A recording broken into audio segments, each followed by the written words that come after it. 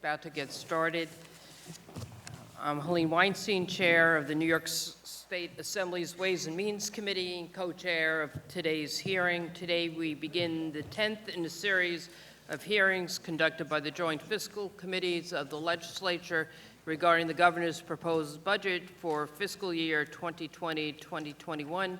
The hearings are conducted pursuant to the Constitution and the legislative law. Today, the Assembly Ways and Means Committee and the Senate Finance Committee will hear testimony concerning the Governor's budget proposal for elementary education. I'll introduce the members of my conference who are here, and then Senator Krueger, Chair of Finance. Senate Finance will introduce her conference. We have with us Assemblyman Benedetto, Chair of the Assembly Education Committee, Assemblyman Ryan, Chair of our Libraries Committee, Assemblywoman Jaffe, Assemblywoman Lifton, Assemblyman Otis, Assemblywoman Simon, Assemblyman Bronson, and Assemblywoman Seawright. Senator Krueger. Thank you. Good morning again. We have John Liu, the chair of the New York City Education Committee, Shelley Mayer, the chair of the Education Committee, Senator Gounardes, Senator Jackson, Senator Metzger. We also are joined by Senator Seward, my ranker on the Finance Committee, and Senator Betty Little, the ranker on the Education Committee.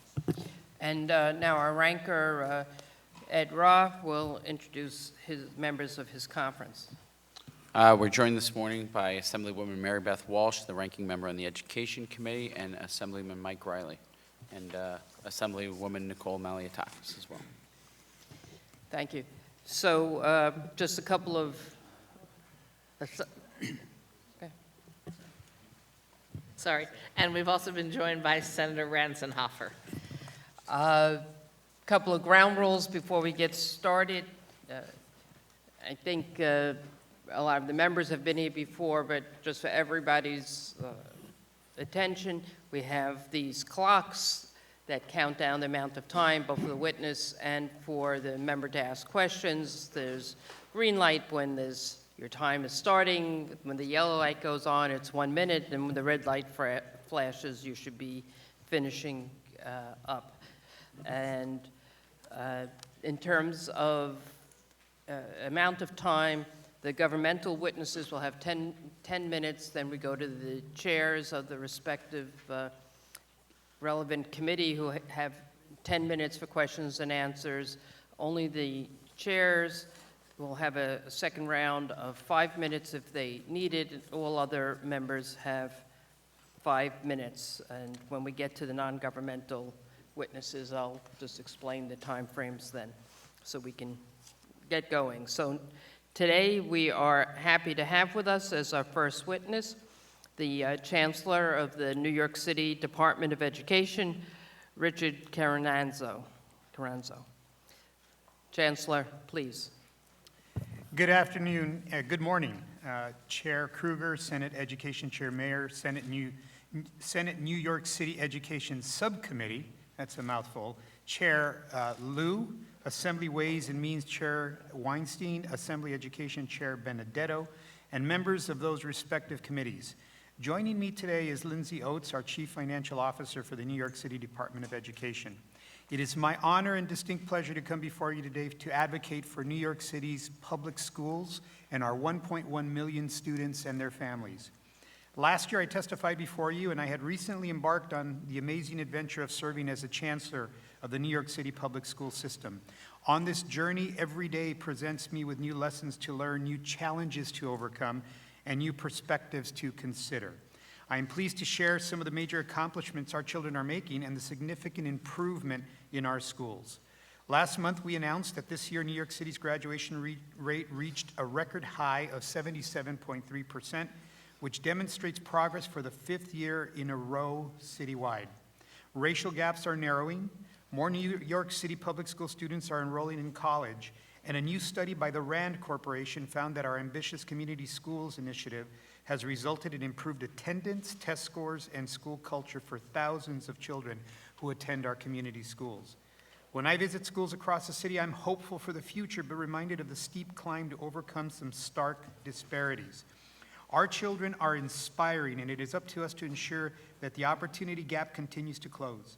Ours is the largest, most diverse public school system in the United States. 70% of our students are economically disadvantaged, 20% are students with disabilities, and 13% are multilingual learners.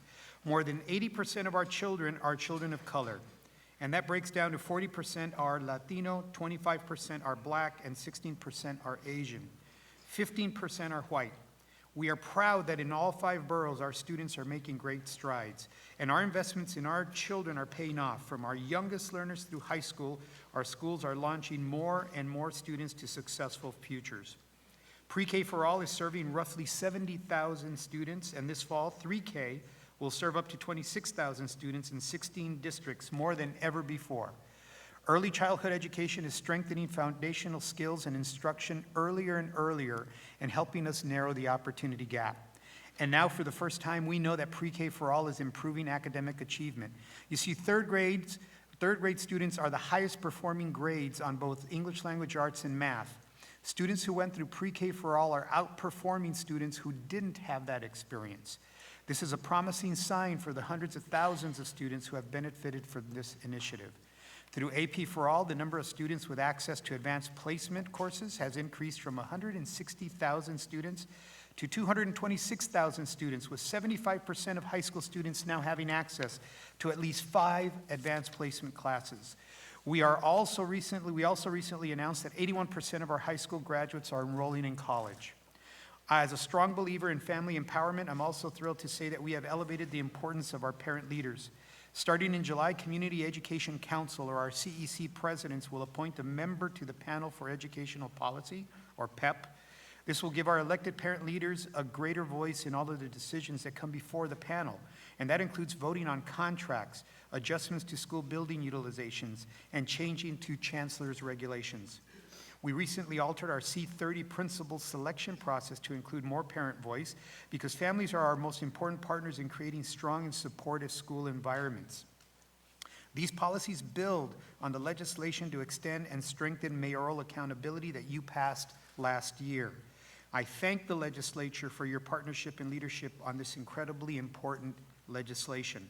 Another important step we have taken is to get a head start in developing curriculum educating students on diversity and tolerance, consistent with the new statewide goals. We are also sponsoring thousands of field trips to the Museum of Jewish Heritage because understanding history is one of the best ways to create a better society today. We continue to take it upon ourselves to support the enrichment and cultural competency of the children in New York City. All of the unprecedented investments we have made in our schools include citywide initiatives under the Equity and Excellence for All agenda and support for every school through Fair Student Funding Formula, or FSF. FSF distributes funds to schools employing a weighted student funding formula. Simply put, this means that a school's student population and their needs determine the majority of the school's budget. I've long said that if you show me your budget, you've shown me your priorities. FSF makes that real. It is driven by equity, and the data shows that it's been successful in advancing both equity and excellence. Per capita budgets are higher at schools with high concentrations of students in poverty, students with disabilities, and multilingual learners. We have invested over $1 billion to make sure that every school has at least 90% of its FSF funded each year, and the neediest schools are receiving 100%. But while the city has made major new investments in FSF, we simply cannot afford to close the FSF gap alone. In that context, and consistent with our focus on equity and excellence for all, I have concerns about the executive's budget proposal. Our analysis of the executive's language revealed that as the proposal stands, the New York City Department of Education would face a $136 million shortfall against its fiscal year 2020-21 operating budget. That would seriously impact our ability to deliver results for students because state aid funding supports school budgets, mandates for specialized student populations, and charter school tuition. It is crucial to remember that in the executive's proposed budget, tuition for charter schools would be increased next school year by over 5%, Without additional state funding, DOE must assume the cost of these mandated increases. Let me be clear. All children deserve the necessary resources to be successful in school, no matter what institution they attend. That said, shortchanging the system that serves the vast majority of students, many of whom are also the neediest of our students, is not advancing equity and nothing that I can support. Of course, the biggest challenge of all continues to be the failure to fulfill the promise of the Campaign for Fiscal Equity. The foundation aid formula must be fully funded. The landmark Campaign for Fiscal Equity decision in 2007 brought the promise of new state funding to provide all students with the resources they desperately need. As you know, that promise remains unfulfilled. And New York City public school students are currently owed $1.1 billion in this fiscal year alone. I'd like to thank Chairs Mayor Liu and Benjamin for the leadership they showed this past fall when they hosted statewide roundtables, as well as a hearing we participated in New York City. We were encouraged to hear the united voices of so many school leaders and parents and advocates joining our call to fully fund the CFE. We look forward to continuing to work with each of you and your colleagues to ensure the promise of our students is finally fulfilled. In addition to my concerns about state funding levels in the proposed budget, transparency is also a significant problem. The merging of state aid funding streams would make it more difficult to ensure compliance with state mandates. Consolidating existing support into foundation aid without increasing the amounts provided reduces the amount owed under the Campaign for Fiscal Equity ruling without providing any actual additional funding. And finally, proposed caps and reformulations of essential support as building aid and transportation aid would result in further budget hits to the DOE and the children that we serve. Finally, we were disappointed to see that the executive's budget does not provide additional supports for pre-K special education programs, particularly those known as 4410 schools. These private preschool providers serve the special needs of some of our youngest learners. The continuity of 4410 services is essential to enriching those students' academic futures. The mayor and I have been clear that we need to ensure every child has a strong start for kindergarten. So we need you, our partners in Albany, to increase the rate these providers receive to provide special education programs and services to 3- and 4-year-olds. The city is ready to deepen and expand our partnership with these 4410 providers to ensure students have access to the same high-quality programs and services that families across the city have come to rely on through our Pre-K for All program. But we cannot do this alone without your partnership in securing rates that 4410s need and are reflected in the increased cost of operating. We hope to work with you to address this issue in the state budget. Beyond the budget, I want to reaffirm that as Chancellor, my commitment to inclusion and equity means that all students should have access to schools that best meet their needs. We still have much work to do to ensure that school communities reflect unparalleled diversity of our city, including the specialized schools where year after year we see a troubling status quo. Through mayoral accountability, the mayor and I take seriously our need to oversee each of our 1,800 public schools, yet because of Heck Calandria, we cannot. For that reason, I continue to support the repeal of Heck Calandria and ask that in doing so, we work together alongside parents and students in our city to ensure we can design an enrollment process that works for all of our children. In my role as Chancellor of New York City's public schools, the vision I pursue every day focuses on these priorities. And I continue to embrace your partnership as we work together to provide the resources needed for our children's future and to continue to move our children's agenda forward. I thank you for your time and consideration, and I look forward to your questions. Thank you, Chancellor. We're going to go to the chair of the Assembly Education Committee, Assemblyman Benedetto. Good morning, Mr. Chancellor. Always a pleasure to see you, sir. Good morning, Mr. Chair. Your introductory remarks have wonderfully well timed, sir. Thank You you. didn't go over too much, and hopefully we won't either. Listen, a couple of things that you said in your remarks, okay? First off, the shortfall. $136 million shortfall in the budget.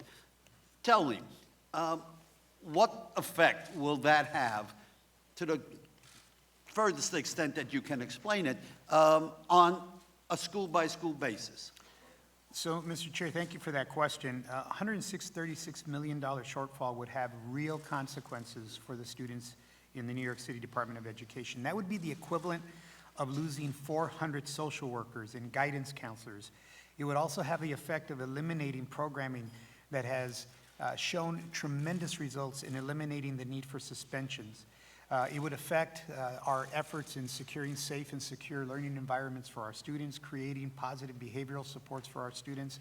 It would affect our ability where we've been inching towards adding enrichment programs and fine arts programs. We've been inching towards tackling the issue of class size. It would eliminate any progress, but in real terms, it would be 400 people that are social workers, guidance counselors, that would be affected by that elimination alone.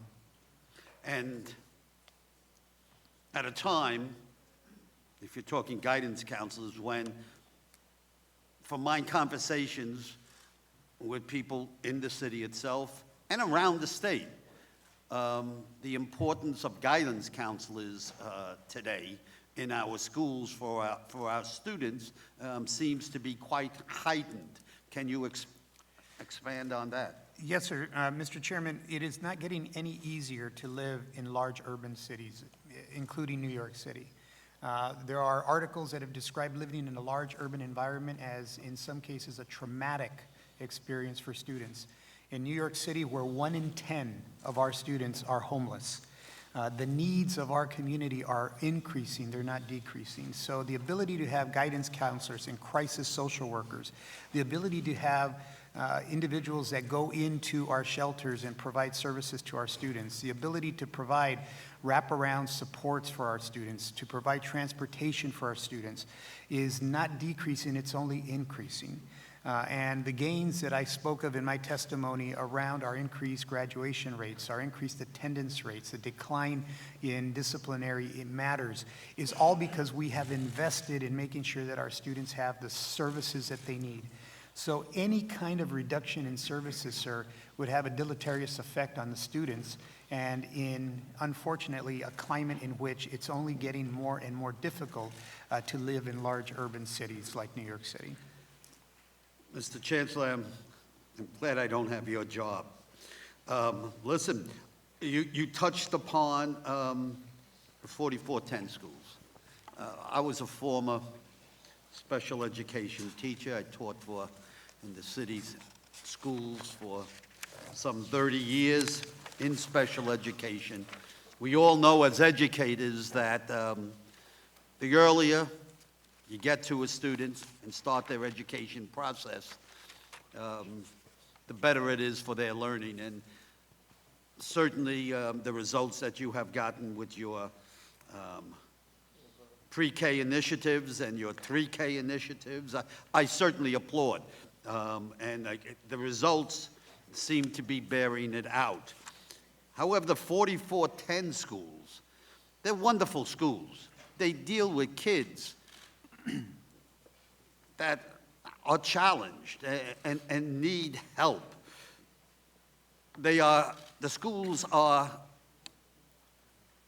have on staff, a wonderful staff of dedicated teachers who are qualified, but they make, and I've read such statistics that kind of say maybe 40% less than a public school teacher. How do you keep teachers in those schools if you're paying them so much less, and they also work a 12-month year as compared to a 10-month year for a teacher in the public school system? I share your concern about the teacher pay inequities, but how can the city and state partner to somehow do away with these inequities? Do you have any ideas on that? So, Mr. Chair, I share your appreciation for our 4410 partners. It's impossible in a large urban system. Consider this fact, sir. As of last week when I checked the statistics, there were 332 million people living in America. There are 1.1 million students in New York City's public schools. That means on any given day when New York City's public schools are in session, 1 out of 300 Americans, not 1 out of 300 children, 1 out of 300 Americans is sitting in one of our classrooms. And with that, we have launched the most expansive pre-K, 3K initiative in the country. Now, that's something to feel good about. Yet, we have to be able to address the needs when students come to us earlier and are demonstrating special needs. We have to be able to address those needs. It is impossible for any school system in and of itself to be able to address those needs, which is why the 4410 partners are critical partners to us in making sure that we have a support network to meet their needs. Unfortunately, what ends up happening is that because there hasn't been an increase in the funding and the reimbursement rate for these 4410s, sometimes they just can't meet the bottom line and they close. And when they close, that throws families and students into tumult because they're in school one day and there is no school the next day, which leaves all of us in a situation where we don't want to be, not serving students. The good news is that under the leadership of Mayor de Blasio and our city council, we have worked for pay parity, where we've brought some of our community-based, in fact, most of our community-based early education teachers on a plan for parity with our union teachers. This is good for New York City because it provides a stabilized environment for early education. But this issue of increasing costs for operation with a delta of not having changed that reimbursement rate is creating a very tenuous situation in which, unfortunately, unless addressed, we're going to see more and more of these 4410 partners, regardless of us having pay parity now, close their doors because they simply can't pay the bills. And one thing for you also know, Mr. Chairman, is in the last 2 years, we've opened 1,000 more seats for students with disabilities. So this is not something that's declining. This is something that's only increasing. And again, it's a perfect storm. 4410's closing with more students being identified for the support. We have to do something around this particular issue. I have a 4410 school in my district, and it's a fine organization that's been around for a goodly number of years, at least 45 that I know of. And one of the problems they're having is that they're losing teachers who are going to greener pastures, and then the school gets cited for not having the qualified teachers in the classroom, and they're threatened on being shut down. It's a terrible situation. Lastly, our time is running out, and maybe I shouldn't bring it up because it's a touchy subject, but Heck Calandra. Okay, with the specialized high schools. It's kind of my view in this that we fell into a trap some 50 years ago when this law was passed. We entered an area that maybe we should not have been involved in the first place, that no other city in the state, as far as I know, do we control how their admission policies to their high schools on any level should be conducted. I suspect, if you want to comment on that, am I making a statement that you might agree with, and possibly the best solution would be just do away with Heck Calandra? So, Mr. Chair, my feelings as an educator of over 30 years are not a secret on this matter. There is no research that is peer-reviewed, no research that has been published in educational journals that show a single test is the best and most efficient way of identifying students for a specialized program. It just doesn't happen. So as an educator, I can't support a single test. But I would take it one step further. The legislature, the Senate, and the Assembly should not be a school board.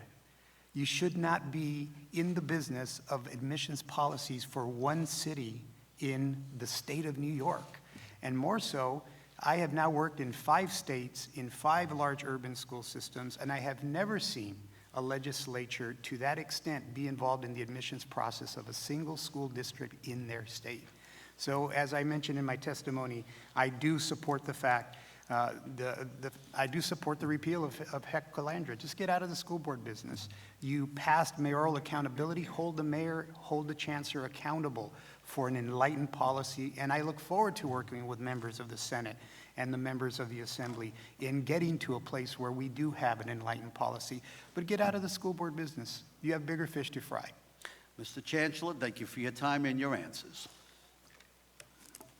Thank you. Before we go to the Senate, we've been joined by Assemblywoman Buttonshaw, Assemblyman Weprin, and Assemblyman Carroll. Thank you. We have been joined by Senator Sue Serino, Senator Joe Adabo, and the first questioner is Senator John Liu, with 10 minutes as the chair. Thank you. Thank you, Madam Chair. Welcome, Chancellor. Thank you, Senator. I like the new look. You shaved off the mustache. I kind of like the mustache. You know, they say in New York City, when you shave your facial hair, you're getting ready to run for mayor. Uh-oh. Are you running for mayor? I'm running for Pope. Okay.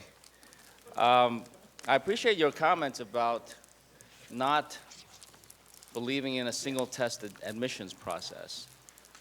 But you still have 5 schools that you can unilaterally eliminate that single-test admissions process for. And yet, 2 years into your chancellorship, you haven't done so. Why don't you just get rid of the single-test admissions for those 5 high schools?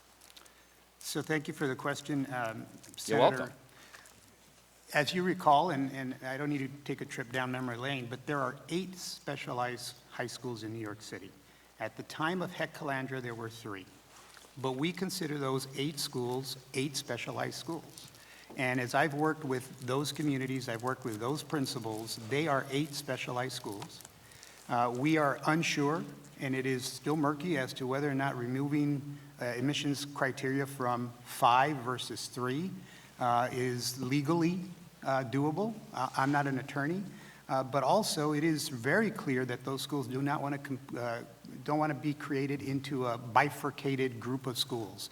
One group with one admissions, one group with another admissions. There are 8 specialized schools. All right, so you've and that's said how that the many communities see times, themselves. and those, nonetheless, those 5 schools can be put onto a different admissions process, and the Department of Education clearly can do it. There's no reference to those 5 schools in state law, so it's just a city matter. So this nonsense, it's just a runaround that continues to obfuscate some of the real issues. Let's talk about fair student funding, right? Because that was supposed to be restructured last summer, and we asked you about it earlier, well, not you, but your chief fiscal officer, who was, by the way, superb. She said that back in December that report was going to be done within the month. We are now in February. Where is this fair student funding restructuring? I'm going to ask our chief financial officer to address that question, sir. Okay. Brevity, please. So you're right, of course, that I did indicate that we hoped it would be completed by the end of the year. Unfortunately, it wasn't, and we hope it will be released very soon. Okay, very soon. I'm not even going to ask you how to define that. There are lots of people in New York City who say that the fair student funding formula is just not fair. Now, I appreciate your advocacy for foundation aid. I think many of us here stand with the position that we must increase foundation aid, and we can't shortchange any jurisdiction in the state of New York, including New York City, with $136 million of shortfall. But even within the foundation aid that New York City receives, the Fair Student Funding Formula provides different levels of funding by school. And there is clearly a lack of transparency by which the Department of Education allocates that fair student funding. That's why people have called for it to be restructured, and yet there's been delay after delay after delay. Let me ask you one specific part of the Fair Student Funding Formula. The Fair Student Funding Formula provides additional aid, additional funding for so-called portfolio schools. These are the very same schools that you referenced in your testimony about giving high-quality, possibly advanced education to more students, not just fixating on those 3 specialized high schools. Why can't more schools be given portfolio school status so that they can get more funding under the Fair Student Funding Formula? So I will start the question. I'm going to ask our Chief Financial Officer to give some more detail. You can't add more money to the Fair Student Funding formula if there isn't more money, which is why I also mentioned there's $1.1 billion owed this year to the students of New York City. So if you're robbing from Peter to pay Paul, then no one thinks that's an enlightened way of going about it. I know you don't either. But giving portfolio status sounds really good, but if there's no funding to add to the pot for those new portfolio schools, then it has to come from somewhere. And in addition to that, the governor's proposal that will have a net effect of $136 million deficit or reduction in our funding only exacerbates the fact that we just don't have that money. Well, I agree with that point, Mr. Chancellor. But the reality is that the city of New York, under Mayor de Blasio's leadership, they've claimed many years in a row that the city is on its own going to increase the Fair Student Funding amounts. And therefore, more schools have gotten additional funding.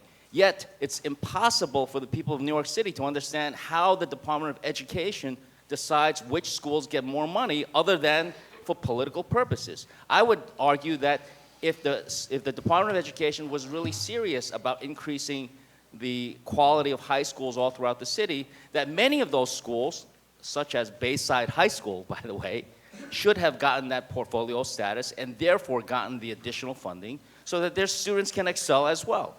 So there's been a lack of transparency. No transparency means no accountability. No accountability means no fairness. You got to fix the Fair Student Funding formula. Let's talk about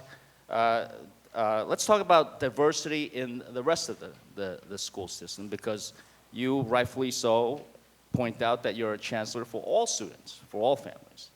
And yet, diversification and integration efforts have largely failed. In District 28, the Department of in Queens, the Department of Education had embarked on some kind of plan. That plan completely fell apart. The parents completely rejected it. And now there's not even a timetable by which the Department of Education wants to pursue the integration efforts at District 28. What's going on there? So thank you for the opportunity to actually clarify and correct the record, sir. So the Department of Education has provided planning grant money for community education councils, the CECs, which are comprised of elected parent leaders that wish to embark on a community engagement process to develop a diversity plan for their community. It wasn't driven by the DOE. We didn't direct CECs. These are elected parent leaders that said, we want to apply for some funding to allow us to do community engagement. District 28, that's exactly what happened. The CEC applied. They had the support of their superintendent. They embarked on exactly the process that they should embark on, having community conversations about how are we going to move forward in terms of a diversity plan. In CEC 28, they've hit some troubling waters, and there's some pushback. But I will also It wasn't remind... just choppy waters. The whole ship was sunk. Well, I will also remind the senator that in District 15, that engaged in a similar diversity conversation, that led to District 15 actually implementing a diversity plan. They actually led to removing screens and barriers to student enrollment.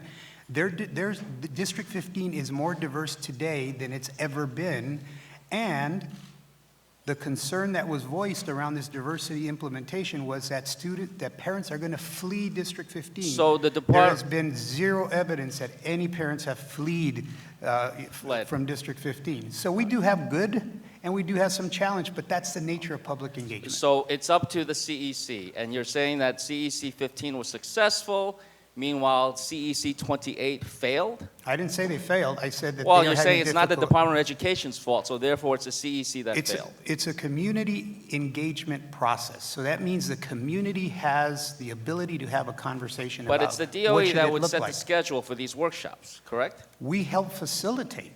We help facilitate, and we actually help bring third-party facilitators who do that for a living to All help right. facilitate.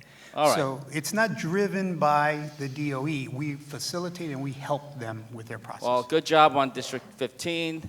District 28, you got some work to do. District Mr. 28 has some Chancellor, good work to do. I think Chairman Benedetto said it right. You got a tough job. You got an absolutely tough job. You got a city of 8.5 million people. You've got 1.2 million school kids.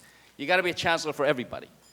Do you think you're a chancellor for everybody? Absolutely, sir. Do you think you might have some issues in the Asian American community?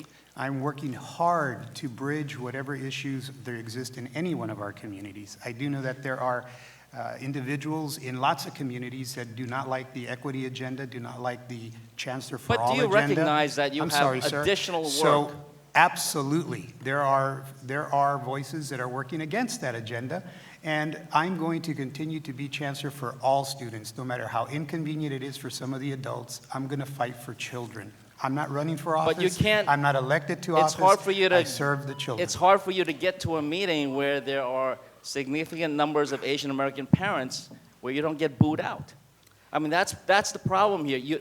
You have to work better at being a chancellor for all parents, for all families in the city of New York. It is a diversity problem. If you want to integrate our schools, you have to identify, you have to reach out to all of the families in the city. And, you know, when you show up to Chinatown and have a town hall about desegregation and creating more diversity, and you bring a translator, and that translator only speaks Spanish, that's just one of the issues why you're not working hard enough to bridge the gap with the Asian American community. I'll talk with you a little bit later. Senator, as you and I have discussed, I welcome your assistance in helping me bridge that gap. Thank you for your commitment. I've offered it many times. You haven't taken me up on it. All right, you can continue this not on. Thank you, online. Madam Chair. Thank you. Thank you. We've been joined by Assemblyman Ortiz and Assemblywoman Dickens, and we go to Assemblywoman Simon. Joanne? You, yes. Thank you. So, good morning, Chancellor. My apologies for the delay. I have a couple of questions for you. As you may expect, one of them is about reading. We have talked in the past about identifying kids with dyslexia and related learning disabilities. As you know, we were able to pass a bill a few years ago requiring that if a student had dyslexia, they would be able to use those terms in IEP documents. And in doing so, we had a big stakeholder group process that identified a couple of things very clearly. Number one, early identification, screening. Universal screening is a bill that I have to identify kids with dyslexia and related learning disabilities through, I know you know that there are a number of tools out there, some of which are very highly validated and also inexpensive, and are being used now, piloted in 2 schools. As you know, I've also talked about schools in my district that would be perfect sites for that. But I'm concerned that 2 schools are not going to give us enough data, that if we are going to scale up and look at this, we need to do pilots in more than 2 schools in one district, which may have very different demographics. What can you do to assure me that we're going to be able to increase the piloting of early identification, because early on is when we need to get our kids the help they need, when we can identify their problems, and we can target instruction appropriately? Thank you, Assemblymember Simon. So thanks to your efforts and Assemblymember Carroll, we launched these pilot programs, and early identification of students that have difficulties in cognition, in reading, is critically important to get to early in a child's career. This is an interrelated matter with the issue we were talking about with 4410s. If we have less environments in which we can actually do the assessment and then have a program that can start intervening early, then obviously more students will not be served. The pilots are critically important. We have couched those pilots within the Chief Academic Officer's division, which continues to not only have teaching and learning, multilingual learners, but also students with disabilities.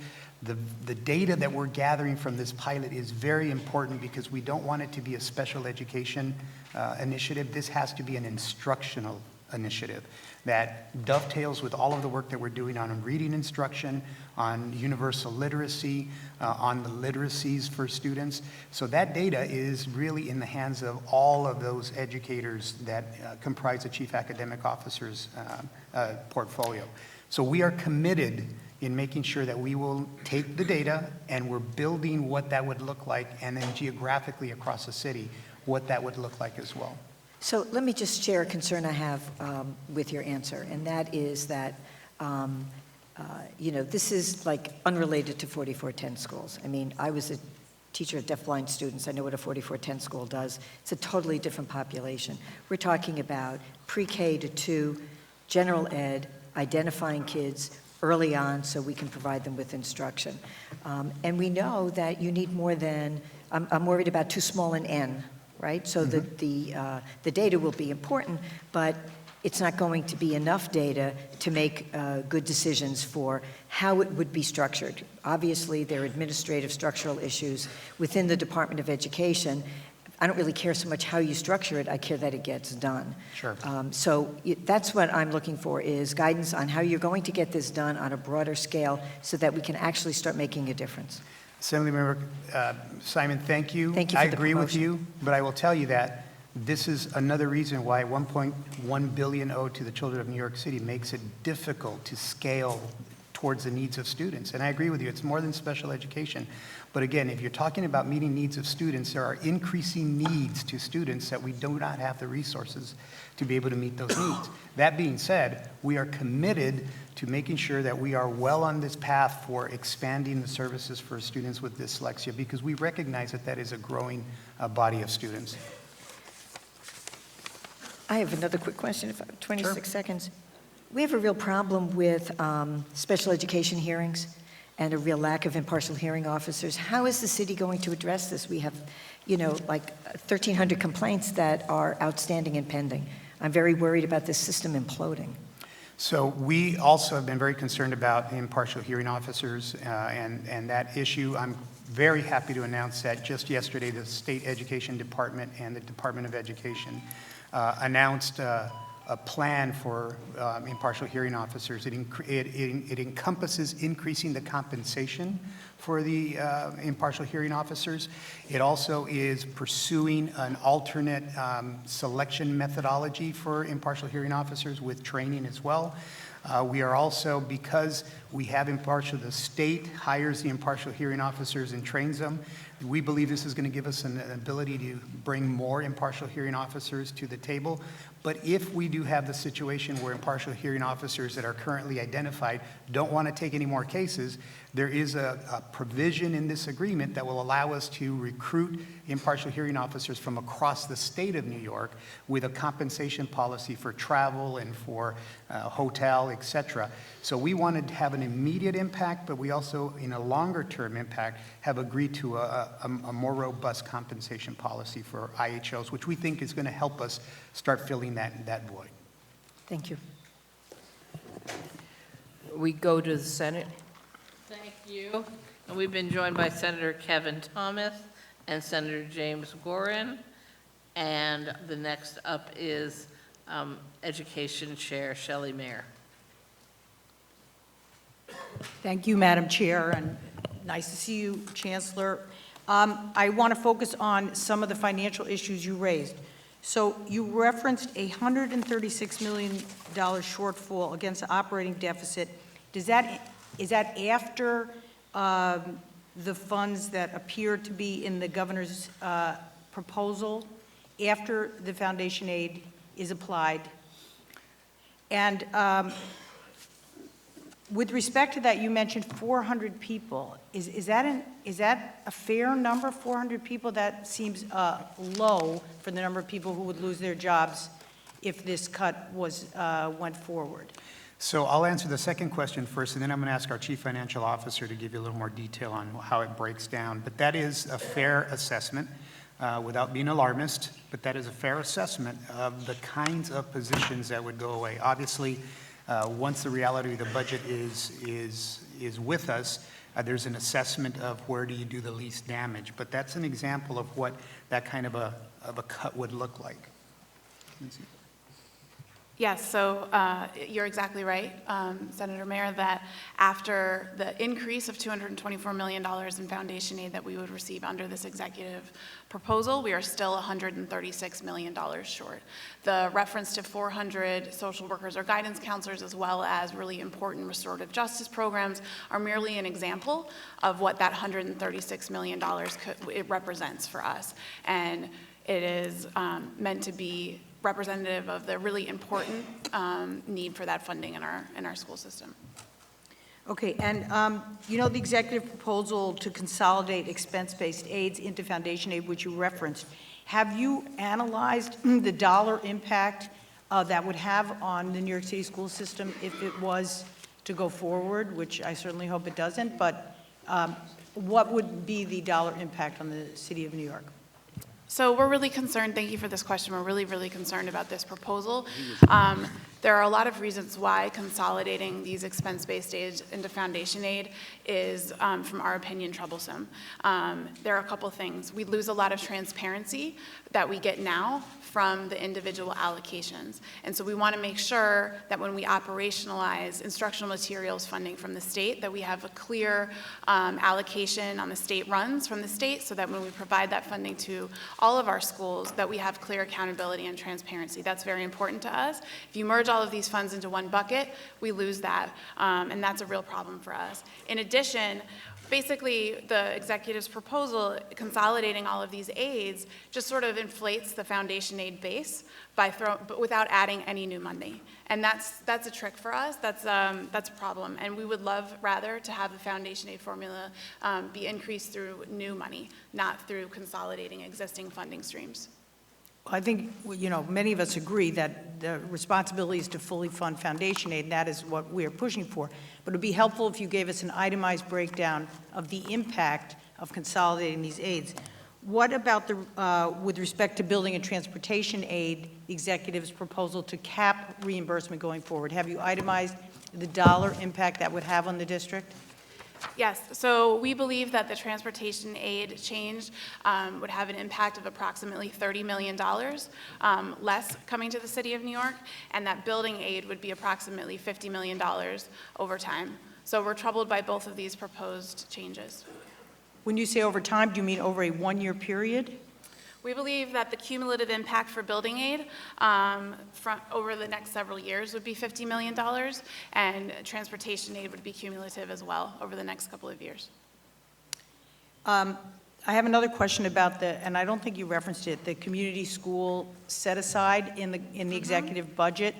New York City has a successful model of building on the community school model. What would be the impact of the executive's proposal on the New York City Department of Education if that were to go forward? So our strong preference, of course, would be to have community school funding outside of foundation aid the formula, that it would be new funding. The foundation aid set aside will increase for us from about $118 million, what it is now, to $140. We currently spend over $220 million on our community school program. So we still spend more resources on our community school program now than the set aside. Okay, I will yield to my New York City colleagues. Thank you. We've been joined by Assemblyman Epstein, and we go to Assemblyman Ryan. We've also been joined by Senator Brad Hoylman.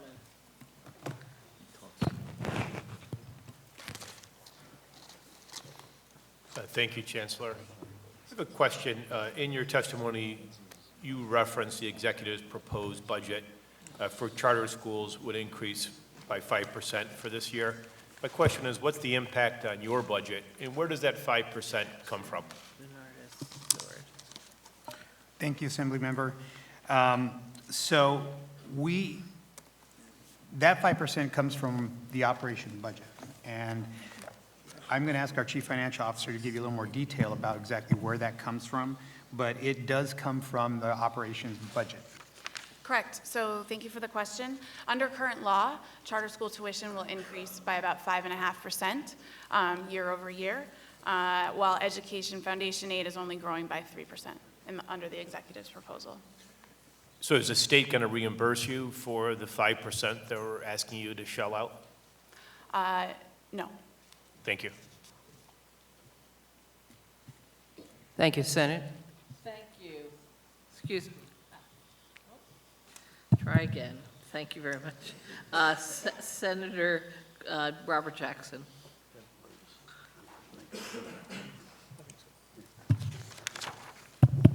Good morning, Chancellor. Good morning, Senator. So first, let me thank you for your leadership in New York City. Obviously, we want you to stay, but obviously, as my colleague John Liu, the feeling is by some people that you're not as open and inclusive. I disagree with that. I think that everyone has, a road is not always going up, the road goes up and down.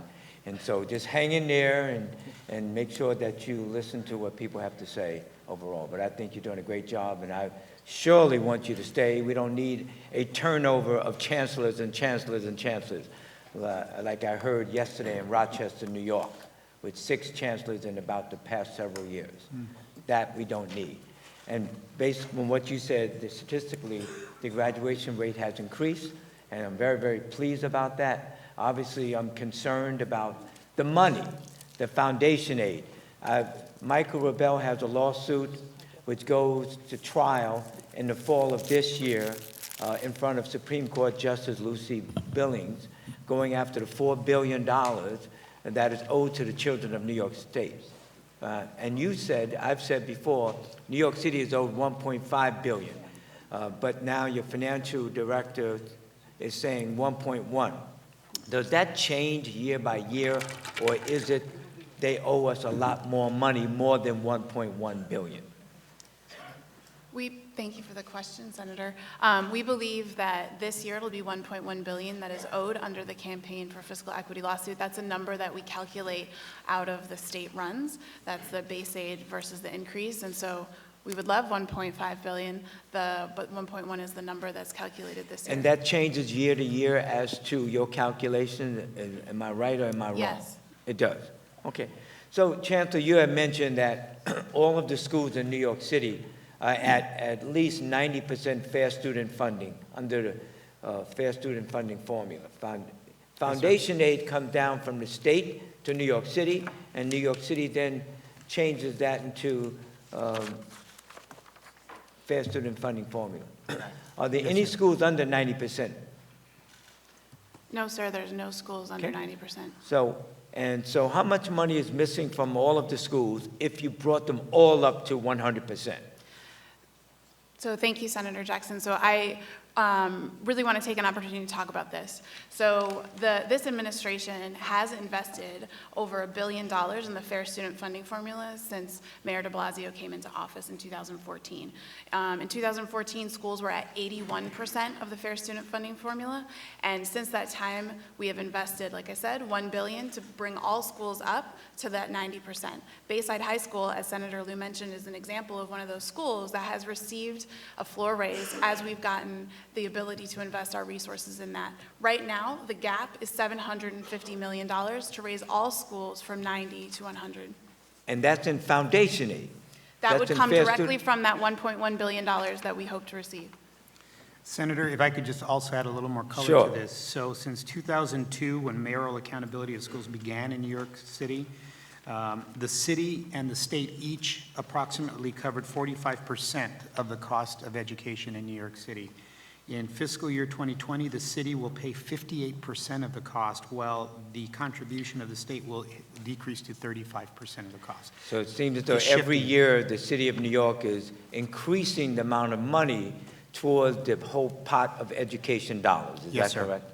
Now, I only have a minute left, and I can talk with this particular subject for hours, but I want to make sure that every school, whether it's charter schools, public schools, or non-public schools, are fulfilling its obligation under the law for transparency and accountability.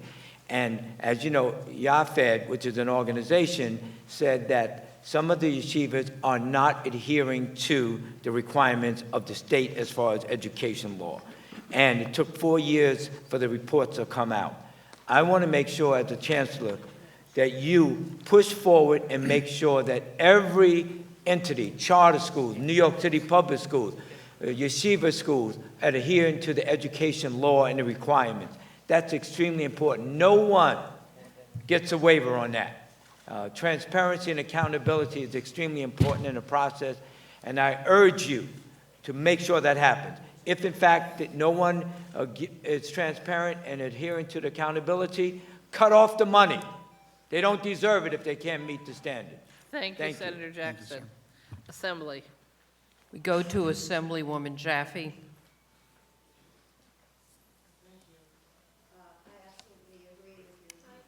Mike? Sorry, I thought I did that.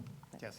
I agree. If we're going to be providing funding to private schools, we need to assure that they are providing the high level of education that is required. And unfortunately, that is not being overviewed by the state. And we need to move forward with that so that all the children have the right to have a quality education.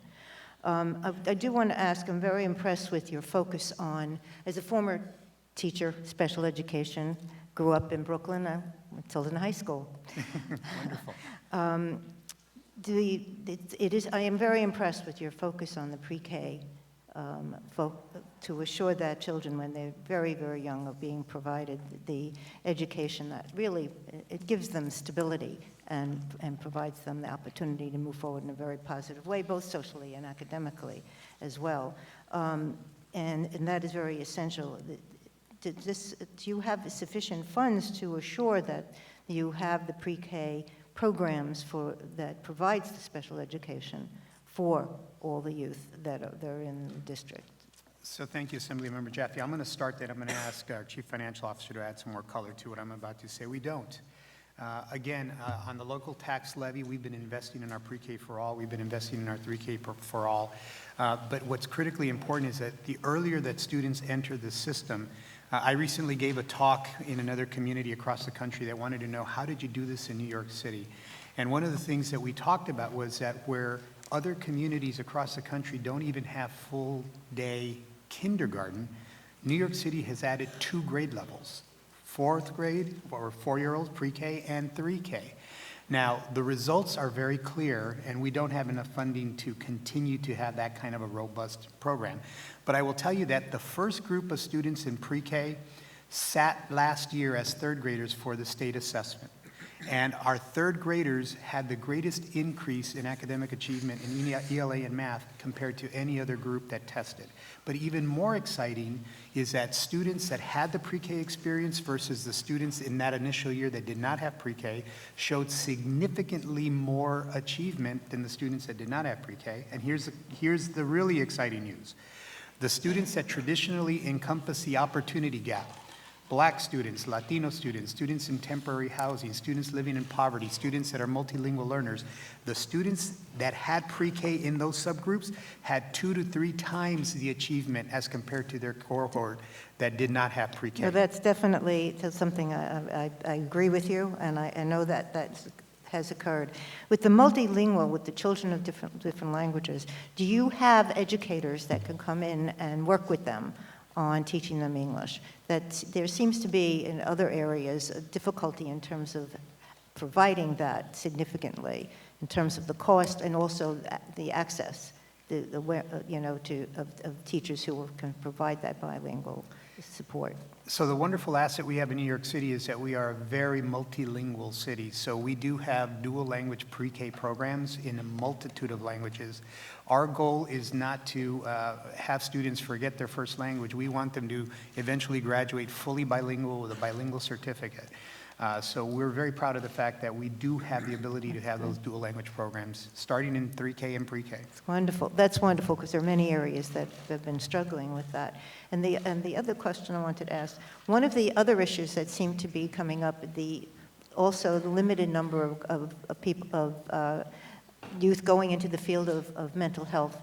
And so therefore the guidance counselors, the limited number of the opportunity, because there are a limited number of people going in the field of mental health. Do you having that issue in terms of the numbers of access to guidance counselors? The heart wants to do it, so we have people that want to do it. The wallet can't afford it. So again, this issue of the 1.1 billion that's owed is significant because it affects our ability to add more guidance counselors, more crisis counselors, more social workers. But in light of that, through the city's tax levy, we've been able to add 100 new social workers that we've assigned as crisis social workers. They're deployed in a myriad of different environments, but one of them is working with our students in temporary housing. As I testified earlier, 1 in 10 of our students are homeless. So the ability to get students and get the services that they need, we've seen that our students in temporary housing are outpacing in terms of increases in attendance students that are not in temporary housing. So it has an effect, and we can demonstrate the effect. And one other question, I know, in terms of the access to Assemblywoman- educators, do you have significant access to educators? There are many areas in the Assemblywoman state that Jaffe, that's a your problem. time is up. Perhaps you could have this discussion offline Sure. to the Senate. Okay. Thank you. Senator Gurnardis. Good morning, Chancellor. I want to pick up the theme of special education. I want to call your attention to the exchange yesterday between Senator Felder and Mayor de Blasio over the crisis, and I don't use that word lightly, the crisis that we have in addressing the problems of special education in New York City. As you know, we have 10,000 children on a wait list waiting to get their cases adjudicated, and until Assemblymember Simon asked you the question, you spent 10 minutes in your testimony not talking about it at all. And it raises the question of how urgently is the department taking this issue, and how urgently are we taking this seriously in addressing equity for all students. I hear you talk about equity for all in the agenda constantly. I don't hear equity for special education students, and that's very, very concerning. I don't understand why these students are so invisible to the system. And if you guys make it a priority, we should have heard something. If the settlement came out yesterday, why did we have to wait to ask for you to give us the news that there's a resolution that's been announced and presented? I mean, I just don't understand that. So can you please highlight a little bit? Yeah, I believe we did announce that, and SED will be here as well. They'll talk about that announcement. Sir, I just, with all due respect, students with disabilities are our students. We will serve students with disabilities. We've invested $33 million citywide investing in special education services. As it pertains, I'm assuming that the exchange yesterday with the mayor had to do with Carter cases, what we call Carter cases. We are on track. We are working hand in glove with SED on a CAP where we're meeting regularly. We are on track to clear that backlog by the end of this school year. We have daily updates on what's happening. We've hired additional 44 lawyers to be able to take on that backlog and still keep up with any new cases that come up. We've made significant investments in personnel around the budgeting and the process payment side of the house. I've already talked about the impartial hearing officers and what we've done around that particular issue. We also have a number of working groups that are not special education working groups, but are a cross-section of every division of the DOE that is working to address how we are addressing the services to students with disabilities. So I can assure you, sir, that this is a priority for us, that we are in the weeds, really undoing and redoing what we need to do to serve our community. Thank you. I just think there needs to be a greater urgency and a greater urgency by the way we talk about this issue, because I mean, now it's a national press story, the failures of the New York City special education system. My next question, not so much a question, but a comment. Since last April, I've sent 7 letters to your office. Have not received a single response to a single one. I sent you a letter about special education reimbursements in July. No response other than a, we'll get back to you from your staff. I sent you 2 letters in September about an alleged sexual assault on a school bus. 0 response. 0 response, which is unacceptable to me. You talk about parental choice in the C-30 process. I sent you a letter with Senator Myrie in November raising concerns about the C-30 process at Brooklyn Technical High School, asking for clarification. I was offered a phone call in March. You've announced the principal last week. That's insulting. Honestly, that's very, very insulting. So my question to you is really simple. What does it take for a member of the Senate Education, New York City Education Committee to get an answer from the department on these issues? It shouldn't have to come to a hearing like this where I have to now shame you and your staff here for not getting back to me 7 times in 10 months. And I'm very, very disappointed in that. And I think that, we're all in the customer service business. I respond to every phone call I get in my constituents, every email, every letter. I think you all need to be doing the same. So Senator, again, I will say that that's unacceptable to me as well. And I will push in with my staff to find out why haven't you gotten a response. So that's unacceptable to me. And believe me, I'm not shamed. I'm going to fix it. But that's unacceptable, and I agree with you. That should never happen. We'll fix that. Thank you. Thank you. Assembly. We go to Assemblyman Riley. Good morning, Chancellor. Good morning, sir. First, I'd like to start off with, once again, thanking you for the My Brother's Keeper in District 31, which covers all of Staten Island. For those my colleagues that may not know it, Staten Island is the only borough that makes up one school district in New York City. So back to my days when I was on the Community Education Council, I thank you for supporting that and our efforts with the district leadership team. I think it's gone a long way. I'm seeing the project flourish, so thank you. I really appreciate that. It's building on our equity, empathy, and excellence theme that we worked on. But I want to talk about that, especially that today, this week, is Respect for All Week in New York City schools. And I think some of the things that we focus about, empowering our schools, empowering our principals, I think we're having a shortfall at the disciplinary aspect of it. I've recently been contacted by several parents and community members about an incident that happened in a school in the district, and of course, we're not going to mention a specific school. It involved a weapon, a knife, a threat to a staff member, and I think the part of the process has been to shorten the number of suspension days a student can have for a disciplinary procedure, and we're not having the look is that we're not giving principals enough input into the decision-making process when it comes to student discipline. Some of the school community that's involved in this they were taken aback because it was a short consequence. And I think that's some of the issues that we have surrounding that. Would you be able to touch on that, please? Not specific to the school, but overall. Sure. So Assemblymember Riley, thank you for your support of My Brother's Keeper and Speaker Hasty as well. It's an incredibly important initiative for us, and thank you for being so actively involved. So the issue of school discipline is one of those issues that everybody seems to have an opinion about. But a child that commits an act that is a crime, we continue to treat that act as a crime. So if somebody's assaulted, if somebody brandishes some kind of a weapon or any of those types of things, there is this pervasive notion that they get a pass. They don't. We work very closely with NYPD. We will have safe and secure campus environments. But a student that is mouthy, a student that is disrespectful, a student that isn't paying attention, a student that isn't sitting and being still, when you suspend that kind of a student, you're treating the symptom. And what restorative practices, what positive behavioral supports, what social emotional learning is all about is to get to the root cause. Why is that student exhibiting that kind of behavior? That comes with additional professional development for not only our counselors and our teachers, but the entire school community. It also means that you have to go beyond just saying, get out.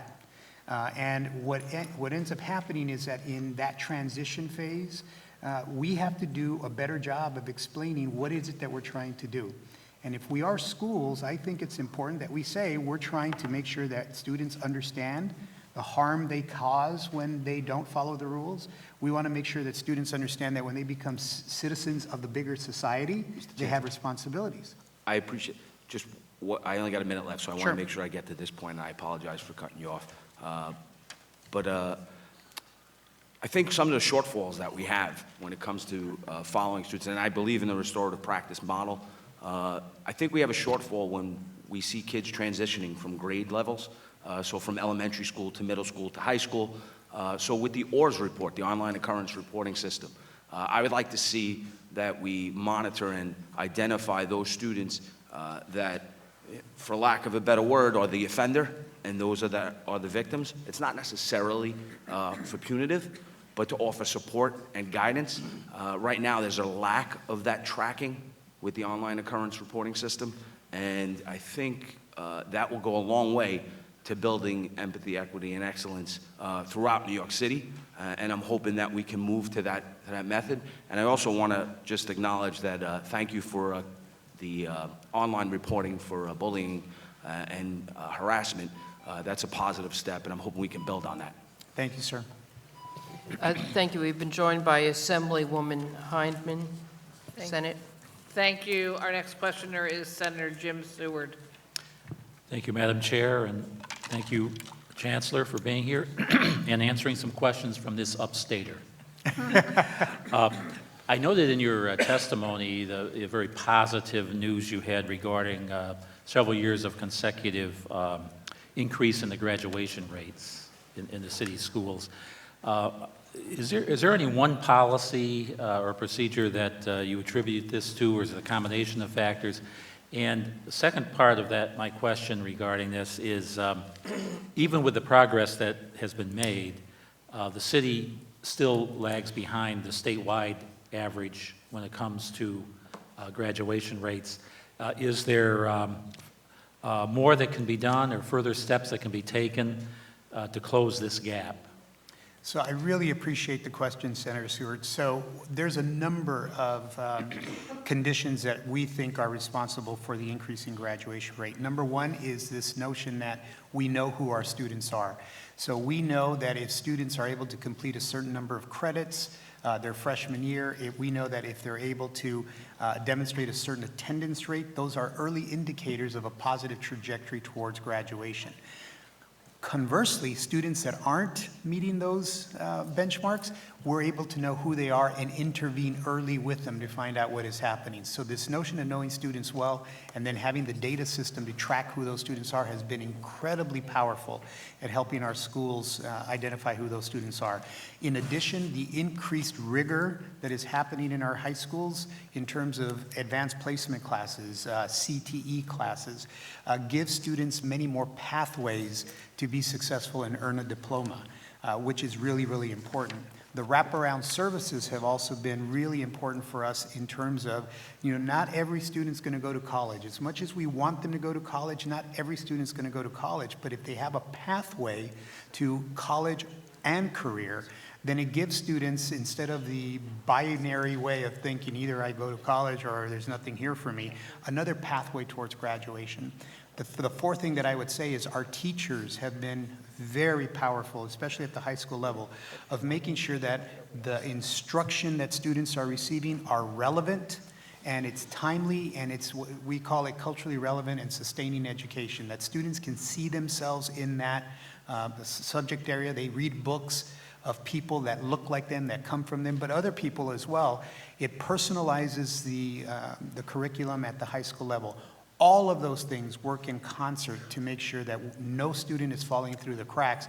We know where everybody is, and we're tracking how they're going, and we're intervening where we need to. Yeah, thank you. You're obviously very pleased to talk about that topic. It's great. I would note that the executive's budget would expand the powers and duties of the New York City Chancellor to ensure that all students visit sites to educate them on the Holocaust? Yes, sir. My question is, do you consider this a new mandate or simply a enumeration of the powers of your office? And secondly, is there any indication from the governor's office that if this costs additional monies for this transportation and so on, that those dollars will flow to help make this happen? Thank you, Senator. I'm going to ask our CFO to answer the unfunded mandate aspect, and then I'll talk about why morally we think this is really important. So I thank you for the question. I think we are waiting to see if additional funding will become available for us, but this is definitely a top priority. Yeah, so we don't see this as, we hope it's not an unfunded mandate, but we see this as a mandate for ourselves already. So we are very fortunate in New York City to have a wealth of resources, including the Jewish History Museum, where we are going to have every one of our middle schoolers visit that museum. We have a deep partnership with them where they are giving every middle schooler not only their ticket, but a ticket for 3 of their friends to come and visit for free. It's a powerful experience.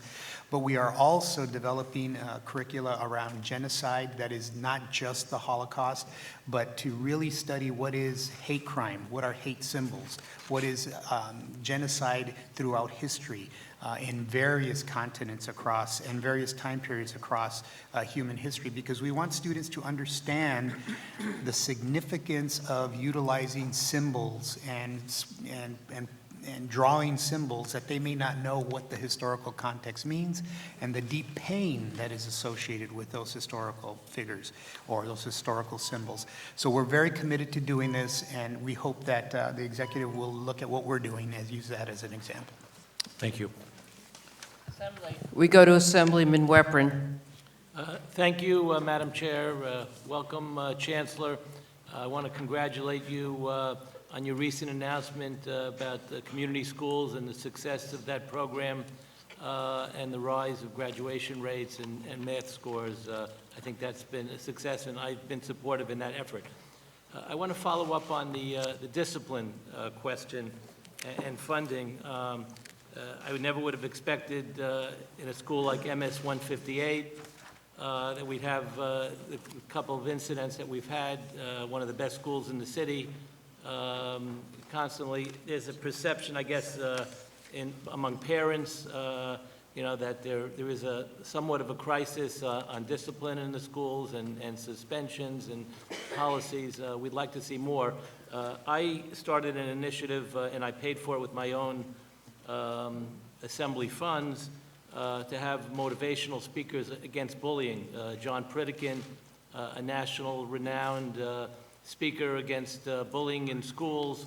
I think it's been successful in the schools that I've brought him to.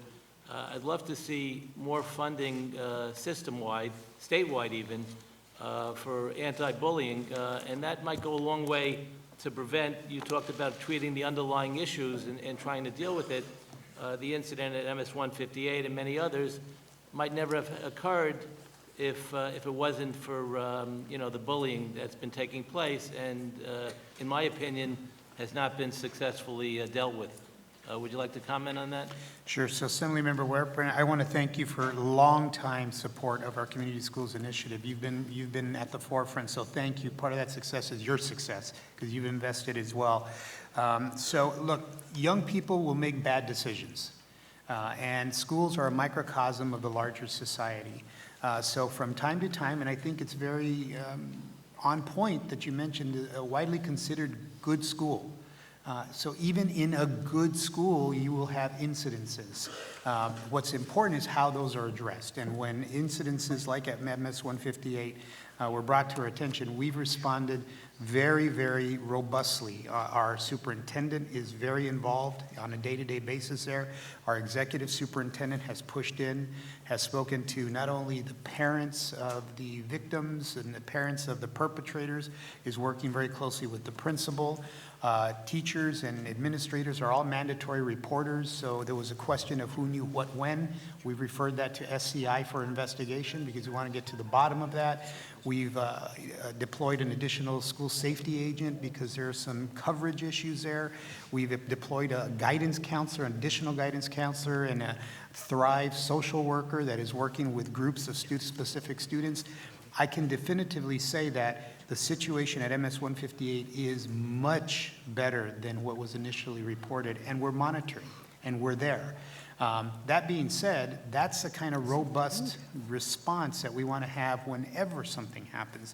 But the whole point is to not have anything happen, which is why it's critically important that we have guidance counselors and social workers and lower class sizes and wraparound services as a precursors to prohibit and prevent that from ever happening. What about additional funding for anti-bullying campaigns or, Sure. So anti-bullying campaigns are good, but I think that within an anti-bullying campaign in and of itself, if it's disconnected to a broader social-emotional learning initiative, then it becomes one-off. So what I love about what you've done is you've always made that part of what the schools are doing in terms of creating a positive learning environment, a positive social-emotional learning environment, positive behavioral supports. It has to be a unified approach. And I think it's always good for students to have speakers that can speak to, I used to be in your spot, now look at where I am. If I can do it, you can do it too. And you can't be part of a bullying initiative. And then having practical tools for parents if they're experiencing, their children are experiencing bullying. We have a reporting portal that is working exceedingly well. That it's anonymous, but we get that information and we follow up. So it's really an ecosystem of teaching students, but also an ecosystem of having processes where parents can report if there is a concern as well. Okay, thank you, Chancellor. Thank you, Madam Chair. Thank you, sir. Senate. Thank you. Our next questioner is Senator Joe Adabo. Good morning, Chancellor. Thank you very much for your testimony. I also want to thank your team. I want to thank your team as well for listening to the concerns of my parents in District 28 and continue on that path, so thank you very much. I want to bring up an issue that has not been discussed yet, nor in your 4-page testimony, nothing here. No matter what school we go to, no matter what grade a student should sit in, no matter what student that person might be, the issue of school safety is of concern to my parents and me as a parent as well. So within the jurisdiction of the Department of Ed, what measures might you take fiscally to improve the school safety for our students throughout the city? So thank you, Senator, and I look forward to visiting some schools with you again. Thank you. So we have a robust partnership. There's multiple facets to school safety, but we have a robust partnership with the New York City Police Department, NYPD. Commissioner Shea and I have already met several times. We have an initiative on youth crime prevention that we're working very closely together.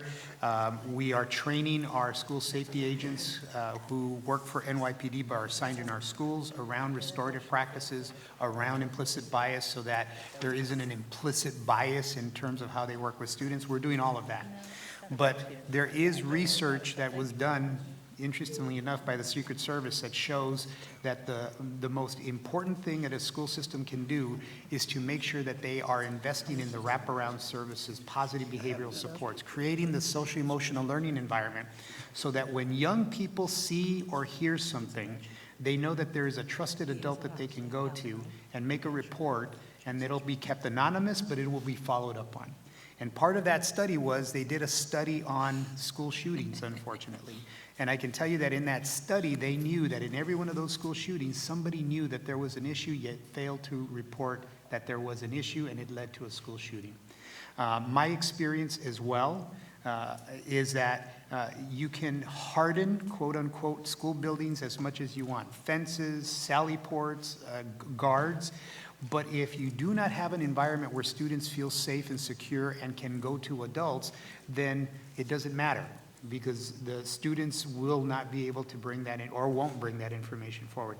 We're investing in all of those things. And I'm really happy to tell you that NYPD released statistics that showed in the last quarter, October 1st in 2019 through December 1st in 2019, incidents of major crime incidents were down 19% as compared to the previous year. What that does is it tells us that NYPD is verifying that these interventions, these positive behavioral supports, are changing the culture of some of the young adults so that they're not even engaging in any of these kind of major crime incidences. So we have good data to show that we're on the right path. We want to continue to invest. And I will say once again, the $1.1 million that are owed to the children of New York City will help us do that in a much more robust way. Thank you, Chancellor. I just want to be clear, and I again appreciate the efforts of the NYPD working with you and school safety agents as well. But just to be clear, the intervention with adults, that's an ongoing program, and if so, you have data to show that it's successful? It is ongoing, and we'll get that data to you. Please, I appreciate it. As you know, we've spoken in the past about locking the doors of the schools. It's a discussion for a different day, but to certainly lock the doors like they do in private schools, yeshivas, and others, to lock the schools of our public schools, the front doors. I'd like to have that conversation with you in the future. Thank you very much, Chancellor. Thank you, Senator. Thank you, Assembly. We go to Assemblyman Ortiz. Thank you. That was fast. Okay. Good morning, Chancellor. Good morning, sir. I do have a quick few seconds, so I'm going to plug my questions one after another. You take good notes. Probably my Spanglish will be able to help you. On your testimony, and I quote, "Pre-K for all is serving roughly 70,000 students, and this fall 3K will serve up to 26,000 students, and blah, blah, blah," close quote. And the first question regarding that is, after the 6 years UPK, what has been the result for New York City students and the progress on that program? Second question, go back to the biggest challenge, quote, and I quote from your testimony, of all continue to be the failure to fulfill the promise of the campaign for fiscal equity, and I close quote, had to do with the Foundation aid. Many years ago, one of the senators here who brought the lawsuit happened to witness this lawsuit when there was unveiling in the court system back in the high 1980s. My question to that one is, how does your administration respond to the governor's claim that New York City does not equitably spend its school aid on the neediest schools? So those are two quick questions. And last, I would like just to continue to reemphasize that I do have legislation on mandating psychology, social worker, and guidance counsel since I've been in office to make sure that every school will fulfill the need to receive these services. And I thank you because I know you have moved forward to do some social workers to be put in a school. As you know, every Friday I visit my school, and you've been with me in some of the schools in my district, and I thank you for visiting PS 676 and also for visiting PS 15, some of the special programs that we have there.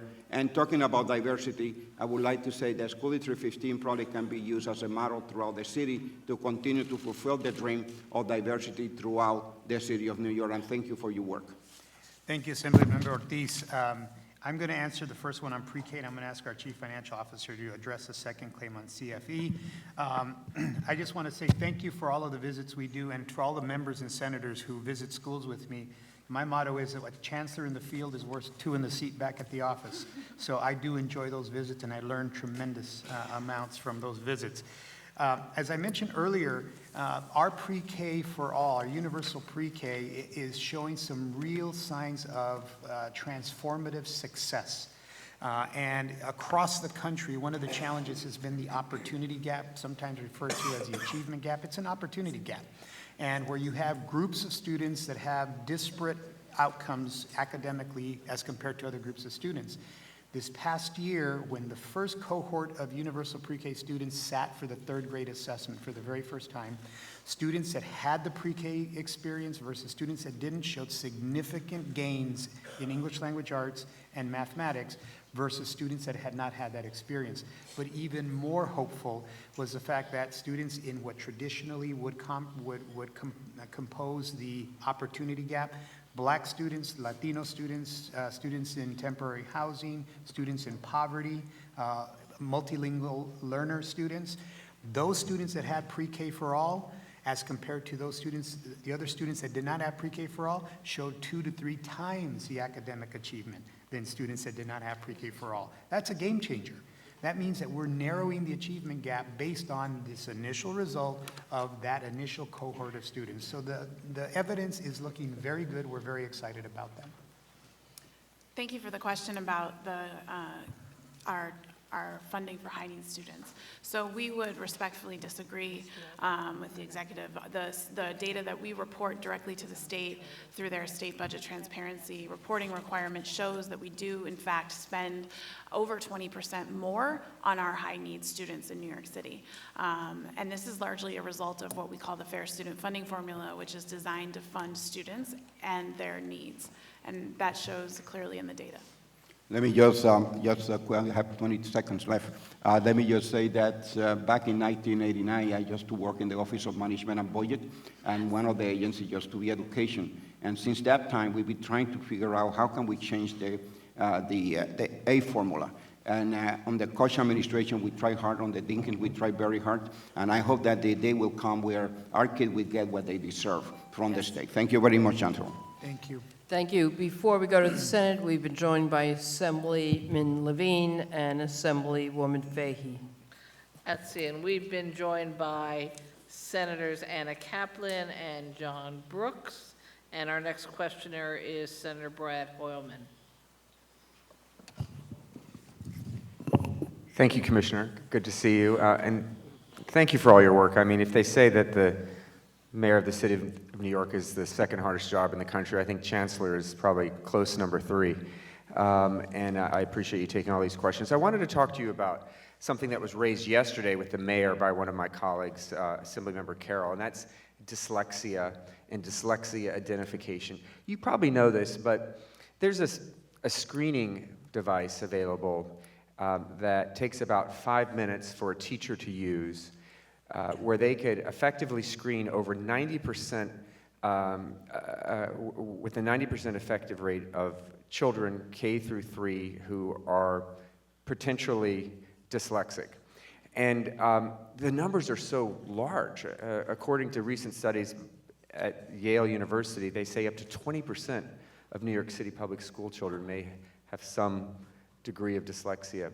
What is the public school system contemplating, doing, thinking about addressing this enormous problem in reading?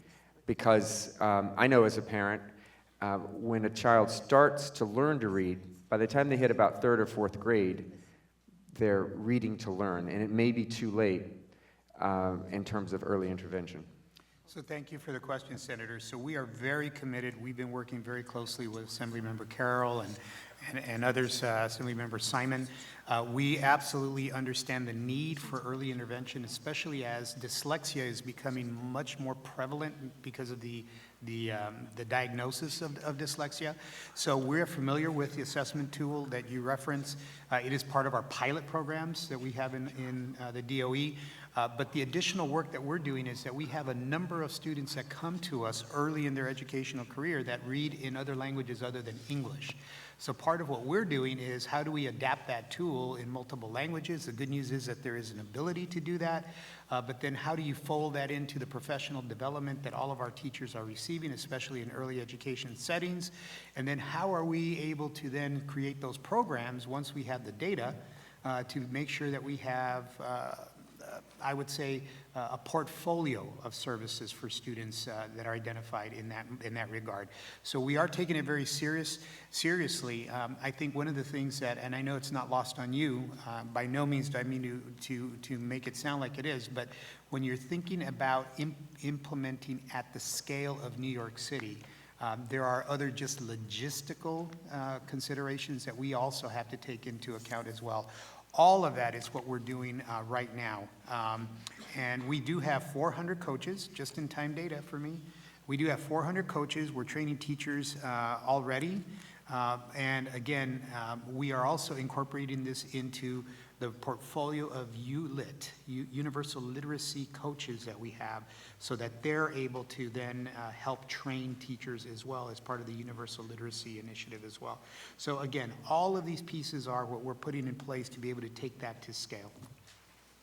Is the possibility of screening all children like you do for eyesight, and thank you, my 9-year-old now wears glasses thanks to intervention by the New York City Department of Education. Are they, she would not thank you though, but I will.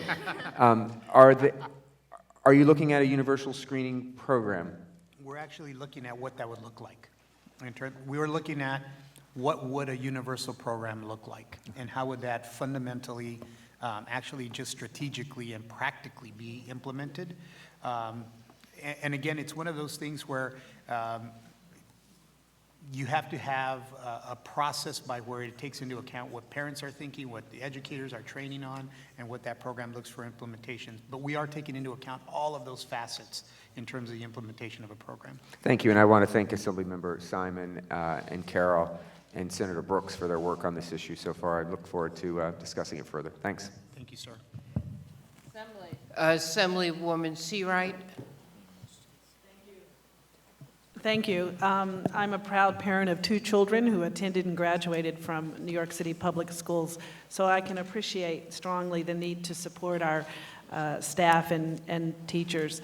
Last week, I toured the Julia Richmond Education Complex High School on the Upper East Side in both mine and Senator Kruger's district.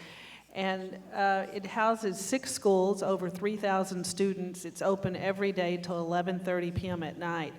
And the swimming pool is crystal clear and ready to be functioning and opened, but it can't because of other construction issues.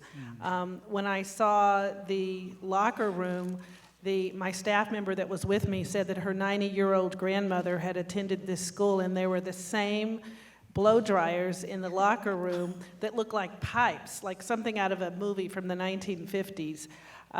Some of the rooms are not wired for air conditioning, and the school is used this past summer in 100-degree heat. So my question is, what plan is in place to modernize and upgrade some of our very old school buildings? Thank you, Assemblymember Seawright. And as one of our constituents, thank you for sending your children to New York City Public Schools. I often describe the portfolio of schools in New York City as a historic portfolio of schools, which is euphemistically, we have a lot of old schools. And that's a perfect example of what I'm talking about. The good news is that we have passed a 5-year capital plan, $6 billion in our capital plan. Of that, there is significant investments around AC for All, which is one of the issues that you just raised. Interestingly enough, it's not necessarily the issue of buying air conditioning units. It's the wiring, which you also mentioned, wiring the buildings for those units, which is a cost as well. But we've built in money for that. We've also built money in to modernize and to make accessible many of our older buildings as well. What we can do is get back to your office specifically around Julia Richmond High School and where are we with the particular issues that you've identified and what the comprehensive plan is for that school as well. But we do have a capital plan. We have been, I think, very thoughtful about making sure we're meeting a number of needs that we are seeing in schools, but we'll get you specific information. Thank you. And one other question. What plan is in place to utilize graduates of the public school system as mentors and tutors to help students who could benefit from such? That's a great question. I've been absolutely impressed with how this happens in a number of schools. I think that there isn't a comprehensive mentoring program that is district-wide, but there are a number of schools that I have seen, high schools, that have formed their own kind of alumni group that they bring students back and they mentor. But that's a great idea. I'm going to take back to the team. Let's create something and let's do something citywide. Thank you. Thank you. Senate. Thank you. I think we're up to me. Almost, all right. So just a few things that didn't seem to get touched on yet. In 2014, we had the Smart Schools Bond Act with $2 billion intended to upgrade the technology in our schools. New York City was allocated $783 million, but not until fall of 2018, for great frustration of me that it took so long. So how are you doing, and how have you moved forward with your $783 million now, 6 years after the Bond Act was passed? So Senator Kruger, I just want to say thank you, better late than never, but thank you for your advocacy in making it happen. I'm going to ask our Chief Financial Officer to give you some details. Yeah, thank you for the question, Senator Kruger. We are very excited to finally have the ability to move forward with this funding. What we are most excited about is the Smart Schools Bond Act funding that will support the purchasing of devices. So iPads, laptops, smart boards in schools, in public schools and non-public schools. $106 million of that allocation was received by New York City for public schools. We've been working very closely with the State Education Department to ensure that we allocate these resources and comply with all of the rules of this complex program.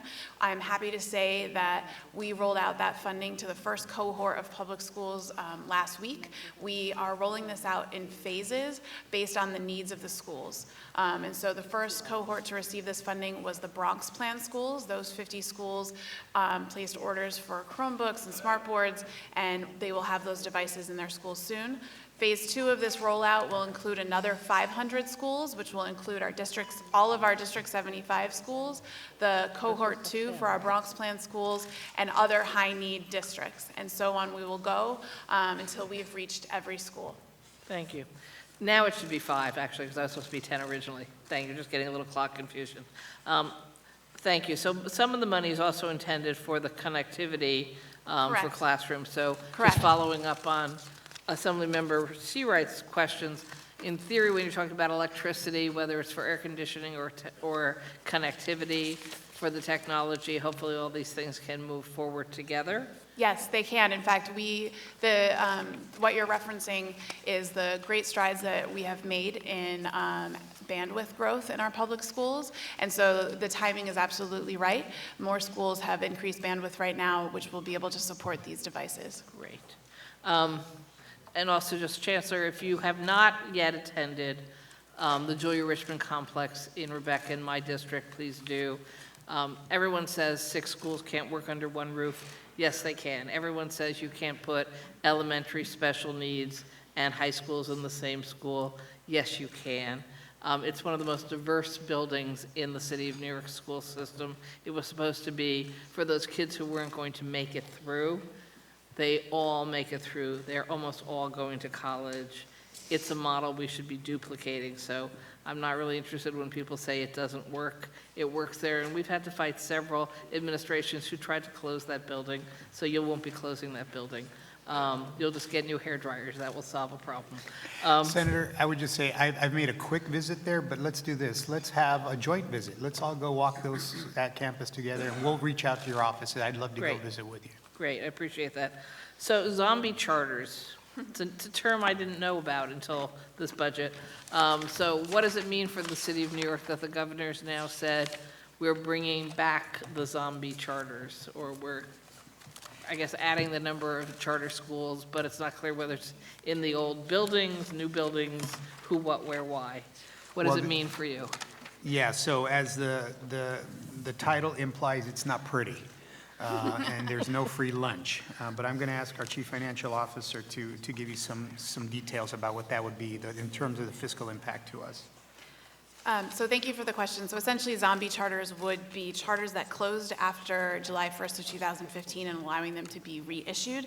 There are 17 of these charter schools statewide. If all of those charter schools were to be opened in New York City, the cumulative impact, we think, would be $150 million. Okay. And you did mention homeless students in answer to somebody's question before, but is there something else that you're doing with the huge number of children who unfortunately wander from shelter to shelter in our city and seem to have some of the worst school outcomes of any children? Yes, so Senator, we see this as a crisis, and as a crisis, we've invested resources and attention into this issue. Interestingly and sadly enough, that most of the students that are in temporary housing are not in shelters. They're couch surfing, they're going from family to family, and it's even more destabilizing, which is why it's so important that we've invested in social workers and guidance counselors that can track those students to where they are. If they're in a shelter, we push in, we make sure that they are getting the supports, in the homework supports, the social-emotional learning supports that they need. Oftentimes, there's additional issues, intergenerational poverty, domestic violence that's associated with that.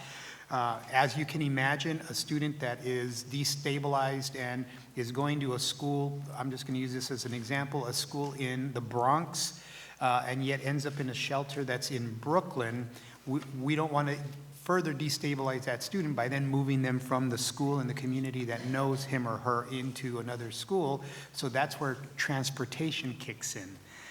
So we are doing all of those things. What I can tell you is that I moved the Division of Students in Temporary Housing under our Community Schools Initiative, and I can tell you that the attendance for our students in temporary housing is surpassing the increase in attendance system-wide. So those supports are actually having a robust effect on our students, some of our most vulnerable students currently. in my last, so we used to have a program, who knows, but every mayor changes the names, where it was Beacon Schools, not the Beacon School in Lower Manhattan, but direct services within the schools to work with the families of kids in the communities, disproportionately in low-income communities where those services were needed and not easy to find. Do we still have those models running? Yes, ma'am, we do. In fact, I'm very familiar with the Beacon approach. I was superintendent of schools in San Francisco when I came with a team to look at the Beacon initiative in New York City. The good news is that's also now been folded in as part of our broader community schools initiative, and it's working wonderfully. Glad to hear that. Thank you. My time's up. Assembly. We go to Assemblywoman Malliotakis. Good morning, Chancellor. Good morning. Thank you for coming today. We're hearing a recurring theme. A couple of my colleagues had already discussed the issue of school safety. And I understand. Yes. And I understand that the administration would like to focus on intervention and restorative justice, and that's okay, but it's not okay when you have parents and teachers and administrators from around the city saying that they don't feel safe. And that's exactly what I'm hearing, and as you heard from other legislators here today, that's what they're hearing in their community. On Staten Island, there were a number of incidents. My colleague Mike Riley explained one in which a student brought a knife. There was a hearing, students testified, and then the kid just returned to school 5 days later. Same situation in one of our high schools where there is repeated students who are threatening teachers, administrators. They beat up a delivery man.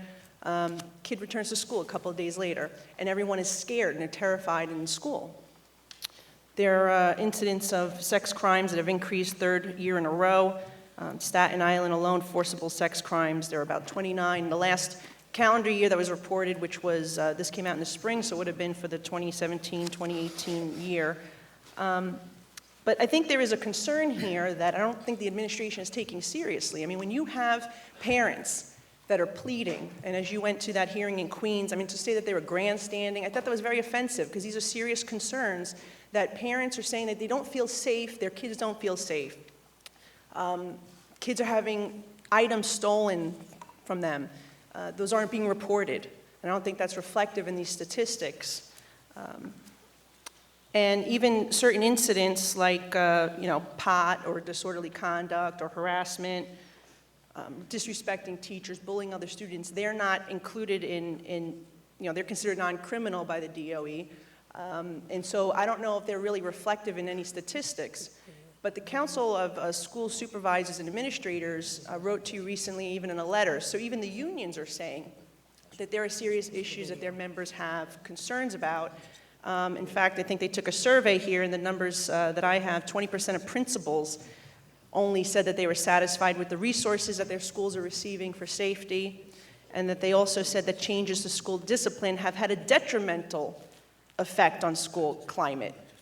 And teachers that I'm hearing from are saying the same thing, that they feel they can't control their classroom. And when you can't control your classroom, children can't get a good education.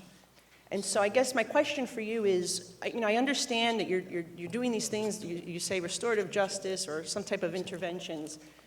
But at the end of the day, people don't feel safe in the schools. And you're hearing it from all levels. Again, these are parents, these are students, these are teachers, these are administrators, all saying the same thing.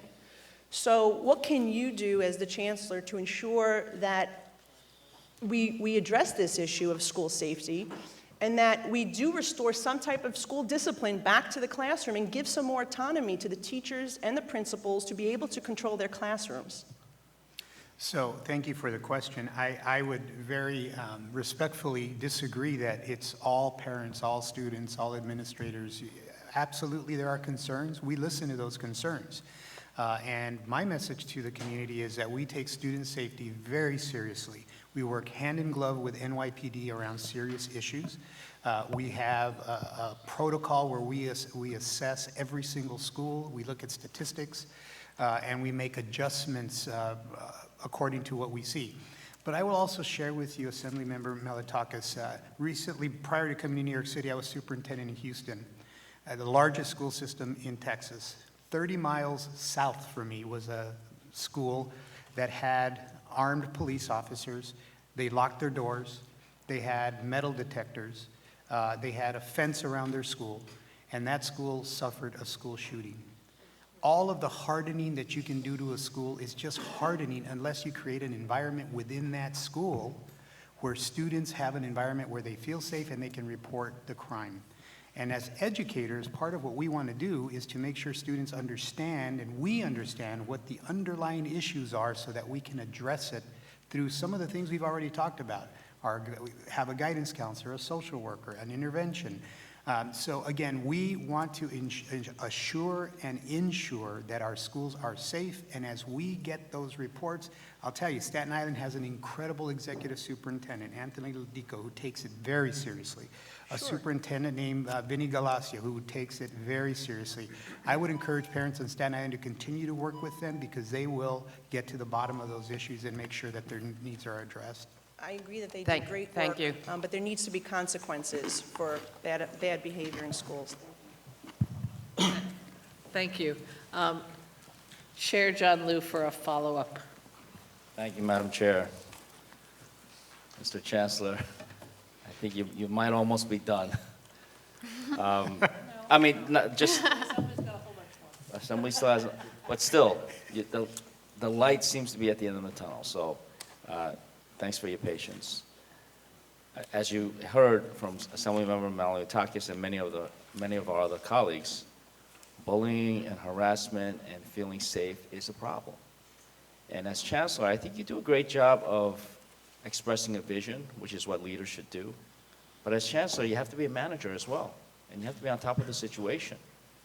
And earlier, you mentioned the bullying reporting portal.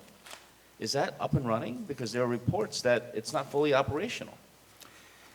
So Senator, the bully portal is operational. I was made aware that there were some issues with how reports were then categorized for follow-up.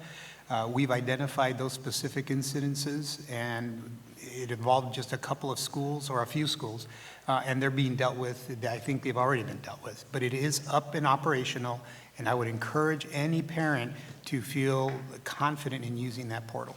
So parents can report something, but nothing is necessarily done with it. That's not correct, sir. So once parents report that information is taken and given directly to the school. There's a way to track and follow up on what's been done. So it is a mechanism that holds us accountable as a system to make sure that those reports are actually followed up on. Okay, well, look, on the issue of safety, and this is likely to be the topic of additional discussions, but, you know, I remember the days, which I hope we never go back to, where 7-year-olds were being handcuffed in school bathrooms. The police were regularly called upon. We don't want to get into a situation that's similar to that school 30 miles south of where you used to work. But it is still of paramount importance that students, parents, teachers, and other staff feel safe in schools. And that is clearly an issue in the city of New York right now. I mean, would you agree that that's a problem that needs to be addressed head on? So, Senator, I agree that there should always be vigilance on safe schools and keeping our schools safe, keeping our students safe. We will continue to have vigilance to make sure that is happening. We will continue to work with both of our unions, UFT and CSA, around the concerns that they have around training and some of the regulations and some of the protocols. We will continue to work with NYPD on making sure that, you know, they have data that we don't have and they have expertise that we don't have. It's triangulating all of the information that we get. We will continue to make that a priority because parents need to be sure that when they send their babies to us, they're going to come home safe and they're going to come home learning something they didn't know when they came the first time. All right, but they're far from sure of that right now. On the issue of charter schools, our chairperson, both Chairperson Shelley Mayer and Chairperson Liz Kruger, they had questions about the impact of the zombie charters. What about the state of accountability from our charter schools in New York City? Does the administration feel that they are fully accountable, or are there measures that are still needed to make them more accountable? They call themselves public schools, but many people would call charter schools private schools that are publicly funded? Yes, so we have a district charter partnership in which we have DOE schools that work with charter schools. They pick a problem of practice, they share best practices. That's a really good practice. We're learning from each other. And I think that's the space that we want to continue to work in. Obviously, there are some more work that we're doing around serving students with disabilities and making sure that students with disabilities in all of our schools, including our charter schools, are being served to the greatest degree possible. We continue to work through that. We have also really ramped up the work that we're doing around the issue of English language learners in charter schools as well. So we are engaging in a much more robust way than we ever had with charters. We're holding each other accountable, but being very clear about how we will work together. Well, there are efforts within our legislative bodies to enhance the accountability with charter schools. My last quick question would be, what is the status of the School Diversity Advisory Group and its recommendations to essentially get rid of gifted and talented programs? So the School Diversity Advisory Committee, Senator, gave us two groups of recommendations. The first, I will call it the first tranche, and then the second tranche. The first tranche, I can tell you we've adopted 63 of their recommendations, 63 out of 65, 66, the vast majority. But the second group are the group of recommendations that are much more weighty in terms of policy. You referenced gifted and talented, which is true, but it also, there are recommendations around screens and admissions policies. So obviously, when you start pulling that string, there are a number of connected places where those policy recommendations touch. So we are in the process right now of actually understanding, if you do this, what is the impact on that? Again, lessons learned from the earlier conversations around the school specialized high school admissions test. We want to make sure that we're engaging with constituents so that it's not a surprise, and we've had conversations about what the impact is.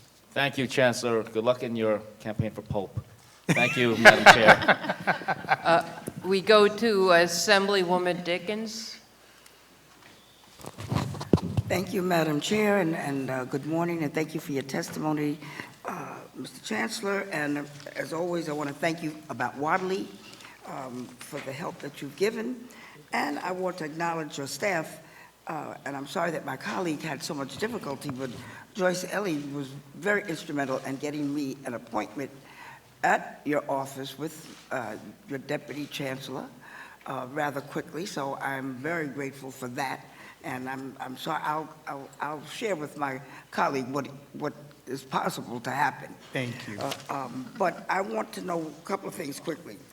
What's the formula on school district allocation of funds to the individual schools? And does DOE have to approve that formula or the allocation? So thank you, Assemblywoman, for the question. We receive funding from the state as well as from the city, and we invest most of that money for schools in what we call the Fair Student Funding Formula. That's about a $10 billion allocation. The money flows directly to schools based on the needs of the students in that school building in that given year. So we try to be as responsive to the needs of the academic needs of the students. We have different weights that we associate with special education needs, multilingual learner needs, academic intervention needs, different grade bands, and so on. And we adjust that formula once a year to account for register changes in those schools, and that's how we allocate. Most schools, the Fair Student Funding Formula represents about 2/3 of their annual budget. Is that a standardized formula throughout the entire city, all the school districts? Correct, yes. All of the community school district schools receive Fair Student Funding. All right, on special ed, I know that we're all happy about the $104 million for private schools for the deaf and blind, including a base funding. However, I want to know what's going on with the New York School for the Deaf. I prefer hearing impaired, but The schools for... there was a discontinuance of $903,000 for the New York School for the Deaf. So I'm wondering what's going on there. Thank you for the question. I think we'll have to get back to you on the specifics and how that impacts. You'll get back with me? Yes, we will. All right. We'll get back because to you. That's some information. Also, I wanted to double back on what my colleague, Senator Jackson, said. The enforcement of educational requirements has not been a consistent standard. I recognize that you have attempted to try to reverse some of that, and for that I wanted to thank you. I want to ask you about the special ed waivers for certain school districts, private schools, MOSAs, et cetera. Why would such a waiver be needed? There's a myriad of reasons that are presented as part of the application for a waiver. What we are actually doing is working with those schools to actually reduce or eliminate the waivers. We think all students should get the services that they need. And part of the opportunity is when we engage with, whether it's charters or private schools, they have a fundamentally different way of organizing instruction, so it's not a one-size-fits-all. But we do believe that all students should receive the services that are due to them, and that's part of what we're doing in terms of working with our colleagues. And I want to thank you for trying to implement changes that were badly needed and long overdue on assisting that all students are able to avail themselves of special ed schools. Last question, zombie schools. I know that there's discussion that there's a proposal in an executive budget in order to reissue the licenses. However, it doesn't in any way really protect the zombie schools, and what's going to happen, I'm afraid of, is that these licenses will be given to the large charter schools that sometimes we have problems with. And the zombie schools frequently tend to be minority-owned schools that actually can provide the service, the quality education, would have to comply with all standards, and yet understand the cultural differences that are sometimes inherent in various districts. So I'm asking and that be taken into consideration, because I am very afraid that the minority charters that have applied will be excluded from consideration. So thank you very much. Thank you. Thank you. The Senate has no more questions, so we're going to go, right? Okay, Assemblyman Otis.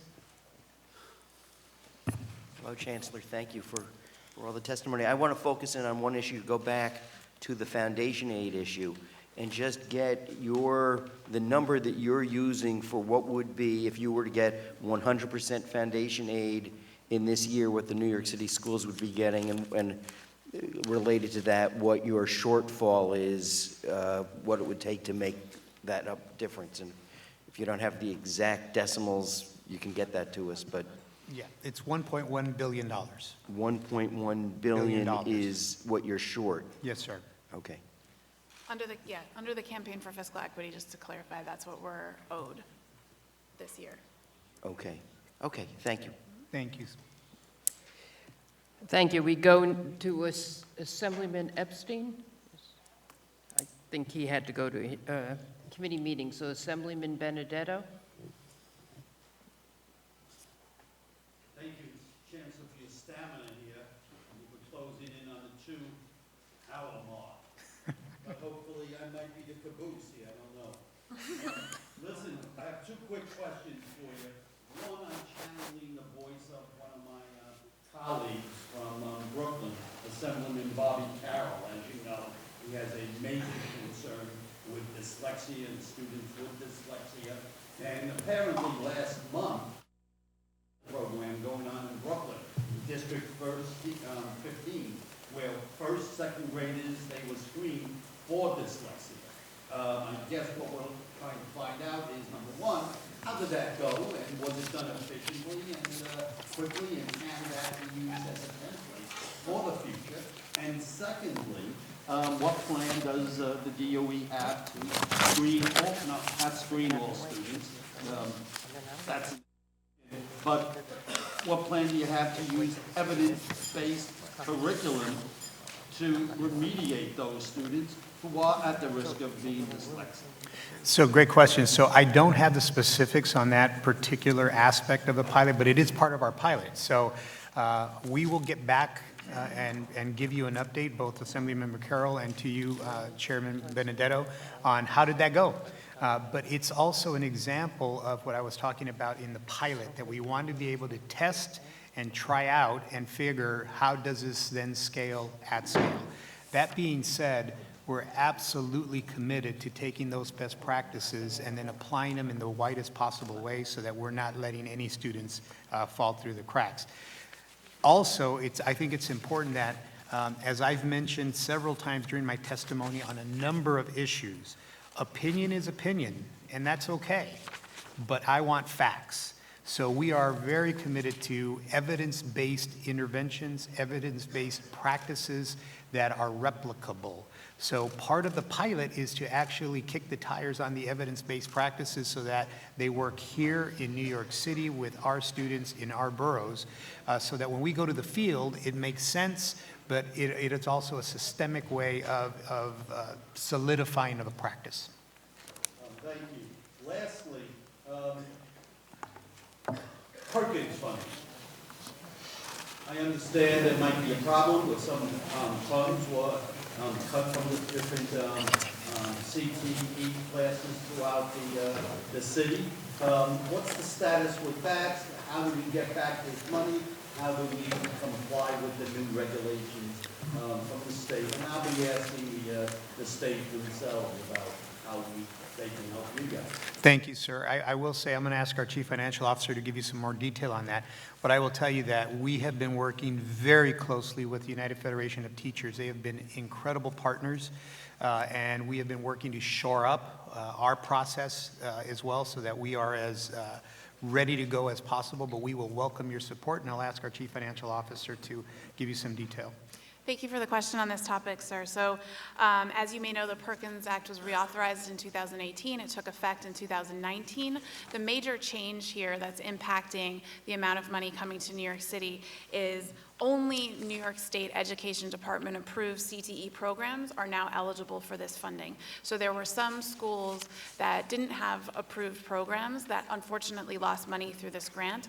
Year over year, the allocation that we lost is roughly around $200,000. And we are working with the State Department, our State Education Department, to try to make sure more of our schools' programs are approved going forward. Thank you. Thank you very much.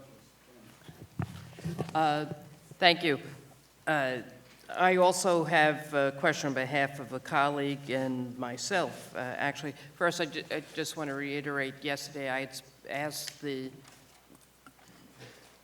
mayor questions about the homeless youth and services in schools, and I just want to say, we keep hearing the services provided. I guess we'd like a little bit more detail on some of the services, because I do hear from my schools that when students come in after October, that the money doesn't necessarily flow to them, or when a new shelter opens, all of a sudden there's a very large influx of students.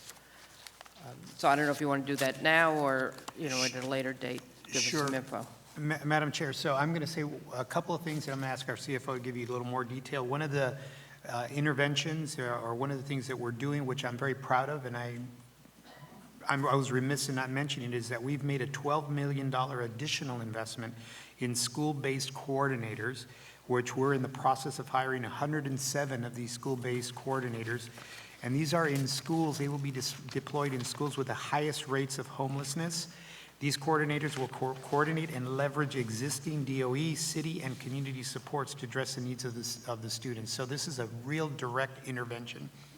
Thank you. Yeah, and I just want to add, happy to talk offline in more detail on this topic, but both students in temporary housing as well as students with an IEP, the schools that serve them receive a variety of different allocations directly in response to their specific needs. Special education funding is provided to schools through direct allocations, but also through the Fair Student Funding Formula. We look at the incoming registers for those schools every single year, make adjustments up or down based on their particular needs, special education is one of them. As I mentioned earlier, we make adjustments mid-year to schools' budgets to account for changes in special education need, multilingual learners are up and down in registers in general. We do that in the mid-year, and that I think is about as responsive as we can get to the real-time changes of students' needs in schools. And again, very happy, this is a complicated topic, very happy to go into detail with you offline. Is the mid-year readjustment something that's relatively new? No, ma'am, that's a process that's been going on for quite some time. It's part of our Fair Student Funding formula. Because one of my local principals had said that when he gets students from, new students from homeless shelter after October, now this is going back 2 years ago that we had this conversation, the funding he doesn't get additional funding for those students, and they do have special needs and attention. So I'm very happy to hear about the new coordinators that will be placed in those schools. It should help that. And then the question that both the Assemblywoman Simon and I and others are interested in, and again, we had these conversations with the mayor, and there has been some conversations relating to Carter cases. I guess the basic question is, why is DOE still fighting Carter cases after the mayor announced 6 years ago the city would stop fighting these each year? It drives up costs of litigation, impartial hearing officer times, the hiring of the new lawyers, and funds, and it can take a long time to repay the parents. And according to my colleague, specialized schools are refusing to take children who need DOE funding because the process takes up so much time. And my understanding is that Churchill just announced this policy. So I know you mentioned there's additional lawyers. The mayor talked yesterday about the large amount of special ed funding, but it's really the process that we're talking about to get from the beginning to the end and how we can resolve some of these delays. So I appreciate the question, Madam Chair. So as an educator, as the chancellor of the New York City Department of Education, I don't want my students shipped anywhere else to be served. We should serve our students in our system. So what we are attempting to do is to create the system, to reinvent the system, to re-engineer the system so that the services that families feel they need outside of the system, they don't need to go outside of the system. Concomitantly, we are also then working on this backlog of families that have felt they needed their services outside of the system. So there are two parts of the same whole, and we're working on both of those at the same time. So the Carter case issue is, I would love to get to a point one day where our families in New York City say, I don't need to go outside of the DOE. I can get what I need in my community without a long bus ride, and I feel confident my students getting what they need. That's the North Star for us. In the meantime, as we work to make that a reality, there are these backlogs, and we will always engage in the IEP process of what is the best for the student and what are the services for the students. So there are two parts of the same whole, and it's the best way I can describe what we're trying to accomplish. But the North Star would be that parents would not have to see the need of going outside of the school system, the DOE, to get the services that they need for their students. Thank you. And during the time we've spoken, Assemblyman Epstein has returned from his committee obligations, so we go to him for a question. Thank you, Madam Chair. Thank you, Chancellor, for being here and for all you do. I want to talk to you briefly, a question about after-school and diversity admissions. Like we've seen in some of our schools when we're trying to create diversity in our schools, when they don't have full, free after-school program, it really isn't, it inhibits the opportunity to promote diversity. I'm wondering about ensuring that all school kids who are Title I families have access to free after-school programs and how we're going to ensure that happens in all our schools across this system. So thank you, Assemblymember Epstein, and thank you for that question. And I hope you don't think that I'm being facetious, but it's just a matter of money. That's been a recurring theme all morning. The children of New York City are owed $1.1 billion. With that $1.1 billion, we've talked about the number of adults that we could hire, the class sizes that we could reduce, the wraparound services we could provide. But one of the other things that we could do is to have much more robust after-school programming, enrichment programming. We could also have fine arts in every one of our schools. Imagine that. Fine arts in every school by the virtue of you go to an elementary, middle school in New York City. We currently, under the current funding structure, do not have the ability to offer that ubiquitously.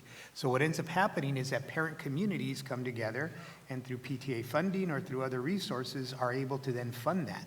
I think that that's not okay. I think that that should be just the basic part of the essential experiences that every student has, including a very robust enrichment after-school experience. So you're saying if there were more resources, every child who wanted free after-school could get it if they were income eligible for a free after-school program? Yes, sir. Oh, that's good to hear. I want to talk to you about students who opt out of standardized testing. And we've seen some of my schools in my district, they have a high percentage of opt-outs, and then the school's considered potentially a failing school, gets extra support and monitoring, and I'm wondering how you allow parents to support their decision to opt out from standardized testing, but then you punish the school when high numbers of schools are doing that, and what solutions can we have to ensure that those parents who are making educational decisions for children aren't really punishing the student at school as a whole?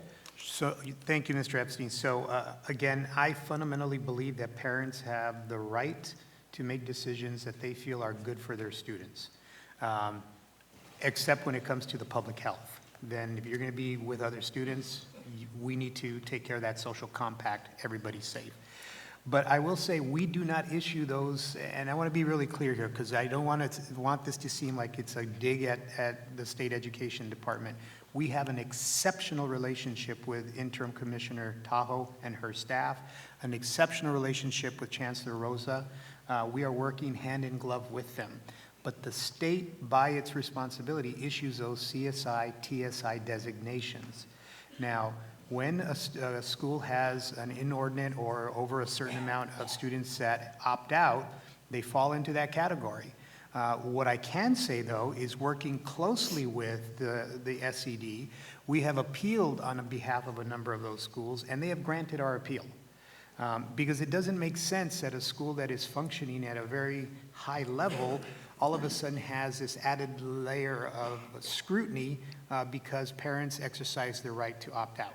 Now, while I respect the right, I will also say to parents, I think, if students must master standards over the course of the year, and the state says that this is what students will learn in the 3rd, 4th, 5th, 6th, 7th, 8th grade, then why wouldn't a parent want to know, did my child actually master those standards over the course of the year? It's good information.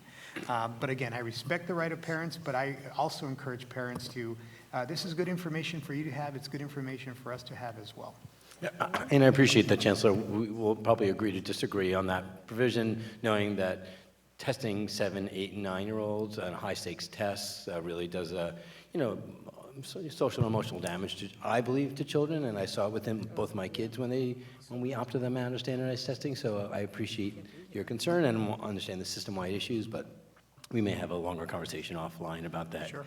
The last question is around transportation issues for high school. I know I only have 20 seconds left, but we've seen a lot of students, I've heard from a lot of students who have after-school programs, evening programs, and 8:30, where they have their Metro card, 8:30 isn't really the appropriate time. I've heard from students who says, I can't join a club, can't go to after school because I can't afford to come home on my own. I wish we could resolve that for all those thousands of students who need transportation justice in New York City.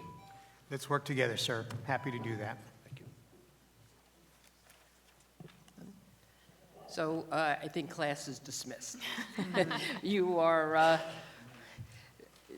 thank you for spending the time with us, answering questions. To the extent that there's any follow-up, we'd be happy, we'll be sure to circulate with the members. Thank you very much. Thank you.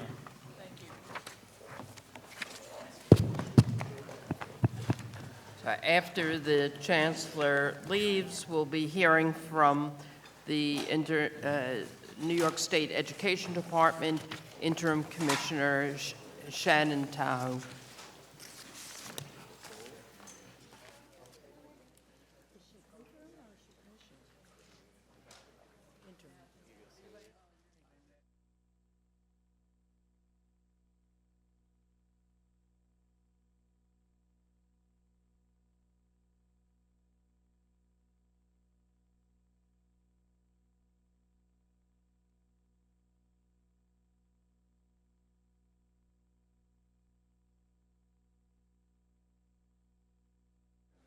Oh, do we have two more chairs?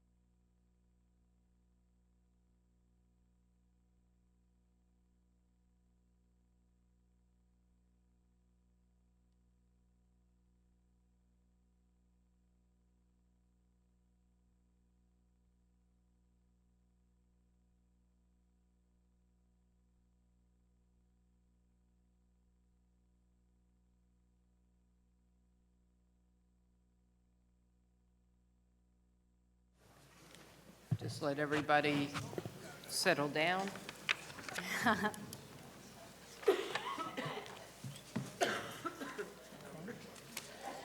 Want mint? You want a butterscotch? No, don't give out my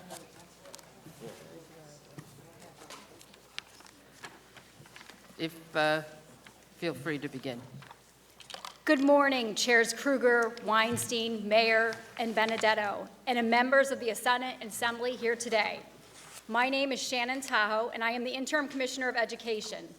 I am joined at the table today by Senior Deputy Commissioner of P20, John Degatti, Chief Financial Officer Phyllis Morris, Deputy Commissioner for the Office of P12, Kim Wilkins, and Assistant Commissioner for the Office of Special Education, Christopher Soriano. I want to welcome Chancellor Rosa and other members of the Board of Regents who are here today.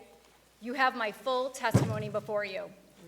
Our 2020-2021 state aid proposal would provide much-needed resources for school districts to maintain their base operations and educational programs while allowing for expansions in priority areas. To foster education and equity for all students, as you can see on slide 2, the Board of Regents continues to advocate for the full phase-in of the foundation aid formula over a 3-year period, with a $1.9 billion increase this year. The Regents state aid proposal would also provide an increase of $82 million for reimbursement-based aids, such as building, BOCES, and transportation aids, and most important, would maintain the current reimbursement formulas. We were once again happy to see the executives propose $15 million for pre-K in the budget. As you can see on slide 3, consistent with our recommendations of the Regents Early Childhood Blue Ribbon Committee, our state aid proposal seeks to further expand pre-K programs by a total of $26 million. This additional funding would add 2,000 new slots for 4-year-olds statewide and start pilot programs to create a single reimbursement structure for pre-K inclusion programs serving preschool students with disabilities in classrooms with their peers. We ask the legislature to actively support the department's priority funding request to be able to continue phase 2 of modernizing our state aid data system on slide 17. As many of you know, our state aid staff use this antiquated and labor-intensive system to produce the state aid runs which everyone here, as well as your school districts, depend on. Slides 6 through 29 provide you with an overview of our Regents' budget and legislative priorities to ensure equity in education for all children. I will highlight a few of the Regents' priorities.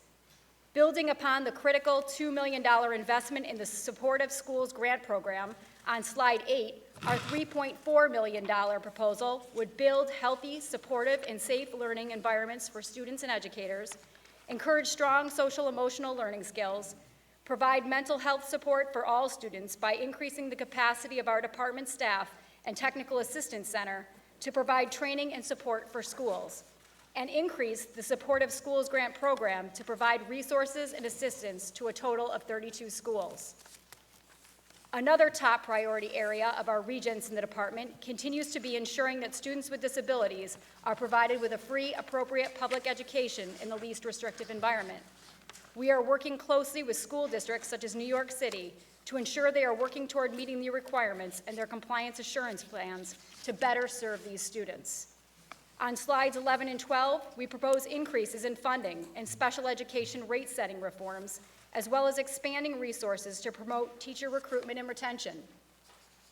The department also continues to work on a multi-year plan to create a special education provider data system that will better track student needs, program availability, and provider reimbursement. Another top priority of our regions is to support our English language learners, or ELLs, by increasing school district capacity to serve and support these students, as well as enhancing communication with ELL students, their families, and professionals. As found on slide 13, $15 million in proposed grant funding would supplement and increase the ability of our school districts to provide quality instruction, support, and services to New York State's approximately 270,000 ELLs. On slide 14, the department's request $1.6 million to expand the department's regional bilingual education resource network, or RBERNS, and statewide language support center. Finally, due to resource constraints, the department is not currently able to translate certain documents into languages other than English. This limits the educational awareness of families and their students who do not speak English as their primary language. To address this critical need, on slide 28, the regents have requested $1.5 million in additional funding to translate informational and guidance documents into multiple languages to better support and serve ELLs and their families in the languages that they best understand. These ELL-related funding requests would help the department and districts increase English language proficiency and academic content gains of ELL students, as well as reduce dropout rates and increase graduation rates. Restoration of the governor's $1.5 million cut to adult literacy aid is also very critical. Adult literacy programs assist individuals in becoming literate and obtaining the knowledge and skills necessary for employment and self-sufficiency. These adults are often parents and guardians themselves and need to obtain the skills necessary to become full partners in the educational development of their children. Our ability to enhance educational opportunities goes beyond traditional education settings. The department's Office of Cultural Education oversees museums, the state archives, and libraries. On slide 24, we request that you enact the Museum Education Act and provide $5 million to support students living in low-income communities in urban, suburban, and rural settings to access these high-rich resources in museums and cultural institutions across this great state. Support of our libraries benefits New Yorkers of all ages through state-of-the-state technology, book and material delivery, shared e-resources, and community engagement, including supporting the 2020 census efforts. As you can see on slide 25, your investment in the library construction program over the years has improved public library facilities throughout the state so that they are safe, accessible, and efficient. Restoring the proposed $20 million cut is essential. The Regent's proposal goes even further and requests an additional $11 million over last year's funding level. Finally, on slide 26, we again ask that you implement a 5% set-aside for the department to administer and oversee any new education-related proposals. An administrative set-aside is common practice at the federal level and in many other states. This set-aside provision or additional funding for the department is needed to allow us to keep our growing responsibilities and support your school districts. This includes the review and approval of Smart Schools investment plans or providing the department with a technical assistance center needed to oversee our ever-expanding P-TECH and early college high school programs. Additional staff and resources are also needed to successfully implement the monitor legislation that was just enacted for Wynandance and Hempstead, as well as proposed for Rochester, and to implement Aaron's Law and other needed health-related requirements and regulatory updates.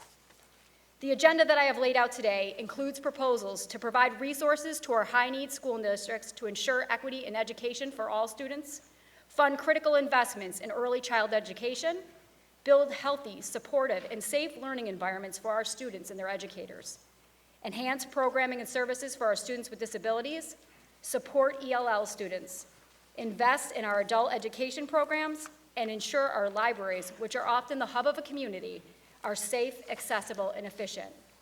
We want to thank you again, especially Speaker Hasty, for the investments made in the My Brother's Keeper program. Our educators and students can continue to rise to the challenge. However, they need your help to do so, especially in these financially challenging times. Our P-12 programs are the most important infrastructure to develop our workforce and workforce pipeline, and ultimately, it is our best economic development investment. Let's work together to make sure this budget provides the resources necessary for all New York State students to succeed. Thank you, and I look forward to your questions. Thank you for your testimony and your prepared remarks, and we'd like to go to Assemblyman Benedetto, Chair of our Education Committee. I think I'm on. Okay. I can hear you. Commissioner, acting interim commissioner, welcome, and I've only heard very good things, and I know it's not an easy job to have, especially as an acting commissioner, and we thank you for your service in this area. A few questions, though. Please, I asked the Chancellor, perhaps you heard, about Perkins funding. Now, as I understand it, and correct me if I'm wrong, some new regulations came down from the federal government just within the past year. The state tried to implement them, and consequently, because of that, New York City is losing a couple of $1 million in Perkins funding, a small amount when you take into the larger budget, but not for the classes and the students that this affects. Is there any way that we can solve this problem with New York City and get them back into the scheme of getting those $2 million and saving a lot of these problems? That can be done fairly easily. I don't know, and that's the question. Our Perkins funding, one of the things that we had to ensure is that we are only receiving and approving approved programs, and that's because we want to ensure accountability, make sure they meet the federal Perkins loan requirements. And this is something that we've been working with the city on.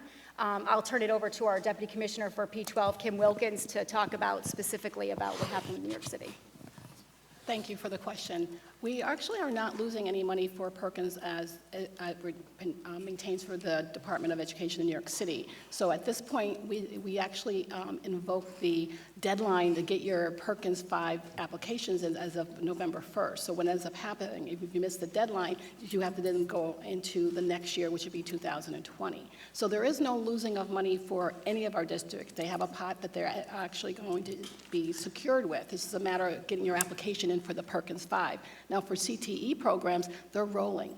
So whenever you send the application in, we get the application and the application is processed. Again, you have to make sure the application is complete and all the dots are, I's are dotted and the T's are crossed. But at this point, there is no funding loss. But we can get more information to you about Perkins 5 at this point. But there's two tracks, again, CTE programs being approved, and then there's Perkins 5, but there is a federal deadline because all Perkins 5 must do a needs assessment that takes around 4 to 5 months, so you have to have it done by April, so that's why there's a November 1st deadline for that. So we can get more information for you on that, though. So you can approve those programs in about 4 to 5 months, you say? No, I'm so sorry. The 4 to 5 months is for the needs assessment, and Okay. then once that needs assessment goes through, you go ahead into the next line. The bottom line is that the November 1st, 2019 deadline, we're trying to release the money by July 1st of 2020. So there's all kind of steps that you have to do in between there. But all applications must be to us, and we're actually approving them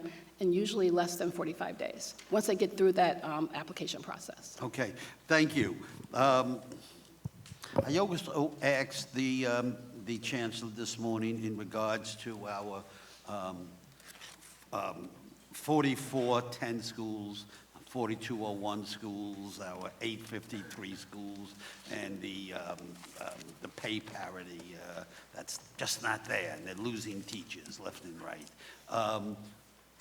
can we offer any hope to these schools? Because so many of them are hanging by thread right now, surviving because of the loss of teachers and so on. So please, enlighten me.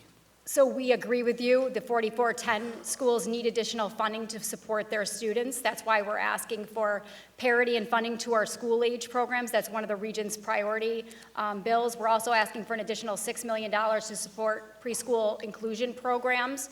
We're also asking additional funding for teacher forgiveness programs and teacher pipeline programs to ensure that students with disabilities are able to have, some teacher loan forgiveness or provide pipelines for them to go in those special ed schools, the 853s, the state-supported schools. We're also asking for a tuition rate setting. We're asking for an additional funding of $1.2 million to take another look at our tuition rate setting for our 853s, our special acts, and our special ed schools. So we agree with you. Additional funding is needed for those programs. Thank you on that. I have a bill out there. It's a wellness bill, okay, to bring a unified, coordinated wellness program in the state of New York to all school districts and consequently to all schools. As I understand it, and I'm just searching for answers here, there should be a wellness officer on the state education department level. Do we have a line for that? And as I understand that you do, but it hasn't been filled in 10 That's years. right. Am I getting correct information there? That's correct. We are in deeply need of a health associate or a health advisor. We have been asking for this for a number of years. We've been getting a lot of health-related bills from the legislature, and we really need someone to support those bills, including like our comprehensive sex ed policies and things of that nature. To move forward with some of these things, we really need a health associate. And so what's the problem in getting? We haven't had the ability for the funding for the position. Money is the problem. Yes, money's the problem. Thank you. It's a universal I think cry. it's everyone's problem. Yes, indeed. And of course, my last question has to do with curriculum mandates. I have an awful lot of curriculum bills in my committee. And to tell you the truth, I generally hold them up because it's my contention that underneath the state regulations, the state description of what curriculum should be taught in the schools, most of these concerns that people have, for instance, with civics education, wellness, like I just brought up, but almost anything else is probably included within the state guidelines as it is. Would you agree on that? It would be, I would have to take a look at the specific bill, but as you know, curriculum decisions rest with the local school districts. The department's responsible for developing the standards, and then we defer to the local school districts to develop the curriculum to meet the needs of the standards. And so ultimately, I should be advising my committee members and my colleagues who do put these bills to go see their local superintendents and plead their case with them to enhance their curriculum in these particular areas to include this curriculum mandate that they wish. That's correct. The only thing I would say with respect to civic education and the governor's proposal on civic education, that's something that we and the Board of Regents support civic education from kids from grade K to 12, and ensuring that they know what their responsibilities are in society, including providing community service, their right to vote, ensuring that they know and they celebrate and tolerate diversity. These are things that we also embrace by the Board of Regents in the department. We just believe that we would develop the standards for civic education, but then it would be the responsibility of the local school districts to develop the curriculum for that. Exactly. And the standards, I used to be a social studies teacher before I became special education, and I would think today it would be particularly important that there be put into the standards in some fashion, some sort of critical thinking for students to better analyze newspapers, better analyze the social media that is out there so they can come up with sane decisions on what they should do. in the civic political process. Do you believe that there should be maybe a new curriculum standards being put out? I think that we would revise our social studies standards to essentially develop what you're saying and incorporate our civic education into those social studies standards. And I agree with you completely on making sure that addresses the social media, all the, the newspaper, things of civic engagement, including the right to vote, community, and making sure that they do community service and know that they're supposed to give back to their communities. These are things that we believe that children of today are missing or that they really need from right when they start kindergarten all the way through. Yeah, and if you're going to revise the standards, be it in what we just mentioned or any other, and health and so on, what would the cost be approximately to the state? Because I assume there will be a cost. I would have to get back to you on the cost for that, Assembly Member. Okay, But yes, it there would would help us definitely be a if we cost. want to put together a budget and include certain ideas where there has to be revised, so we know how much to throw into the budget kitty. I have my Chief Financial Officer here, and she's writing this down right now. Cool. Thank you very much for your time and your answers. Thank you. We've been joined by Assemblywoman Nolan and Assemblywoman Jean-Pierre. Great. We go to the Senate. I think we already listed all the senators here, but our first will be Senator Shelley Mayer, Chair of Education. Good morning.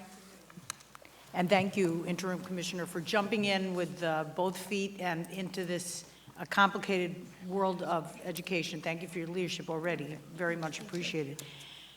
I want to focus on foundation aid. The Regents made a proposal, $1.9 billion should have been the add for this year. The executive proposal is $504 million in foundation aid. As you know, with my colleagues, we've been around the state talking to school districts, not only about what they're owed, but what they need in order to provide, beyond a sound basic education, a quality education to these students throughout the state. What do you believe, have you quantified the impact, were the executive proposal to be adopted, of what would actually be the impact in districts throughout the state, both urban, suburban, and rural, of the failure to fully fund and phase in the foundation aid formula? We're very concerned with the executive proposal. One of the things we're concerned with is the recategorization of the expense-based aids into the foundation aid formula, particularly when we're, inserting things like BOCES aid and special services aid. We're worried about our CTE programming and the effect that's going to have on our CTE programs across the state, for example.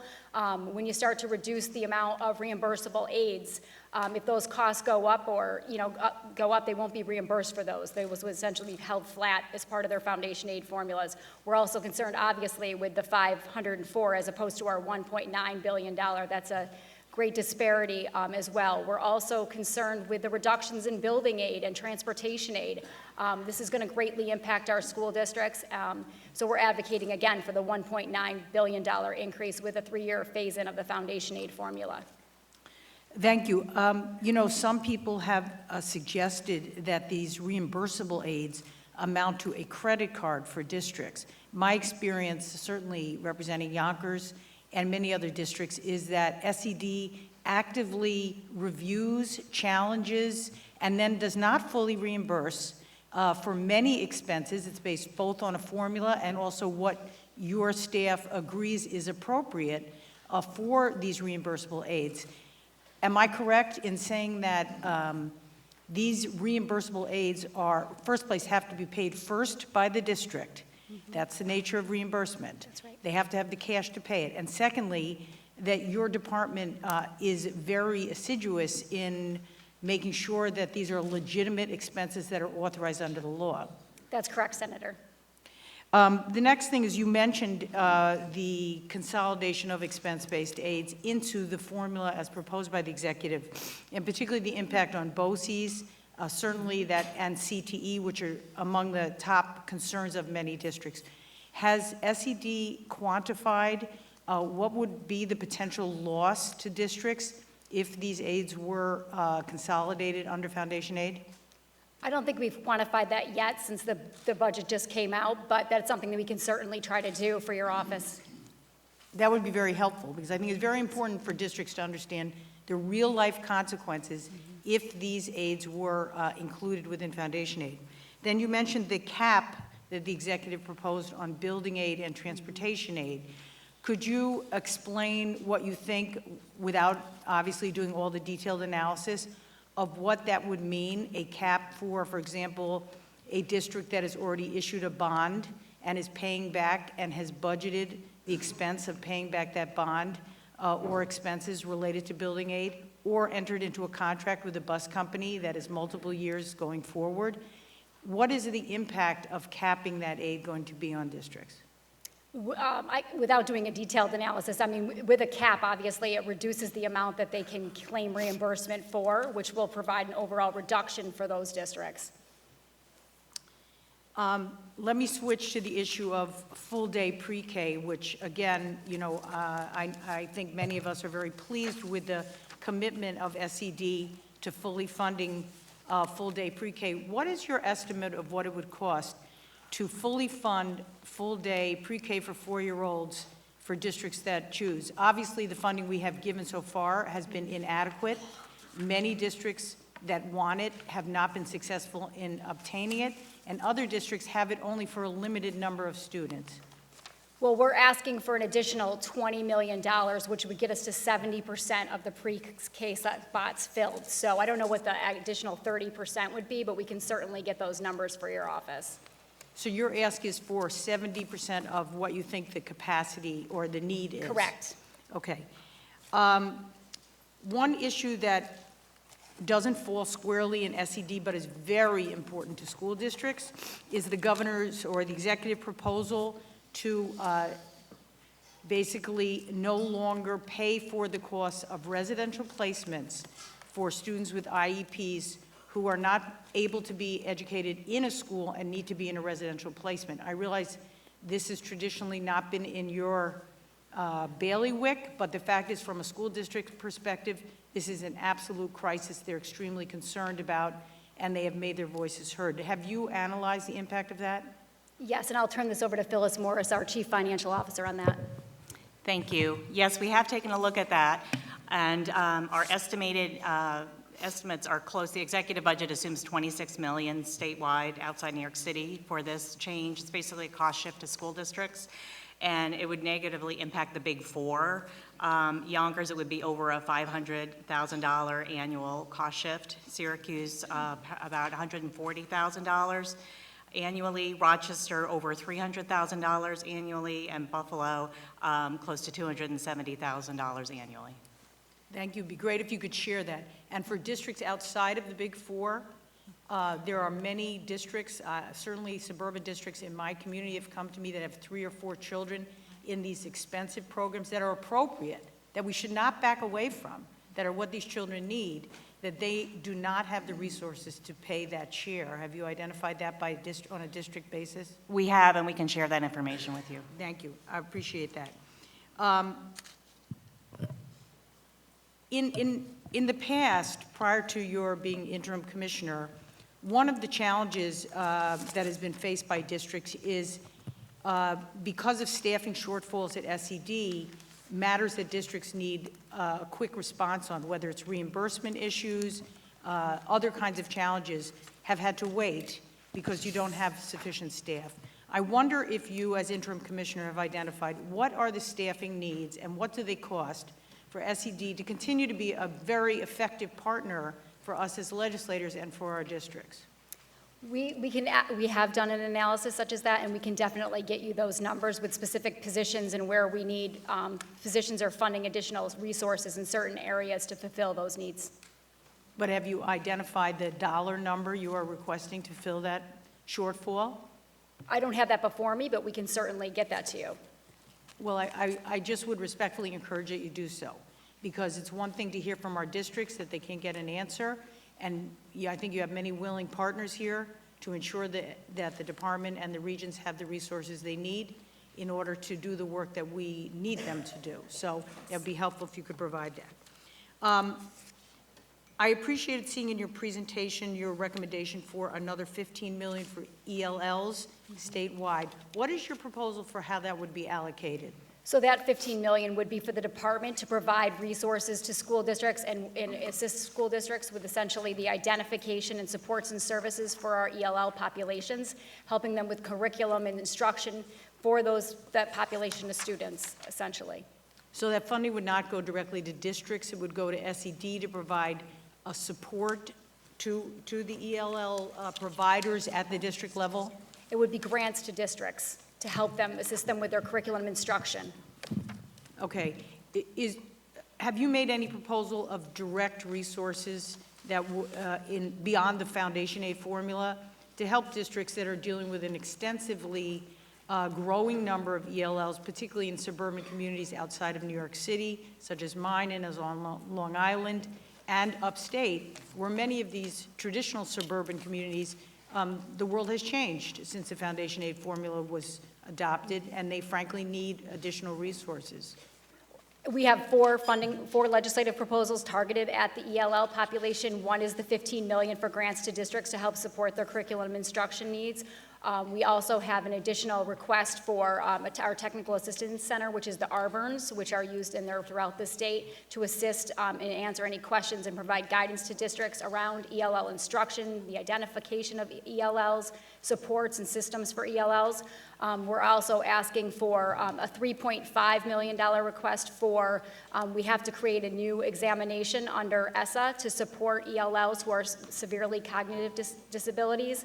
That test itself will be determining where an ELL child is in their proficiency level so that we can provide appropriate supports and targets to those school districts. We're also requesting for an additional $1.5 million for translation services so that we can help ELL students and so their parents and the students can understand the guidance that's on our website and the instructional materials, because we're constantly being asked to provide translated documents, and unfortunately, the department doesn't have the resources to translate all of the documents on its website into various languages. Thank you. Thank you very much. Thank you. We go to our ranker on education, Assemblywoman Walsh. Thank you. First of all, as a follow-up to last year, I wanted to just take the time to thank you and your staff. We had expressed concerns last year about response time when we've had inquiries, and we have seen through your Legislative Affairs Office, and since then, we just wanted to say that your staff has been extremely responsive and timely, so we do really very much appreciate that on behalf of ourselves and our constituents. Thank you. Every year, the governor and legislature create tiers within foundation aid, essentially complex formulas that drive money to various districts to meet the specific criteria of each tier. However, year-to-year changes in these formulas create unpredictability for school districts who are trying to finalize their budgets. So given the potential financial hardships our state is facing, do you see any better method of providing school districts with proper funding without creating new formulas each year? That's one of the things that we're requesting, is we're requesting an additional funding resource request to take a look at the foundation aid formula. And it hasn't been updated since 2007, and so we all know that updates need to be made to it for inflation. Take another look at the weightings to try to really take a deep dive into the formula and see what changes need to be reflected in the formula to address the needs of our districts. So that's something that we're requesting in our Regents priority requests. And once that deep dive is done, do you think that there will be able to be achieved a predictability for our school districts with a formula, whatever that formula turns out to be? I think that's one of the things that we should really look at when we're reevaluating the formula, is really looking at it from the sense is how can we provide predictability in our formula? And that would be something that our state aid staff would essentially review when they're undertaking this review. Because I think you're absolutely right. Districts need to be able to rely on a bottom line number year to year so that they can, project their budgets. Yeah. So just thank you. And moving on, the executive budget, and I know that there have been some earlier questions on this, so I apologize if this appears to be redundant at all, but I do want to ask it again. The executive budget intends to consolidate 10 aid categories into foundation aid, including funding for BOCES. So do you think that the governor's proposal to consolidate BOCES aid into foundation aid will be a hindrance to the expansion of these programs? We absolutely do. We believe that this is going to create reductions in possibly CTE programs throughout the state because CTE is reimbursed through our special services aid and our BOCES aid. And so they won't be reimbursed for their actual expenses incurred for those costs, and it'll be held flat as part of foundation aid, which can be used for multiple purposes and not necessarily CTE. So that was targeted funding separate and apart from foundation aid, and now all that's happening is it's being put into foundation aid formula without actually increasing the amount of the foundation aid formula. It's just dumping those expense-based aids into it. Right. So, and as a follow-up to that, how can we ensure that the salaries for BOCES employees remain stable if there isn't a defined amount of funding provided to BOCES? And that, you're exactly right, we can't. So thank you. Moving on, I think I have time to, your answers are so quick that I think, which is great, that I think I might be able to squeeze in one more. So the executive budget proposes to cap future increases in transportation aid to an inflation enrollment factor based on the Consumer Price Index, the CPI, while districts struggle to maintain their transportation services due to driver shortages and also, having to go sometimes far out of district, which is an unpredictable cost to go and bring kids into the district for the day. So does the State Education Department intend to introduce any legislation or reduce regulations that would help rein in uncontrollable transportation costs to offset the proposed cap? I mean, we already look at transportation costs in our transportation department. Christina Coughlin heads that department. They do a review of the transportation costs and they make sure that it's according to the formula. But this is something, we can definitely, we're always looking at ways to reduce mandates for districts with respect to transportation and all of our, across the board at the department. So this is something we can definitely consider moving forward if we need to. That would be great. Thank you so much. Senate. Thank you. Senator John Liu. Thank you, Madam Chair, and thank you, Commissioner, for being here.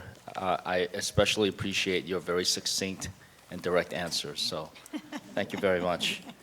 I know you've already answered a few questions about the budget at your department and the staffing shortages or the unfilled positions. I get lots of reports along with our chairperson, Shelley Mayer, about unfilled positions at SED. Are those unfilled positions just a matter of lack of budget? Or is there an approval process that might be taking a little too long? Actually, what's interesting is that about a year ago, we had several waivers pending before the Division of Budget. But I have to say and give acknowledgement that the Division of Budget has been wonderful in the past year in approving our budget requests and our waiver requests. So the positions that we're receiving approvals pretty quickly. I think we only have about 25 positions outstanding at this point from the Division of Budget, which is amazing compared to last year. So I would like to thank publicly the Division of Budget and the Governor's Office for their quick approvals. However, what's happening is that the department is receiving an enormous amount of responsibilities from the legislature and the governor through the budget and outside the budgetary process for new either mandates or things that we're responsible for overseeing the school districts, but we're not receiving any funding with those legislative requests. And so what we would respectfully request is an additional 5% set aside for any new programs that move forward. This is typical at the federal and other states have these set-asides for various programs that are being required to be implemented. You don't like unfunded? And I want you to know, we want to implement all your programs. Some of them are wonderful programs, and we want to do so thoughtfully and carefully. But in order to do that, we need the staff with those legislative initiatives. So we would just respectfully request the set-aside. Thank you, Commissioner. I appreciate your efforts to help the New York City school system get rid of its backlog on the special education cases. On the issue of the impartial hearing officers, though, is there anything that SED would recommend or perhaps do on your own to expand the eligibility of, or expand the universe of people who could become impartial hearing officers? Yes, in fact, that's that's beyond something, yes, Senator Liu, you're absolutely right, and thank you for bringing that up. That is actually something that we will be presenting to the Board of Regents at our March meeting. We currently have approximately 60 hearing officers available in New York City for the over 10,000 cases that are currently outstanding in the city. That isn't enough hearing officers, and we've done an extensive outreach. Right now, hearing officers are required to be attorneys in New York City. And we've done an extensive outreach, to the Bar Association, the various legal organizations throughout the city to retain and obtain more hearing officers. Unfortunately, we're not getting the willingness because, the pay in the city isn't sufficient, and we're working on New York City to address that issue as well. We've come up with a new compensation policy for the hearing officers, which should help and hopefully entice additional hearing officers to come in. In addition to those efforts, at our March meeting, we will also be presenting a regulation to the regents to try to expand the number of hearing officers by allowing non-attorneys who meet other credentials or experience or have other educational credentials or special ed experience, administrative law experience, to allow them to become hearing officers. And this might be, time limited while we have the backlog, but to address the issue. That's great. Thank you, Commissioner. That's great news. We'll look forward to seeing the results from the March meeting. Speaking of Board of Regents, we have some distinguished regents in the audience with us. I don't want to try to name all of them, but certainly our chancellor is here, and I have to mention my Queens regent. Chancellor Rosa is here, and Judith Chin is here. Judith Chin is our Queens regent, and also my wife's former elementary school principal.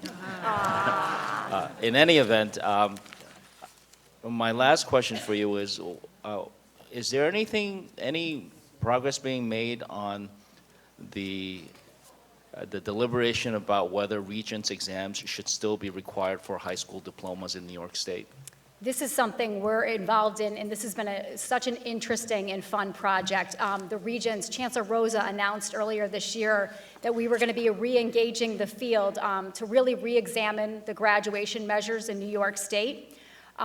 You've probably heard about it by now. We have 30 regional convenings on this very issue right now to look at 5 guiding questions, essentially revolving around what do children need to know to have a meaningful high school diploma? What skills are necessary to be college and career ready and civic ready as they leave those doors? And what measures, including the Regents exams or other pathways or other measures, are indicative of ensuring that children receive a meaningful high school diploma? So we are reevaluating, everything in the context of a meaningful high school diploma. But this is not to say that we're getting rid of our Regents exams. That is not the purpose of these convenings. The convenings are really to take a look at what does the labor market think are important skills for our children. This hasn't been reevaluated in decades, so we really need to take a look at the skills that are needed today are much different than they were 20 years ago. So we need to take another look and see, what do children really need to know, and how do we measure that they have those skills when they're leaving high school? So yes, we've been engaged in a very thoughtful project on this. Thank you, Commissioner. Thank you, Madam Chair. Thank you. We go to Assemblywoman Buttonshaw.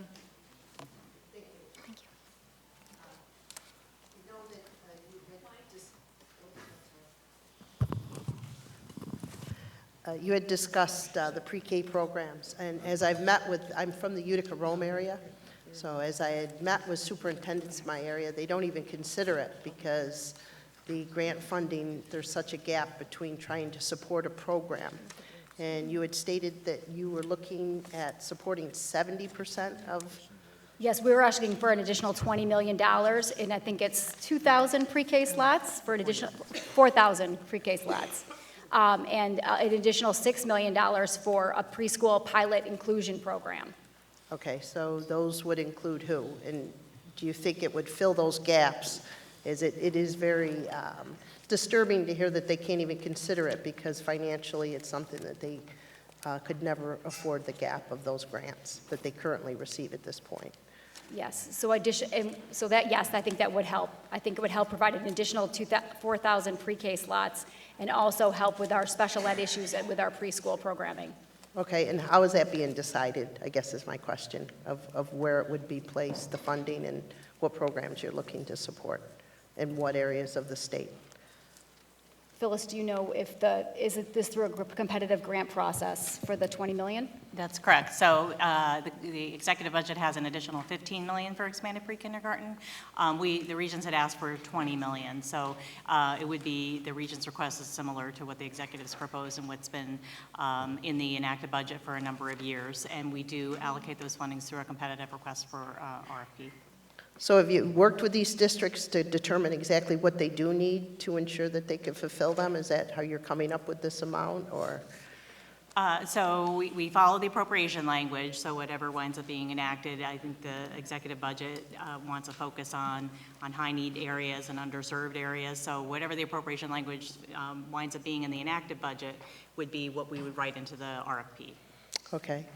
And the data that Senator Mayer had asked for, I would be very interested in receiving that. In regards to, I appreciate in your presentation, you discussed the importance of a teacher shortage. Well, I received many calls in regards to the teach data collection and how it's difficult to ensure that it's updated in a timely manner, as well as from many business officials that talk within the school districts in regards to the timely manners that my colleagues had talked about in regards to receiving bid processes back and things of that nature. You stated you have 25 positions that are not filled at this point. That's correct. And is that reflecting those concerns as you fill those positions? Those are, the 25 positions are positions that we currently have funding for and funding approval for. So what we would need is additional funding if we were going to support additional funds for our teacher certification program or in additional areas throughout the department, which is why we're asking for the 5% set aside for new programs or additional funding to support the departments, because like I said, we've been given several programs in recent years without additional funding.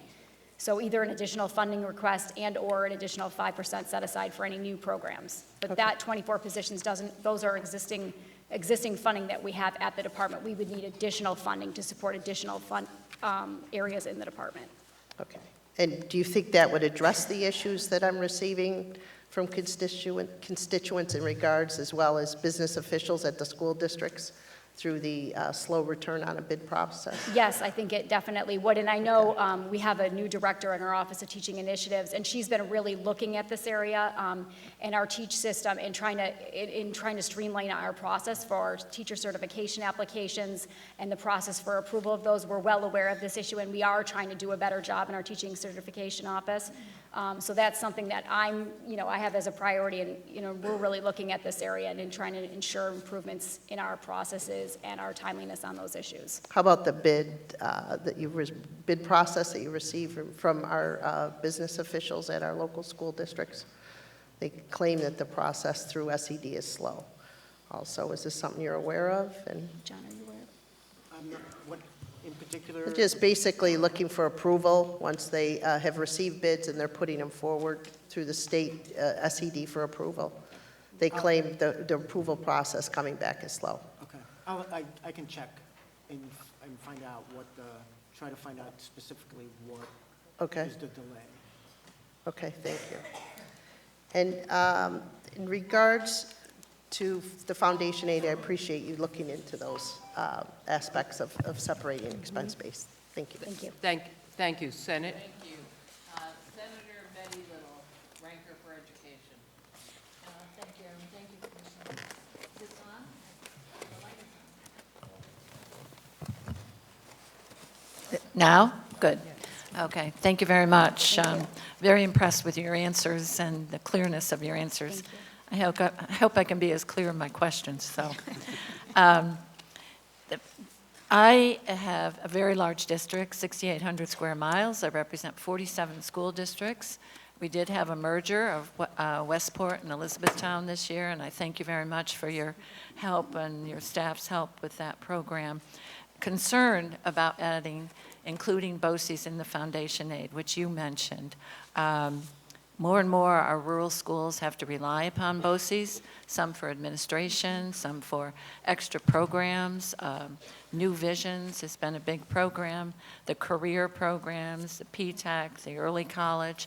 So many of those are really, really helpful. How could they possibly be put in a cap, especially when your boards of education are directed to make sure that you have access for students to career education. So hopefully we can solve that, and I was glad to hear that you agree. We hope you can solve that as well. It's something that's so important to all of our communities. Our BOCES are essential partners in ensuring kids receive a high-quality education, and we cannot let those reimbursement aids be capsulated into foundation. Right, 'cause I more and think it more will- so for our rural schools. And the transportation, there is no way to really cap transportation in rural schools. You have fuel costs that fluctuate, you need new school buses, you have problems with them. We don't have more students, but we still have students who are far apart and the distance is there. So the second thing is that Senator Mayer had some wonderful roundtables around the state this year about the foundation aid, and the poverty data is old. And most of the school districts said, we have more children in poverty than we're being, given money for, recorded as far as we feel in the formula. Has anyone at State Ed thought about doing the ALICE methodology for poverty, the asset limited income, constrained, employed? It's like for the working poor. More and more people are working, but they don't seem to have the dollars to go any farther than what they had. And I think that's part of our analysis, is part of the additional funding that we're asking to look at and reevaluate the foundation aid formula. As you indicated, so many benchmarks, including poverty, the weightings, the inflationary factors, they need to be updated. This hasn't been relooked at since 2007, so we really need to take a better look. Okay, and a number of my school districts are Save Harmless because we have not had growth in student enrollment. So in some, they have just gone into Save Harmless, so we've had an increase. And my question is the increase in the number of Save Harmless districts a positive or a negative in the formula? Is that what it's attributed to, or? I would defer to Phyllis Morris, our Chief Financial Officer, on that one. I don't know if it's necessarily a positive or a negative. I think it's just an indication that the formula needs to be relooked at.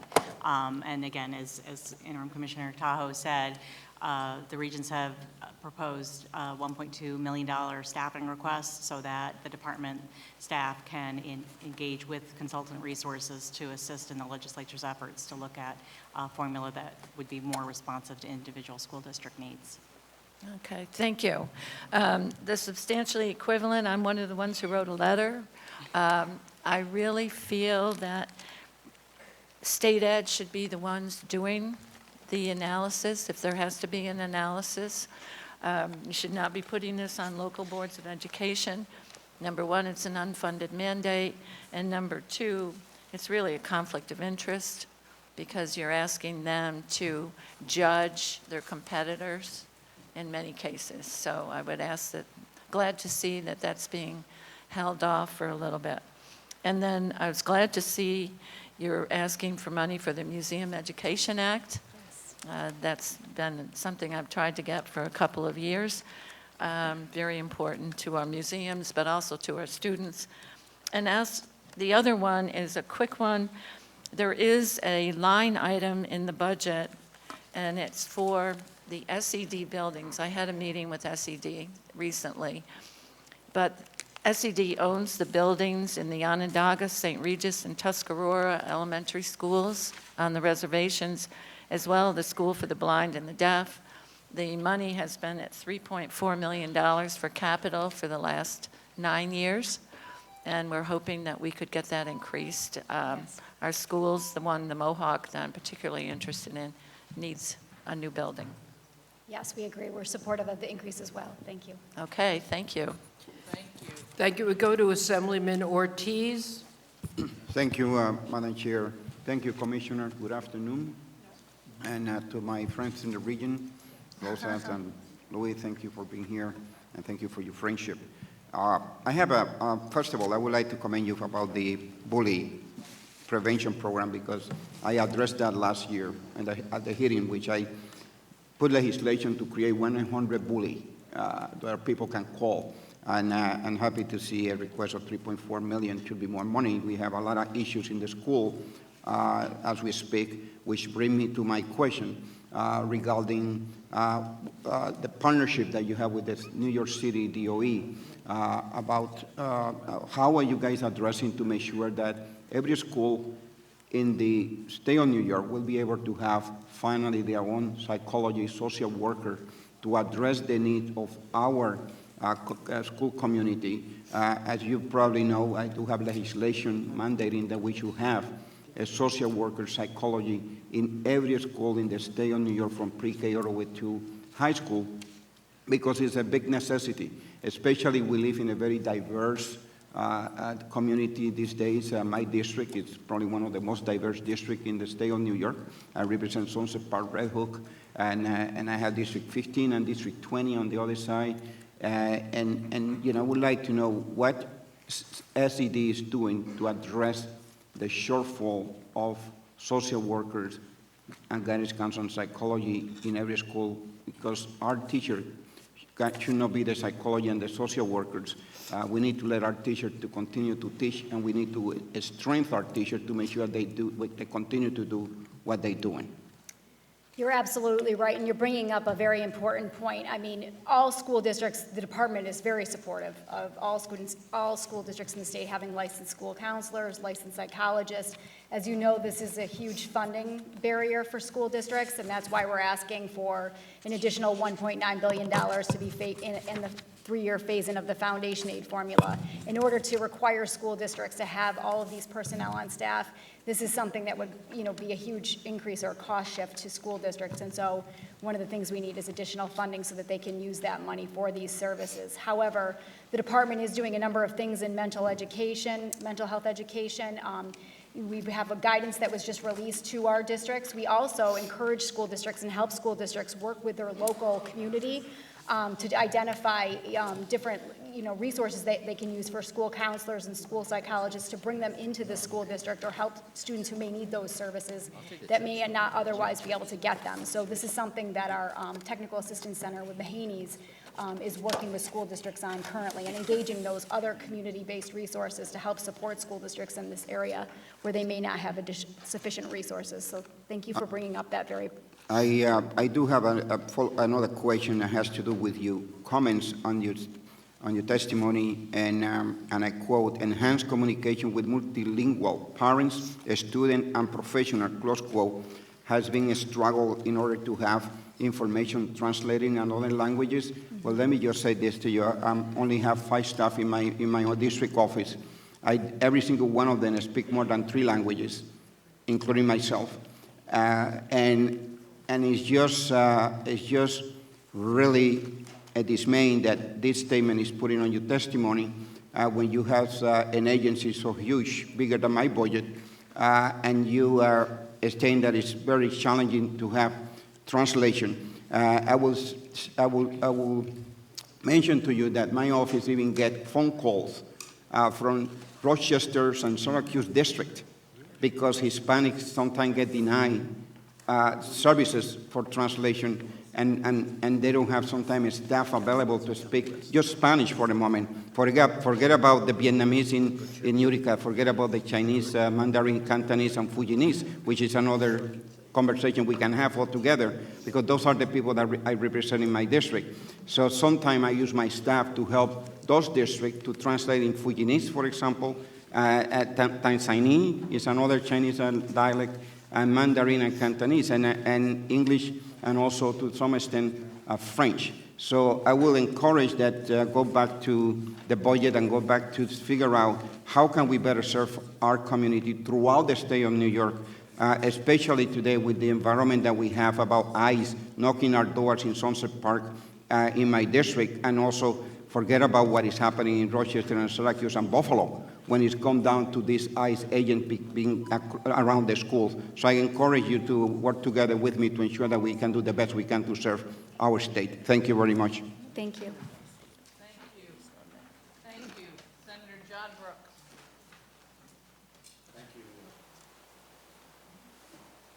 There we go. Thank you, Commissioner Bean. Thank you, Madam Chair. First, let me thank you for the assistance you gave us in the monitor situation in Wyandanch. It's a district that needs attention. A wise man I know. I was trying to get some additional attention for a very long time. But I think as we look at Wyandanch, we really have to examine what happened there. It's a district that saw tremendous growth all of a sudden, a lot of it mid-year. The students that were coming in were students from other countries. They didn't understand the English language. We had that situation. we're dealing with a community with an excessive amount of poverty, probably the poorest district in the county, a district with no commercial property growth, a district with an exceptionally high tax burden on the community itself. It's a school district that wasn't well maintained in terms of the physical plants, as you know. It is a district that was in a situation where the long-term mismanagement of the total operation, the change in the demographics of the students and the needs, many of the students, their age and their educational level, very far apart. We're in a situation now where that district has schools in this total state of disrepair. You understand the septic system problems. We've got a whole school out of the district that's housing those students. So we're in a situation where a district ill-prepared for growth because of the dynamics of what's happening in our country now and how students are placed in communities was effectively overrun. You know, we have some programs in place right now to assist where an English learning student and some other things. But I don't know that we really recognize the compounding effect of what's happening here is when immigration is almost taking over a school district at that point. They're at a point right now, realistically, where they're going to have to build several new schools. They're going to have to invest a significant amount of money into the repairs of the building, but they don't have the money. They don't have the financial resources. They're going to see a significant growth in apartment building in that area. I think a total of 8 apartment buildings is going to end up in that district. So my question is not totally just a Wyandanch, but on a statewide basis, do we really understand the impact that immigration is having on our educational system, the needs of those students and the district, between what happens from transportation, mental health issues, and the whole situation? You know, I sometimes wonder if we shouldn't have a separate section in the budget just to address that issue. This is a district that grew at a rate of 28% over a 5-year period. This is a district, if you go to visit, there are no desks in the classroom, there are tables because more kids can get around it. This is an incredible challenge that's being placed on a district. Effectively, it's a mandate from Washington with no funding, and then a penalty from Washington because we fund education basically through property taxes. With the SALT cap, those communities are being punished for that. So my question to you, and we look forward to working with you on the monitor itself, but is the state prepared to manage the challenges we're seeing in education, the total challenges we're seeing in education, as a result of immigration growth when it's concentrated in certain districts, generally poorer districts? 2 things. On Wyandanch, I just want to say that we're 100% supportive of that district, and we will do everything we can to implement the monitor legislation with fidelity. I would ask for these monitor legislations. One thing we are asking as part of our budget proposal is to provide funding to assist us with the monitor legislation, because we do want to do it right, and we want to do it thoughtfully and make sure that that monitor is supported by state ed as well. With 3 new monitors being put into place in Wyandanch and Hempstead and Rochester, this is something we really need additional resources to support. And secondly, on your question regarding immigration, I think you're exactly right. I think there's so many impacts on education throughout the educational system based on immigration and the fact that New York probably takes in more immigrants than many other states. And that's one of the things that we want to look at. In the last 10 years, the population and number of immigrants has increased in New York. And so we really need to thoughtfully review our formula to make sure that districts that are taking those children in are getting the necessary funding they need to support those children at the outset. So I think you're absolutely right. This is something that we need additional staffing resources to do that analysis, to figure out how much additional costs are needed to support that child as they go through K to 12. And it might be different in elementary through high school, and these are the things that need to be evaluated so we can actually have a funding formula that supports the needs of the various children that we have in this state. So thank you. Thank you. We go to Assemblyman Bronson. Good afternoon, Commissioner. Thank you for being here. Good morning. And I also want to thank you and your staff at SED, as well as the Board of Regents, for the numerous conversations, the hours of conversations about Rochester. We clearly need transformative change in that district. We need that change both from an academic standpoint as well as a financial management standpoint. I'm on record of supporting a monitoring approach, both for educational and financial. I think that monitor needs to be an independent monitor. And that monitor is there to have oversight and accountability of the district while partnering with the district through the folks that you're going to be involved in this through SED. My question is this. We talked a lot about money, and we talked about the consolidation of the expense-based reimbursable aid. And in the context of the Rochester City School District, if we don't do the $2 billion total increase, what's the impact going to be in the classroom for these students? I think it's going to be significant. I mean, as we all know, Rochester has severe financial challenges. The department's been supportive of helping, and we're working with the legislature, and we will work with all of you. I think they need severe financial assistance in this distressed times that they're having. We're also working with the Rochester City School District. Almost every day we are in contact in some way or fashion with that school district, helping them with boots on the ground regarding their academic affairs. We have as you know, we had a distinguished educator in there who issued a report, and it was a comprehensive report for academic support throughout all areas throughout the Rochester City School District. We have been having staff going there bi-weekly, either on the phone or in person, where we are trying to support them in each aspect of that academic plan. The superintendent, Terry Dade, has been enormously helpful, very supportive of our staff coming in, helping his staff with this work. We have a wonderful partnership with the school district.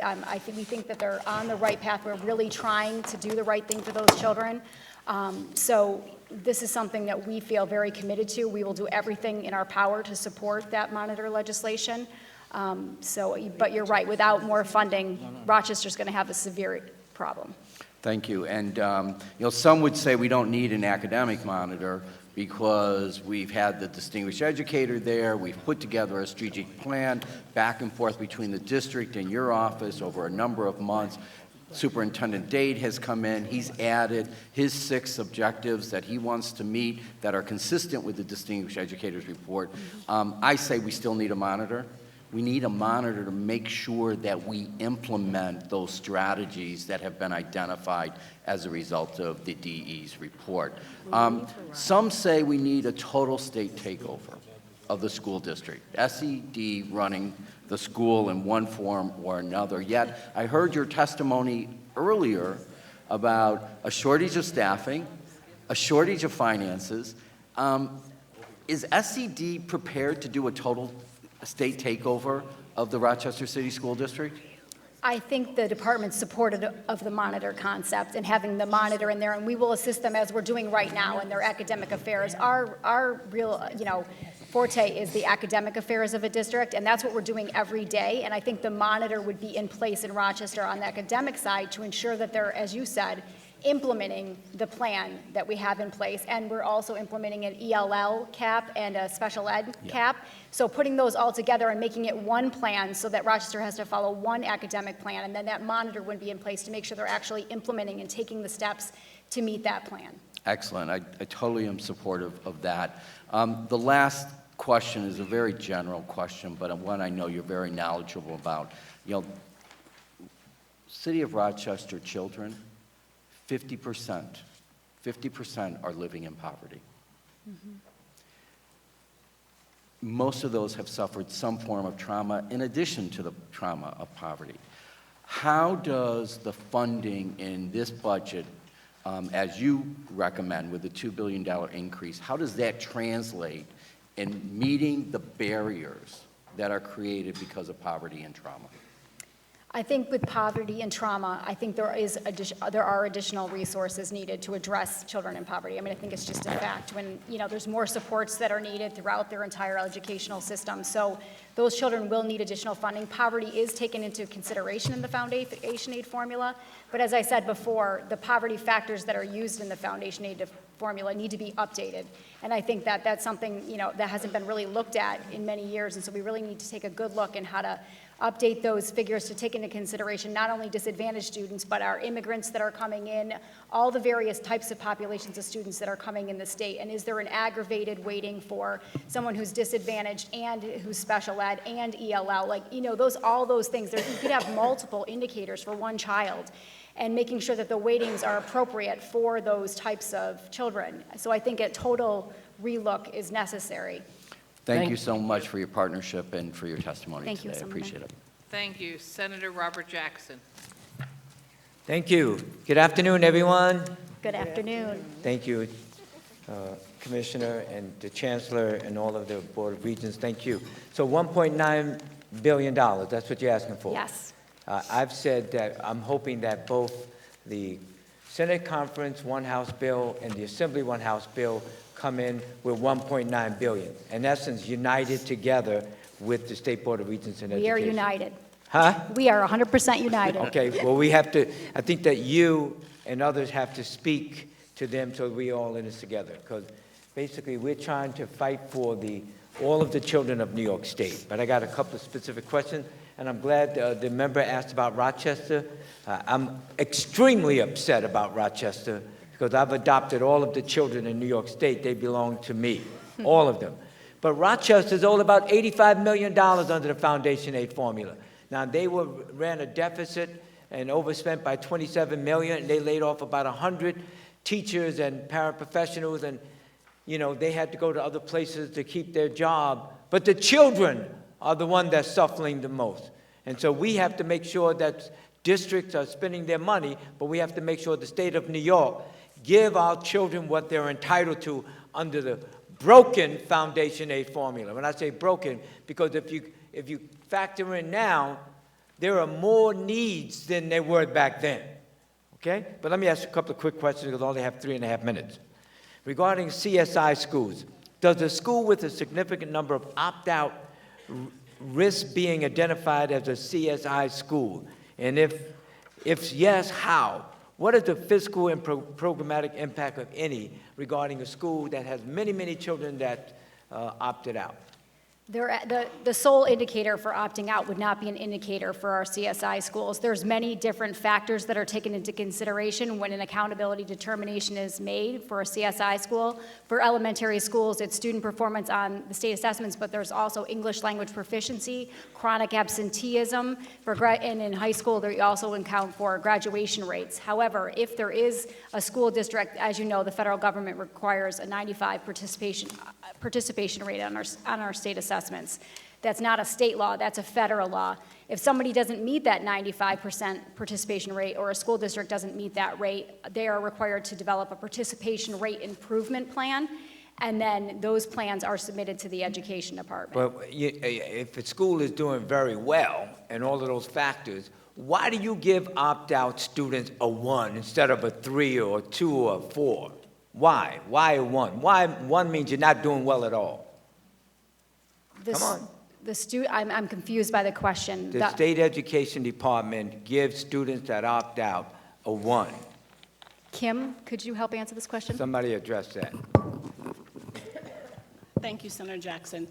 Within the ESSA plan, there's very strategic and is very aligned to the federal government mandate under ESSA. So when the child does have an opt-out, and I will have to get more information for you on that, they are designated to have as a level 1. So unfortunately, Designated by whom? That's with our ESSA plan with the USDE. Designated by whom? The U.S. Department of Education. Well, you should challenge that, because the opt-out students are the ones, their parents are more involved than anything else. That's unacceptable to me. Yes. But when you give them a 1, then that school will be looked at as a school in need. And that school may not be in need, and you're giving them resources they don't really need. So what are we doing here? Sir, also, thank you for that. No school has been designated with a CSI designation based on opt-out. When you have a CSI designation, it really is due to the performance, it's due to, with your chronic absenteeism, it's not due to just greatly. And you know what I'm going to do? I'm going to give you some citations at a later date so we can look into that, okay? All right. But I want to ask you about the Amistad bill, making New York State Education Department Commissioner in charge instead of the Department of State. In light of it being Black History Month, what are your thoughts about the Amistad bill and where we are with that? We can Commissioner. certainly review that bill and get you our comments on that Well, bill. it's very important, especially during Black History Month. So, I just say to you and the regents, let's work and fight together. Michael Rebell is going to trial in the New Yorkers for educational, Students for Educational Rights versus the state of New York. The state of New York owes children $4 billion statewide. I would expect to see you and other members of the Board of Regents and the Commissioner's office at that trial supporting Michael Rebell in the fight to get $4 million for our students. Can I ask you to be there? Since the state is involved in litigation on that issue, we can't take a position on that. The state's involved in litigation on that issue, so I can't comment on that. Thank you for that. Send anybody you know, though, okay? Thank you, Senator. We go now to Assemblywoman Jean-Pierre.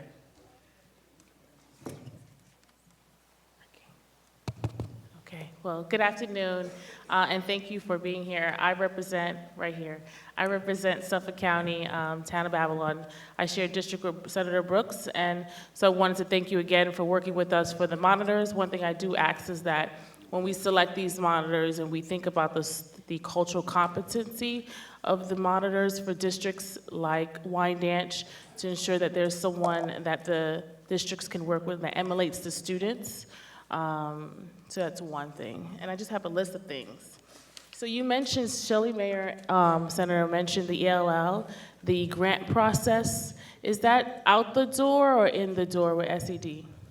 That's $15 million that we're asking for additional supports for our ELL population for curriculum and instruction. So that's something that we're waiting for an appropriation for, and then those grants would go out. So would that go out the door to districts, and are we looking? Districts, yes. So for the grant requirements, are we looking at the number of undocumented students that some of the districts get? We haven't developed the competitive RFP for that because that's funding that we're currently requesting from the legislature. Once the legislature provides the $15 million, that money will be used to help districts with curriculum and instructional supports for our ELL population. However, we haven't determined yet how the competitive process will work since we don't have the funding yet. So what I'm asking is, one of the eligibility requirements, I ask that it be districts that have an influx of undocumented students that actually don't receive the services for those students. So I ask that be one of the eligibility requirements, and looking at the district's financial needs be another eligibility requirement for those ELL services. And the second thing is, I know that the governor mentioned security grants for school districts to apply for. Has your department taken and looked at analysis of what that will, a possible grant where districts can actually apply to? Because I've actually met a few of my districts, and they've spent well over $1 million just on infrastructure for security systems. So has your agency looked at a proposed number on what that would look like, where it's not $500,000 or $2 million, and that won't be a real grant where districts across the state can apply for infrastructure? So I'll refer to our Chief Financial Officer, Phyllis Morris, on that one. Just want to make sure, are you referring to Smart School Bond Act, or are you referring to the safety and security for at-risk facilities? I think it's the latter. The safety. Okay. That's what I thought. I just wanted to make sure I was answering the question correctly.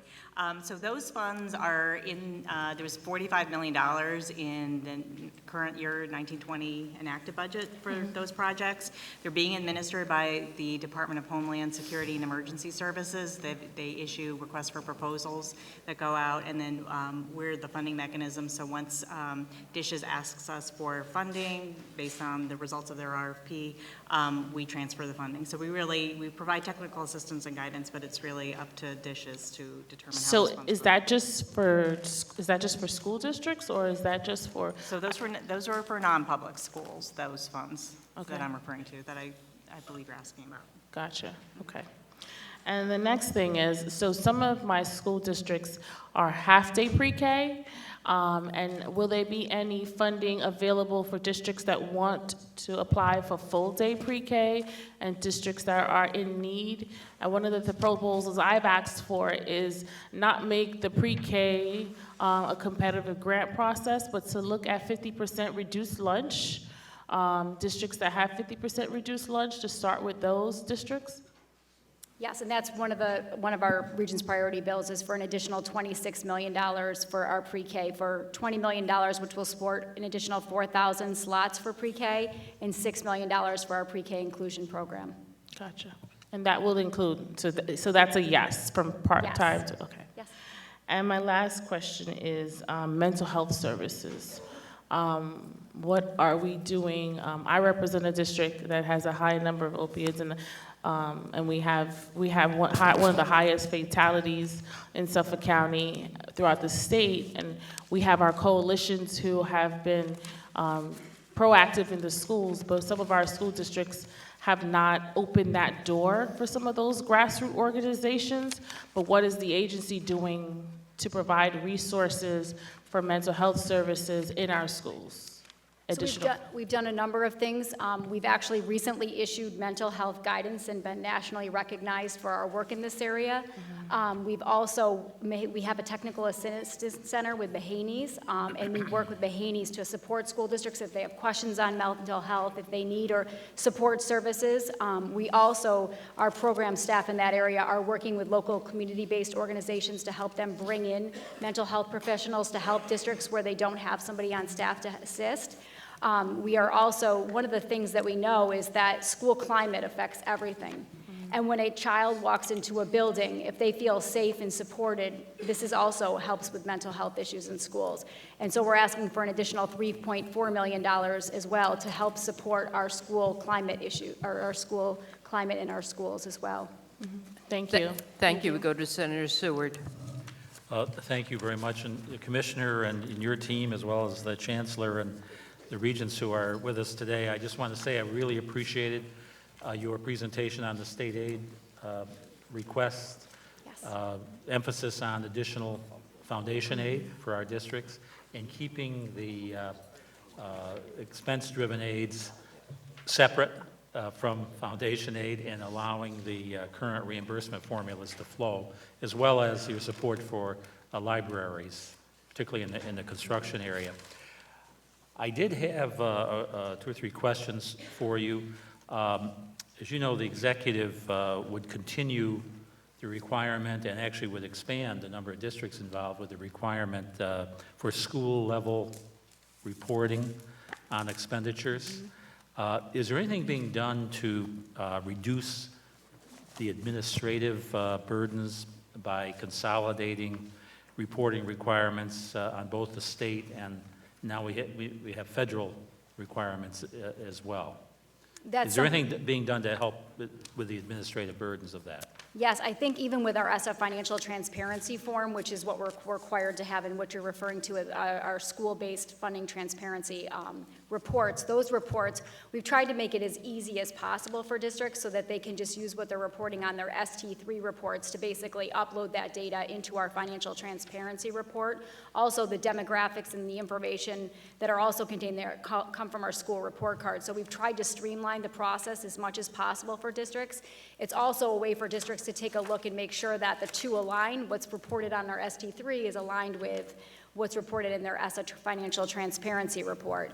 But our requirements for our financial transparency report are required at the federal level, and DOB has their own reporting requirement for financial transparency that was a state law that was enacted, and so which is based on projected expenses at DOB, where ours is actual expenses. Well, we appreciate those efforts. We need to do more to help with those administrative burdens all Yes, the way we around. Shifting gears, it was the 2018-19 budget created an incentive for school districts to purchase more school lunch ingredients from our state farmers. And the question is that benefiting our growers as well as our school districts? I mean, do you know offhand how many schools have met the minimum requirement of the Farm to School program to receive that 25-cent school lunch reimbursement? And is there enough in the appropriation to fully fund the need that's out there? Yes, I think we had around 40 applications, and we had 7 that were actual eligible for the program. This is something that we are working with the Department of Agriculture on. I think what needs to be done is there might need to be a list of available growers on the Ag and Markets website so that school districts can easily see like who can they buy these products from. Another suggestion to increase participation in that program would be to have breakfast included, essentially our school breakfast included. Right now it's just school lunch. And it's causing concerns with school districts, and they're afraid to apply because it's hard to allocate how these local products are just being used for lunch. We think if breakfast was included and lunch, then they would be easier for school districts to apply for the grants, so they wouldn't have to like sub-allocate how many, where the resources are going. So there's a couple improvements that we could suggest to Would the that program. require legislation to? I think it would, yes. Yeah. I'd have to look back myself. Is there anything else that you think the legislature could do to increase participation in this program? Because it's good for the growers in New York, and Yes, it is. our school children would be getting, great food as well. We agree. Let me take that back and talk to our program office that does this every day. Those are the 2 that I can think of off the top of my head, but we can certainly come back with an additional list of Any things that might help. recommendations you have would be Yes. greatly appreciated. I know we discussed the, with previous questioners, the process that's underway in terms of graduation requirements and whether or not we're going to have Regents exams going forward. I know it's been approximately a year since SED first announced that it's conducting this top-to-bottom review. As you go out for the public hearings and so on, are there any preliminary findings that you can share with us? I can say that I sat in on a couple so far, and what I'm hearing, and it's been amazing, actually. I actually really enjoy going to these because people are so engaged.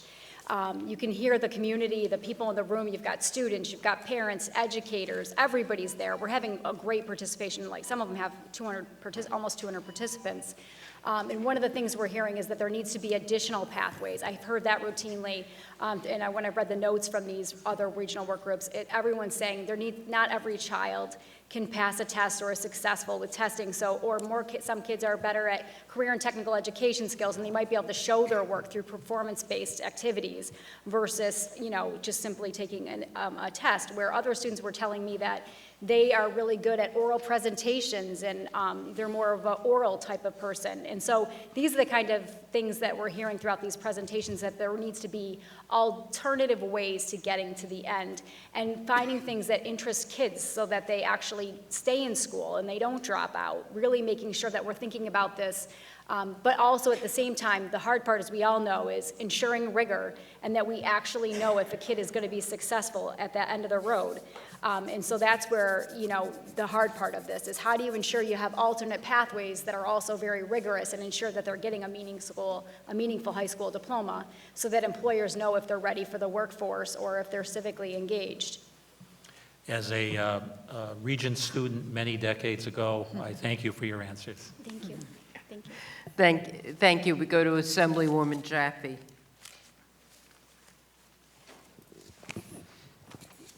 Good afternoon. Thank you so much. Former teacher, yes. I taught in Thank you East for your Ramapo service. for many years, special education. Thank you. And thank you so much for your leadership and for your engagement in public education. I've been hearing that there are very real issues in terms of the number of our young adults, youth, going into the field of education. That is something that I've been hearing about, as well as my concern that we also don't have enough diversity in our education groups. And so is that something that you've been working on? Is something perhaps we can do some action together, put together something? But teacher salaries may be part of the issue, but there may be other concerns that you might be aware of. So that's a two-part question. So why aren't we getting enough teachers in the teaching profession?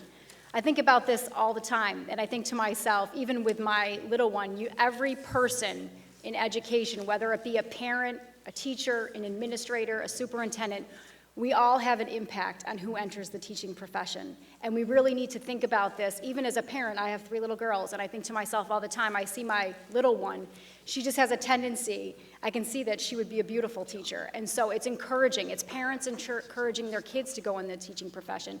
It's us reminding ourselves every day about, and our administrators, about making sure teachers feel respected in their classroom, that when they go in every day, they feel supported, making sure they have the appropriate professional development they need to succeed. I think this goes at so many levels. I think this is a conversation that needs to happen statewide. We've talked about this in partnering with the Teachers Association about really making teaching a well-respected position that everybody wants to go into. It's certainly one of the most important professions there is ensuring our young people have this, are taught in a way that's going to make them meaningful contributors of society. So this is something we're having conversations with our stakeholders all the time, and how we can enhance, the value of the teaching profession. On your issue of teacher diversity, as you know, we just issued a report to the legislature in December on teacher diversity. 80% of teachers in the state are white. 200 school districts in the state don't have any teachers of color. Right. This is a serious problem. This is something we're looking at very deeply at State Ed, and something you're going to see, I think, in the next coming year. It's one of our biggest initiatives, coupled with the teacher shortages and our graduation measures project. We need to do more, and we know we're working, looking at our own internal regs to say what regulations can we change to help with teacher diversity. We're working with our stakeholder partners to say, really think about your hiring needs and how to best recruit those underrepresented persons. Look at the school districts you're serving. Try to encourage children to actually want to go in the teaching profession. Yeah, when I meet with the youth and juniors and seniors in high school, I raise this as one issue. Also, mental health. We need more of our youth going into mental health counseling, into psychology, because that's another area of high need that is not happening. I spoke to the chancellor of higher education about this, and she indicated to me what I assumed, but that there really were not enough of our youth going into mental health either in the colleges. So it's maybe we can provide some scholarships and to expand their opportunities. But it is a major issue, and we need both. We need more of our youth to go into education as well as mental health, and we need that diversity is essential. How do we encourage all of our youth to be able to do this? Maybe it's something we need to work together on and find. We would love to be collaborative on that project. Yes. I also wanted to talk about the school boards and your engagement with the school boards and the dialogue that perhaps could move, moving forward in terms of assuring the school boards are acting in appropriate ways. I represent the East Ramapo School District. I used to teach there. And that is a challenge that we need to continue to have a dialogue about because of the difficulty in that school district. So dealing with the decision-making, we need more monitors perhaps in various areas, and monitors with perhaps veto power to be able to make those kinds of decisions. We would agree with you. And in East Ramapo, actually, a bunch of our team here sitting at the table has been involved in interviewing monitors for East Ramapo. We're in the process now, and we're hoping to have an additional monitor in there very shortly. This is something we're committed to. We do agree with you. There are serious issues that need to be addressed. We have one monitor in there now. We're looking for a second. Well, we need you to appoint another monitor. Yes, we are. Yeah, we should have that's one in the essential. next couple of weeks. Yes, well, thank you, and I appreciate that, and we need to continue to have that dialogue, because the youth in East Ramapo, the diversity and the poverty also, it's an area that truly needs our support. As you know, our late Judith Johnson was a big supporter of our East Ramapo City School District, Well, and I will not let it go, I so I am nominated here to Judith. help. She's a good friend, an extraordinary woman, and I nominated her to be regent, and she was amazing. But we need to move forward in her memory. Thank you. The Senate.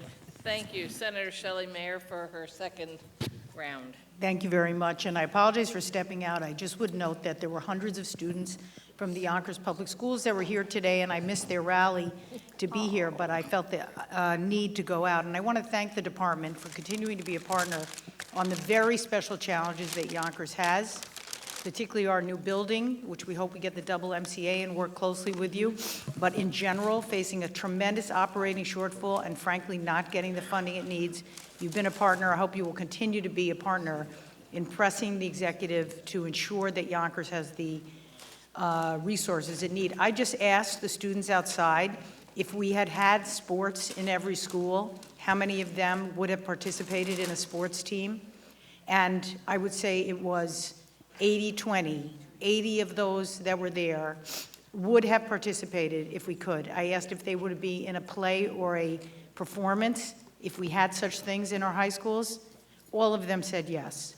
It's absolutely unfair that we have a district that borders some of New York State's most affluent districts that cannot afford the basics, and I know you'll continue to work with us on that. I do want to ask about mental health needs in school districts. Across the state, superintendents have identified mental health needs, particularly of their younger students, as a profound problem they do not have the resources to address. They have asked for additional funding outside of Foundation Aid or supplementary to it to ensure they can hire the appropriate staff. I'm sure you have heard, but we heard in our roundtables from principals with 6- and 7-year-olds with behavior that disrupts the entire school day after day, and they are left to their own devices to try to deal with it the best they can, and they are. You didn't make a particular request, SED, for mental health support staff at the district-wide level. I know you have your own mental health sort of approach. I wonder if you could address the need of these districts to have additional staff for these issues. Yes, I think you're absolutely right. I mean, teachers can't be left by themselves to deal with all these problems. They do need the professionals there to help them and guide them on these issues. We've done a number of things in mental health. As I said, we issued guidance recently to the field to help address, and we've been nationally recognized for the guidance that we've put out to districts to help them with some of the mental health issues that are occurring in schools. We also have a technical assistance center that's available for schools where they can tap into to ask them questions about how to address certain situations that are happening in their schools. We work with Mahaney's on that technical assistance center. We also work with our community-based organizations that surround those areas, and we encourage school districts to work because there's a lot of community-based organizations out there that are willing to help with these needs, and they just need to tap in sometimes to those community-based organizations. Optimally, you're absolutely correct. We need more mental health professionals in schools, but we all know that's more funding, and that's why we're seeking an additional $1.9 billion. These districts need more funding if we're going to ask them and expect them to not only deal with the educational needs of their students, but also the social needs, the mental health needs. I mean, kids of now, there's so many different needs for these children, and we need to support them with resources if our expectations are going to be for them to address all these needs. I would also say that we're asking for an additional $3.4 million to help with our school climate. I think school climate is a big factor in a kid's mental health status at school. They need to walk in the building and see, that they feel supported and safe when they're walking into school and that they feel cared about. I think these social and emotional well-being of a child is essential, and so some of our supports with our Safe and Supportive Schools grants helps districts to make it more of a safe and supportive school for children. So I think all of those things coupled together are going to be what it takes to make districts be able to provide for these children. I have a number of other questions which I won't get to, but on building aid forgiveness. The governor signed several bills that we passed last year in both houses and vetoed certain other ones. Do you know how many districts have these late final cost report building penalties? And as you know, we are again moving a blanket forgiveness bill. We believe that districts should not be penalized for really very modest errors in date filing. Is SED prepared to work with us to move towards universal forgiveness? And can you give me the data on how many districts have the late penalties?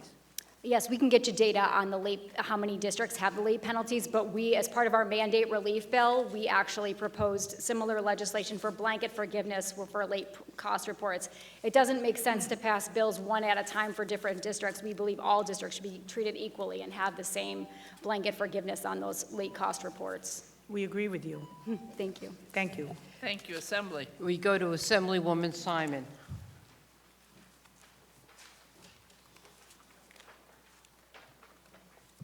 Thank you. Thank you, Commissioner, for, you've been here now a couple of hours, and I appreciate your responsiveness to everyone's questions. I have a couple of things I'd like to discuss with you today, centered around reading, the preschool special education seat shortage that is pervasive in the city as well as the state, and impartial hearing officers briefly.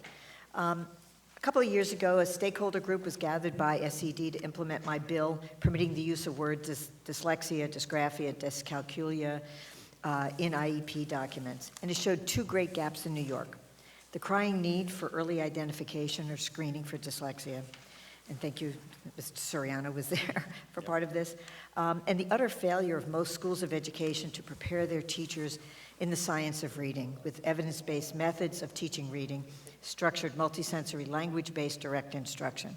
20% of kids in New York have dyslexia, and we're failing them from the get-go when they are most able to benefit because their brains are primed for this, but unfortunately their teachers are not.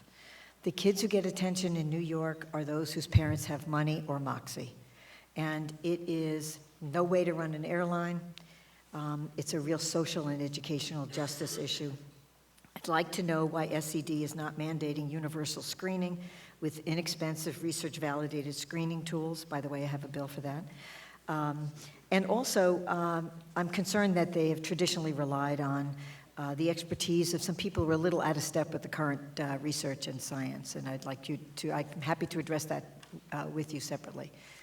So But if we've you done a could lot in the address the screening. dyslexia area. I'm going to turn to Chris Soriano from our Office of Director of Special Education to talk about some of the efforts that the State Education Department has taken on this very issue. And as a result of, am I on here? As a result of Chapter 216 of the laws of 2017, you know, we had the stakeholder forums. It was a great one. It was Yep, great. it was. And we developed that guidance document and released that to the field. And with the follow-up to that was to then work regionally through our special education quality assurance offices regionally to ensure that districts understood that dyslexia, dysgraphia, dyscalculia could all be included on an IEP, because that was something that we did find through those forums, that there was misunderstanding statewide that those conditions could not be included on an IEP. While they're not one of our classification categories, as you know, they are conditions that have unique needs for those students that we need to be able to ensure that the teachers and the professionals working with them in the classroom understand that, and we need to better articulate that on IEP. So that's the technical assistance we've been providing statewide.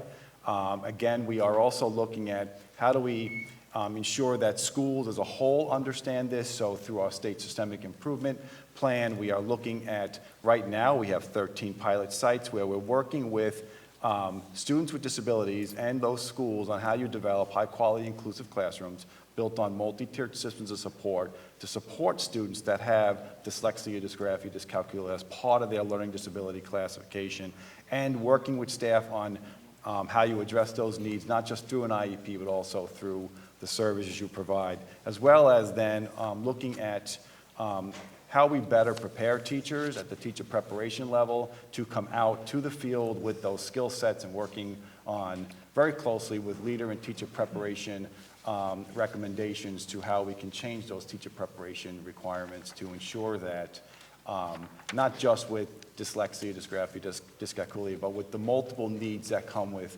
many of our 13 disability classifications, that teachers are better prepared coming out to the field to be ready to deal with those populations. Well, as you know, the research has been indicating that the methods that are used to teach kids with dyslexia are methods that, in fact, are recommended by the National Reading Panel and are broadly work for all students. And so one of the concerns I have is we sometimes pigeonhole this into special ed. And by the time they're in special ed, they're already behind the 8 ball. And the idea of screening early on is to get them before they're in special ed, to get them the direct instruction they need and make better referrals and not have the kids suffer for years before they actually get picked up and end up in the special ed system. So I'd like to encourage you to continue to look at it from that vantage point so that we can make more progress on it. And I'm happy to work with you to get the word out more. I think it's very important that we work together on that. And then the other thing, if you could address the issue of the special ed seat shortage, which is there's like 1,900 seats short in New York City. I know Rochester has a big problem as well, and many other locations in the state. Yes, and as we pointed out earlier, there are the fiscal asks that I believe Commissioner Tahoe went through, looking at how we can support the teaching pipeline and funding, the loan forgiveness to pay parity in these programs that serve preschool students with disabilities. I'm very excited about the ask for the $6 million inclusion pilot program. Again, would be funding to look at how you support students within an inclusive setting and build multi-tiered systems of support in an early learning setting to ensure that you are doing those early screenings, that you are providing the services up front to avoid the development of a gap by the time that student reaches kindergarten. So ensuring that even at the preschool level in our early learning settings, we have classrooms, high-quality inclusive classrooms that are not just designed to meet the needs of students with disabilities, but they're designed to meet the needs of all students. So that student that you may not initially identify as a potential need, you, through a multi-tiered systems of support framework, you are constantly evaluating both academically and behavioral the needs of all the students in that classroom. And through that process, I'm confident we're going to start to see inclusive settings that better early on identify students. And back to the seat need, we need to really look at how we ensure that our private programs have the funding they need to be fiscally viable. And that we look and continue to work, particularly in New York City, where we're seeing, the shortages that there are for available seats, that we continue to work with the city on ways of early identification and better projection methods of the need going into it, so they can work with us to get the seats they need to expand their own programming, as well as work with the private sector to see where we also need to expand programs there. Thank you, Senate. Thank you. I think I'm the closer today for us. The Smart Bond money, 2014, is it all out now or awarded now? Not yet. There's still additional funding that's out there right now. We have currently approved 100 Smart Bonds plans currently that have been approved by State Ed that are waiting to go before the Smart Bonds Review Board. Unfortunately, the date for the Smart Schools Review Board is set by the Division of Budget. We've just recently been advised that the meeting is going to be later this month. So we're hoping for those 100 applications to be processed hopefully sometime this month. And will that complete the assignment? Or No, will I you still I have believe there's more? additional applications as well. John, you may have a better indication of how many are out there. There's still more money, and I think there's still another 75 applications that are coming in. I think that out of the $2 billion, we've spent about $1.2 billion. Can you help me understand why it would take school districts 5-6 years to just get an application through for money? I would think they all would really want it. Yeah. So there's various steps in the process that they have to meet, and the reviews sometimes require that they go back and do some of the work again. The applications don't come in complete, or they're not meeting the requirements. So that is some of the reason why some of these things take much longer than we would hope. But we are making better progress, and again, this is a little bit of a staffing issue also. We don't have enough staff to process all of the applications as quickly as possible. And I would just add to that, it's $1.4 billion that's gone out the door, so we'd have an additional $600,000. But like I said, there's 100 applications waiting to be processed before the review board, which will be a substantial portion of that. So there will be a few remaining applications after that. I would also say that our staff, and I just want to remind everyone, this is one of the new programs that I discussed earlier, where we received a $2 billion proposal for us to review these smart bonds approval applications, and we've reviewed over 800 of them.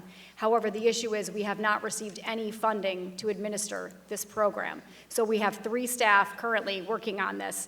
But 800 plans is a lot of, and this isn't all they do, 800 plans is a lot of plans for them to review. And then we also have to wait for them to go to the Smart Bonds review because there's a Smart Board that's responsible that has someone from our office, the Division of Budget, and other state agencies on the board. So this is something that is a laborious process, so we would just, again, ask for that 5% set aside for any additional new programs. I think your proposal for a 5% set aside is excellent. I've been here quite a few years, and SED always seems to be literally desperate for the staff to do the work that we have the expectation that you'll do.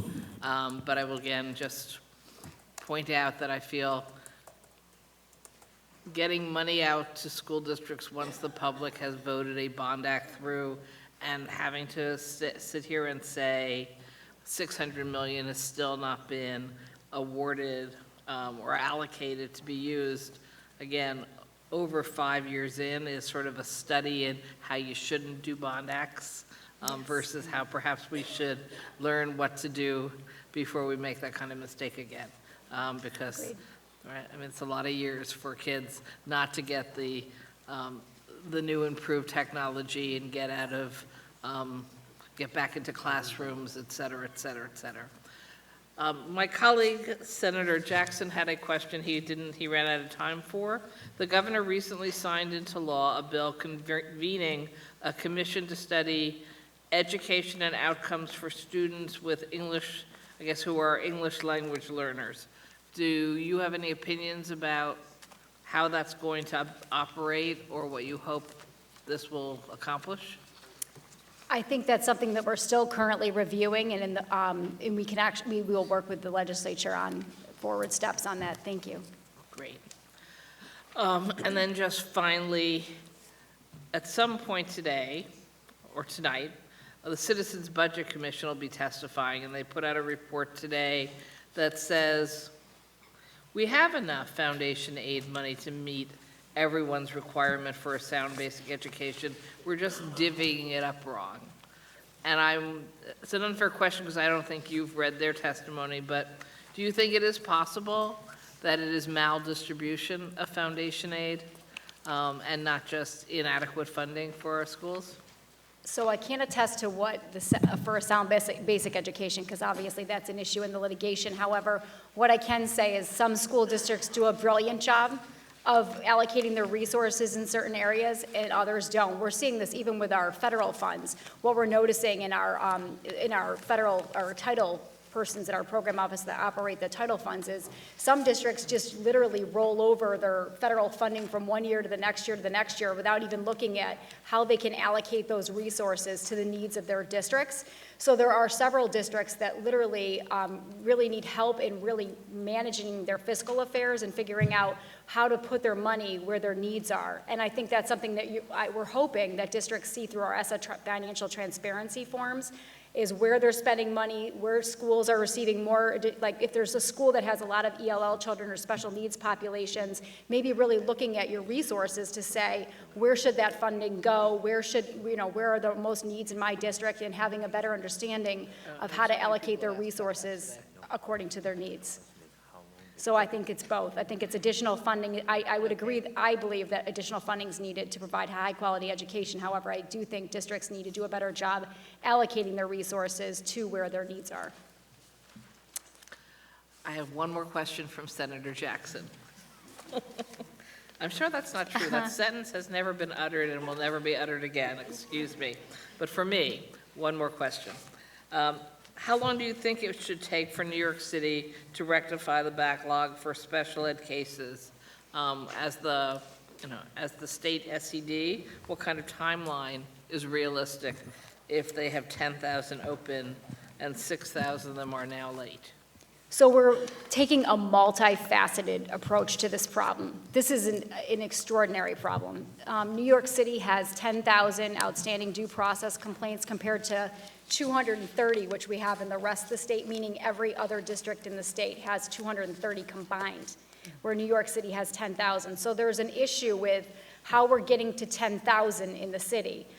So we are working with New York City to find out, why are we receiving so many due process complaints? Why do we have the 10,000 number in the first place? Looking at ensuring that they provide a free, appropriate public education up front. We're taking a systematic approach through our CAP, our Compliance Assurance Plan with the city. We also are taking a look and saying, take out anything that's an undisputed pendency, take those out and don't bring them to hearing.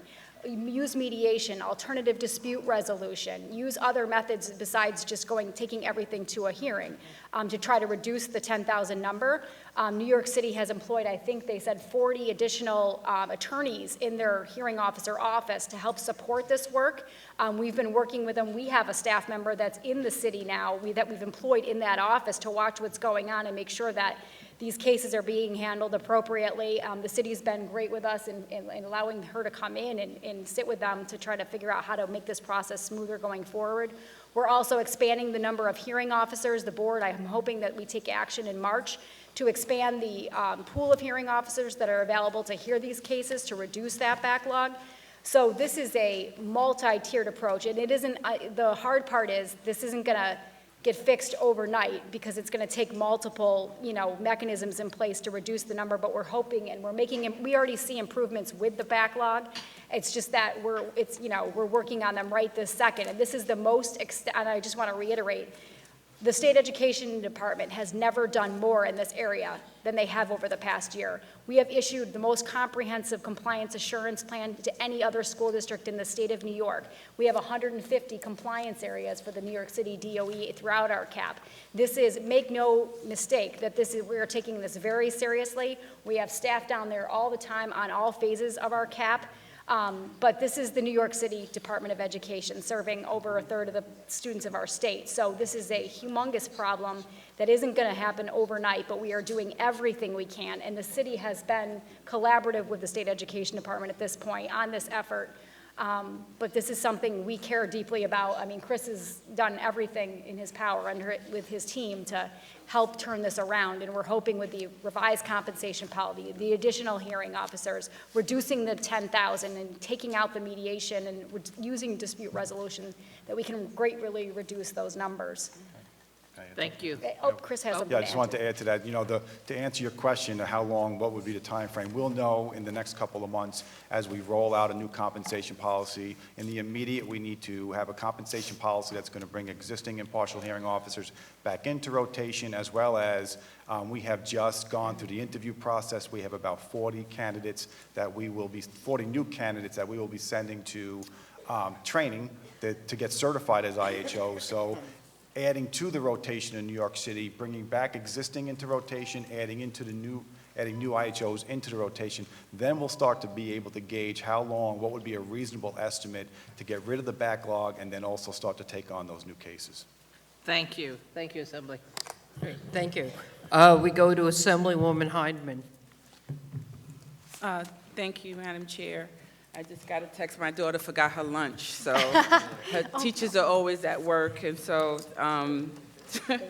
to Commissioner, thank you. I think, like I said last week, I think you're doing a great job, and I'm in 100% alignment with the Board of Regents ask. I think it should be more because we know they deserve more, especially for the areas that expand teacher preparedness. So I have a couple of questions. I'm going to try and get through them very quickly. You said you have 25 vacancies in the teacher certification area? No, that's 24 that are open, that we have waivers across the street for DOB throughout the entire department.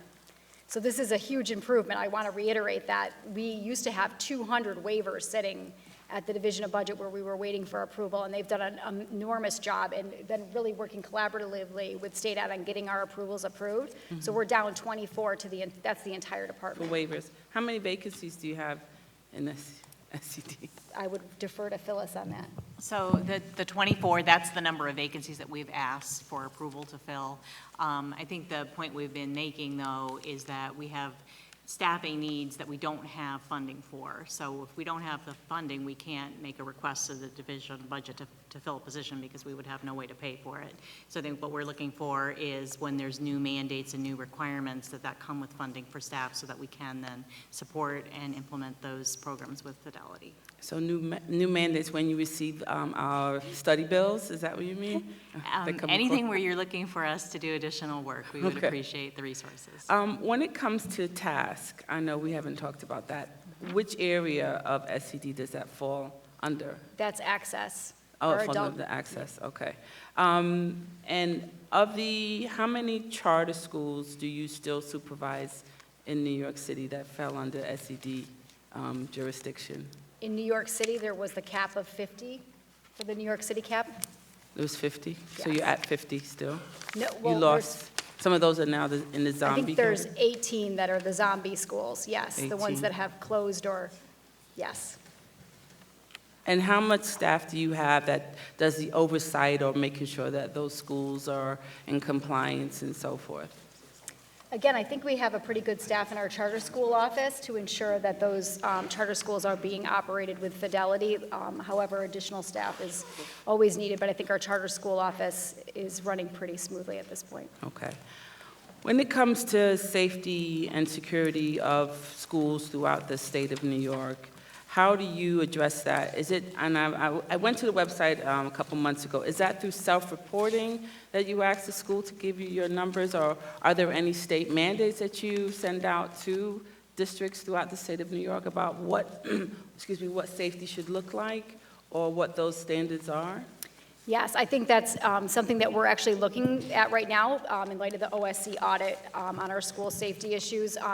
We are working with our school safety task force on these issues, and we've just issued, we're trying to issue guidance right now on what the school building plan requirements are, district-wide plans requirements are, what you can do to ensure your, school safety. Another thing we're looking at with school safety is that the Secret Service indicated that the biggest indicator or the way to prevent school safety issues is school climate.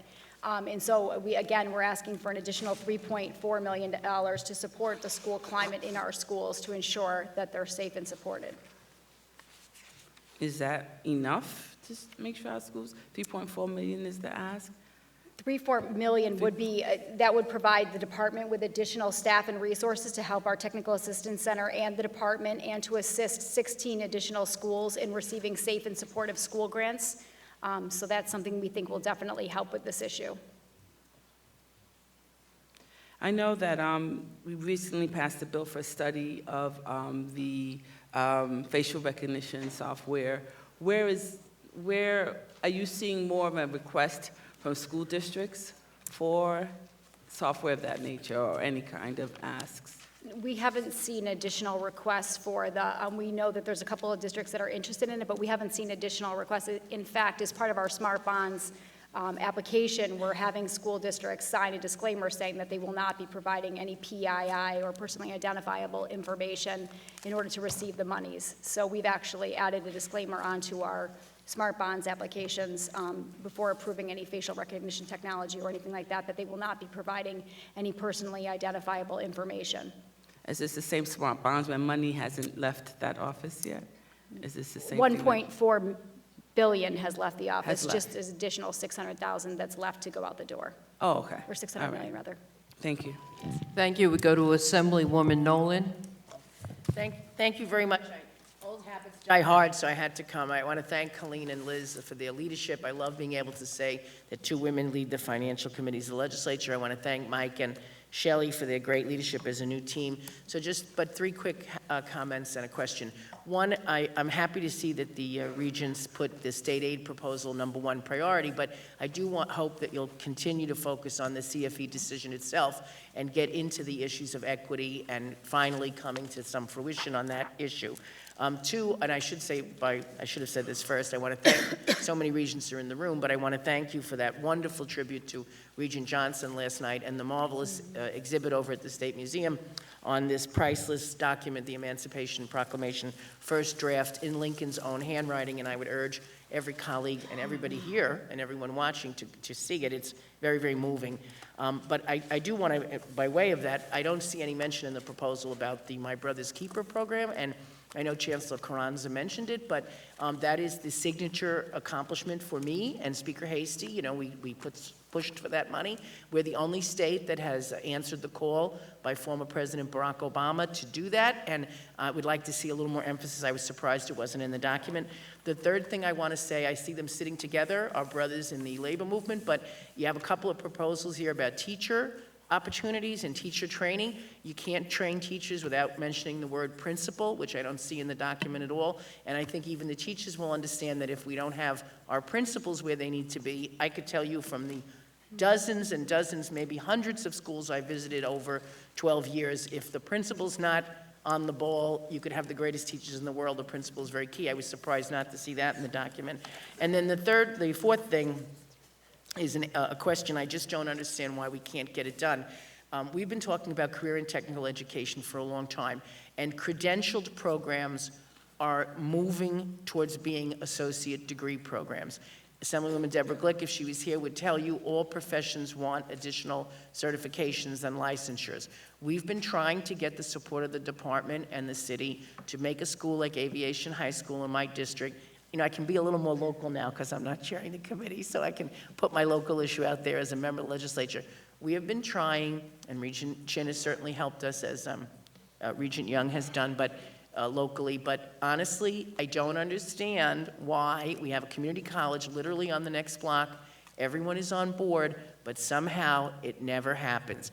And what I'm afraid of is that one day at a school like Aviation, which has 2 FAA licenses, the FAA is going to say you need an associate's degree, and we will not have put that program in place, whether it's early college or whatever the name is. You know, there's so many state ed programs. Every name has education in it. You know, so difficult to figure out how you get the funding. You must do that. It's not just Aviation. It's Queens Vocational. It's many other schools. Some of them happen to be in my district, but they're throughout the state. You must begin to move credentialed CTE programs to partnerships with associate degree programs in our community colleges. And it's very frustrating to me that even though I served 12 years as the chair and begged and begged and begged, I don't even see any mention of it in the document. So those are the 4. CFE is important, my brother's keeper is important, our teachers and our principals are important, and then can you help us on that? So I'll just take a little second to say, principals are essential. All of our educators, teachers, principals, administrators. We did mention in our documents the transferring teacher and leader preparation programs from birth to grade 3. This is something that our Blue Ribbon Committee recommended for birth to grade 3, improving our principal preparation programs in those areas. So our principals are very important to us.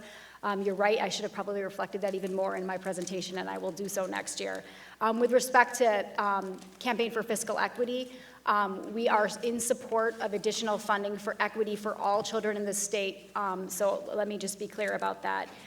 With respect to my brother's keeper, that was mentioned in my proposal. The reason I didn't mention even further is the executive proposal contains the $18 million in funding and continues our funding for my brother's keeper. So in my testimony, I just noted that we support that, and we would like to continue that $18 million funding for my brother's keeper, because this is a nationally recognized program and one we're very proud of. So thank you for mentioning it. On the aviation school, that is something I'm not personally aware of, but I will go back and confer with our staff on this and try to figure out what's going on with It's that. not just that school, it's CTE schools generally are not getting the certification programs that the associate degree programs that they need. Could you So let comment me- on that, or anybody? I will bring that back and look into that, unless you know additional information on that.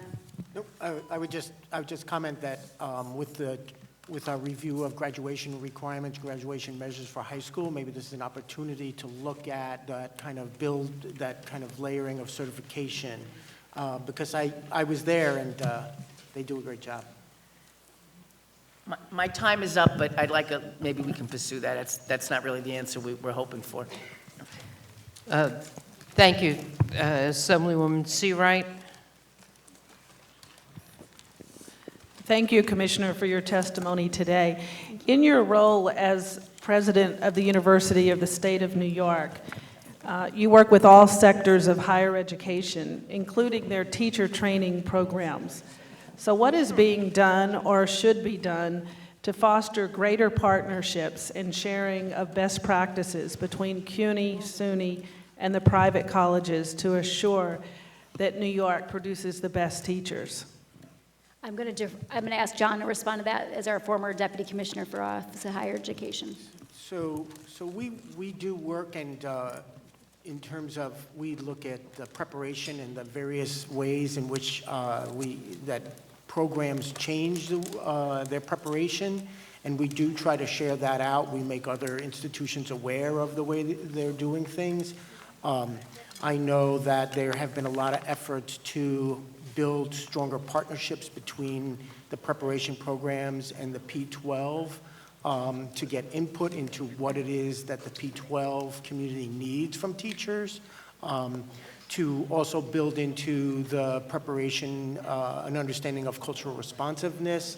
And so we've built that in. We also work with the preparation programs to make sure that they're aware of changes in the standards and the learning standards, so that as they prepare teachers, teachers know what it is they're supposed to be doing going in. So there's ongoing work to try to ensure that they are staying current with the new standards and new requirements. Thank you. Also, Chairman Benedetto and you, Commissioner, talked earlier about curriculum bills. Senator Hoylman and I both have a bill that we're carrying for LGBTQ curriculum. And last year being the anniversary of the Stonewall riots, my district being the parts of the Upper East Side of Manhattan and Roosevelt Island, I feel very strongly that we need to incorporate that. And I think that's something that we might even consider as part of our civic education in celebrating intolerance for diversity. This might be something that we might want to partner with, with the civic education piece of the changes that we think we need to be made to our social studies curriculum. So we would be willing to collaborate with the legislature on this.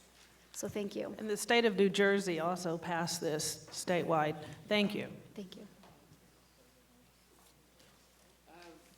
I'm sorry, we go to Assemblyman Otis. Thank you, and thank you for your long service to the State Education Department. You're getting to enjoy being commissioner, but you bring a lot of experience to the job, so thank you for all of that. Thank you. Wanted to focus in, and you've heard a number of questions about staffing levels in a lot of categories. Wanted to focus in on the staffing levels on the unit that does the Smart School Bond Act, but is that also the same crew that is doing all the construction approvals? Yes. And that is also the same number of people that are doing the approvals for security? That's exactly right. All of those issues are with our 3 people that we have that do smart bonds work. As I indicated, that we have those 3 people do serve multiple capacities. One of which is to review our smart bonds applications. So, as I said before, we really do need additional resources at the department. If you think of the breadth of what the State Education Department does, it surely is vast and significant, and I think we need the resources to do the work which we're obligated to do, and we want to do it with fidelity, thoughtfully, carefully, and to do that, we need additional resources, and I can't emphasize that enough. And so I think everyone here is sympathetic, and I think that in retrospect, when the Smart Schools Bond Act was approved, we probably should have dedicated some separate people to do that, and that would have sped things up.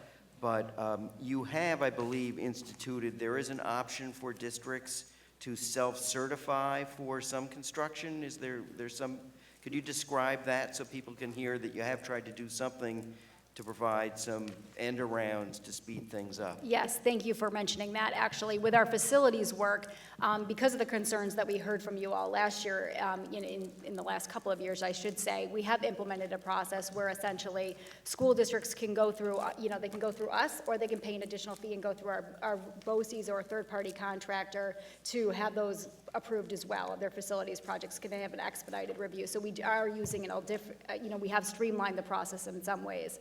So they have the option of either going to state ed or paying an additional fee for an expedited review. And is that available for security projects as well, or just general big projects? I believe it's just facilities, but I would have to clarify that for you, and we can certainly get back to you on that. And that probably not available for smart school? No. Ones? Oh, okay. So, But I think probably sharing more information back with the legislature in terms of some of the nitty-gritty on how we could work towards trying to speed all this up. For school districts, when it comes to the capital construction things, the delay in getting approvals can be costly, especially if we're in an environment where there are changes in the building aid reimbursement. And so one thing we're hearing from districts is we've lost time in terms of getting approvals, and now there's a possibility that some of our reimbursement levels for building aid might go down, and then what do we say to people that approved a referendum at a certain amount, and it's going to cost us more because our reimbursement is less? These are some of the nuts and bolts problems that school districts and school district finance people have to deal with. And I think all of us in state government need to find ways to sort of buffer that kind of uncertainty. Yes, and actually, we'll take a look, too, at our process and see if there's any other additional ways to streamline that. One additional thing that I forgot to mention is that we need architects for these projects, and so, you know, we're working with civil service on figuring out different ways in which we can classify these architects and figuring out additional ways. Right now, that the monies that they're receiving, the payment for, the state position, it isn't enough, and so we're having a hard time recruiting and retaining architects to review these projects because we need architects to make sure that they're safe and sound school districts. So this is another challenge that we're facing. So we're working on that issue as well. But we are doing multiple things to try to address this issue, and thank you for bringing it up. We do know we need to do better, and we will work to do better. Thank you, and thank you all for the great work that you do. Thank you. Thank you. We go to Assemblywoman Walsh. Thank you. My question is, I don't believe it's been asked yet today, but with the elimination of the religious exemption and the tightening up of the medical exemption for vaccinations, I'm wondering your thoughts on what impact it's had on the New York State schools. I mean, certainly it's had an impact on parents who are, some of whom are in a position where they're homeschooling now, or being forced to homeschool where they hadn't before. So is there any specific ask in SED's budget request, or what do you see is the role, if any, that SED plays in trying to help families out here? Well, it was a little bit crazy at first when the legislation first went through. I'm going to be honest. It was enormous. We had phone calls coming out of the. I mean, it was just the amount of questions we had, concerns. It was resounding at the department. But to be frankly honest, it has calmed down a lot. We don't have anywhere near as many calls or issues with this any longer. And I think the idea is either people, by now the 14 days and the 30 days have passed, so people are finding placements, either they're homeschooling their children or they're getting them vaccinated in accordance with the schedule that was outlined in the ACIP schedule. So thankfully, I think that the pressure on this has gone way down. We are trying to figure out right now, trying to get a handle on the data collection, because we don't have data on the number that held religious exemptions. There was no way to tie it to how many kids have been homeschooled. So we're trying to figure out how many of the 26,000, which is the approximate number that we were given by DOH, how many of those 26,000 kids ended up getting homeschooled, how many got the vaccinations. So we're working through how we can try to quantify that, because there was no way to tie the two numbers. So this is something we're looking at internally at the department. But our school health office has been amazing, and DOH was an amazing partner on this, and it's one of the things I feel very proud of. The Department of Health and State Ed worked tirelessly on this project, and we can't thank them enough. It really, together, we, figured out ways to address the challenges that, the field it was unbelievable, the amount of questions we were getting, and we were able to answer them, and I think both agencies did a great job in trying to get this issue resolved. So, there's still questions, but it's nothing like what we were facing before. Well, I can say for myself that pretty much my whole summer was spent meeting with families certainly every week, lots of calls. I had a big impact in my district, and I think that the way that it all kind of came down, it did come very, very suddenly, and created a lot of unhappiness would be a mild term to use. And the catch-up schedule, which I know is not Yes. Your responsibility, but the catch-up schedule is very, aggressive. So I guess the last question I've got, and just the little bit of remaining time I have, is a really big global question, not really so much tied to a specific budget request, but as I've been looking at New York's education spending compared to other states, don't we have the highest per pupil spending out of all 50 states? Yes, we do. It's almost 20,000, I think it's 20,000 a student, so yes. 22,000? 22,000. $231 per student. Yes. And yet, at least some of the reports I've looked at, doesn't rank New York number one. I think the one ranking I was looking at was saying that Arizona was number one, and their per pupil spending is around $7,700 per student. So how do you account for that? And these budget requests are so large. What unique challenges does New York have that perhaps can explain to people why the costs are so high? I think New York has many unique needs, and I think our student population is much more diverse. I think we probably have, many more English language learners and students with disabilities than any other state. I think we also have, there's high pension costs, health benefit costs for these teachers. I think that's a large component of a school district's budget is their pension and benefit costs, and so. That's some of the challenges that we face in New York State. And I think, too, some districts do a really great job of spending their money in appropriate places, and others maybe don't. I think some of the other issues are that we expect more in New York State for our school districts. Our expectations are a lot higher with respect to how much we expect, not just on the educational needs of the student, but the whole social emotional aspect of a child and what our expectations are on the whole child in New York. And I think that's something that we celebrate, but it does cost more money too. So I think that all of those things together are, part of the reason that we have an increased cost in the state of New York. Thank you. We go to Senator Betty Little. Thank you very much. Okay, yeah. I just had a question in regard to pre-K. And some of my schools have it. They got into it at the beginning, and some don't. And the ones that have it, are restricted. There really is not the room to grow their program unless they put money in from the taxpayers and up their property tax and their levy, which they have a restriction on.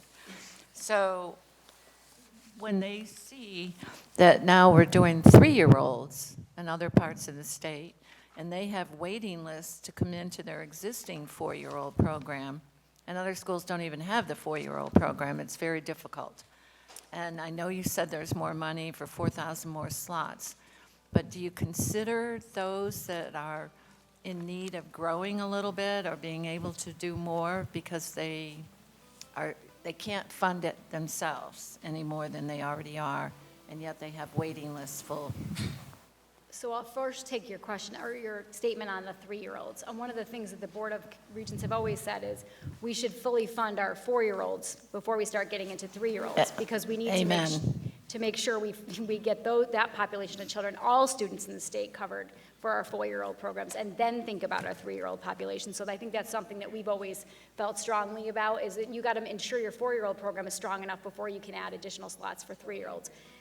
Secondly, with respect to supporting existing programs, our funding request would be for additional slots. But I think you're right, there are many preschool programs who aren't adequately being funded for the children that they are currently serving, and that would be an additional request on top of our $20 million request for additional slots. But you're right, they can be limited in what the funding that's provided at the state level, so they may not be able to serve their current population in the way they would like without additional supports and resources. So thank you. And in rural areas, transportation is a big thing. And I don't know why you can't fund reimburse for transportation of pre-K children. Many schools are transporting them because these children would not be able to get to the program and get back home without it. And yet they don't get funded for it. Yes, I think this is something we should look into as well. All right, thank you very much. We now go to Assemblyman Rah. Good afternoon. So I have a question on behalf of a number of my colleagues, and I know this isn't the State Education Department's fault that this happens, but as I'm sure the department is aware, each year school districts miss deadlines for whatever reason. Sometimes it's on building issues, transportation contracts, and they come to the members of the legislature that represent them and ask them to introduce legislation so that they don't end up being penalized. And the governor has oftentimes vetoed those bills, which, would have given the department the opportunity to forgive what sometimes is as simple as a clerical mistake or something that got mailed that maybe didn't get received for whatever reason. And the governor cites budgetary issues with it, but doesn't actually, there haven't been proposals to put that information in the budget. Is there any communication between the department and the executive to find a way to address those? Some of them have been introduced, passed by the legislature multiple times, and then vetoed. Yes, we've actually been in contact with the executive on these issues. It's our Region's priority mandate relief bill does two things. It requests blanket forgiveness for all final late cost reports. That's something we feel strongly. These one-off bills allowing some districts to get forgiveness and not others is again an equity issue. If we believe it's okay for one, let's allow all districts to be forgiven. On late transportation contracts, that's something else we're asking for. It needs a legislative change.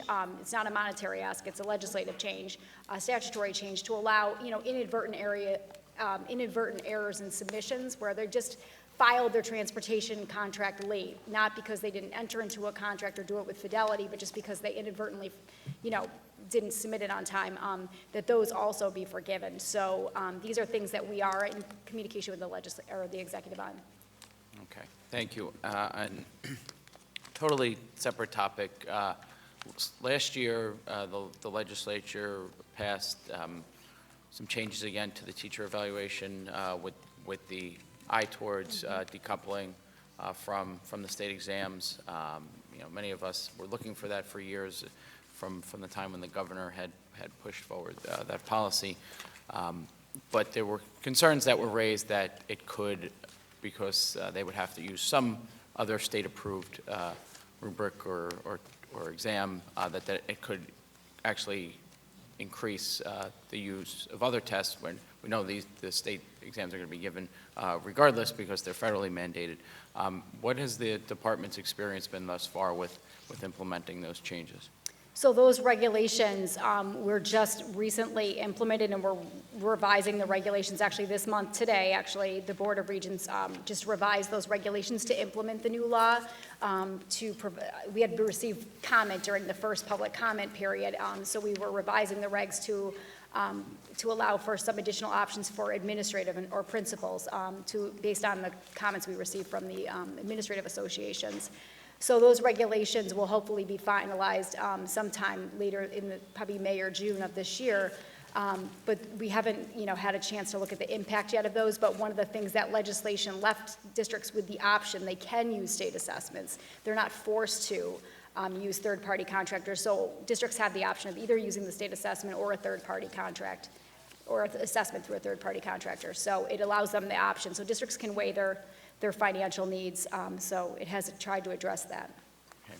And just lastly, a comment. I just want to thank you for the focus in your testimony and your submission regarding preschool special education. As Chair Benedetto had mentioned, we know that the 4410s and those staff and teachers are paid far less than what they would otherwise, and it leads to huge issues with maintaining staff, and I'm glad to see the department has focused on trying to help push for changes in those rates so that we can address that issue. They really do need to be redone. The tuition, they're way outdated. So we've been looking forward to this for years now, and we really need to look at the funding formula. Thank you. That concludes all of the questions members have for you. Thank you for being here. Thank you for the number of the regents who have joined us today. This ends the government portion of the elementary, secondary education hearing.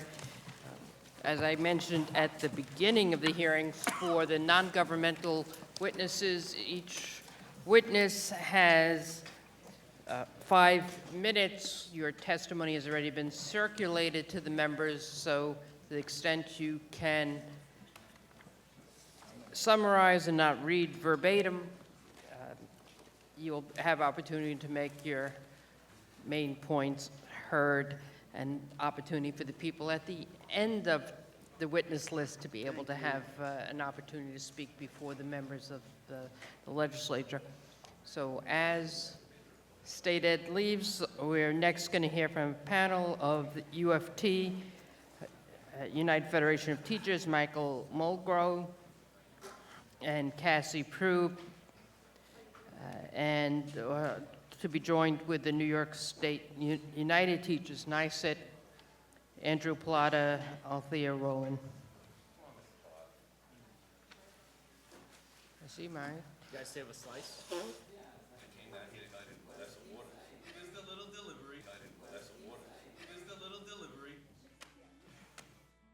I get it. Oh. We bring the pizza in around 7 for the members. Yeah, it really isn't fair to bring it empty.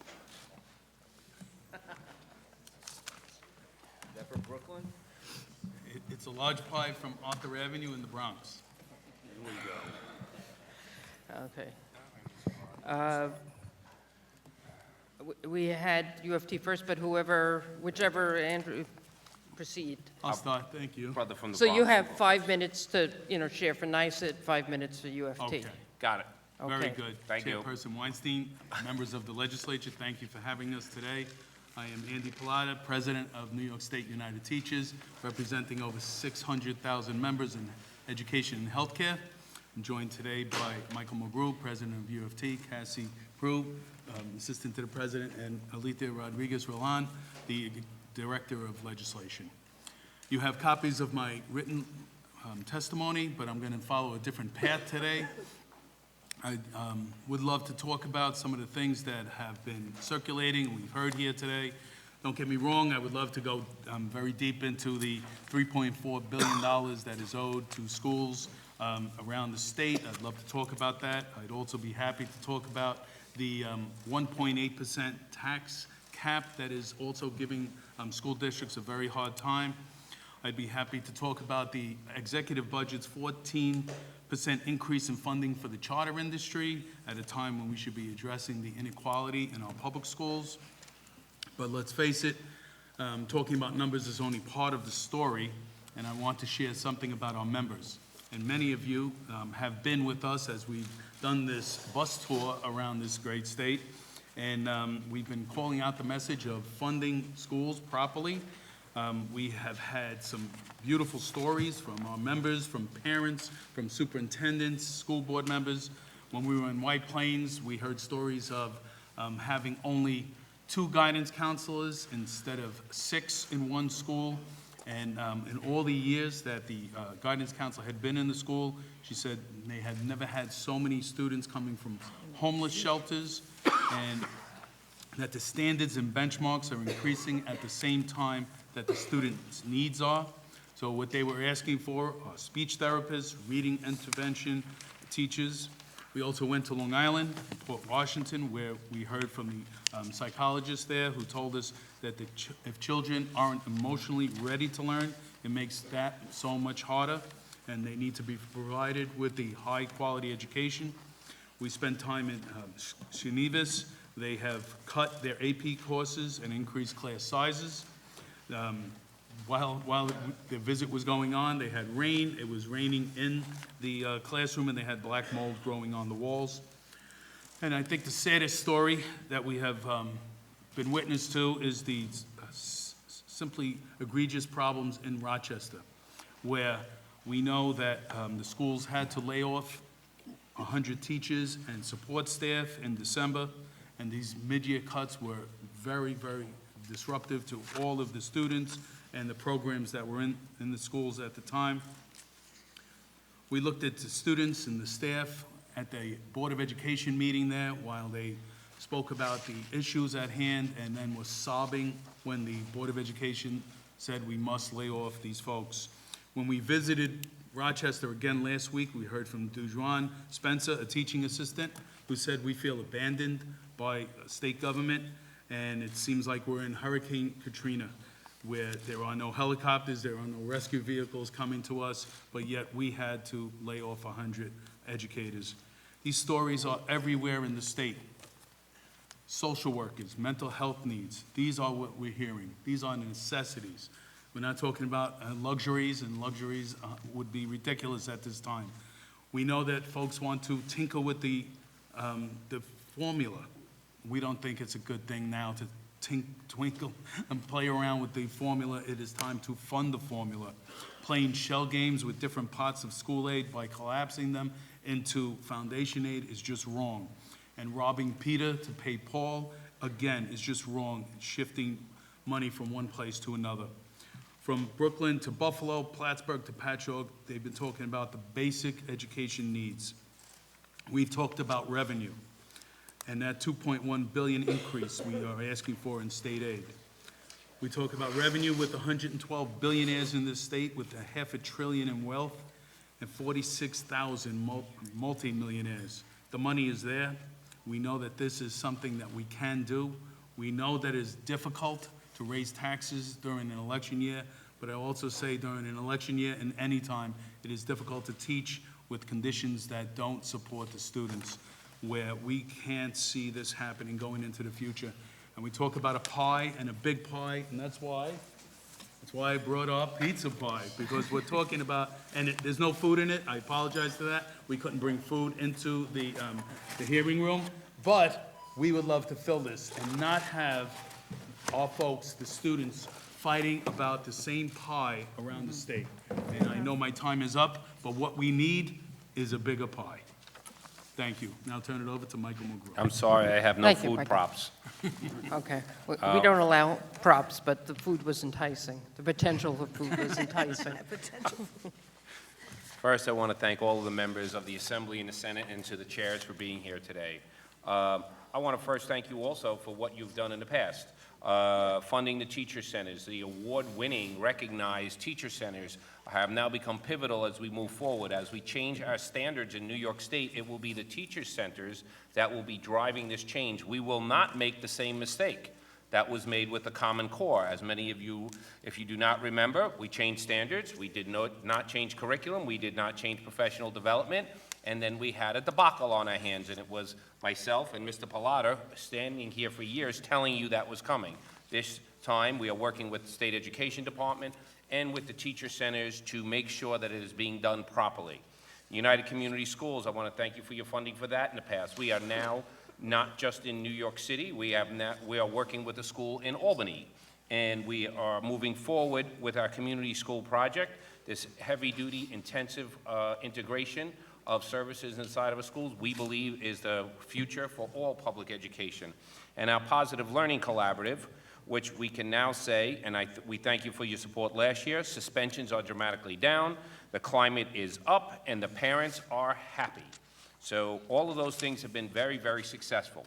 But let's get down to how do we move forward? When are we, as a state, finally going to make the decision to move to a foundation aid formula?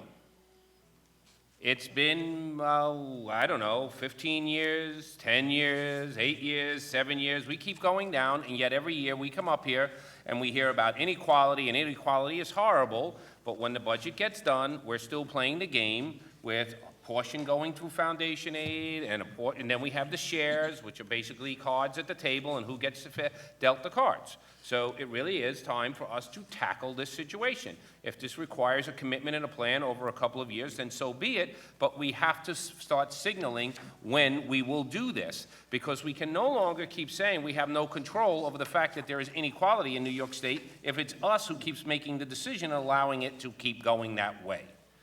So we look forward to working with everyone to move forward. And speaking of inequality, I know my brother here spoke about this, but I just want to go at the proposed budget of the executive right now. I will not add in all the add-ons.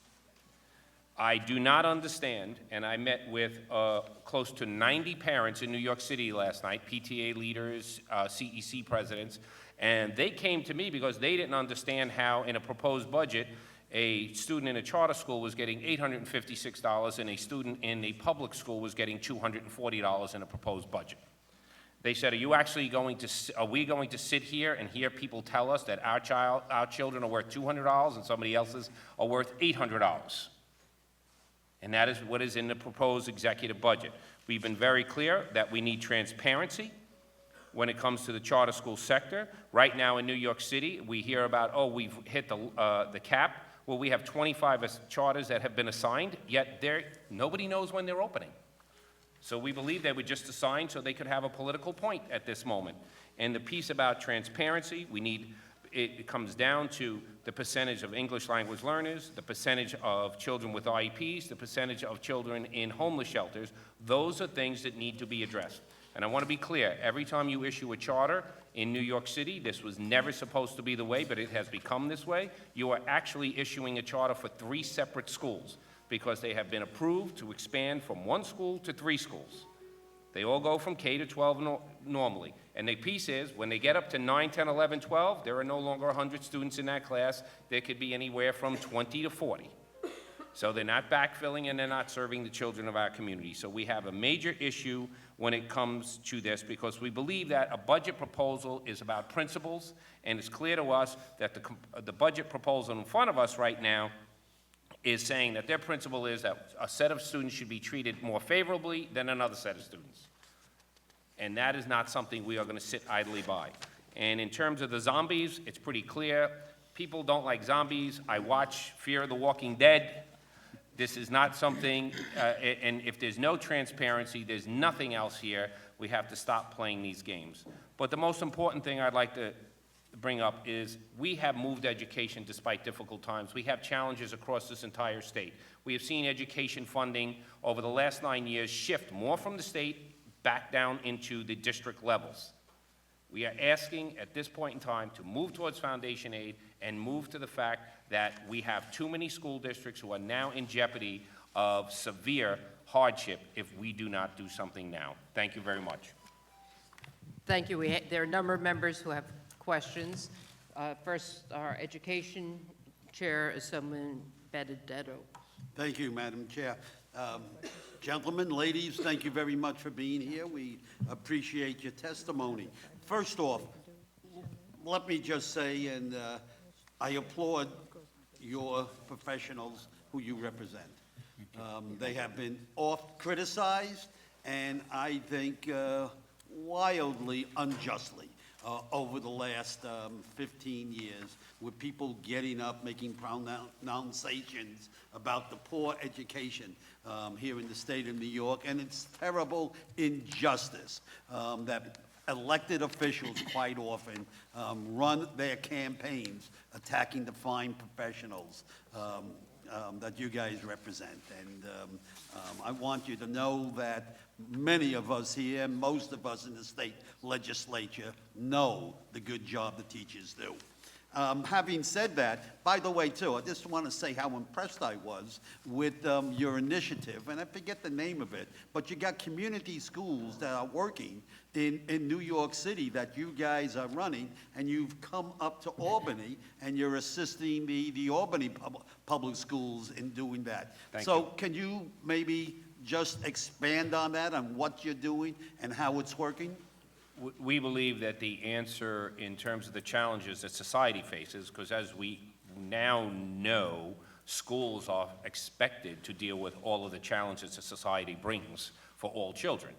So teachers have embraced this. They know it's not fair, but the reality is if you want a child to learn, you have no choice but to remove those barriers to learning. We believe the answer is in a rigorous community school project. So our program, so ours is called the United Community Schools. We do an intensive outreach to the community itself. We go to the school first, but then we do a complete outreach to the community. This is your school. What can you bring to the table? We do a needs assessment. We then say, this is what's already at the table from the community. This is your needs assessment. What program would you like to put together? We never tell people what to do. We just help them with the process of gathering information. And then we assist with what they're trying to do, because we have, thankfully, a lot of partners, a lot of non-for-profit partners are out there, certain hospitals, clinics.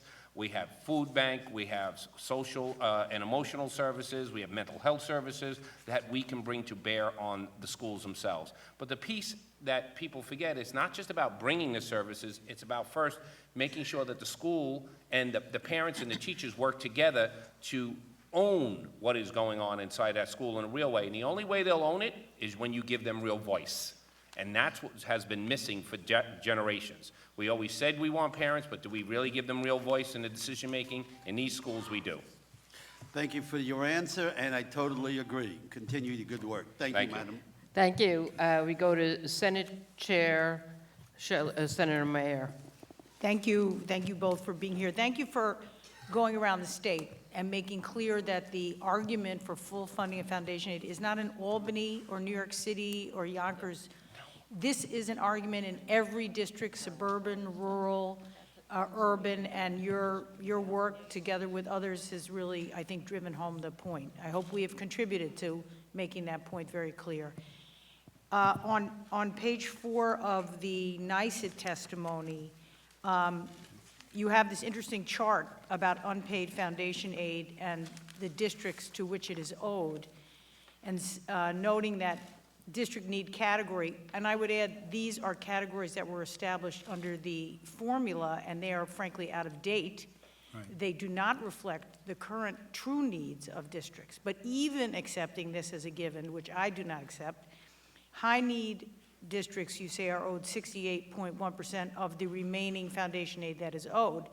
And the argument that basically low-need districts are sort of raking it in at the expense of everyone else, and your pie can't be expanded, I think is disproven by this chart. So I think if you could address your experience in going around the state, particularly in districts that are characterized as high or average need, what have you seen on the ground as the real evidence that this unpaid foundation aid is hurting students? Well, one of the stops that we made last Friday in the middle of a snowstorm was in Niagara Falls, where they had a line, like as if you were waiting in a bus station, of students waiting to see a guidance counselor. This was first thing in the morning. It was a beautiful school. The tone in the school was great. The superintendent met us, and parents were there, and they just wanted to show, because they've had to not fund certain positions, what kind of situation the students are in, waiting to see a guidance counselor to get their program ready for the day.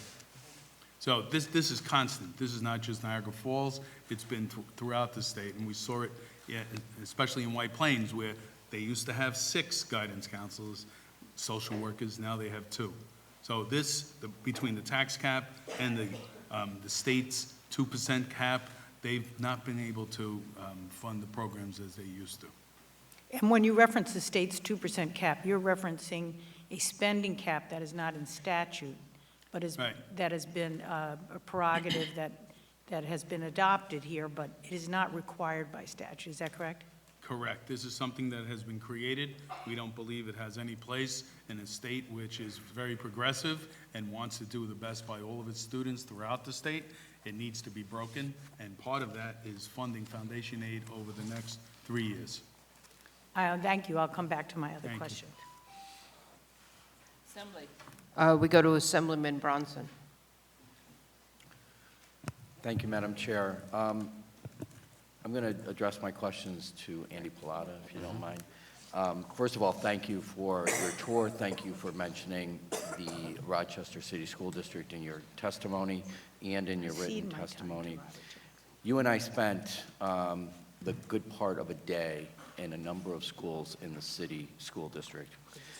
In Rise School, we talked to them about the funding, and I get beat up by the media because I keep raising funding.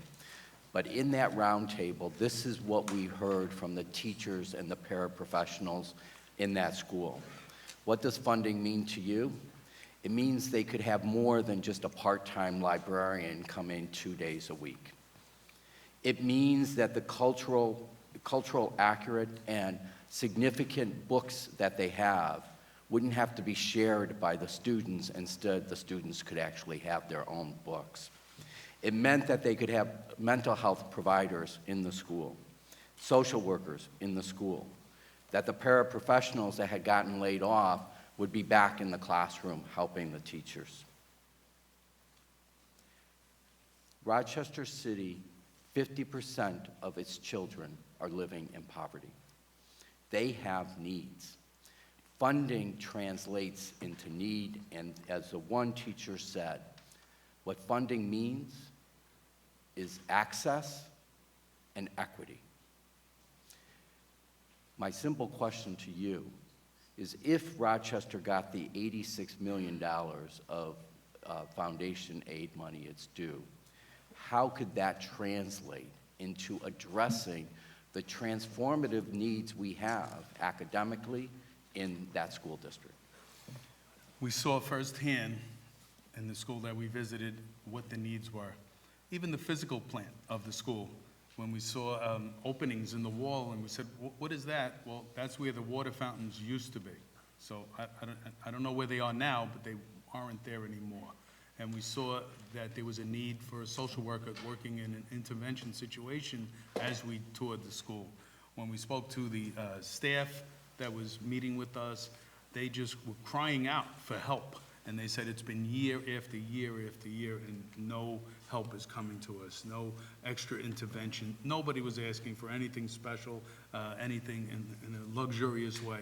So what we saw firsthand, I think, you being there was tremendous, but also we need to see this throughout the state, where legislators are willing to come to the classrooms and see firsthand what's going on. And also the governor. It would be great if the governor would take a ride out to Rochester and see the needs there. We are never going to say, let's take from Peter and pay Paul. That is wrong. We're saying increase the amount of funding into the foundation formula. Thank you. Thank you. Senator Lou. Was that little or Lou? Lou, not little? No, Okay, we didn't thank have you. little. Oh, no. Thank you, Madam Chair. Thank you for joining us this afternoon. I wanted to talk a little bit about the community schools because, you know, they have shown to be highly successful in other parts of the country, which is precisely why we brought them to New York. And the community schools are effective at teaching kids because they realize that kids have lots of other challenges in many of our communities. And so the community schools try to address a whole host of issues, from nutrition to healthcare, because if a kid is hungry or a kid is not healthy, guess what? They're not going to be able to learn. So last year we tried to vastly increase the funding for community schools. I think we did a little bit. I don't think you were necessarily happy with the amount that we did. But I feel like this is an area where if we could just get a better accounting of the savings that these community schools actually achieve, that would help us in our budget deliberations. Has there been any attempt to quantify the amount of money that's actually been saved from, say, other departments in government? No, we struggled with that decision because it was, did we want to take time and resources and prove that? When to us it's pretty much common sense that if there is a clinic inside of a school, that child is not going to the emergency room, that child's parent doesn't have to miss a day of school, that it's pretty much common sense. We didn't want to take some of our funding and some of the work that goes into this and put it on there, but I'm thinking that in the future we're going to have to do that. So, as we know, as a state, we're facing a Medicaid crisis, and this is one of the direct pieces that we have. We have schools with health clinics inside of them. Those children, by and large, if they're having a medical issue, would be in an emergency room, which we know is quite expensive. The whole idea that there is a clinic inside of their school and the child just goes there as if it's a regular doctor visit, it's a significant savings. And in terms of all of the different social services that we save, the reason why we're now working with more organizations is New York City has, every year for 20 straight years, a number of children in, what is the correct term, which I really don't care for, shelter challenge situations. These children are homeless. They don't have a home. So to me, that means I'm homeless. I have a place to sleep tonight, maybe, but I don't have my own home. That number's gone up dramatically every year for 20 straight years. So that just is the clearest piece of evidence to me that we are failing that student population. Those children, any services we can get them, clearly are saving us a lot of money. Because if not, they're going through through the agencies and everything where it costs more. So we will look at this moving forward, but at this point, I would say that we made a specific decision not to, because we pretty much thought common sense prevails, that we are clearly saving money. But I know it's government, That's I a understand. tall assumption you're making there. I know. Thank Like you. you assume there was pizza in the box, not happening. Next time, we'll have pizza in the box. Andy, We'll sneak the it in. next time, text me in advance, I'll bring it down this way. Thank you. We'll get it in the side door. Yeah. Pepperoni, okay? Assemblywoman Seawright. Thank you. I'll direct my question to Mr. Mulgrew. Where does social media training for teachers fit into teacher needs to keep up with how students are communicating with each other? And is the state, city, or the DOE doing enough, providing opportunities for training, or is this necessary? I will say that its union is doing a lot. We have done a specific program last spring and all summer for UFT teachers with Google. Google opened its training facility in Manhattan, downtown Manhattan, and there were numerous UFT days where New York City teachers had complete access to Google. Google Classroom is probably the most widely used technology in terms of interaction with not just students, but their parents in the city, and probably the country, to tell you the truth, but I don't empirically have that evidence, but I'm pretty sure it is. So that's a beautiful piece, and there should be more and more using that. The challenge the school system faces, some of it is being met because of the Bond Act that we passed, but we still have schools who have Wi-Fi problems, which is almost unheard of in this day and age, but we do. It's not like they don't, they're with 3G and they want 5G, they have no G. And that's a problem. And I want to get past some of the myths people will tell us because they assume, and there's a lack of understanding. They think, well, parents don't have access to technology. It's very seldom that we ever come across a parent who doesn't have a smartphone, and that's all we need. That's it. We just need them to have a smartphone, and then we can interact with them and work with them. But we've been doing a lot of training with teachers over the last 8 years, but specifically the last 3 years, we've done heavy duty, and Google has been a great, Google and Apple have both been great partners for us. Whenever we do a training for any sort of technology at the union, if we have 600 slots, it's full in an hour. It's always full in an hour. But I would say that the Department of Ed is lacking somewhat on that. But let's just get the Wi-Fi first. All right, thank you. Thank you. We go to Senator Jackson. Thank you. And since I only have 3 minutes, I'm going to go pretty fast. Thank you for coming. So Thank you for my having me. question to you is, I've listened to what you both had to say, and I compliment both of you and your staff for your leadership. Extremely important, especially now. Keep the pressure on all of us, okay? But I want to know, considering there's over 10,000 children with special needs that have not got cleared away, and over 6,000 that are being late, and considering that the number of children without a permanent home, and considering all of the children that are English language learners, do you think that with the budget that we have enough to meet the necessity for the children to get a sound basic education? That's what my question to you is. I believe it is an extreme challenge for any school to meet the amount of need that they're being faced with right now. I can only speak for New York City.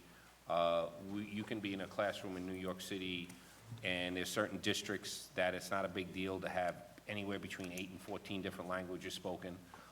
You will have students who have had no formal education, even though they just got to this country and they're 13 years old. You have homeless children in that classroom at the same time. So clearly, something else needs to be done. What drives me nuts and you nuts is they're like, oh, the school needs to do. Since when was it the school needs to educate a child? Society is supposed to remove the barriers, but And so now it's that's what become I- more of a responsibility of the school, so therefore, don't look at it just as an education budget. And that's Because why it's I'm much saying more to than both of you, what do we need to do to raise revenues? I mean, I was at a press conference yesterday with some of you and other legislators about taxing the wealthy millionaires and billionaires to help us provide our children with the education that they need. Do you have any thoughts on that, Mr. Right, Collado? we talked yesterday about increasing taxes on ultra-millionaires, so 5 million and up. And the same question that Michael spoke to is, as a New York City question, this is throughout the state. Throughout the state, Right, and, yeah. you know, there is extreme poverty throughout the state, and I think that also needs to be plainly said. So that would raise 2.2 billion, still not enough, right? So a wealth tax on billionaires, 2% wealth tax, that would raise 10 billion. So we know that not all revenue would go to education, but we're saying we're 3.4 billion behind in funding the foundation formula, so we would expect that much. Yes. And finally, I have 13 seconds left. Michael Revelle, in the lawsuit that we filed in February 2014, goes to trial in the fall of this year in front of Supreme Court Justice Lucy Billings. I ask you to be there to support the fight to get the billions of dollars our children rightfully deserve. We will be there to support Thank you, that. Madam Chair. Thank you. We go to Assemblywoman Hindman. Thank you, Thank you. Madam Chair, and thank you for your testimony, both of you. Andrew, if you could answer this, and Michael, if you could answer this also. How many teachers do you think are leaving the profession every year compared with new teachers?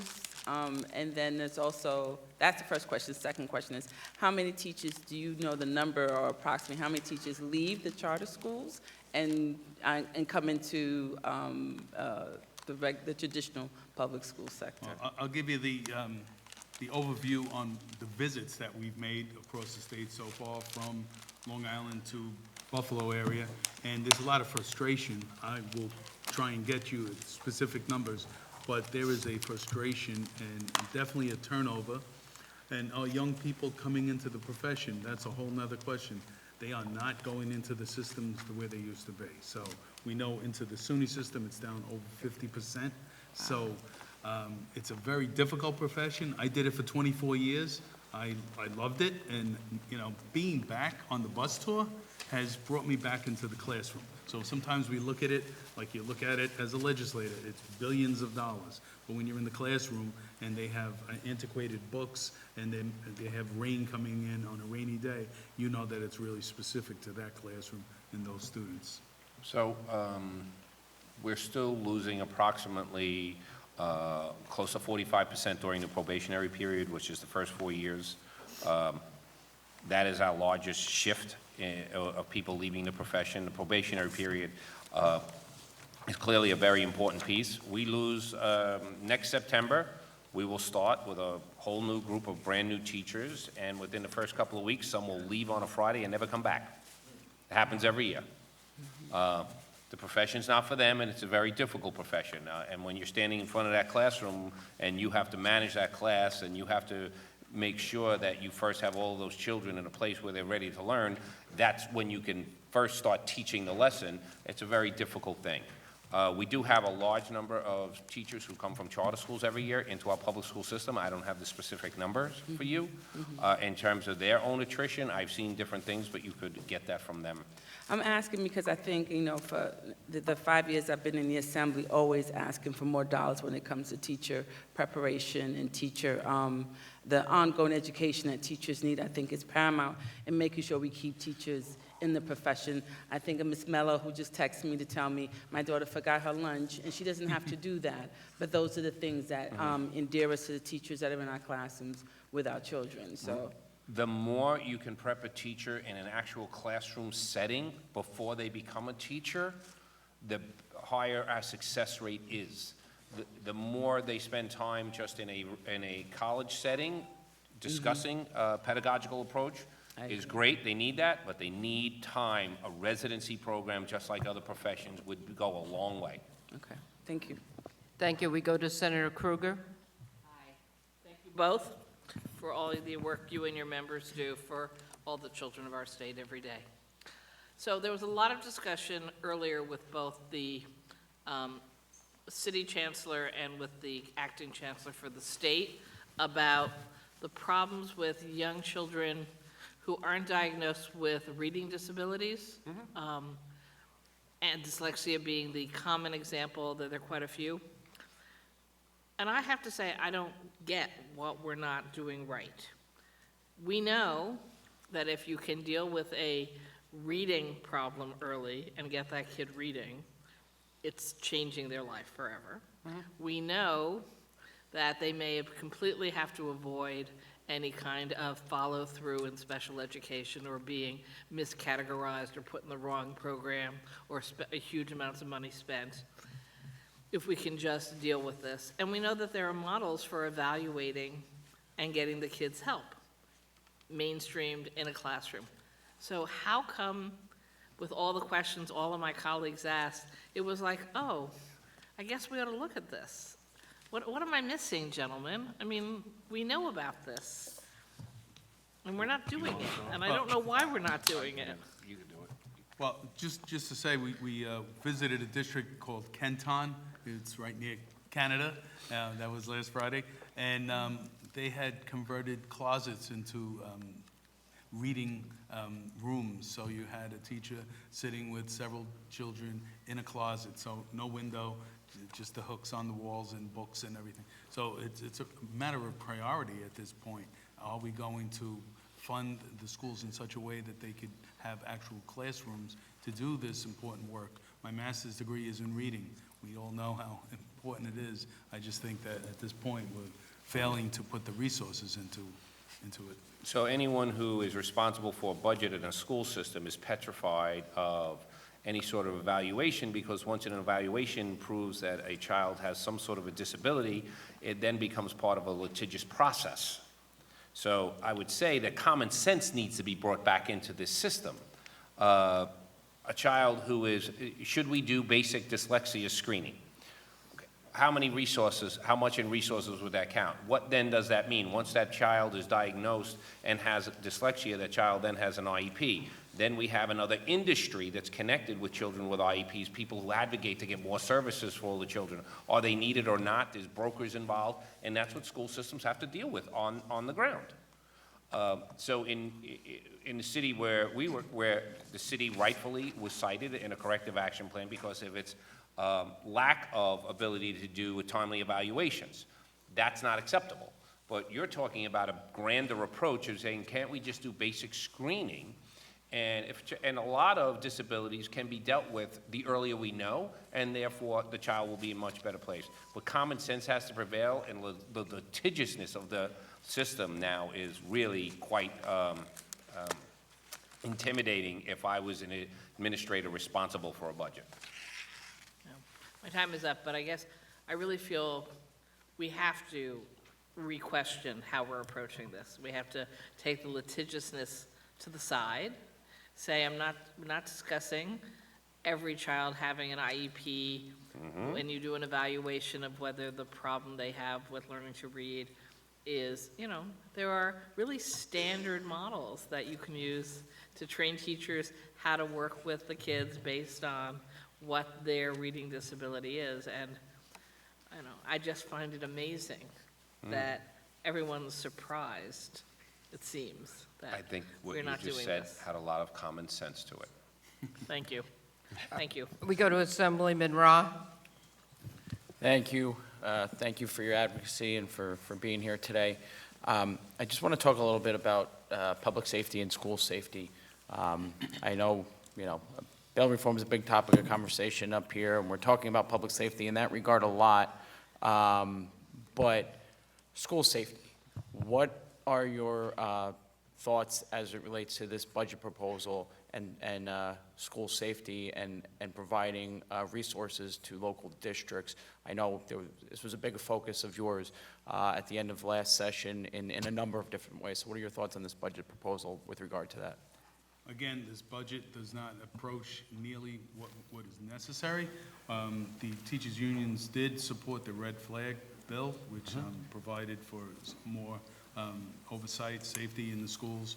It is our priority, as NYSET has always had, the student safety, the staff safety. So this is something where we would love to see more funding going into this. We know that, I think the number was $600 million left in the Bond Act, that some of that could be used for school safety. So we would love to see SED get that money out the door.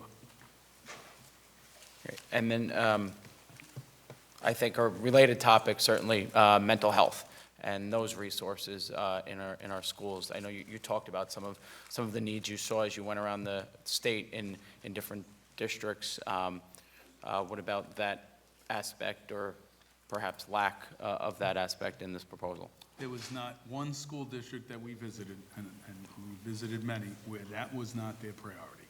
They were saying, we need more social workers. And just the example of White Plains having 6 in that building and then down to 2, it just shows you that they're overwhelmed. I think it was 640 to 1. So when you have those kind of odds, what we all expect superheroes from teachers and guidance counselors, but we should also make sure that we fund the schools to make it a little bit more effective and efficient rather than putting that kind of burden on them. Thank you. Thank you both, or all 4 of you really, for being here today and sharing your thoughts, and also thank you to all of your members who worked so hard. Clean up your lawn, you dirt. And take that box with you, it's a little tempting. I was wondering, we'll recycle this.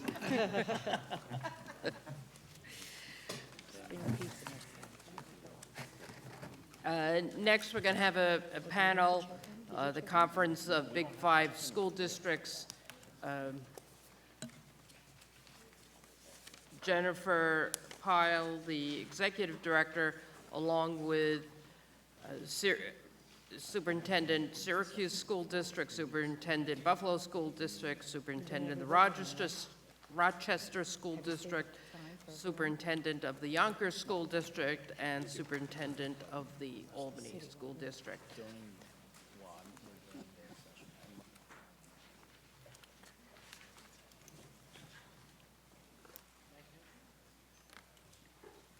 So just a reminder, as you're taking your seats, as was discussed, there's 10 minutes for all of you. So the first couple of people who go, make sure you leave some room for whoever is last, which, if it's the order I read, would be Albany City School District. You may not get out of Albany in one piece if you don't leave, And just so you know. leave time for her. Dr. Cash was unable to be with us Oh, today. okay. But Will Koretsky will be addressing you. He will be going last, so that's the only change to the Okay. agenda. Thank you, and thank you very much for having us today. I'm not going to take up any time. You have our written comments, so I will move right on to our superintendents. Thank you. Thank you. Good afternoon, members of the Senate and the Assembly. It is a pleasure for me to be here this afternoon. I'm with members of the Big 5 School District and also with Albany. Thank you for taking the time to listen to us this afternoon. We have been working very hard to continue to improve the education of the students in the Big 5 School District and the city of Albany. But first, I would like to say thank you to Senator Mayer. Thank you for bringing the roundtable to listen to the Foundation A to Syracuse, New York. Not many people come to Syracuse, but thank you for taking the time to come to Syracuse and give us the opportunity. The Syracuse City School District provides services to 21,000 kids in the city of Syracuse. We have about 2,000 students in pre-K education in the district, and we would like to continue to increase the number of the students participating in pre-K programs in the district. We have some programs that are half-days, and we would like to continue to move those programs to be full-time program for our kids. We know that if we get to the kids early, if we provide a quality program, quality education, we will see the results in our kids. During the last few years, we have seen an increase on the ELA scores, the math scores in the Syracuse City School District. For the first time in 10 years, we reached a graduation rate of 64.5. We know that we still have a lot of work to do, but we're proud of the work that our teachers, that our families, and our staff is doing to support our kids. When we talk about career and technical education, that's an area that we would like to continue to provide services to our students. We want our students to be able to graduate, ready to go to college, or to join the workforce. Our first CTE school in Syracuse is a small school with 550 kids. This past year has had a graduation rate of 95%. So please continue the support and to make sure that we get financial support for the ninth graders in the program. Sorry. Good afternoon. My name is Terry Dade, the superintendent of the Rochester City School District. It's no secret that we've been dealing with a massive budget deficit since September of 2019. Shortly after arriving in Rochester, I learned that our combined 18-19, 19-20 budget deficit was $64.8 million. We've taken immediate steps to close this gap with more than $30 million in reductions this school year. These cuts included staff reductions mid-school year, with many of our students returning from winter break to a new teacher. No superintendent willingly takes such drastic steps as these, but I felt I had no option. And it's important for our state lawmakers to understand the significance of our financial crisis and one which has already impacted our students. There's no disputing that Rochester is one of the highest needs districts in the state of New York and in the country. More than 50% of the children living in the city of Rochester live in poverty, one of the top 3 in the entire nation. More than 20% of our students are students with disabilities. And according to a recent youth risk survey, attempts at suicide are rising at alarming rates, and 89% of our students said that they had experienced violence in their neighborhood. Rochester's foundation aid allocation for 2021 is $479.2 million, which is only a 1.2% increase, 1.5% increase over last year's aid. With a projected deficit of $55 to $60 million for next school year, I need your support. It's crucial that we adopt a state formula that recognizes the unique needs of our students in the Rochester City School District. Education is the path, the only path that I believe will allow the success to happen in our district, and it's a success that our students deserve. Thank you for your time. Distinguished members of the committee, thank you for the opportunity to address you on behalf of the 27,000 students of the Yonkers City School District. I am Dr. Edwin Quesada, the proud superintendent of the Yonkers Public Schools. Each of you has received a copy of my unabridged testimony, which I hope you make time to read. In your budget deliberations, when you think about Yonkers, and I hope you will, please keep 2 themes in the forefront of your discussion. 1, the continuous academic progress of Yonkers students who achieved an 88% on-time graduation rate, which surpassed the statewide average, and we have achieved 80% or higher graduation rates consecutively for 4 years. We achieved this and other outstanding results in part due to the fiscal support this body, especially our Yonkers delegation, has provided to the Yonkers Public Schools. Secondly, Yonkers offers solutions for your consideration. Rather than our annual plea to fill a budget gap, we looked at viable long-term solutions for dependable, sustainable, recurring revenue that Yonkers students significantly need and deserve.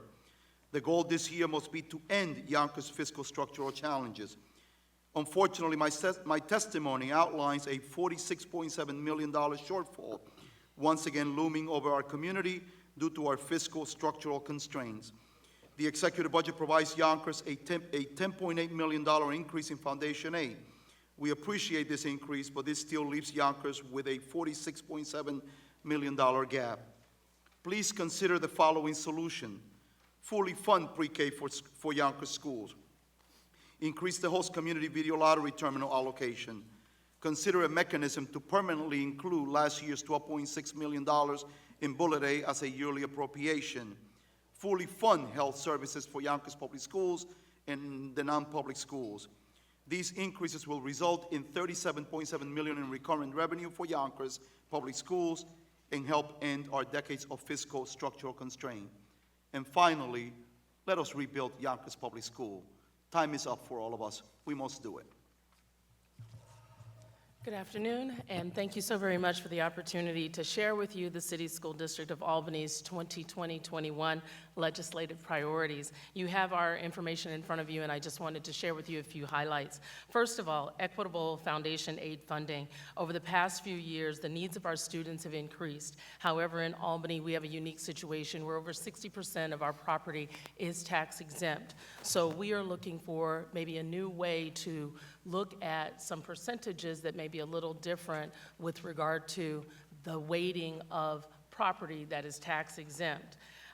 We do appreciate the fact that we are now funded at 45% of our state aid, and we appreciate that increase. However, we are still far below our counterparts with very similar demographics. And so we would be asking for an increase to our unrestricted state aid to align with similar upstate New York school districts in order to address the wraparound services, the mental health care services that our students need, reduction of class size, support to our teachers, teaching assistants, and all of those support staff individuals that help us meet the needs of our students. We also look to expand our child safety zone for transportation criteria. This matter has come before already with regard to the Assembly and Senate having legislation, and we look for your support in that legislation in both the Assembly and the House. Equitable pre-K funding, you've heard this before. However, a couple of numbers that I'd like to bring to your attention. In Albany, we have almost half of our seats, the 552, continue to be funded at the former UPK base of approximately $4,000. While the other PPK and EPK funding has increased, ours has not. And so we would be looking for our funding to increase so that we are comparable with those other funding streams to support that base of 552 students at a higher rate. Additional support to address the unintended consequences of Raise the Age. We would be looking at an additional $500,000 to fund the wraparound services, looking at specifically school counselors, school psychologists, and social workers. Thank you for your time. We appreciate you. Madam Chair and distinguished members of this joint committee, greetings from Buffalo and from Superintendent Dr. Kreiner Cash. Our strategic transformation plan, the education bargain with students and parents, is yielding the results Dr. Cash previously assured this esteemed body. 78% of our schools, 47 of 60, are in good standing. Graduation rates, particularly for students facing extraordinary challenges, are rising. Confidence in our school district is surging. Governor Cuomo, in his recent State of the State address, committed to closing the funding gap between wealthy and less wealthy school districts. Toward that end, to close the opportunity gap so clearly identified by the governor, Buffalo respectfully asked for a $30 million foundation aid increase over last year. That's $16 million over the executive budget. We ask that the legislature reject the proposed cap on transportation aid and reductions in building aid reimbursement. And an essential piece of our legislative request this year is the granting of veto authority to our Board of Education in the approval of new charter schools. This will ensure that new charters fulfill an unmet need in the district, as the charter school law originally intended, instead of what we have now, the saturation of general education elementary seats when 78% of our schools are in good standing. The proliferation of charter schools and the current system of diverting district funds to pay for such schools are unsustainable without resulting in deep cuts to the instruction and services for our district students. Thank you for embracing and sharing our mindset of excellence and high expectations for all of Buffalo's children. Governor Cuomo has often said, "The state with the most skilled workforce wins." We agree. And you have Superintendent Cash's assurance that in Buffalo we'll continue to deliver on this essential New York State imperative on behalf of every child in our school district. Thank you.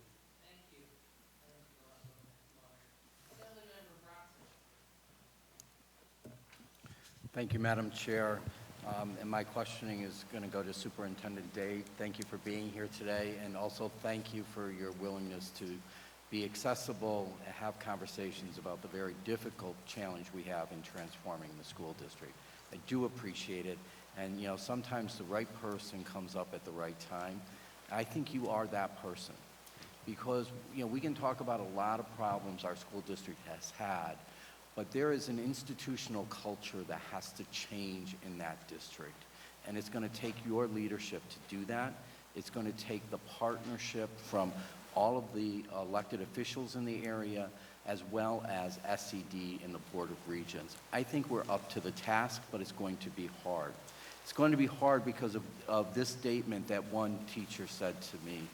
Students with an achievement gap also have an income gap, a healthcare gap, a housing gap, a family gap, and a safety gap, just to name a few. We have a situation where we have children coming to the school and they need help. We can't only do it in the classroom, we have to do it as a community.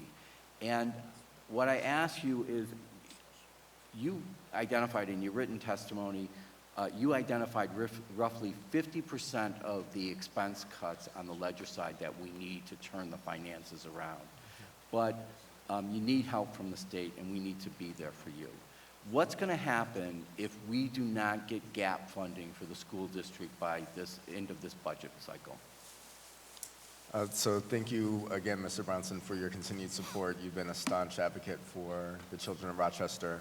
The $35 million that we're asking for to secure the end-of-year gap that we have for this year would result in, just looking at staffing, over 800 staff members let go because of the timing of this school year, which would absolutely devastate the district. We would see payroll not being run potentially at the end of the year, so at least June, with not being able to make payroll. So absolutely devastating impact on the children of Rochester. So, Superintendent, we need to get that gap funding, but we also need to have accountability and oversight in the school district, both when it comes to finances as well as the academic performance, to make sure that we fulfill your objectives and that of the distinguished educators.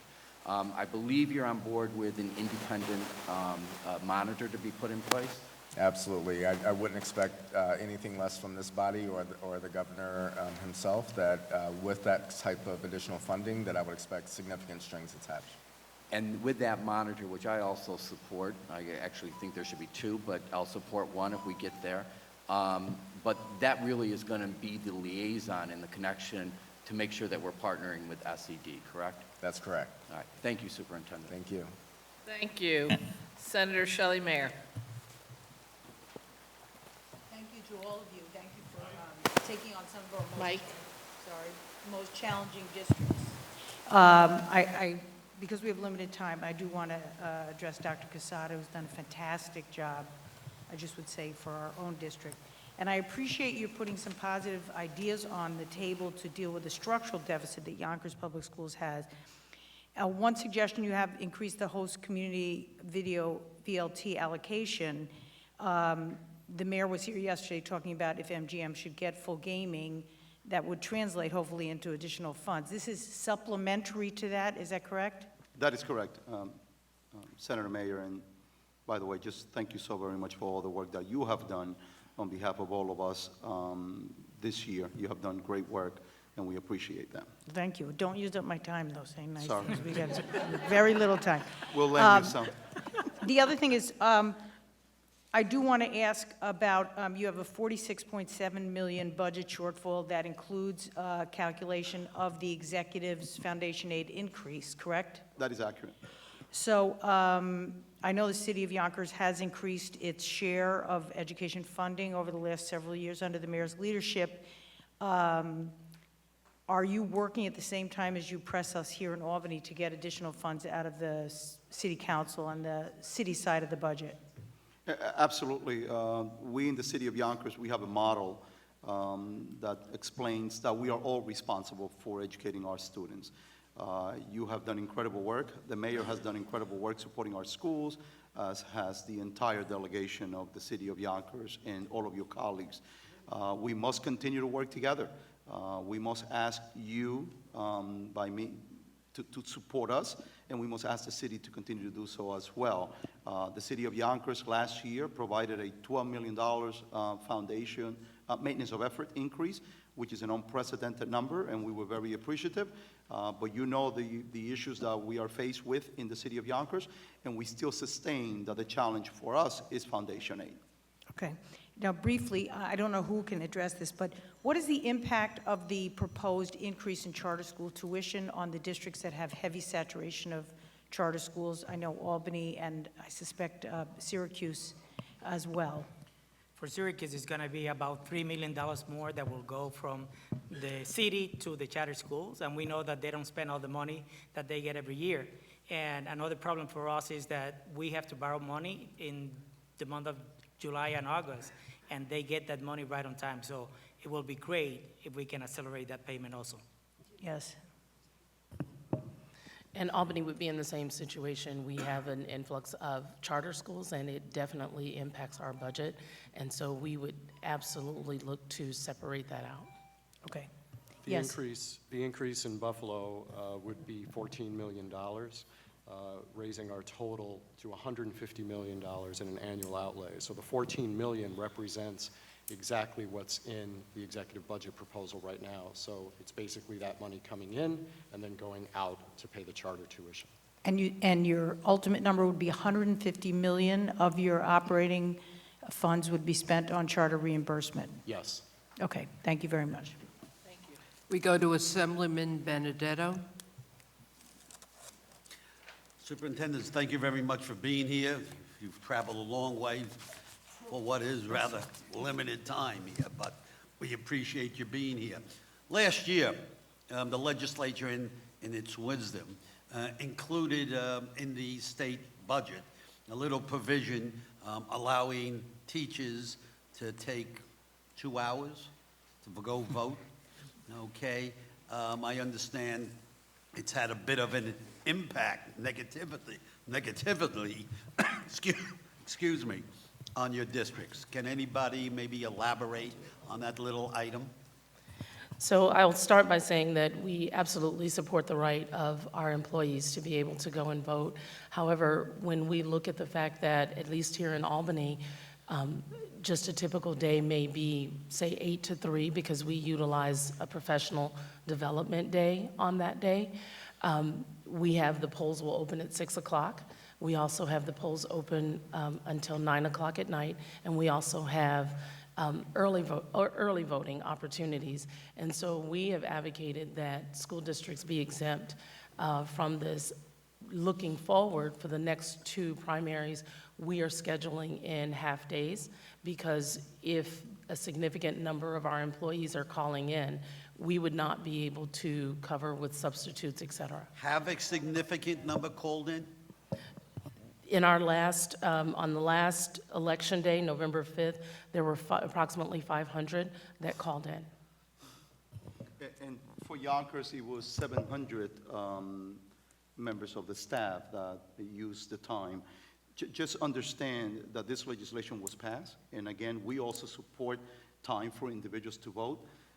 Number one, there needs to be structures put in place and guidance as it relates to how this time should be allocated. This legislation was passed, and 0 guidance was provided to us. So how we provided the time was different from district to district. This is, very unfortunate. Schools cannot run without teachers. The next primaries happen during testing day.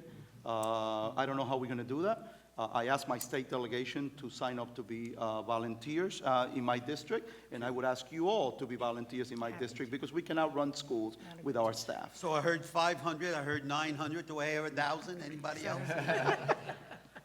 So it was basically a terrible, terrible burden that you have to deal with. Yes. Thank you very Yes. much. Assemblywoman Hindman.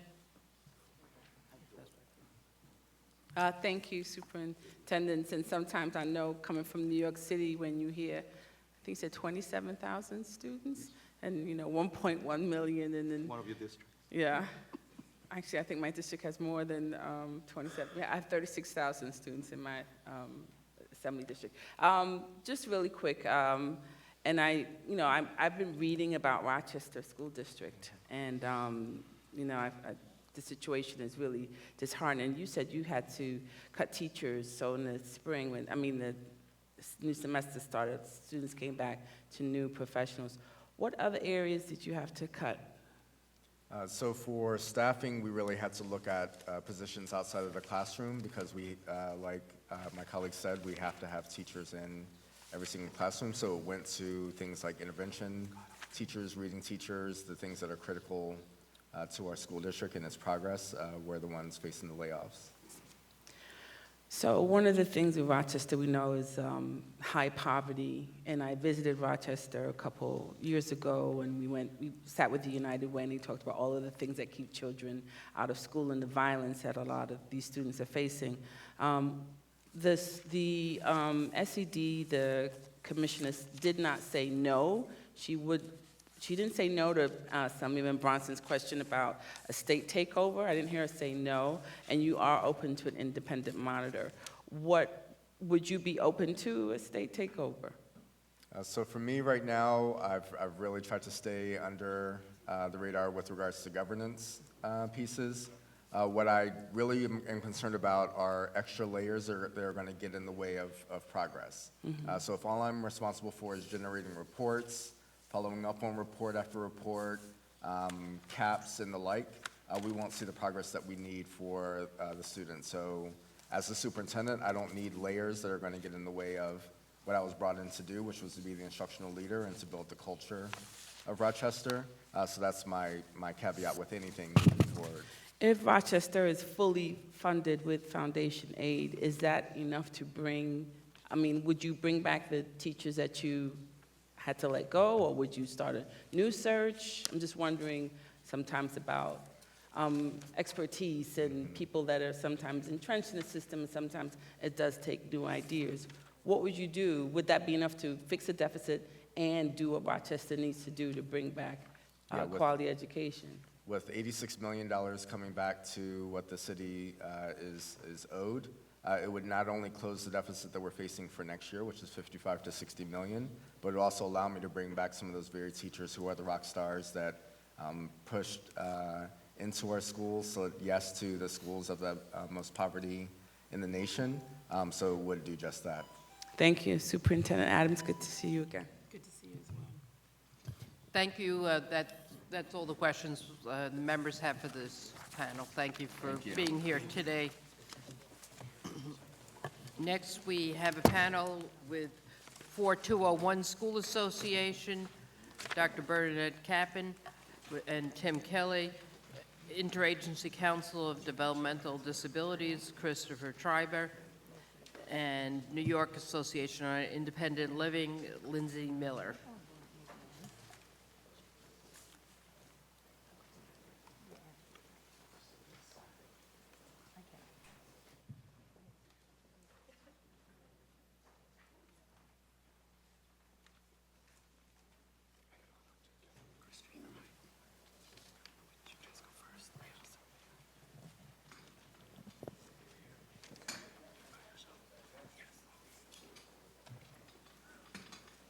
Thank you for being here. We put together, just for information purposes, we put together these panels. It makes it easier for members to question when there are people with somewhat similar subjects. It helps make the hearing go along much smoother, and we get to have the last people on the list get an opportunity to speak before members.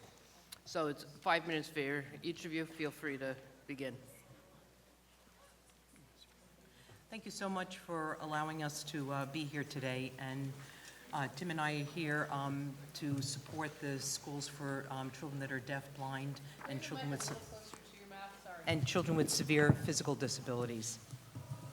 First, we'd like to thank you all for your longstanding support of our students. And thinking about coming here today, I was looking at something written by Oprah Winfrey, and she says, surround yourself with people who are going to take you higher. And that's what we see that you've helped us all these years with our funding struggles. And we appreciate the $1 million increase that we received for our schools last year. We ask you to think about our situation in relation to other special ed schools as well as the regular school districts, in that we still don't have parity with the school districts in supporting the needs of the children with special needs at our schools. The executive budget has proposed level funding for our schools, and you see that in your papers that we gave to you a little while ago. We've used our increase really to support our teachers and professional staff in their growth, and those combined increases that we've had over the years have really helped us, but it's really just brought us back to our 2008-2009 level of funding. We're really grateful and very grateful for the $30 million that were allocated to us last year for our short-term capital needs. And we just recently learned that the RFP is out for us to begin working on that, and that should definitely help our schools improve in our security, in our infrastructure, and in our accessibility areas. Those would be the primary areas that we would focus on. An area that's really important to us would be the specialized workforce. Many of our teachers are duly certified in working with children that are visually impaired, hearing impaired, and special education, in addition to their subject area. Trying to find highly trained staff is increasingly more difficult, particularly when many of the teacher training programs are closing down. So we really need to support the people that are in our programs, the teachers, as well as the clinical professional staff. They are truly specialized in working with the needs of children that have communication needs. That could be the children that are deaf or hard of hearing, or children that are blind and visually impaired, and children with severe physical disabilities that need special augmentative communication. I just have a question, because I just want to clarify. Is Mr. Kelly also going to speak? Okay, so you have 5 minutes between the two of you, so I just was stopping it now so you would just be aware and make sure you leave him some time. Okay, terrific, terrific. Thank you.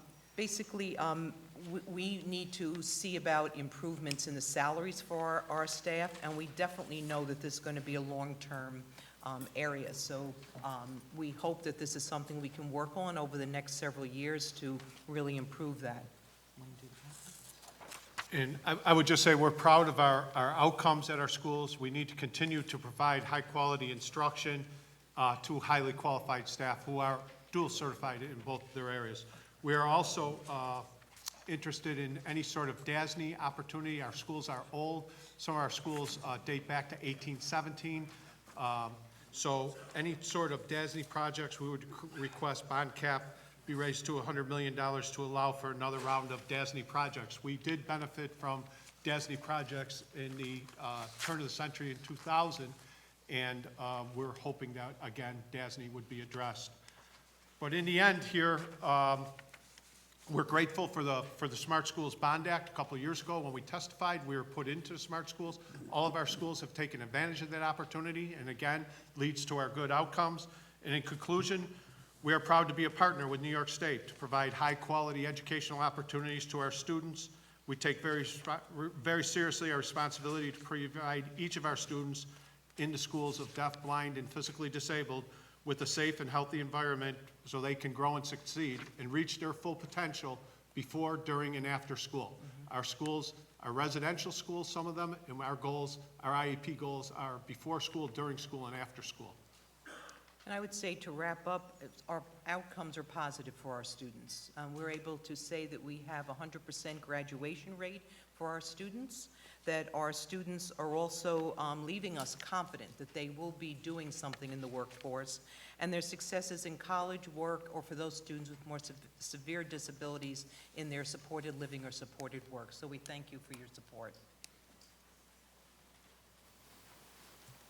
Hi, good afternoon. My name is Christopher Trieber. I'm the Associate Executive Director for Children's Services for the Interagency Council of Developmental Disability Agencies.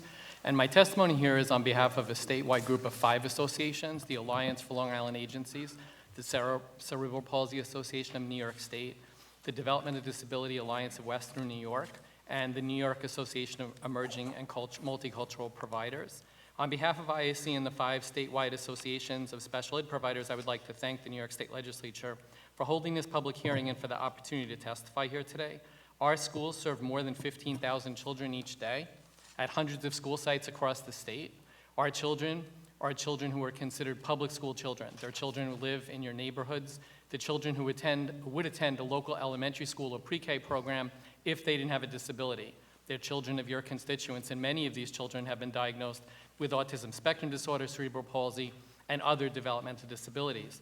They're placed in our schools only after determination has been made by a committee on special education or preschool special education that there's no other appropriate public school. So our schools are the only educational option for these kids. Yet our schools have not been provided with funding necessary to meet these mandates. I'm happy to report, and hear that today there was a lot of discussion about looking at the funding issues, but since 2012, state aid to our schools has increased by very little. The state has increased to school districts by 46%, but our 853 programs have had increases of only 26%, and our preschools 10% in that time.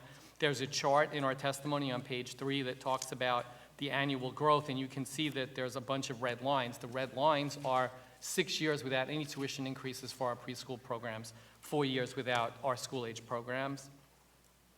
We're requesting that the 853 and 4410 programs receive minimum tuition increases that are comparable to the local school districts. The other issue that we're facing is a significant and dire staffing crisis in our schools. It's been mentioned already. Turnover and vacancy rates are significant in our schools. We have a chart in our testimony on page 6 that shows that the vacancy rates for our certified teachers has remained steady for 2 years at 28%. And that is a very concerning number for us in terms of the fact that we can no longer recruit and retain teachers.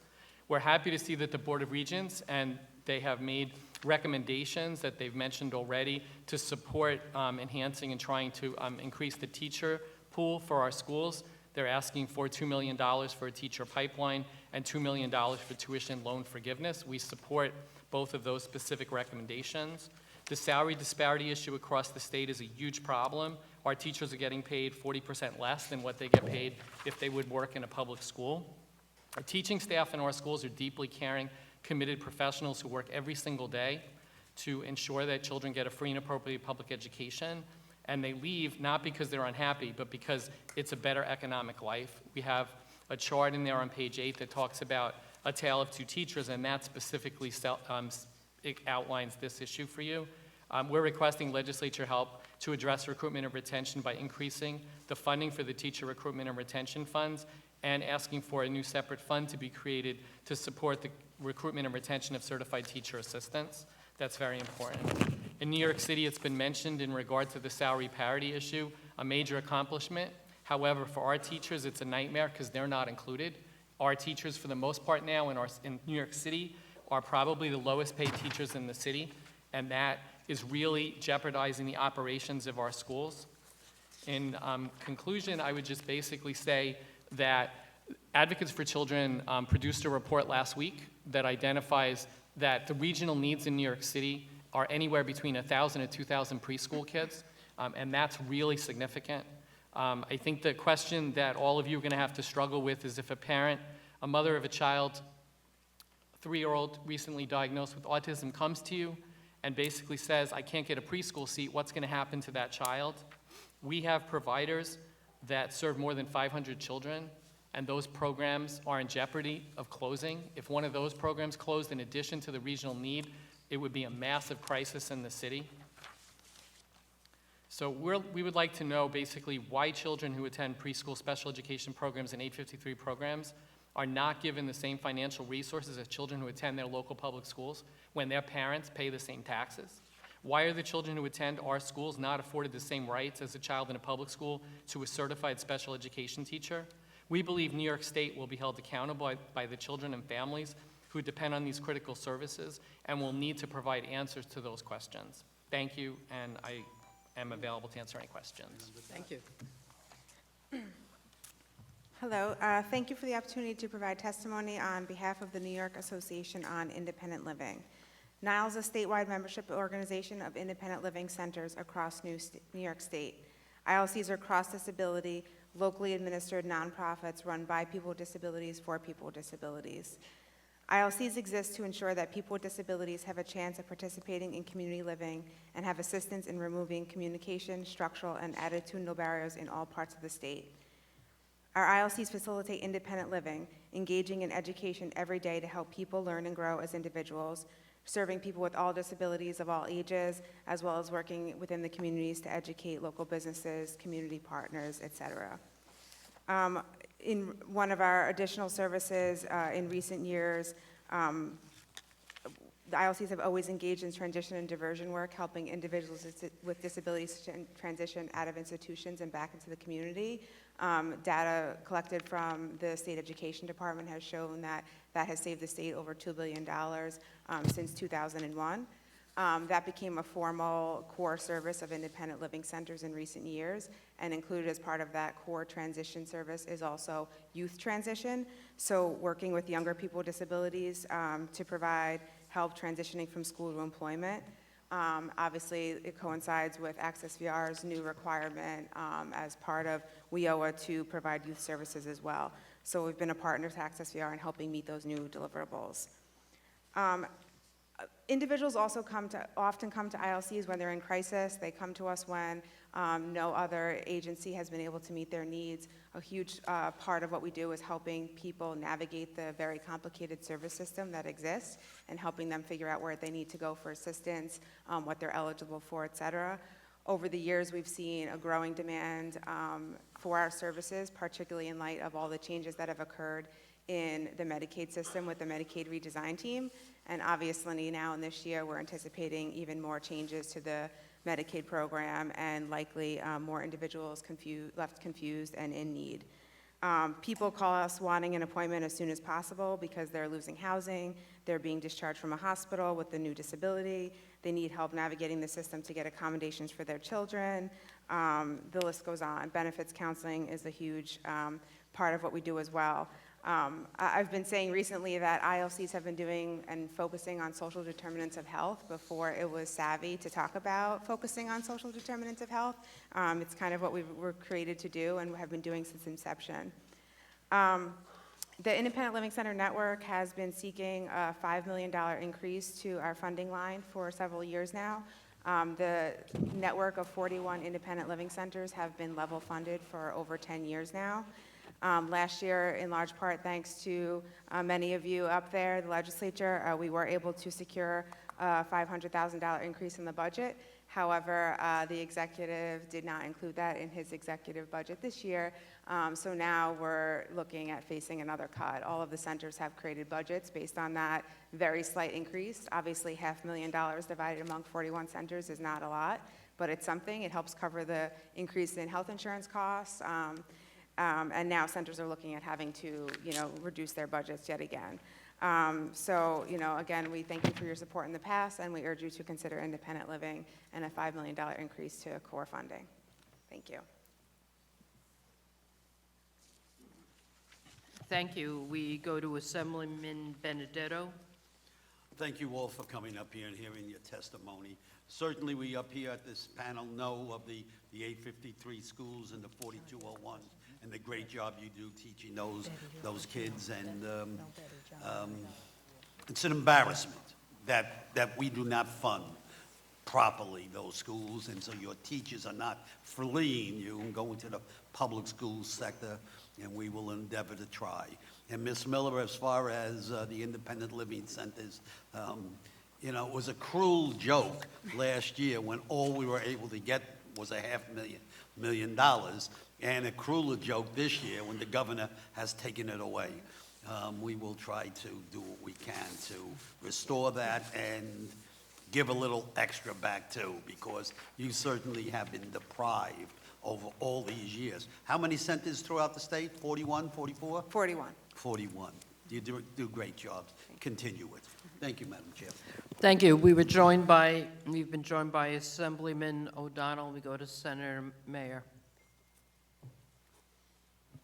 Thank you, Madam Chair. Thank you all for being here. I have questions for different people. Dr. Kaplan, on the $30 million capital, which I know you all really need, that does not, what we did, we were unable to get that to be issued by DASNY, as I understand.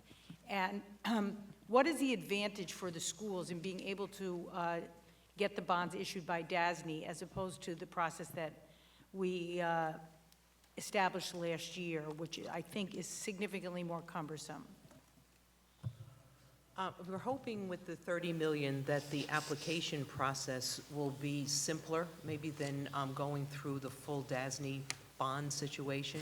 And it was for short-term capital, things that we needed to have done 6 months, 18 months. And the DASNY would be for longer-term projects. If you needed a bigger renovation, and as you mentioned, it's a more sophisticated process or elaborate to go through that. I mean, to get the DASNY project again for us again, the number needs to be raised to 100 million. We've talked about it as a group, and it looks like that's about the number that the schools would need. Right now, we're at 65 million, so that SED wants assurance that the number's up there before they'll entertain any proposals for the DASNY funding. So that's the difference that I would see in the two. Okay, I appreciate that. With respect to the 853, the 4410 programs, let me switch to you. Do you know how many programs closed last year statewide? I don't know how many closed last year. I know 61 preschool programs have closed in the last 5 years, 31 of them in New York City, and it affected thousands of kids. And from your perspective, that's primarily due to the failure to adequately reimburse these programs and to pay the staff adequately, I assume? Yes, the majority of programs have closed because either their funding just didn't provide enough support for them as children's needs increased and they just couldn't afford it. And then too many programs right now are struggling with staffing. And when you can't get enough teachers to operate the classrooms, you have to make a professional decision at some point about, how much longer you can continue to operate that school. In the 4410 programs, for example, downstate, do you know what the starting salary is for a teacher in a 4410 preschool? We are right now trying to get that information from our providers, and that's something that New York City's elected officials have asked us in terms of trying to do something about the salary parity issue, so we can get back to you on that.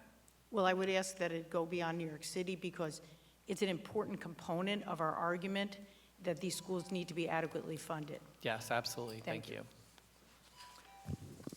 Thank you, Assemblyman Ra. Thank you. Always great to see you here advocating on behalf of your students. So I just want to go back to what Chair Mayor was talking about with the capital. I had the opportunity to finally visit the New York School for the Deaf in the fall. One of these days, I'm going to make it out to Buffalo and see St. Mary's. But You're more than welcome. maybe not in the winter. I'll wait until when it's warmer. But those capital needs. I mean, I saw on that campus. It's a huge, beautiful campus, but there's buildings that either can't be used or really need to be refitted and refurbished so that they can be utilized, particularly with all of the technological needs that come into play with serving your student population. So, with the capital, I know you talked about there's the short-term piece, there's a long-term piece. What about like the kind of equipment side of it and those type of things that would need to be incorporated in new buildings or refurbished buildings to accommodate your student populations? Would that fit within the DASNY piece? I think that's a huge part of it, in that, as you mentioned, some of our buildings or campuses are 200 years old, that the schools have been around. So I think in improving, certainly the technology and those types of things are really critical. Types of students that we have rely heavily on technology. For children that are deaf, they need so many visual alerting systems and other pieces of equipment. Children that are blind will also need to have better access to the computers and technology, so that's a huge part of it. And we did benefit a bit from the smart schools, but it was just a small amount for technology. But I think the infrastructure for technology going forward is really critical for our children to be competitive with the children in their typical peers. Thank you. Senator John Liu. Thank you, Madam Chair, for that introduction. But it turns out that between Chair Mayor and Assembly Member Rod, that I've got all my answers to my fiscal questions. I want to commend all of you for continuing to do a really very difficult but necessary work for our children. Thank you. Senator Krueger. Hi, thank you. Now that John Liu already had his questions answered, it dawned on me I had a question. I think primarily for the Association of Interagency Councils and Developmental Disabilities. What happens to the young people after they leave your programs? Where are they going? It kind of depends on what their needs are. They usually go into the Office of People with Developmental Disability-based programs if they transition out at school age, end of school age. Some of them go into day programs, day treatment programs. Some of them go into what's called Dayhab in the community. So it kind of depends on how the support services have been provided, what's available to them at the transition point. And our schools try to ensure that there are services available for all their kids when they leave. It's going to sound like a hard question, but I'm going to ask it anyway. Sure. Is it conceivable that the state is evaluating in some way that the educational programs you're trying to provide with higher education professionals isn't a good match, and hence they're shifting to another model so that, yes, you have vacancies, and yes, you don't have adequate funding to provide for master's degree teachers, but is it conceivable that there is some other universe within state government or even OPWDD who's saying, times have changed, and this isn't really the right model, or this is such an expensive model compared to other models that we are shifting, and that you are unfortunately in a position where you're being, so to speak, shifted out. So I just wanted to ask. So you mean shifting in terms of the service model itself? Yeah, the programs that they're offering kids, and then as they age out, offering adults. I think you have to look at it globally, and one of the concerns seriously that we really have is that you have early intervention programs that no longer are able to provide services to kids. There aren't enough staff. There aren't enough teachers. There aren't enough experts. Then you go to preschool, and it's the same situation. So when you get to school age, you see kids with higher levels of need. Even the public schools are reporting it. I was at a meeting with the commissioner for OPWDD about a week ago, and he reported that there are significant numbers of preschool students now applying for OPWDD services for the first time.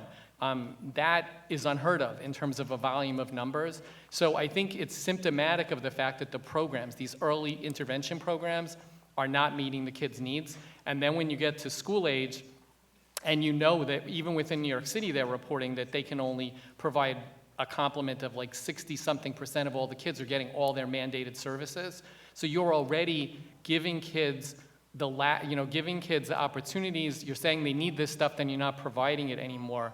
So by the time they leave, there's this gap of everything that they didn't get. And so when they leave, there has to be an assessment about what's available to them. So I don't think the system itself is not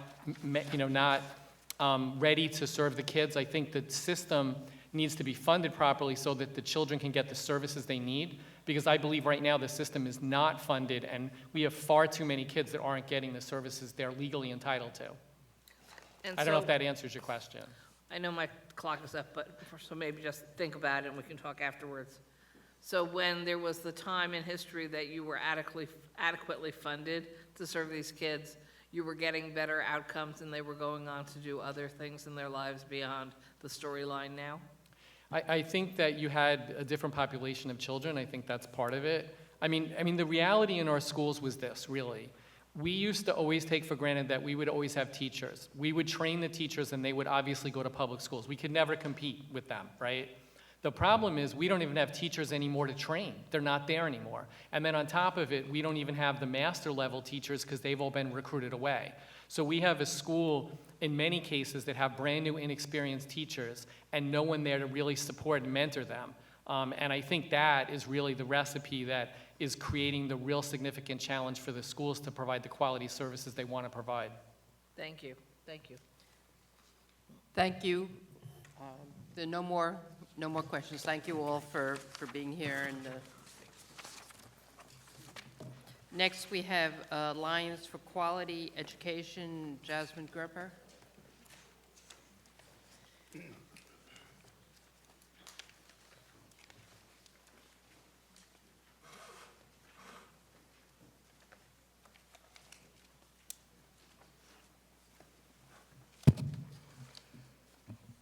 Good afternoon. My name is Jasmine Gripper. I'm the Executive Director for the Alliance for Quality Education, and thank you for the opportunity to testify before you today. I don't want to repeat a lot of the things that have been said. You know AQE supports fully funding the foundation aid formula. We agree with the recommendations for the State Education Department that we should fully fund the formula and then look at making changes to the formula.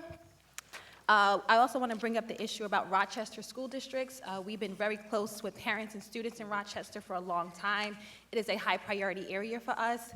We support the need for a fiscal monitor, but we would like to model the fiscal monitor after what's happening in Long Island and East Ramapo. In all those situations, the mayor does not have any say-so over the fiscal monitor or choosing the fiscal monitor. It's simply up to SED, and we would like to continue that for the situation in Rochester. I'm going to skip to the end of my testimony and focus on one thing that I think has not been said yet today. The 2019 enacted budget included monumental reforms to limit cash bail for most nonviolent offenses.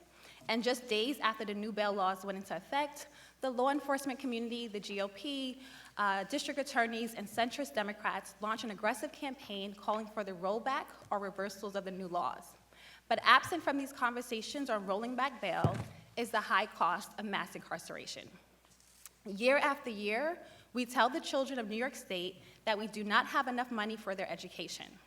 It's been over a decade, and New York has still not fulfilled the promise for the Campaign for Fiscal Equity. We have yet to fulfill the promise of full-day universal pre-K for 4-year-olds outside of New York City, and childcare deserts exist across the state, denying working parents and children a safe and reliable place to learn. All because state leaders claim there is not enough money to invest in educational opportunities for Black, brown, and low-income children.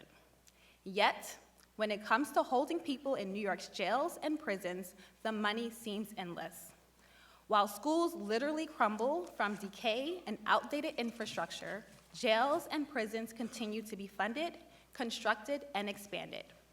Community supervision and mass surveillance continue to be instituted with state-of-the-art technology, while New York City students are literally using Windows 97 in some of their schools. Instead of spending billions of dollars to maintain the prison industrial complex and systems of oppression and structural racism, we need to instead invest in our youth and their education. In 2019, New York City spent $337,000 per inmate in jail annually. On average, New York State spends $70,000 per prison bed. Yet, at no point in a child's educational career do we invest half as much in learning opportunities.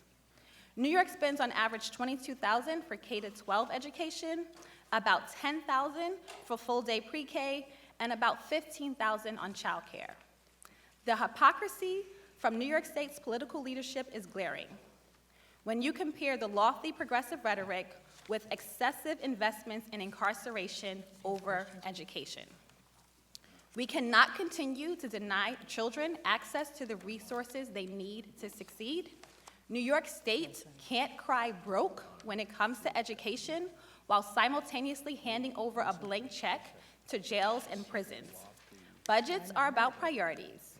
Are we going to be a state that prioritizes the education of Black, brown, and poor children? Or will we continue to be a state that prioritizes filling our jails with Black, brown, and poor children? The choice is simple. It is time to end the decades of systemic racism. It is time to end mass incarceration, and it's time to fully fund our public schools. The 2020 budget is your chance to make right decades of systemic racism and inequity. Our children are depending on you, the members of the State Assembly, and Senate to prioritize their education in this year's enacted budget. Thank you for your time. We go to Assemblyman O'Donnell. It's very nice to see you again, see you in your position alone. Usually it took 5 men to do your job, and you're doing it all by yourself. I'm very impressed. Thank you. I want to thank you for your last comment. I just want to correct one small thing. The Army and screams about the failure of the bail reform did not begin in January. They started in October, November. And I would regularly think, how do these people know the ability to tell the future? So we really don't know what the impact would be, but clearly the banging the drum started way before then. But I want to thank you for including it.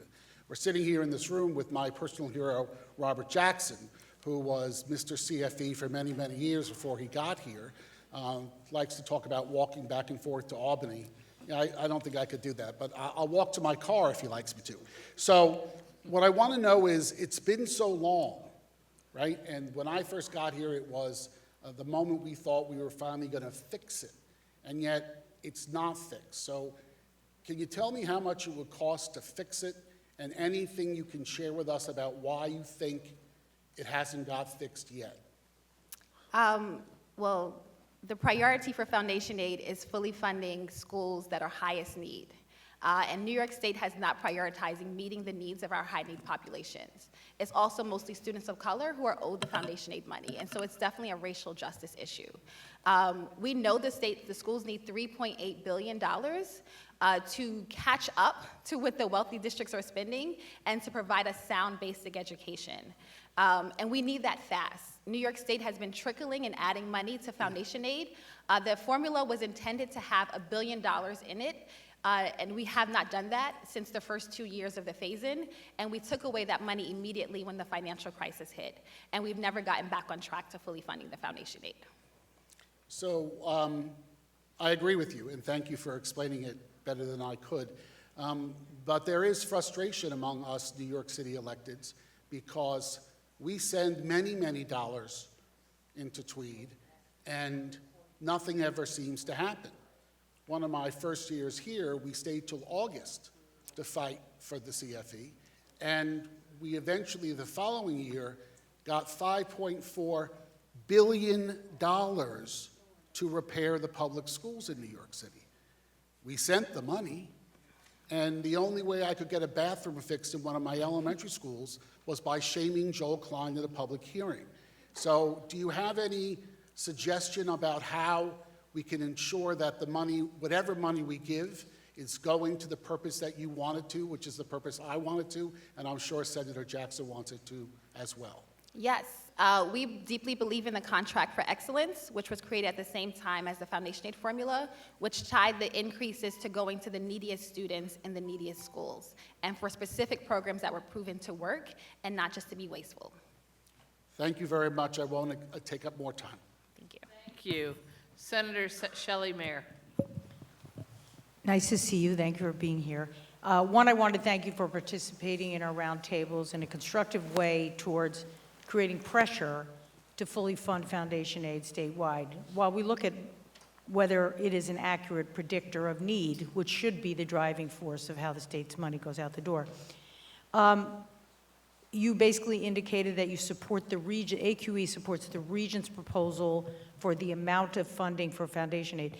Does AQE support the balance of the region's proposals, for example, setting aside money to ultimately examine whether the Foundation Aid formula should be updated with respect to, for example, regional cost index in the Hudson Valley, which you note in your testimony is a real problem? We do. We absolutely support the need that SED needs the funding to look into the formula. It's really hard to evaluate a formula that has not been used in over a decade.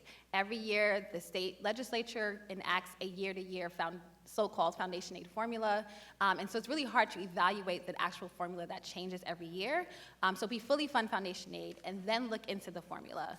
That is the appropriate course of action. Another question is, there are districts throughout the state that have received more than 100% of Foundation Aid owed, in part because of the hold harmless provisions, and in part because they receive fairly modest amount of state aid compared to how much they raise through local property tax. Is AQE, in the long run, interested in a system by which we move from property tax funding to greater funding through the state in order to achieve equity?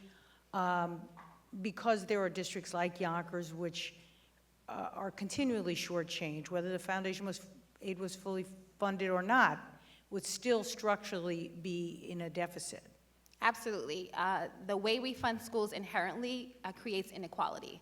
As long as we have districts that are more wealthier than others, they're able to generate more school aid for their schools. When we talk about that New York State is one of the top spenders, people forget that that is because our wealthy school districts are spending so much more, and 90% of what they spend is raised locally. And so, for example, a school district like Utica spends about $16,000 per pupil. The majority of that comes from the state, where Scarsdale spends close to $30,000, and almost all of that is raised in Scarsdale locally. And so by raising money for schools through property taxes, it is built-in inequality, and we need to undo that. Thank you. Thank you very much. Thank you. Senator Bronson? Senator or Assembly? Well, thank you for that. But I'll stay in this house.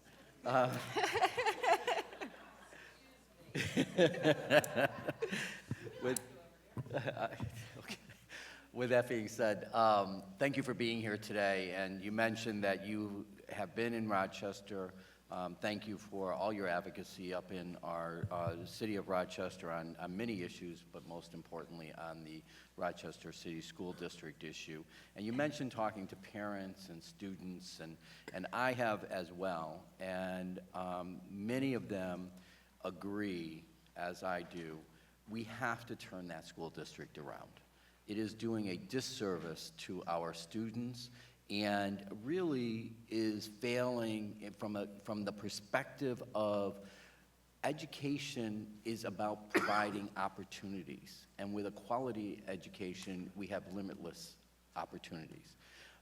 Foundation aid, all types of state aid for our schools is key to that.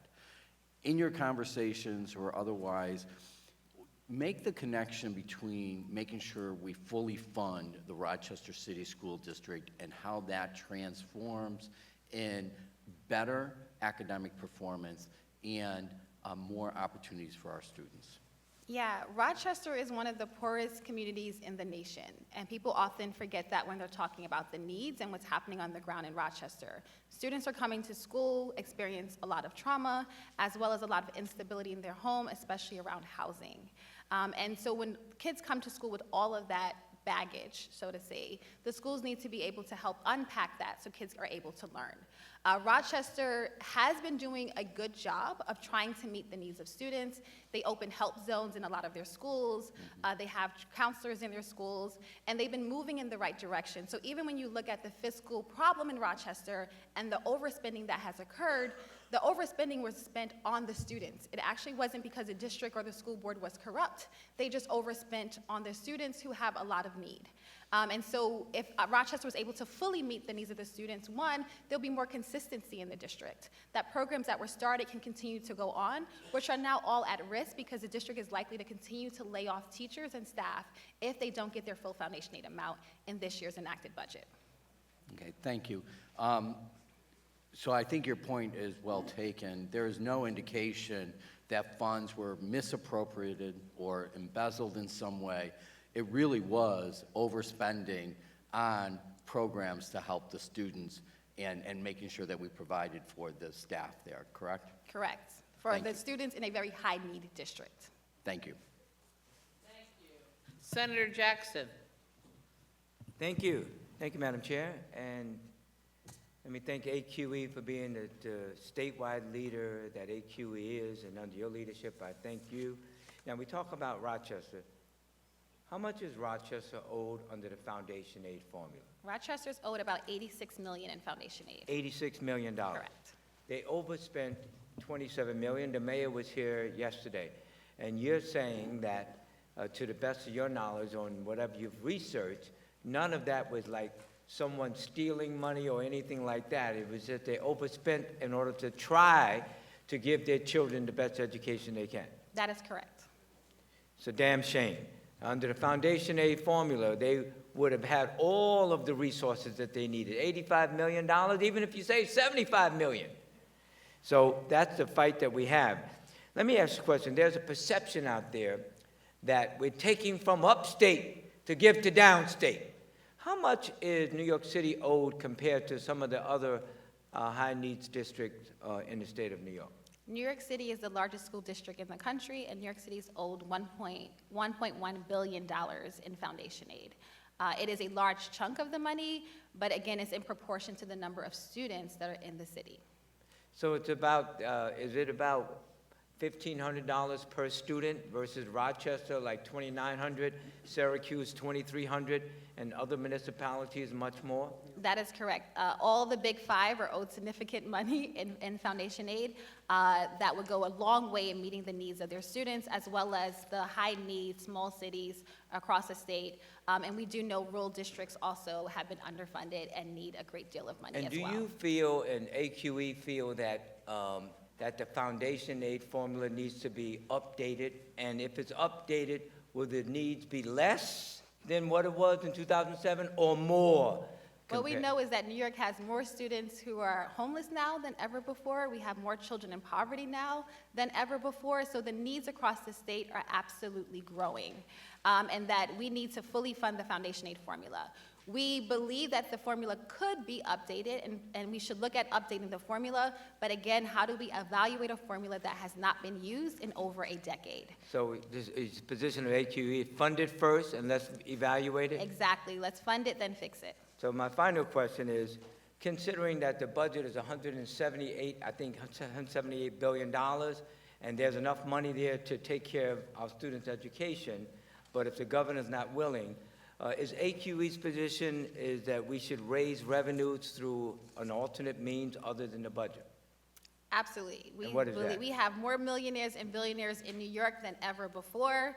People keep saying they're leaving, but that is not true. They are growing, and income inequality is at its all-time high. We need to tax the wealthy and fully fund our schools, and we support your bill, Senator Jackson, that will do that. Thank you. Thank you, Madam Chair. Thank you. We now go to Assemblywoman Hindman. Thank you, Jasmine. I know since I've been here, you've been here, Yes. and you've moved up, and you're always here before we get here, and then after we leave, at the end of conference, and it just goes to show your dedication is not just a job for you. So most of my questions have been asked, but I think what's interesting is that when I got here, I thought we would fully fund foundation aid, and I realize now, when I got here, we talked about gap funding, I think it was. And I didn't understand what it was until I got here. Now, we fully corrected that. We paid back the GEA, that is correct. We paid it back. And so now we're still left at a deficit with foundation aid. And now you're saying that it needs to be updated because it's been so many years. Well, we want to say that there are 700 school districts across New York State. Finding one formula that's going to meet the needs of every district is really hard, but it is the most equitable formula we have on the books, and we should use it and preserve its integrity. Great. I always think it's interesting when I listen to parents who just enter our public schools, and they get frustrated because the classrooms are crowded. And they usually go to the PTA meetings, and sometimes they end up at our CEC meetings. But the frustration is in school districts around the state when they encounter public schools and they realize that there's an unequal distribution of resources. So when the budget was surplus, we couldn't fund, and now the budget is in a deficit, we can't fund, but yet and still the number goes up every year. So I just think it's incumbent upon the Assembly to be steadfast in this time to make sure that we fully fund foundation aid. Thank you. We thank you for your support as a proud product of the New York City public school system from kindergarten to CUNY, and a former Queens resident. We thank you for your support in education.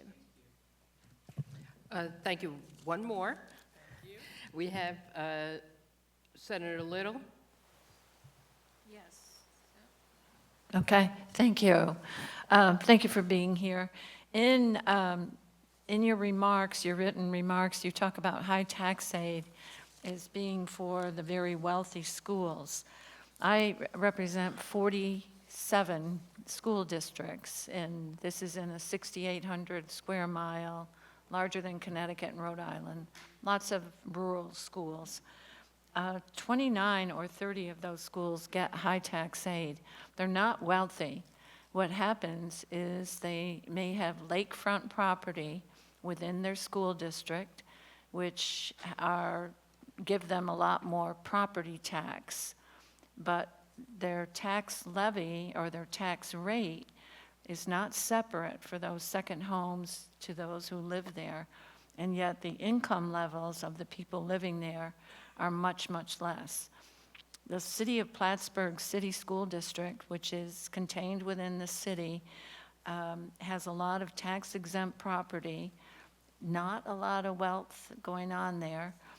They get over $500,000 in high tax aid. They would not be able to function without it. So I would hope you would reconsider, because putting it into foundation aid, adding it in and keeping it there is okay as long as it goes along with it and it doesn't get eliminated. It would be devastating to rural schools. And, you know, some of them that are much smaller than Plattsburgh that would be losing a substantial amount of money. I have school districts that I should call and tell, according to the state runs, you're going to get $1,250 more this year, which is not going to help their health insurance increases, their payment, their cleaning supplies for the school might go up in cost. It's almost impossible, and yet the choices are few. It's the distance. We've had a merger. It's not easy for everyone to do that. So I just ask you for consideration and maybe take that out of your remarks. I appreciate hearing your concerns, and I do thank you for bringing up a lot of remarks around students in poverty and talking about rural poverty. We are very aware that there are a lot of upstate areas where people are land rich but cash poor, and we need to make distinctions for that. That's my district. Thank you. Yep. Thank you. Thank you. Thank you for your advocacy. Next, we have a panel. New York State Council of School Superintendents, Robert Lowry, Council of School Supervisors and Administrators, Mark Canizaro, School Administrators Association of New York State, Cynthia Gallagher, and New York School Boards Association, Brian Fessler.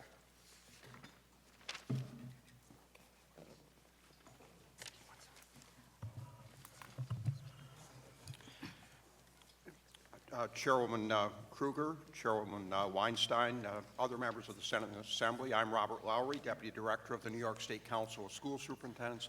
Thank you for the opportunity to testify today and for all your past support of our public schools in good times and bad. You have our written testimony. I'll use this time just to make 5 points. First, the overall $826 million school aid increase in the executive budget is not adequate. Together with our partners in the Educational Conference Board, we estimate that a state aid increase of $1.6 billion would enable schools to maintain current services. That's based on simple, straightforward assumptions about costs and what districts could raise with staying within the property tax cap. ECB also recommends $500 million for targeted initiatives to improve school climate, to improve services for English language learners, to expand college and career pathways, and so forth. Second, the proposal to consolidate 10 expense-based aids into foundation aid is alarming and should be rejected. At the foundation aid roundtables that the Senate held over the fall, a common theme among district leaders was a desire for greater predictability in school funding. The proposed consolidation would be a drastic step in the opposite direction. BOCES and textbook aid, for example, are among the forms proposed to be consolidated. Currently, if a district purchases more BOCES services, it can generally expect to receive more BOCES aid the next year. And if it enrolls more students, it can expect to get more textbook aid. The same can be said about some of the other formulas proposed for consolidation. But each year, a new collection of tiers is used to determine the increase in foundation aid. Districts have no way of predicting from one year to the next what their increase in foundation aid might be.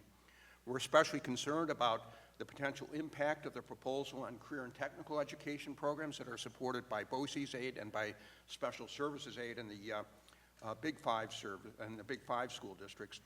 And we worry about the long-term viability of BOCES if that aid is consolidated and the harm that could fall upon small, poor districts that rely on BOCES shared services to provide opportunities for their students that they could not afford on their own. Third, the consolidation of the 10 aid categories into foundation aid would create artificial progress toward full funding of that formula. Under current law, the state is $3.8 billion behind in funding the formula. The executive budget would increase foundation aid by $504 million, so the new gap should be $3.3 billion, right? Wrong. Over $1.8 billion in expense-based aids would now be counted as foundation aid, appearing to reduce that full funding gap correspondingly. Fourth, we recommend a two-stage process for considering how to proceed with foundation aid. One task is to decide whether and how to fix the formula, affecting how much districts will receive when the formula is fully funded. This can and should be a longer-term project begun by directing and funding the State Education Department to develop options over the next year to improve our measures of student needs and the design of the Regional Cost Index, for example. The formula was a great achievement when it was enacted in 2007, but more than 10 years have passed and facts have changed.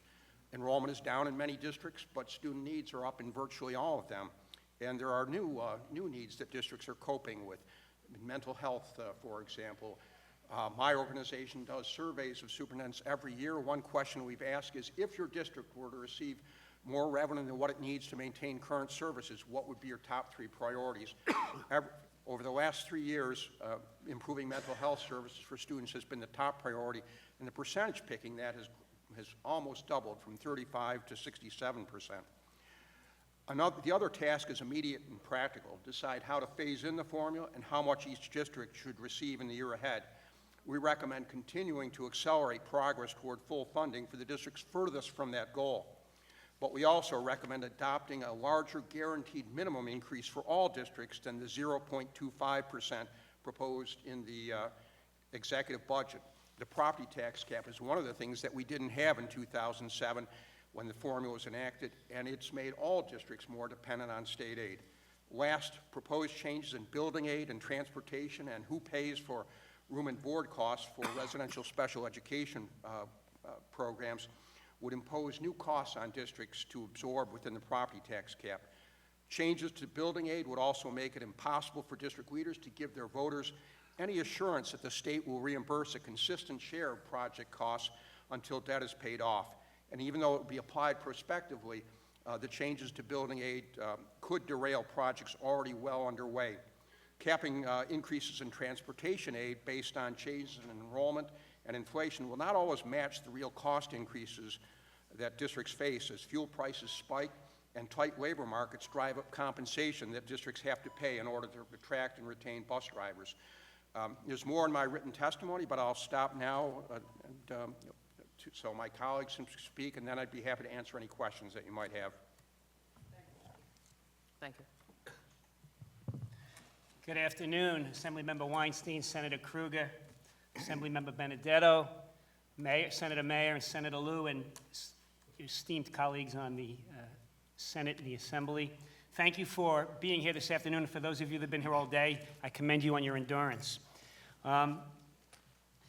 You've heard many people speak and the same testimony regarding foundation aid over and over again, and we certainly would like to concur with the need for increased foundation aid. But the one thing I would like to ask of this body, as far as New York City is concerned, is whatever increase in foundation aid you are able to secure through budget negotiations, as far as what is allocated to New York City, we ask that it goes directly to increase the Fair Student Funding formula in New York City. You did hear from the Chancellor's Chief Financial Officer that several schools are at 90% fair student funding in New York City, while some schools are at 100 and over 100%.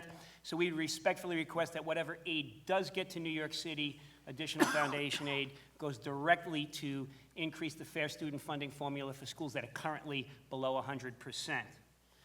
We also would like to thank this body for their tremendous support of our Executive Leadership Institute over the years. That's a professional development body that we use in New York City to help school leaders in their own career development.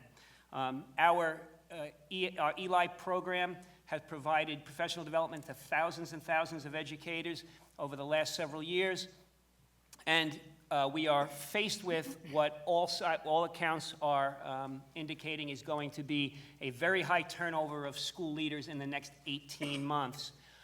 That's predicted by the Department of Education as well as our own internal research.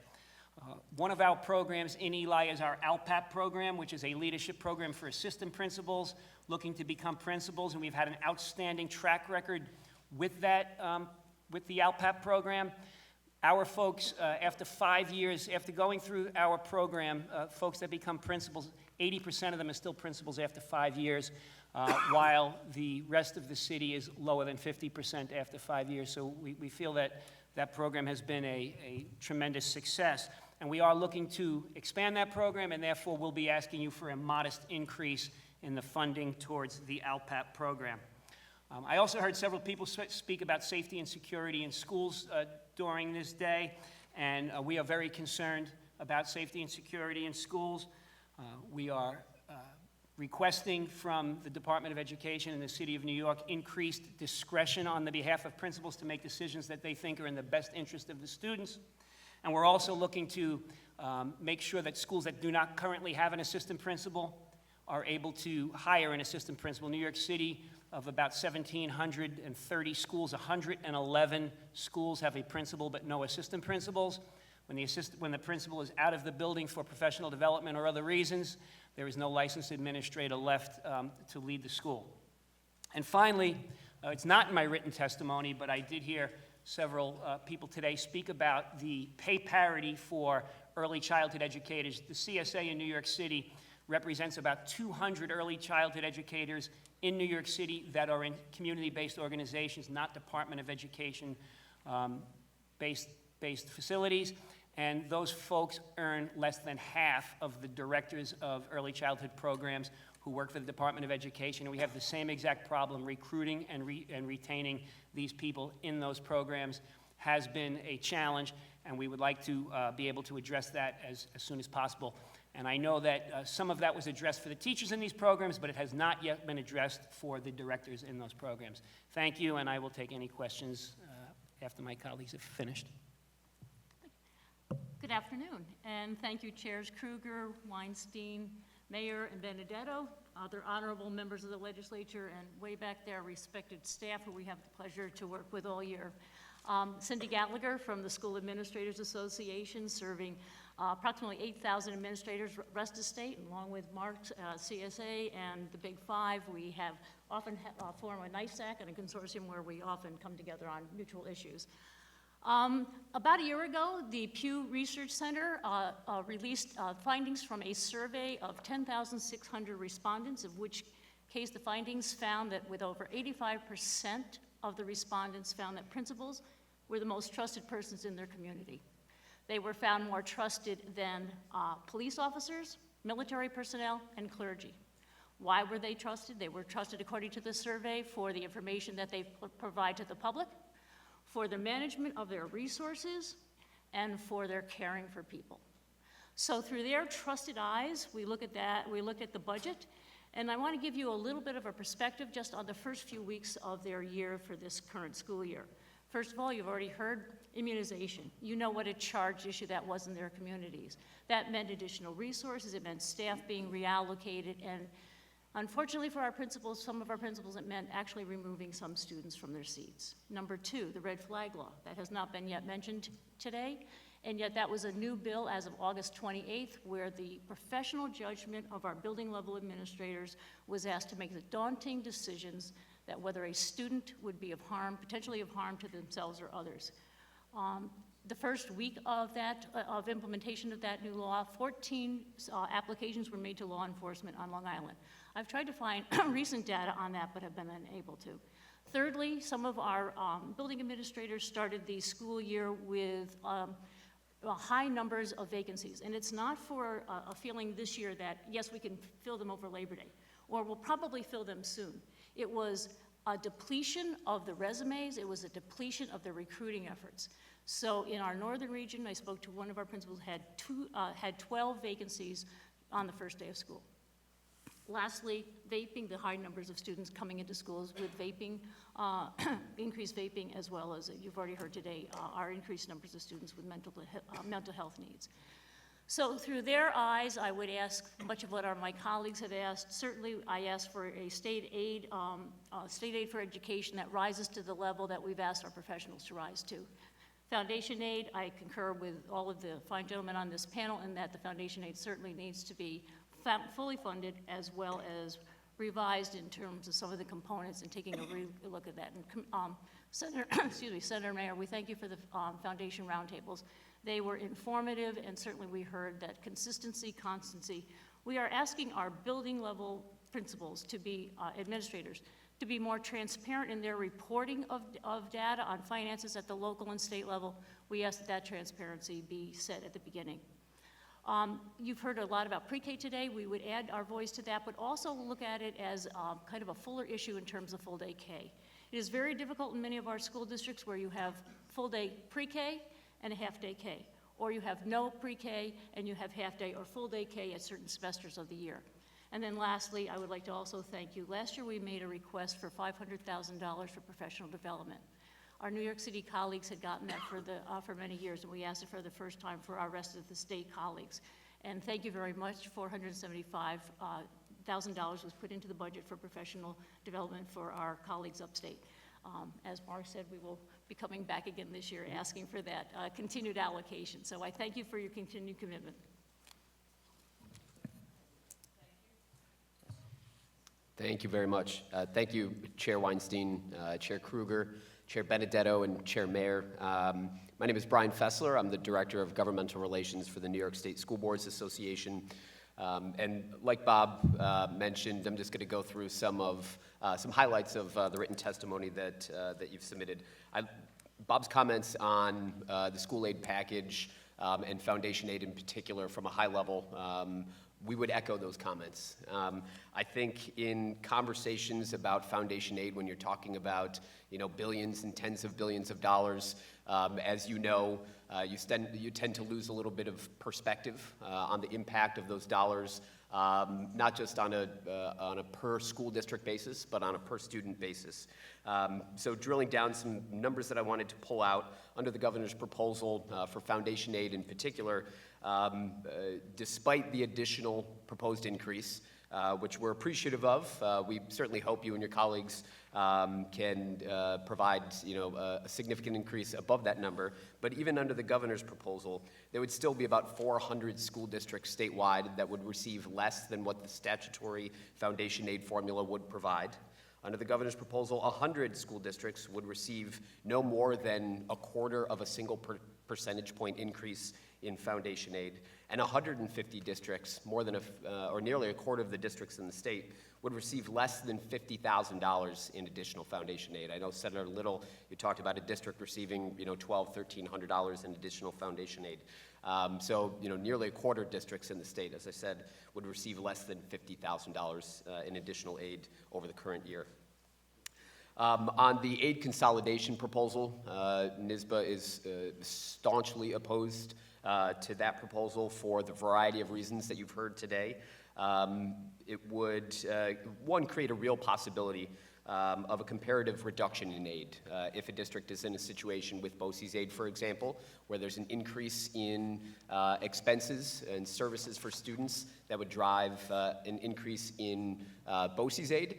If we're under a consolidation situation and the district's foundation aid increase was 0.25%, like we see the governor's proposing this year, that could lead to a real dollar-for-dollar reduction or comparative reduction in aid that the district might receive. This applies to special services aid as well for non-component districts and Big Five school districts supporting a lot of the career and technical education programs that are Big Five and non-component districts provide to their students. So BOCES aid is certainly the big piece and affects the largest single number of districts, but we do want to highlight the impact it would have on special services aid as well. Again, trying to grab a specific number. This year, if this aid consolidation proposal went into place or was in place this year, That would lead to about $70 million that, in BOCES aid that 450 districts are receiving this year over last year's number. If the aid consolidation proposal, as I said, was in place right now, there is no guarantee that those 450 districts would receive any of those $70 million in additional funding. We oppose the reductions and adjustments to the building aid and transportation aid formulas, as well as the proposed cost shift in CSE special education placements. One item, we talked about mental health a little bit. I know from some speakers today. Our advocacy conference was these past couple days, and we had a student leader from Long Island give a really passionate breakfast address. And I wanted to pull out one quote. She kind of described some of the pressures that her and her students face, her and her friends as students face in school on a daily basis. And she ended with a quote. She said, "A student with a broken arm needs a cast, just like a student with depression needs support and guidance." And that really struck me, and I know a lot of our fellow attendees. And so I think that fits nicely with the survey data that Bob highlighted. That's really prevalent at an increasing level in our school districts. And so the financial supports that we are requesting would really be helpful in those areas. I'll end with a quick positive and a thank you, instead of always some doom and gloom about what we don't like. Like Cindy said, we are extremely supportive of the governor's vaping and e-cigarette proposals.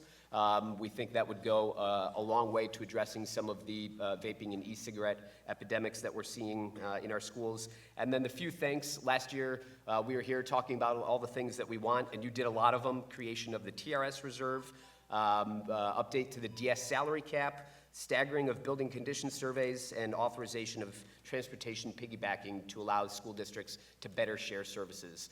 So aid is always important, and we'll always talk about that, but we do recognize and appreciate some of those other areas that you work on as well that really help us operate our school districts and provide education and supports for our students on a daily basis. So thank you. Thank you. We go to Assemblyman Benedetto. Thank you all for being here and lasting the day to be able to testify at this late in the afternoon hour. Mark, picking up on something that you said, a whole bunch of principals, assistant principals, you're going to lose over the next 18 months. How many? The estimates that I'm hearing, as far as principals are concerned, up to 400 of about 1,700, so over 20%. And just retirements? Yeah, mainly retirements. There's the normal attrition, but we happen to have a contract that will be 3 years old, which is sort of the magic number when a contract turns 3 years old.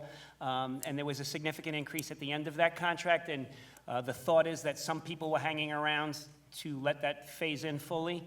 But yes, there is that expectation of about 400 is the number I'm hearing. And is this a normal amount of administrators to lose? No, it's significantly more. Almost, I would say it's about 40% more than you would normally get in that time. And which obviously I would think would increase the importance of your Eli program. Yes, absolutely. Yeah, I never really thought about it before, but certainly as a former teacher myself, I realize the importance of extra training, particularly for new teachers. And for new teachers, well, the same would relate to new principals too, that they need that little extra help to get over the hump of the first few years. Absolutely. Traditionally, school leader professional development is overlooked, and that's why SANES and the CSA together have been trying to bring that here to New York State to make sure that it's not overlooked. Thank you very much for that. Senator John Liu. Thank you for that more subdued introduction. I want to thank the panel for all of your expertise. I have some questions for you, Mark, if you don't mind. First of all, I appreciate your comments about the Executive Leadership Institute. It's something that I've supported for many years, and I'll do whatever I can in our conference and in our budget, as I'm sure many of my colleagues here will do. Do your members fully understand the New York City Fair Student Funding formula? I mean, it's Many fair. of them do, but but several of them do not, but many of them do. Many of them do. So they understand how they get their allocation. They understand, well, they have a website to go to understand how the dollars are driven. And the schools that are well-funded probably are the ones that don't know it as well. The schools that are poorly funded seem to know the formula, you know, a little bit better because they Okay. understand the need. Actually, I have to refine my question. So Sure. I think my question isn't just how they calculate, isn't just whether your members know how their FSF amount is calculated, but do your members generally understand why some of them may be at 90%, some at 92%, some at 100%, and some at 120%? No, they do not know. That That they do is not know. like a huge black hole, isn't it? Correct. So you would say none of your members know? You know, they know part of it. The folks that have been around a long time know part of it because prior to fair student funding, there was these allocations made that fair student funding was supposed to correct. And it was for people that were given additional funding or less funding based on whatever their relationship may have been with the superintendent at the time, and that was something Okay. that was supposed to be corrected, but it was never corrected. Well, that's a good point you bring up, because there were some schools where, under the new FSF at the time, they would have gotten a reduction in funding, and that was deemed to be unsound for the school, which I can understand. But after the advent of the FSF, there are still schools that, some schools got increased. They got the percentage of the FSF that they received increased. Others didn't. Correct. And that's a huge question as to what the process is to determine what percentage you're going to be, whether you're at 90, 92, 95, 100, or even in some schools have been raised beyond 100% after the initial implementation of FSF. Yes, that's correct. I think that's a huge problem, and I tried to ask the chancellor that, but he didn't have any answers for that. My last question for you is, do the principals feel secure in knowing how to deal with school discipline issues? No, that's become a problem at this point, and we're doing everything we can to address that. But they feel like their hands have been tied in trying to deal with safety and security issues in the schools. And what compounds that is the teachers now feel unsupported when they look to the school leaders to make decisions, and the parents feel unsupported, and all fingers get pointed towards the principal's office. Yeah, the principals are the ones caught between a rock and a hard place. Yes. Thank you. Thank you, Madam Chair. Thank you. We go to Assemblywoman Walsh. Thank you, and thank you all for being here and for your testimony today. The governor proposed to provide $50 million in various new grants this year with specific criteria for each of them in mind. Although it creates competition among the schools that qualify, we've heard from many school districts that they believe that they're ineligible based on the parameters. Could the money allocated toward competitive grants be better used, do you think, for an increase in state school aid?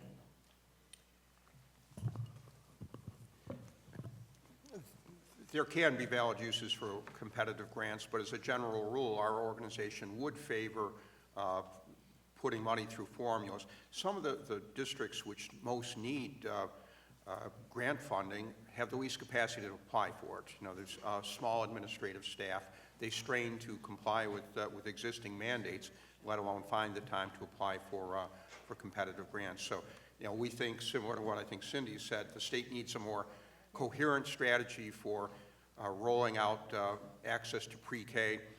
We should be increasing funding for career and technical education through BOCES aid and special services aid for the Big Five districts through a formula process rather than grant programs. Similarly, also, applying for a grant takes resources, and many of our school districts do not have a full-time, anytime grant writer, so that's one aspect of it, and as Bob said, I think it's a difficult situation where you have a competitive grant being used as a continuous funding cycle for years and years. UPK, 1999, first competitive grant.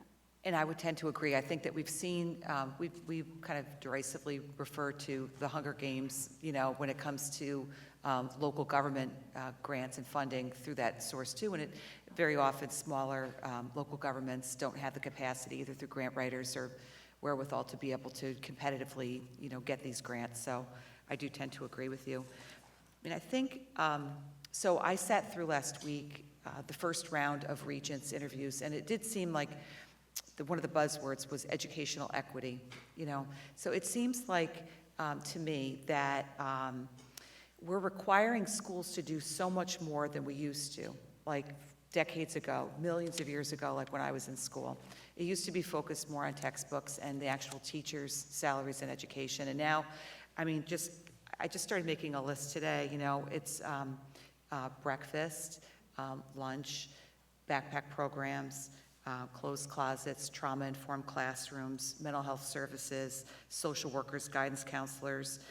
Somewhere along the way, it just got so much bigger, and I think that the schools are just so much more challenged and want to be able to provide these extra services. But I just think that we're just talking about such huge numbers here, and I just feel that in some ways schools are perhaps being asked to do too much, and in doing so might be shortchanging other groups, and my particular concern is the special education population. So I guess that was more of a comment than a question, but thank you very much for being here. Senator Jim Seward. Thank you very much, and very, very good panel. I had a couple of thoughts. First of all, Mr. Lowry, I really appreciated your comments on not only the need for foundation aid, but also the fact that we should be continuing the state's commitment to the expense-driven aids, particularly in the BOCES, certainly as representing an upstate district, BOCES, and I'm sure this is true all over the state for that matter. The BOCES is critically important to sharing of services, and so we don't have to duplicate in some of these districts that are hard pressed, financially. So that's critically important that we maintain our commitment to BOCES as well as building and transportation aid. I mean, some year the district has to buy a bus, their transportation expenses go way up, and they need that transportation aid. And to Ms. Gallagher, I would agree with you. I have I think two less school districts than Senator Little. I have 45 school districts in my Senate district, and whenever I'm in a school building, you can tell right off the bat this is a good school because of the leader in that building, and that is the principal. So I appreciate your mentioning that today. I did have a question for Mr. Fessler. You mentioned in terms of the the governor's proposal for state aid that there are a number of districts at 0.25, which is the minimum, many less than $50,000 in increased aid. Can you describe just what kind of school districts we're talking about that fall into that category? Yeah, I think, I don't know if there's one specific answer. Yeah, Sure. is there a trend there? Yeah, I think, we talked about some of the hold harmless districts, a couple hundred across the state. And I think the easy perception is that, if they're on hold harmless or they're at full funding, that must suggest that they're flush in cash or they're in a comfortable situation. But we know a large portion of them, certainly not all, but a large portion of them are districts that may have seen some loss in enrollment, whose local tax base may have lessened or become non-existent. And so there aren't a lot of other resources. And so, a formula may say they're on full funding, but they're still facing additional inflationary costs, additional health insurance costs, some pension cost increases, let alone the increase in student needs with special education students and ELL students. And so we know 80+% of those districts are high and average need districts. So I think that's when we're talking about some thoughtful improvements to the formula, that's how we are able, and Senator Mayer, you heard a lot of these comments during the roundtables, that's how we're, I think, able to know that some improvements and tweaks to the formula should and could occur while additional funding is being provided at the same time. Thank you.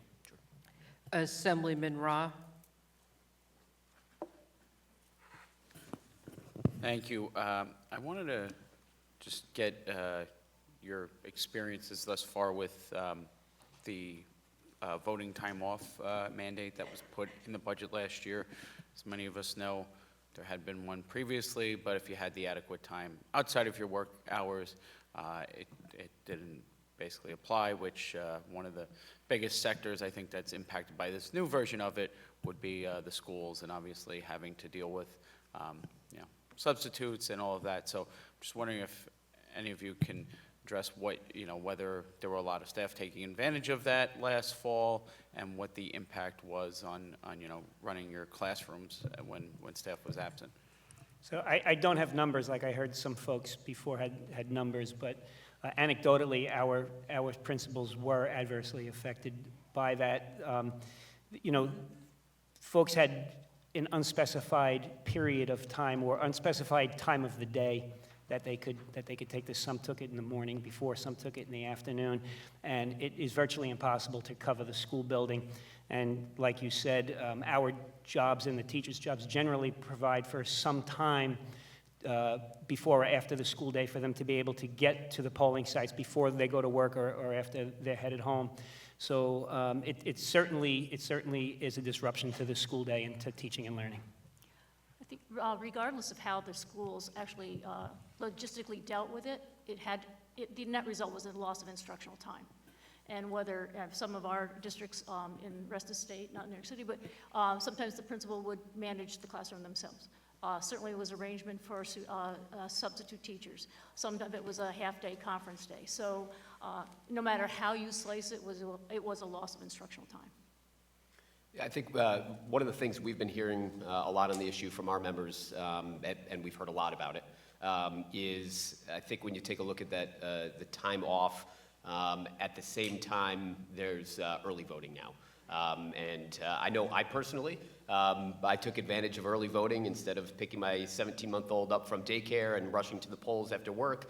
I voted, I think it was the weekend before Election Day. So I think a lot of the conversations that I've heard is, there are the logistical and operational pressures that Cindy mentioned, but especially compared or in the context of early voting, we want to make sure everyone and encourage everyone to be able to vote. And so I think, as I said, the responses are that I've heard that we would be hopeful that something can be addressed on that part, especially in the context of early voting now being available to everyone in the state.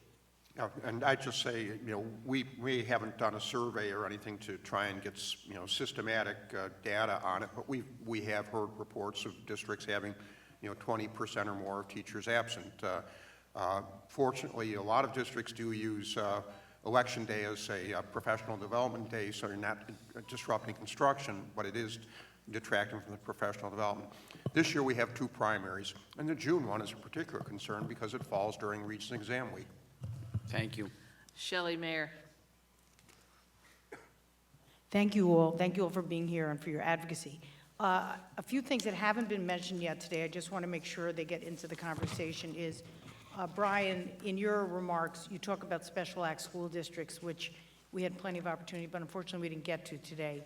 So special acts are public schools. They serve public school students who a school refers to this special act school. There are only a certain number of them left, but their funding formula is not in sync with the way we fund our traditional public schools.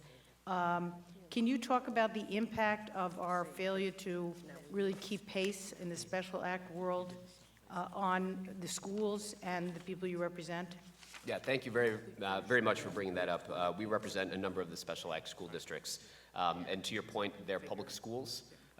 They represent and serve some of the most vulnerable students in our state. I think the last number that I heard, 3, 4, 5,000 students across the state. And the students, while there's 10, 11, 12 special act districts in the state, students from all over the state attend these schools. And so I think some of the numbers I just recently heard, 150 of you and your colleagues have at least one special act student in one of the states, or one of the special act districts statewide. They don't receive school aid like traditional public schools. They don't have aid runs to look at. Their funding is based on a rate that is set by the state, and that rate is generally based on data that is 2 or 3 years old. And then even when that rate is approved, it has to be kind of finalized and authorized by the state before money comes out. They don't have the ability to maintain a fund balance to meet costs at the end of the year and beginning of the year. School districts have that 4% undesignated fund balance. We wish it was a little bit higher for public schools or traditional public schools, but the special acts fund balance rate is 0%. And so they're forced to issue RANs, revenue anticipation notes, simply in order to meet a lot of early year costs. So, it's kind of a targeted group of districts, but they have some very, very important needs, and as I said, serve some of the state's most vulnerable students. So I appreciate you mentioning that, and I hope we can be a partner with you and your colleagues to finally address some of the basic kind of financial and operational concerns that they do have. And just briefly, Ms. Gallagher, you mentioned the red flag laws. Did any of your members or members of the CSA in New York City receive training on how to proceed when they had a potential red flag law petition? One of the first things that our districts, at least when we talked with them, was establishing any kind of policy that would be consistent across the district. The red flag law, as you know, allows the specific principal to make that kind of petition to the courts. Right. Very difficult in a district when you may have one principal making judgments on one set of beliefs or criteria and another principal doing. So I think we have a long way to go in terms of professional development on that particular implementation. I concur, yes. You concur. We did not receive formal training. We received an outline of the law. I think that's something we need to repair. We specifically authorize school officials to be able to be petitioners. We ought to provide the training so your members know how to do it. Thank you. Thank you.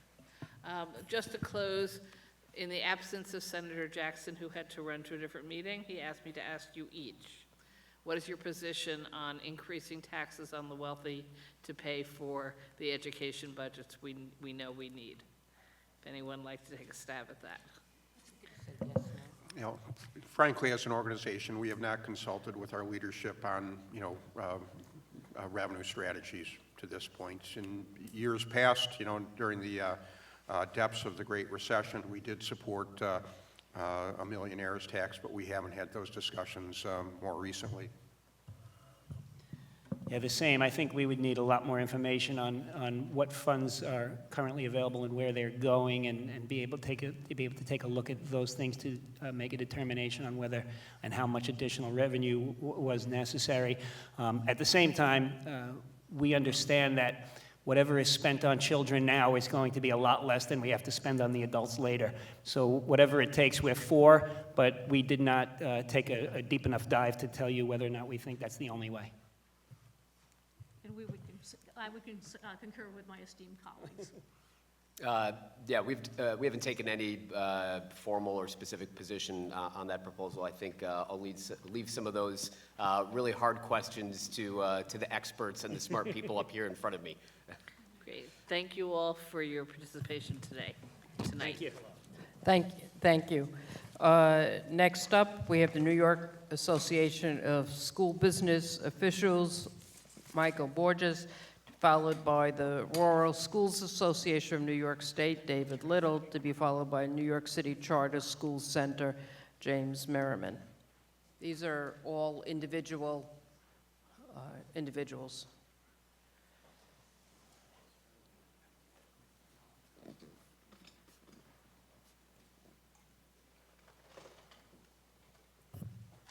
Or I think we were just doing everybody individually. Yeah, I was just giving a heads up. You could grab a chair and, yeah. Just stay in the area. Okay.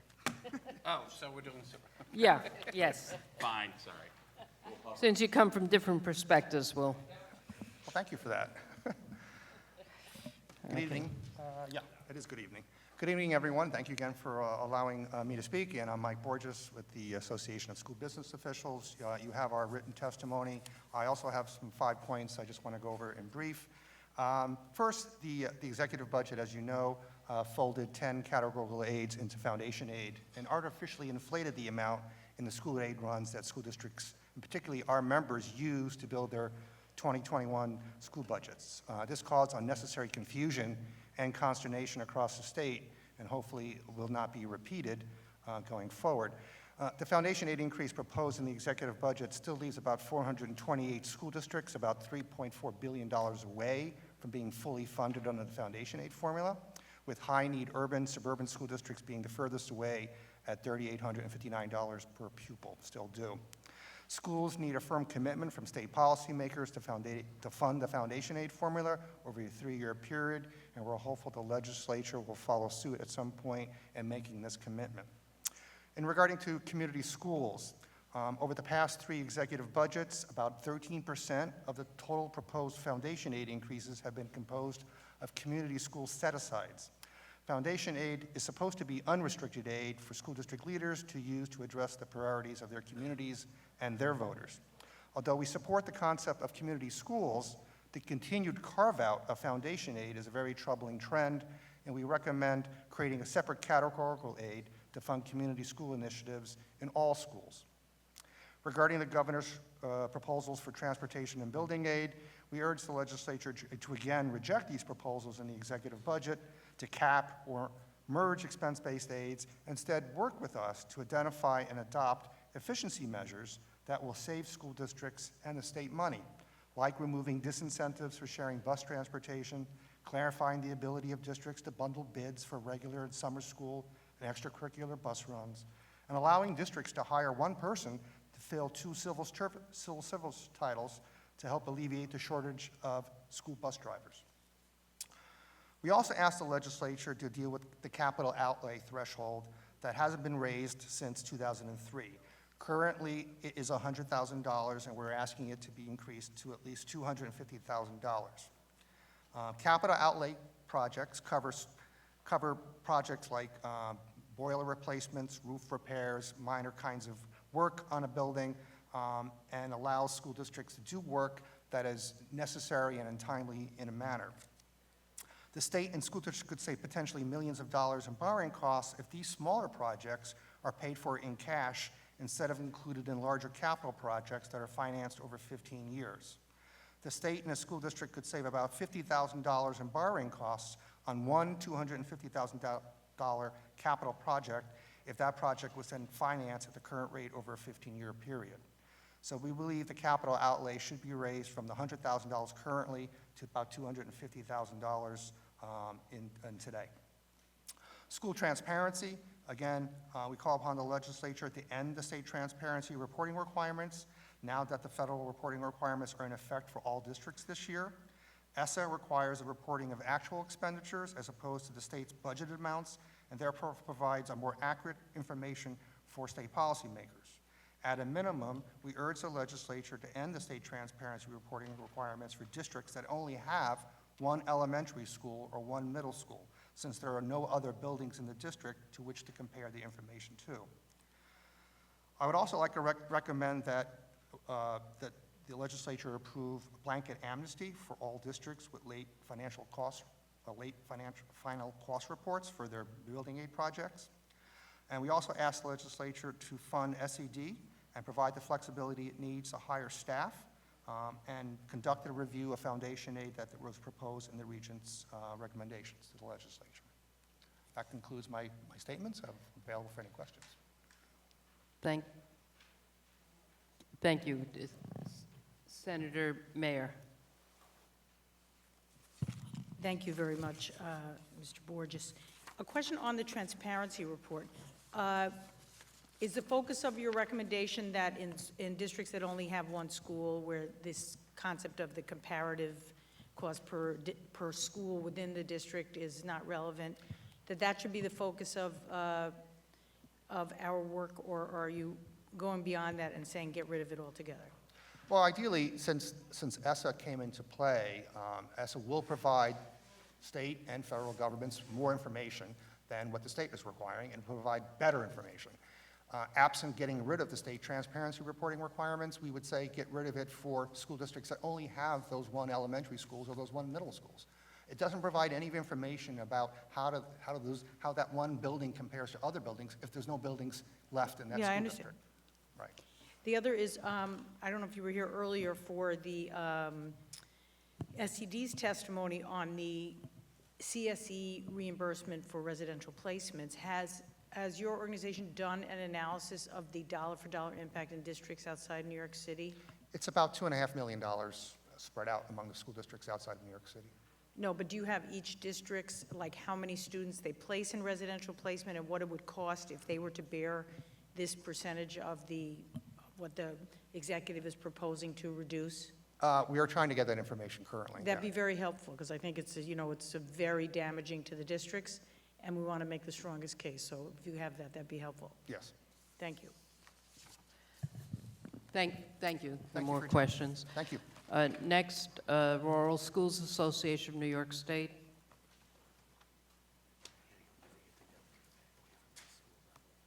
No, I know. If we only have one school. I know you do.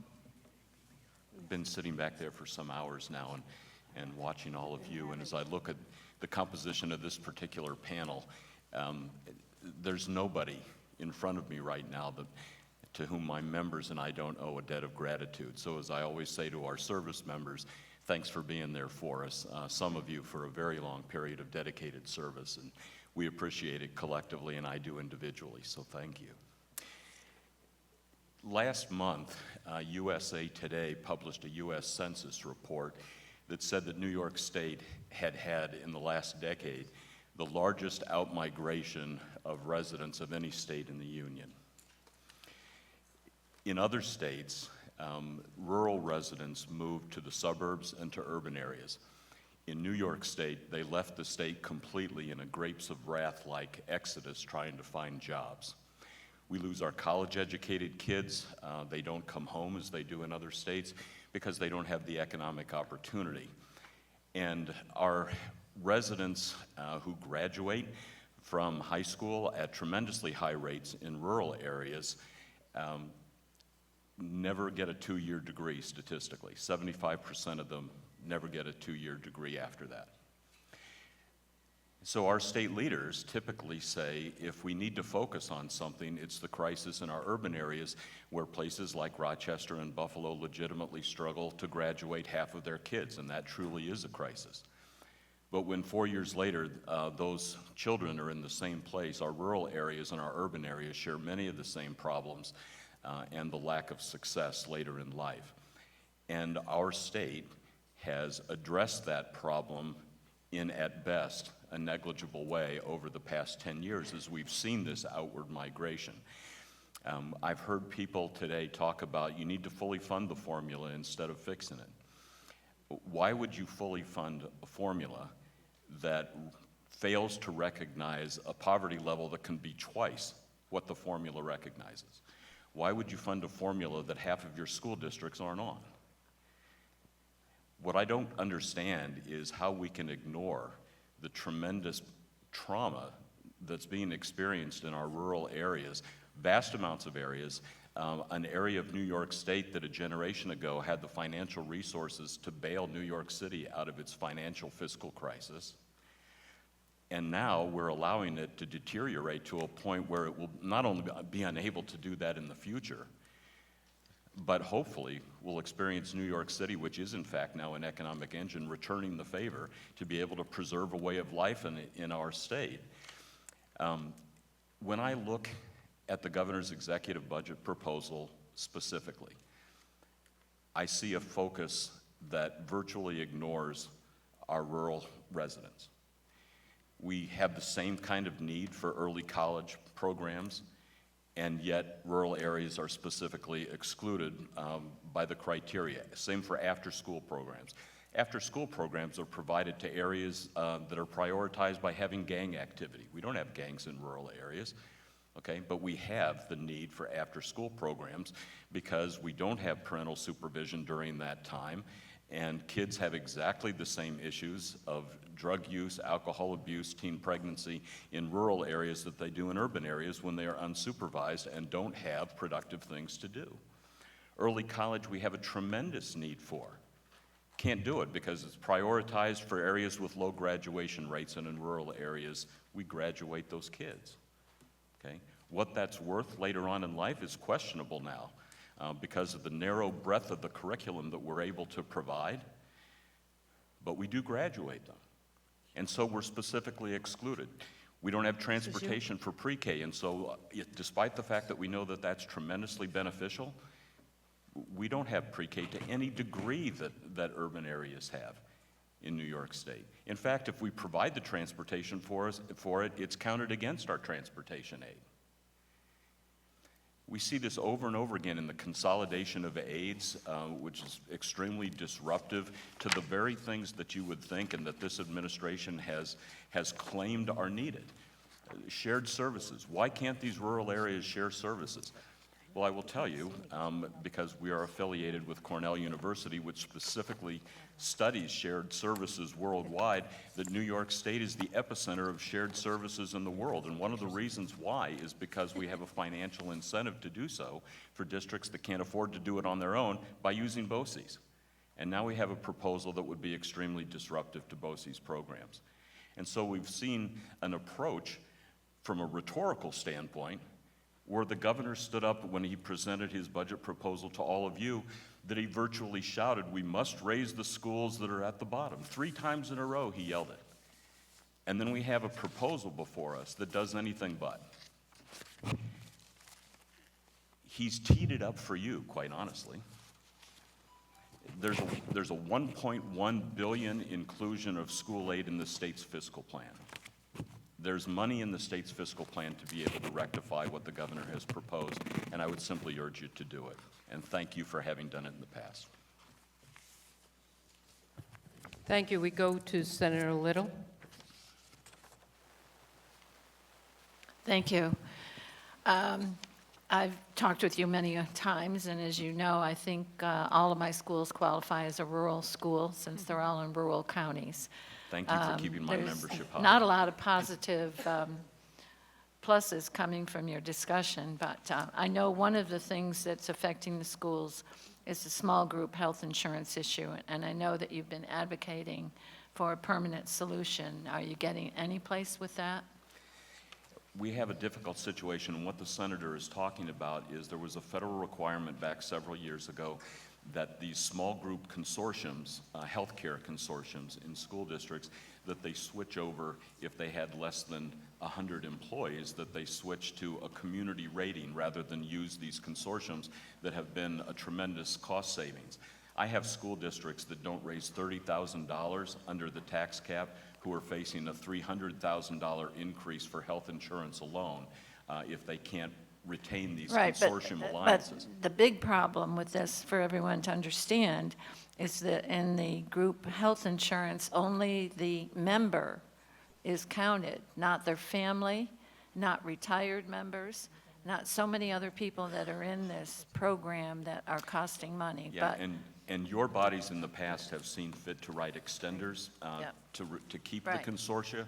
an extender is good, but a permanent one will be better. We agree. But I permanent have another solution question, and is dramatically we're needed. running out of time, Dave, so I'm going to go to the next one. In Warrensburg, you were quoted in the newspaper saying that rural school graduates, which would be all the ones in my district, who attend 2- or 4-year colleges fail to graduate from college. 75% of them do. And you also have it in your book that 3 out of 4 of those students never complete any degree program after high school. Totally, I was shocked. Yeah, I was too. Where did you get the data from, and how reliable is it? Because I thought the newspaper had misquoted you, not that they ever do that, but They did not in this case. That's factual. It I comes- find this hard to believe. I would like to Well, see I your did too. data.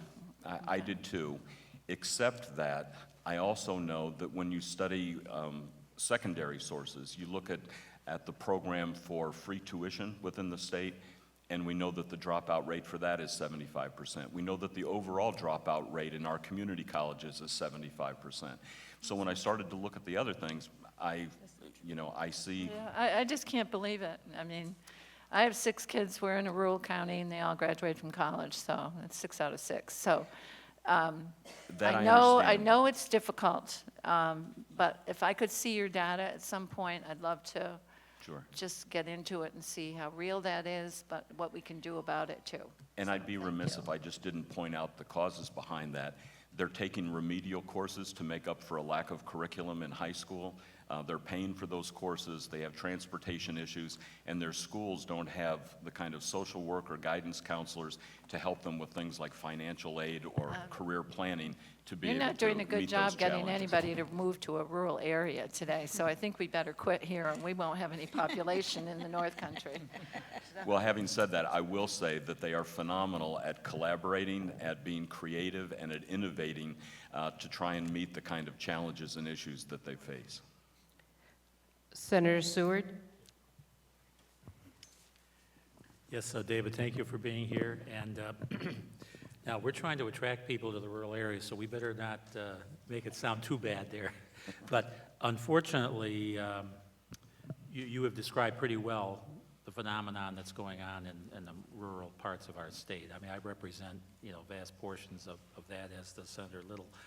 And with the drain of population, it guts our local communities, and it hurts our enrollment in our local schools.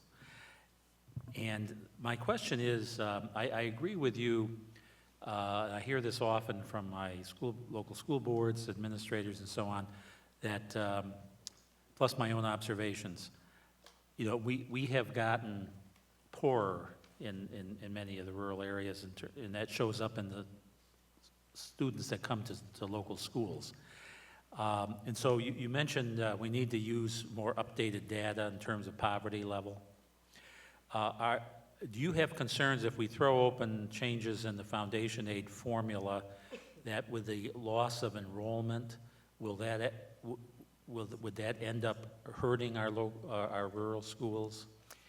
If we continue to simply use the existing formula on a per pupil basis, then I think you're absolutely right. Then there would be tremendous losses in our rural areas, because that's where the population loss has occurred, and we've had population gains in New York City. I think that the adjustments to the formula need to be done according to degrees of poverty, numbers of English language learners. We have problems of sparsity in rural areas that aren't experienced elsewhere. So I think that as you would expect the state to do, there needs to be some thoughtful analysis about how we address the fact that virtually the entire state has come out of the Great Recession poorer than they went into it. We need to address educationally for the consequences of that, irrespective of location. Thank you, and thank you for what you and your organization does to speak up for these rural schools. You bet. Thank you. Thank you. Next, we have New York City Charter School Center, James Merriman, to be followed by the Association of Public Broadcasting, to be followed by Advocates for Children of New York.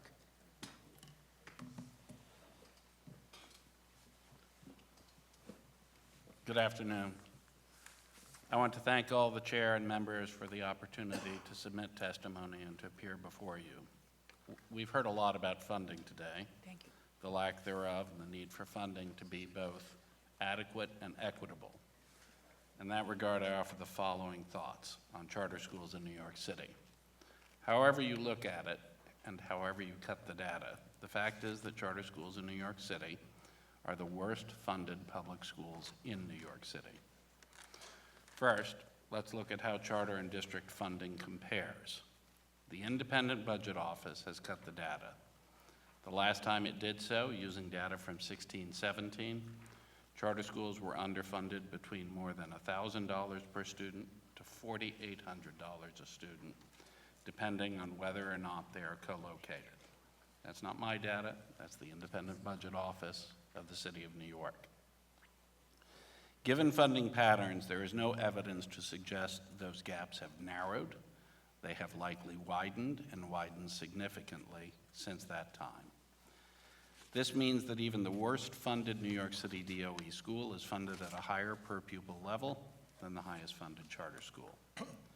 If you look at an average-size hypothetical charter school, say 500 students, that underfunding amount would equal $2.4 million in a year. The IBO, the Independent Budget Office, has looked at how much and which New York City DO schools are below their 100% level of fair student funding. And if you look at that list, there are only 8 out of 1,700 schools in New York City that have as large a disparity in their funding under fair student funding as that total amount that the worst-funded charter schools are funded at compared to the district. And of those 8 district schools, as folks in New York know, those are all large comprehensive high schools like Brooklyn Tech, which has the largest, I think, of all the schools, and they're 4 or 5 times larger.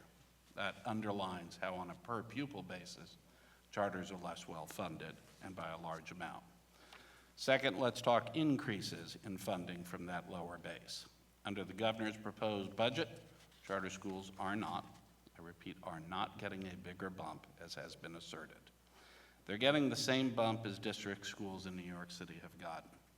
By the time budget negotiations are done and the dust clears, it is pretty likely that both charter and district students will get around a $900 boost on average. Even with the special grant aid proposal of $24.9 million in the governor's proposed budget for charter school students in New York City, which amounts to about $185 a student, this will not bring charter schools anywhere close to parity. Unfortunately, and maybe precisely because the facts that charter schools are underfunded are clear, some have chosen to muddy the waters by repeatedly making inappropriate comparisons about the funding increase between 1920 and 2021, namely the comparison of an increase in state aid to districts with an increase in overall district funding and expenditure. 2 different concepts. As you've heard today, city funding for New York City DOE has been increasing at a higher rate than state funding, some years much higher. And charter school funding and increases to that funding are based off total city expenditure, not off of state aid. That means charter funding increases in New York City at a faster rate than state aid because district funding increases at a faster rate, and charter school funding is tied to DOE funding.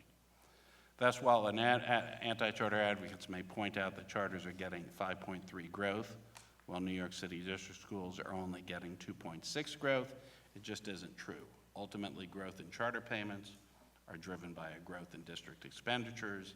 They are by law in lockstep, and nothing in the governor's budget proposal provides otherwise. It was a fair way to figure out funding when negotiated in 2017 and increases. It remains fair today. And that brings me to the last point around funding. This funding isn't for schools, it goes to kids, just like district funding. And the kids we have come with the same traumas, are homeless, come with the same challenges, and need the same things. And we need to provide teachers and guidance counselors and so forth to address that. If a family chooses a charter school, their child shouldn't be valued any less than if they choose a district school. Thank you. We go to Senator Mayer. Thank you, Ms. Merriman, for being here. Question for you on the issue raised on page 6 of your testimony, where you say charters are subject to rigorous accountability and transparency standards, and you go through some of the things that charters do need to comply with, but they don't need to comply with the transparency and accountability forms that we just heard complaints about from the school business officials that apply to every other public school in the state, right? Well, it depends. I mean, they need to apply to a lot of them. I mean, I'd have to look at a particular thing. But they're subject to the transparency laws, the sunshine laws. But not this form requirement. That is a detailed, extensive accounting of the amount spent per school. That was the intent of it when Well, it that's was because originally passed. it will be by school. They're individual schools by law. So we don't have charter districts. No, I understand. I'm Yeah. just saying, you are saying here they're subject to rigorous accountability and transparency, but there is a very rigorous transparency and accountability standard applied to traditional public schools, which they find very burdensome, they have to comply with. That currently under law does not apply to charter schools. And the whole idea was, behind charters, to not burden them with all of the requirements that were subject to traditional district schools, and to see whether that made sense. Okay. With respect to the governor's proposal on zombie charters, which you are supportive of, I see that. Yes. But you're still calling for a lift or elimination of the cap or lifting of the geographical restrictions in addition to the zombie charter provision, is that right? Yes, that's correct. Okay. And one other question for you. The total number of students in the New York City charter school community is 129,000 the current number? Approximately, yes.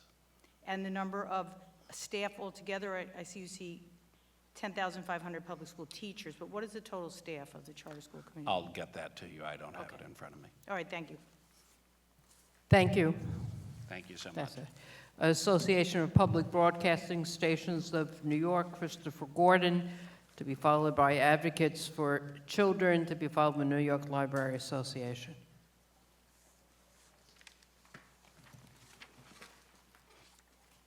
Let's see, did I turn that on? Yes, I did. Yes. Good afternoon, thank you. So you have my testimony, so I'm not going to read it, but I'm just going to say a couple things real quick. First, I want to thank you all for being here this late, and I want to thank the chairs especially for allowing me to testify today and talk a little bit about public broadcasting.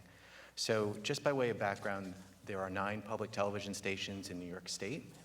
We are unique in that each station is owned by the local community as a nonprofit and governed by the local community. So we are uniquely responsive to the local communities throughout the state, and each station reflects the needs and desires and community that they serve, like the Adirondacks or New York City or Long Island or what have you. So it is something that makes us very unique.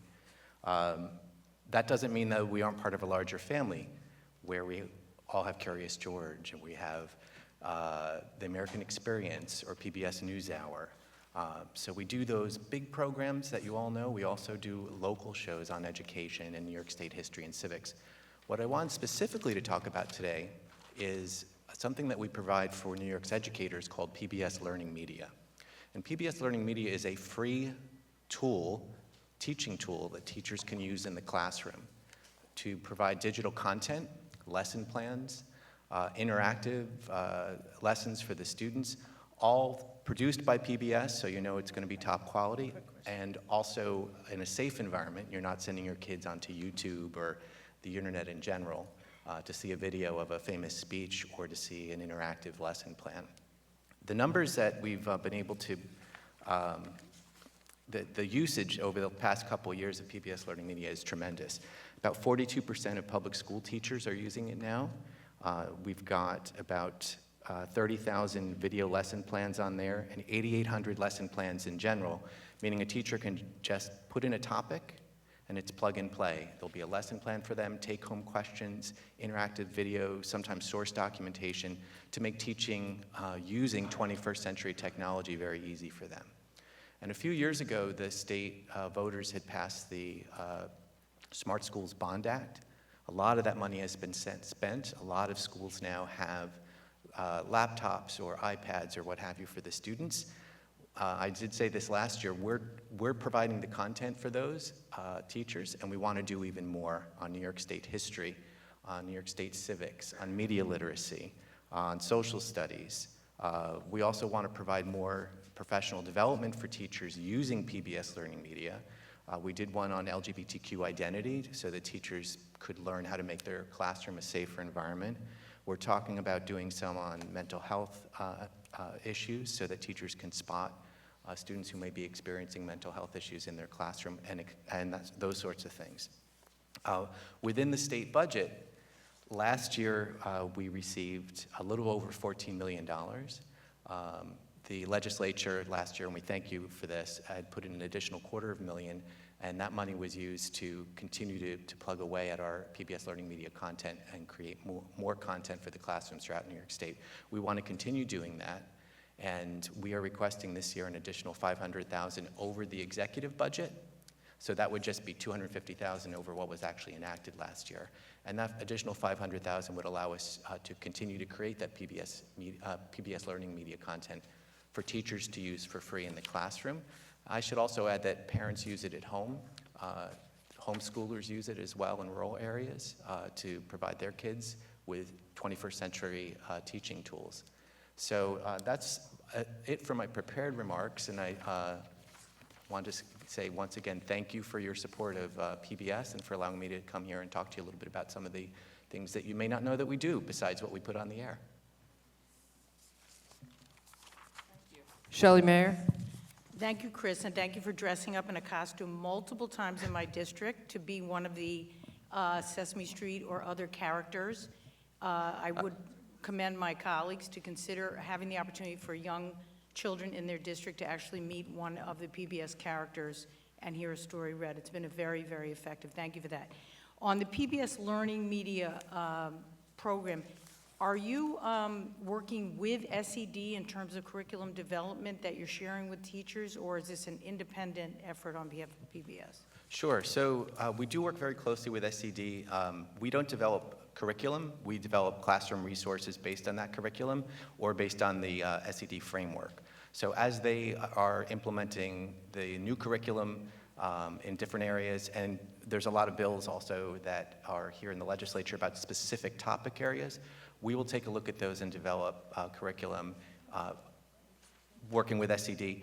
But we also have teachers in each of our communities that advise us. We have a formalized process of parents and teachers that advise us at each of those TV stations throughout the state that are their own nonprofits. We rely on local educators to tell us what they want to see on PBS Learning Media and also on the air. I just would suggest that given this year the governor's very thoughtful introduction of a curriculum based on hate, a stronger focus on that, and I think that's, the regents concur that that would be a productive area where, frankly, we do need greater attention, as well as civics, where I think there's a consensus. We have dropped the ball for some number of years here in having our students educated about civics education. I think you may provide a resource that, it's free, correct? Yes, it is free. It's free, and it's available to teachers, and it might be a very useful tool to complement and maybe stop the legislature from doing curriculum mandates that some members find challenging for us to adopt. Sure. But thank you for being an advocate for PBS. Thank you very much. And I will say that on the hate crimes, because there has been an uptick, obviously, even nationally, of that issue, PBS NewsHour has covered that pretty extensively. And what we'll do is then take a segment that was on PBS NewsHour and create PBS Learning Media content. So teachers don't have to sit there with VCRs like they did when I was a kid. We're doing a lot of that work for them, and we're doing the lesson plans, take-home questions, and projects for the classroom based on those things that are on the air on PBS NewsHour. Thanks. Thank you, Chris. Thank you. Well, hold on, Assemblywoman Hydeman. Briefly, I just wanted to say thank you for dressing up and coming to the Southeast Queens community, because the turnout is always tremendous. And the outreach that's going on to African-American homes when it comes to PBS and early childhood learning, most of our daycare centers and pre-K schools definitely use you as a resource. And when it comes to civics, a lot of our middle and high schools are not teaching civics anymore. We're finding out it's just they're touching the service. So I'll be glad to use the resources that you mentioned to make sure that our middle and high schools are using this for their elections. We want a more informed community when it comes to elected officials, so we want to make sure that we're educating them the right way. Thank you. Thank you. I'm glad I'm not in a costume today. It's a little warm in here. I could use a little entertainment. Thank you. Advocates for Children, Randy Levine, New York Library Association, New York State Parent Teachers Association. People could make their way down. Please. Thank you for the opportunity to speak with you today about the state education budget proposal. My name is Randy Levine, and I'm the Policy Director of Advocates for Children of New York. For nearly 50 years, Advocates for Children has worked to ensure a high-quality education for New York students who face barriers to academic success, focusing on students from low-income backgrounds. You have our written testimony. I'm going to highlight several of the issues that it addresses. First, every day, Advocates for Children hears from parents struggling to get their children the educational services and supports that they need, including parents of students with disabilities, English language learners, and students who are homeless. Given these needs, we echo the call for the state to fully fund foundation aid. I think so too. Second, over the past year, Advocates for Children has received dozens of calls from parents whose preschoolers had a legal right to a preschool special education class, but were sitting at home due to a shortage of available seats. Some of these children lost the skills they had gained through the early intervention program due to a gap in services. Other children were being identified as having a disability for the first time, but could not get the help they needed.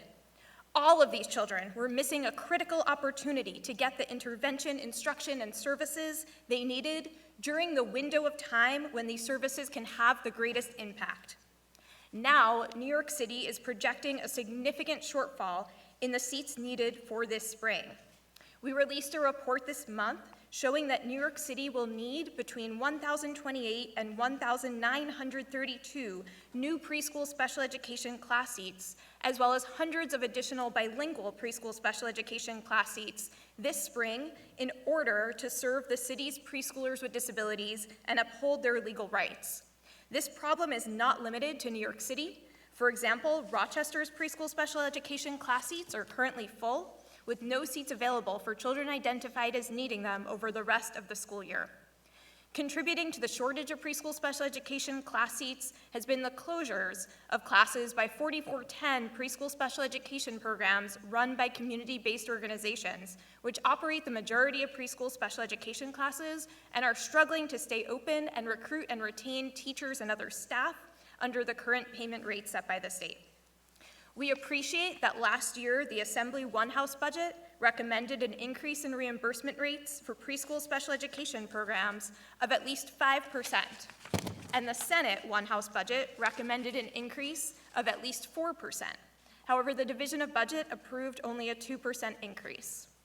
Without a significant increase in reimbursement rates for preschool special classes and evaluations, we are deeply concerned that the shortage of preschool special education programs will only grow and that the state will continue violating the civil rights of preschoolers with disabilities. To make up for underinvestment in prior years, stop additional programs from closing, and address the shortage of seats in these programs, we join with our partners in the Kids Can't Wait campaign and the Winning Beginning New York Coalition to urge you to negotiate a budget that increases the reimbursement rates for preschool special education programs and evaluation sites by 10%.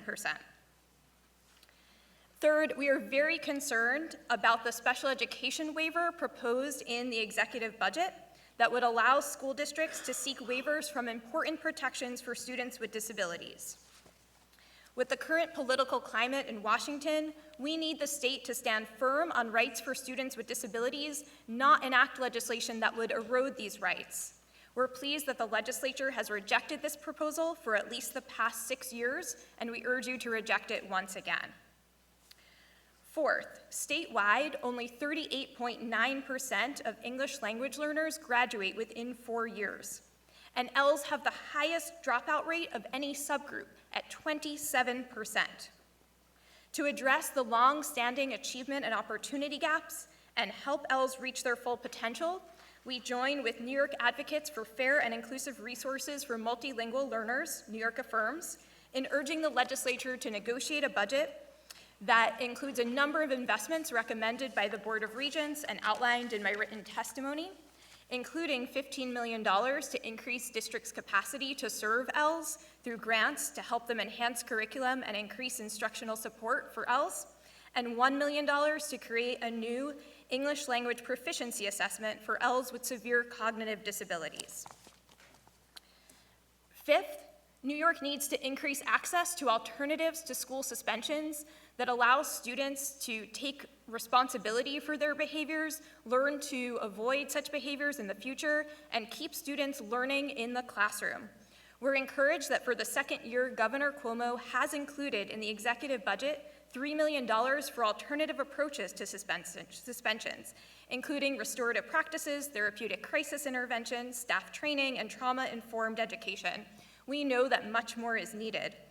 This year, as a step toward the needed investment, we join our partners in the Solutions Not Suspensions campaign in calling on the state to double the amount of funding in the executive budget and invest $6 million in alternatives to suspensions.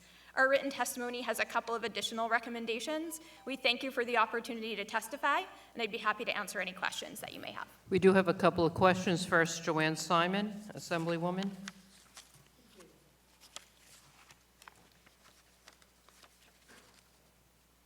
There we go. Sorry. Good afternoon, and thank you for staying here for so long today, Ms. Levine. I have a question for you with regard to the independent hearing, the impartial hearing officer situation. I do think everybody has pretty much understood the real lack of the shortage of seats for preschool special ed, and of course those are kids who we know early on need special education placement. It's not even all the kids that will be in general ed that we don't yet know may have a disability because that hasn't been identified, and their needs need to be met as well. Because I've done impartial hearings years ago, you guys do impartial hearings. Do you have a view on what is causing the current crisis and how to resolve it? So I will share with you a concern I have that if impartial hearing officers are not attorneys, it's much more difficult for them to keep up with the case law and some of the nuance of the case law and why the case law has gone the way it has, which is not to say I agree with all the case law. But having done special ed hearings before hearing officers that are former superintendents and those that were attorneys, it's a vast difference in the way the hearing is run and the quality of the hearing. So I don't know whether you agree with me, but I'm curious whether your organization has a view on that. I want to thank you and the many other legislators who today highlighted both the crisis as far as the preschool special education class seat shortage and the crisis with the impartial hearing system. We are seeing significant delays at every step of the process, from delays in assigning hearing officers in the first place, to delays in hearings moving forward, delays in the settlement process, and then delays implementing orders once parents have made it through the entire process and win, and a hearing officer has ordered the DOE to provide a remedy. We're seeing delays there as well. And so this is a significant problem that we need the city and the state to work together to address. We are currently evaluating the proposals that have been brought forth from the city and the state. We do think that impartial hearing officers need to have an understanding of complex law. You've done these cases, I've done these cases, and there are numerous regulations and laws and case law that an impartial hearing officer needs to understand. We think that compensation policies need to be examined. We know you heard today that a new compensation policy was released on Friday. We've already heard concerns from impartial hearing officers that that compensation policy is only going to make the situation worse. So we are very concerned. Part of this needs to be a shift in DOE culture to helping children get the services they need as quickly as possible, rather than fighting children and parents to take services away and not provide them with the services and placements that they need. Thank you. Thank you, Assemblywoman Walsh. Thank you, and thank you, Ms. Levine, for being here today. So I'm wondering if you could just give me your opinion as far as the direction that you see in the governor's budget. Do you see a greater investment in universal pre-kindergarten to be telegraphing less support for the 4410 classrooms, and that model, and a shift to universal pre-K that's going to then have like a push-in or an aspect to it that would be trying to provide special education services under that umbrella? Or I'm just curious to hear your thoughts on that. Advocates for Children strongly supports the expansion of pre-kindergarten. We are delighted that the legislature and the governor have invested in pre-K, and that in New York City, now every 4-year-old has access to a universal pre-K class.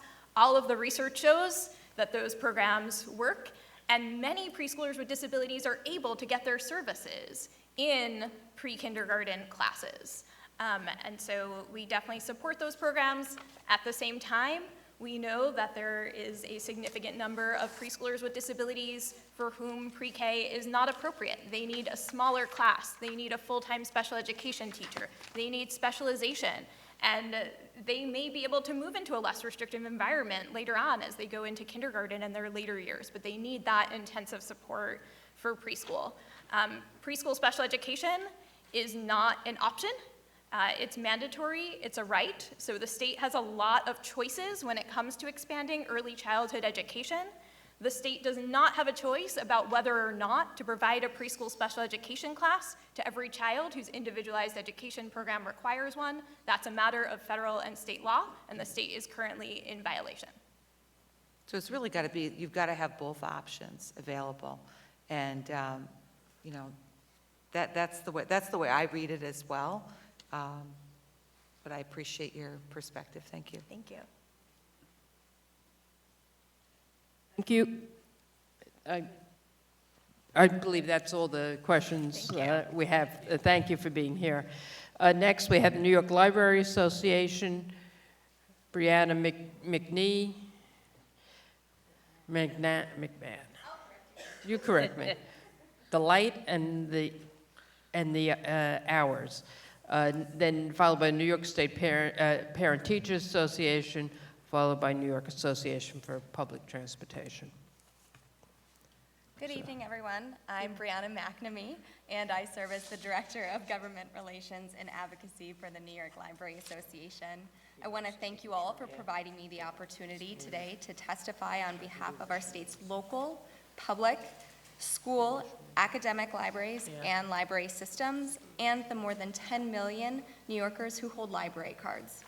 I would like to also begin by recognizing you all in the legislature for fighting back against Governor Cuomo's attack on library funding last year, and especially for your efforts in June to resecure the $34 million for the Public Library Construction Aid Program.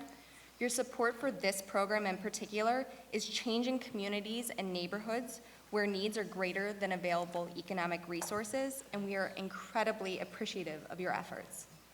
However, once again, the governor's executive budget aggressively attacks local libraries and library services. The executive budget decreases funding for both state library aid as well as the state library construction aid program. State aid has been reduced to $91.6 million, which is equivalent to that of year 2000, and our construction program has been slashed by nearly 60%, bringing it once again down to $14 million. This approach to library development is not just inequitable in relation to overall funding, it's reckless, and it's out of touch with how New Yorkers view libraries. New York libraries are indispensable institutions within their communities. What I'm about to tell you is not new, nor is it anything that you have not heard from your own constituents. Libraries are safe, welcoming spaces that foster community cohesion through diverse programming and access to community meeting spaces and local services. But this mission is threatened by a lack of sustainable state funding. State library aid is the primary source of funding for our state's library systems. These systems go on to provide services and resources to each library within New York State, who then, of course, offer materials and services and resources to their patrons. According to the State Education Department, each dollar invested within the state library aid program returns $7 on local library services. These services may not be what come to mind, such as resume building and the appropriate clothing for job interviews, or healthy cooking tutorials, including the supplies. Today, the programs and services that libraries are being called upon to deliver are more expensive than ever, from providing access to information technology and high-speed internet to supporting the upcoming 2020 census. Libraries are struggling to supply the resources and services that their users need and deserve. It's past time for a bold new investment in not what libraries have always been, but what they've become. Information access hubs and the educational and cultural center of their communities. We ask the legislature to reimagine libraries and reimagine their funding and invest $200 million in the New York State Aid to Libraries program. As for infrastructure, our state's libraries are rapidly aging. After a decade of stagnant funding, appropriations to the State Library Construction Aid program have increased, but there's a staggering need. A recent report issued by the Division of Library Development details a $1.5 billion capital need for public libraries statewide. Of the 756 public libraries in New York State, nearly 400 are over 60 years old, and 155 were built before 1900. Recent attempts to address library infrastructure issues with increased state funding are making a difference, and we advocate for an even more aggressive approach. Funding for the Library Construction Aid program should be increased to $75 million in fiscal year 2020. And while I know we are talking about the state budget, I would be remiss if I did not mention that the White House released its fiscal year 2021 budget proposal yesterday. For the fourth time in a row, it intends to eliminate the Institute of Museum and Library Services, the IMLS, including all funds from Library Services and Technology Act, the LSTA. The administration's new budget not only strips funding from IMLS, it brushes aside funding for other library-eligible education programs. We need our state's support more than ever. You have my full testimony before you, so I will not bog you down with data or additional figures, but I simply ask you to remember who libraries are. They're communities. Thank you. Assemblyman Benedetto. Ms. McNamee, thank you very much for being here and your testimony. I can't speak for Washington, D.C., but I think I have a pretty good idea about the state of New York, and we love our libraries in the state of New York, and we hear your plea, and I know I, as one, will be supporting what you're urging us to do, not just for the libraries, but my daughter works for the Queens Library, and it takes her out of my hair. That's great and to makes hear. her a good tax-paying citizen of the state of New York. So I'm with you on this. Thank you for being here. Thank you. All those in favor of helping his daughter? Senator Mayer. Yeah, thank you. Thank you for making the case for libraries. I do think you have a wide base of support in the legislature on all sides of the aisle. Last year, we thought we put money in the budget for libraries to assist in the census because we believed that libraries were a place that people trusted to go and provide the information if they weren't going to do it at home, and if they needed, or if they needed online assistance. What is the status of the library's involvement in the state's Census 2020 activities? Sure. So the governor had placed forward $60 million to go towards census efforts. As nonprofits within library charters, they are eligible to apply for those funds. However, they are distributed by the municipalities themselves. So while we will remain open and move forward with any aid and help we can provide our patrons, monetarily it's fairly limited. The most need is through technology and equipment, and there is a pretty hefty restriction on those dollars. It's only $500, up to $500 for equipment, and $2,500 total in aggregate for the municipality. So I believe some is by county, not by municipality. Correct. So at the end of the day, the libraries are not benefiting by the funds that we allocated, presuming some amount of it would go to libraries because we believed they were effective tools in ensuring maximum census participation. Minimally, they are being benefited. And with respect to the capital needs of the libraries, generally, of the funds that were allocated last year, and I think they're reduced this year, do you know how many libraries actually applied for and received capital for library construction last year? I don't have the exact figure, but I can get it to you. Is the money out the door, or are we not there yet? It's in both, it's been promised and at the door, I would say. A combination? So, yes. Okay, thank you. Thank you. Next, New York State Parent Teacher Association, Kyle Belakopitsky, Lauren Zeman, Robert Rios. To be followed by New York Association for Public Transportation, to be followed by the New York State Facilities Association. I encourage people to make their way down for a later speaker. I'm Kyle Belakopitsky, the Executive Director of the New York State Parent Teacher Association. 5 minutes for all of you. Go ahead. And we are proud to represent our 300,000 members and our 2.6 million school children.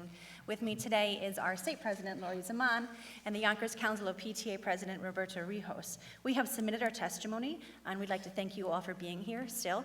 We will only discuss 3 brief issues: school aid, mental health supports for students, and vaping.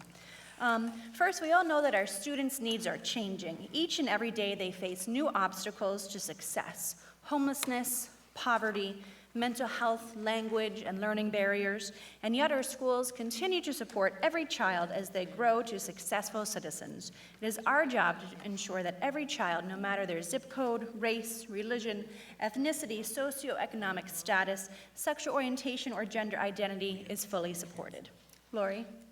The state constitutional obligation to fund high-quality education for each and every New York student remains unfilled. Unfortunately, state aid as allocated in the executive budget proposal is insufficient to address student need. Alongside our ECB partners, we have asked for a $1.6 billion increase in foundation aid, which is a third of what is due to schools. This would put the state on course to fully fund the formula in 3 years, and $500 million for 5 priority areas, including strengthening school safety, supporting struggling schools and English language learners, and investing in college and career pathways. We strongly oppose any changes to expense-based aids and fully oppose the executive's proposal to do such, which would lessen resources available to schools.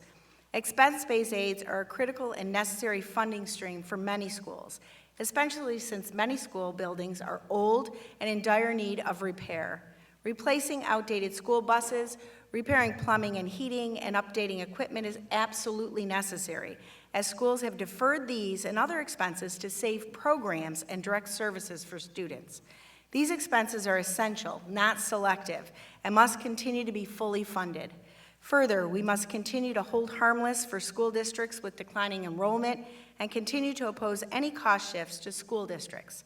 We also support increased funding for ELL students, support for homeless children, community school expansion, and high-quality pre-K and after-school programs. Further, we look for continued increased investments in early college high schools, P-TECH programs, and CTE and STEM programs, as more than 90% of CTE students graduate with a Regents diploma. We also support investments in AP and IB programs for low-income students. These proposals will begin to level the playing field and provide for appropriate assistance to low-income families to support children. Rob? A recent New York State Council School of Superintendents survey found that 2/3 of our chief school officers identify mental health services as a top funding priority. Thankfully, last school year, mental health was added to the current mandate health education curriculum. New York State PTA proudly continues to serve on the Mental Health Advisory Council, who worked on guidance for implementation of this new mental health curriculum. However, schools cannot accomplish this task alone. Our students and educators need support, yet there is little direct support for student mental health in the executive budget. Therefore, we call on our policymakers to increase at least $5 million for direct support of school-based mental health programs in non-competitive funding. We also support the inclusion of funding for non-competitive student mental health services in the $16 million block grant. Further, adequate increases in foundation aid could support critical personnel like school counselors, health professionals such as school nurses, school psychologists, and clinical licensed social workers, who all can be supportive in the academic setting, family, and community. We must support appropriate student-to-education ratios for these critical areas. The ideal ratio is 1 school counselor for every 250 students. Very few schools achieve this level of support, with ratings averaging 1 counselor for every 400 students in New York. Some of our schools in New York don't even have a guidance counselor. And in some districts, like mine, ratios of 1 counselor for every 850 students is the norm. And lastly, we continue to support the whole child and fully support Section Q in Health and Mental Health, Article 7, and bills Hoylman, Rosenthal, and Bichat. These proposals would ban the sale of flavored e-cigarettes, flavored e-liquids, flavored combustibles, and smokeless tobacco. According to DOH, alarmingly, nearly 40% of 12th grade students and 20% of all New York State high school students are now using e-cigarettes. Thank you. We go to Assembly Member Walsh. Thank you. I think because your time expired, you didn't get a chance to get to the last point under support for the whole child. What is the position of your organization regarding the legalization of recreational marijuana?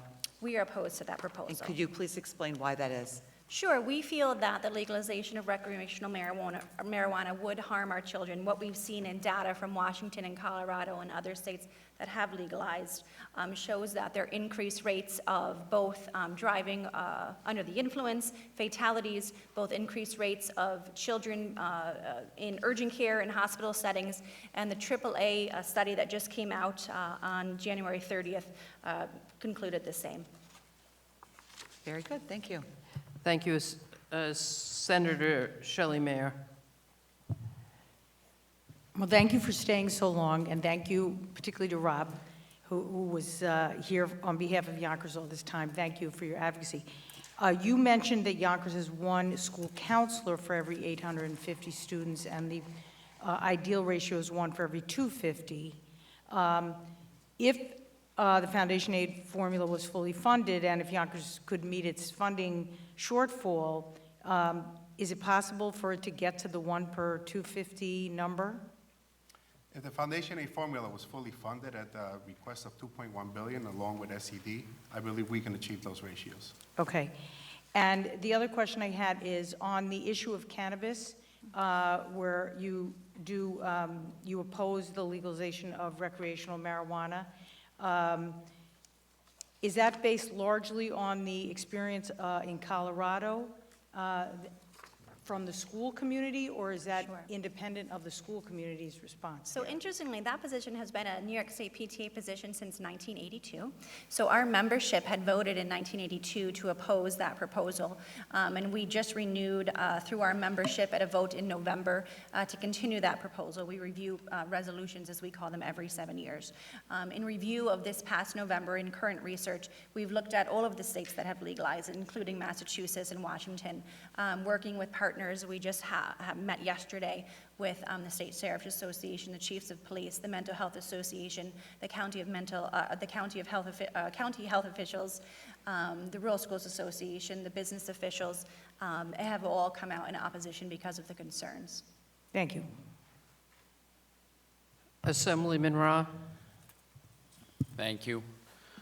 So I think a lot of these things are very related to, I know there's been a focus on mental health, the vaping, the recreational marijuana.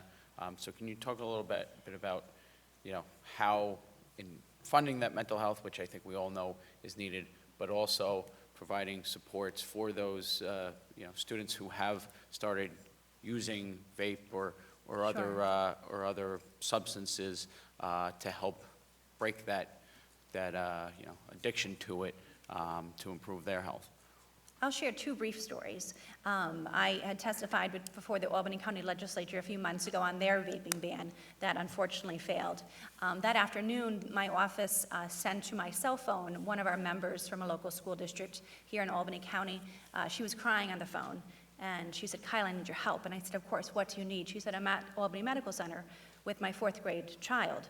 And I said, what do you need? Do you need services? Do you need someone to go? And she said, I just want to let you know that my child, who is in 4th grade, has pneumonia and lung illness, and his best friend, who just told his mother it's because he's been vaping the whole year. This is a 4th grade student. Today, we had students up from Yonkers City School District, and we talked a lot about school aid and mental health support. One student stood on the stairs and I think brought us all to tears, as I tear up now, as he talked about losing a friend recently to death by suicide. And he said, we couldn't provide that student and my friend the support he needed. I had found out today that as example, the Yonkers ratio is 1 to 850 school counselors. For social workers, it's 1 to 1,900.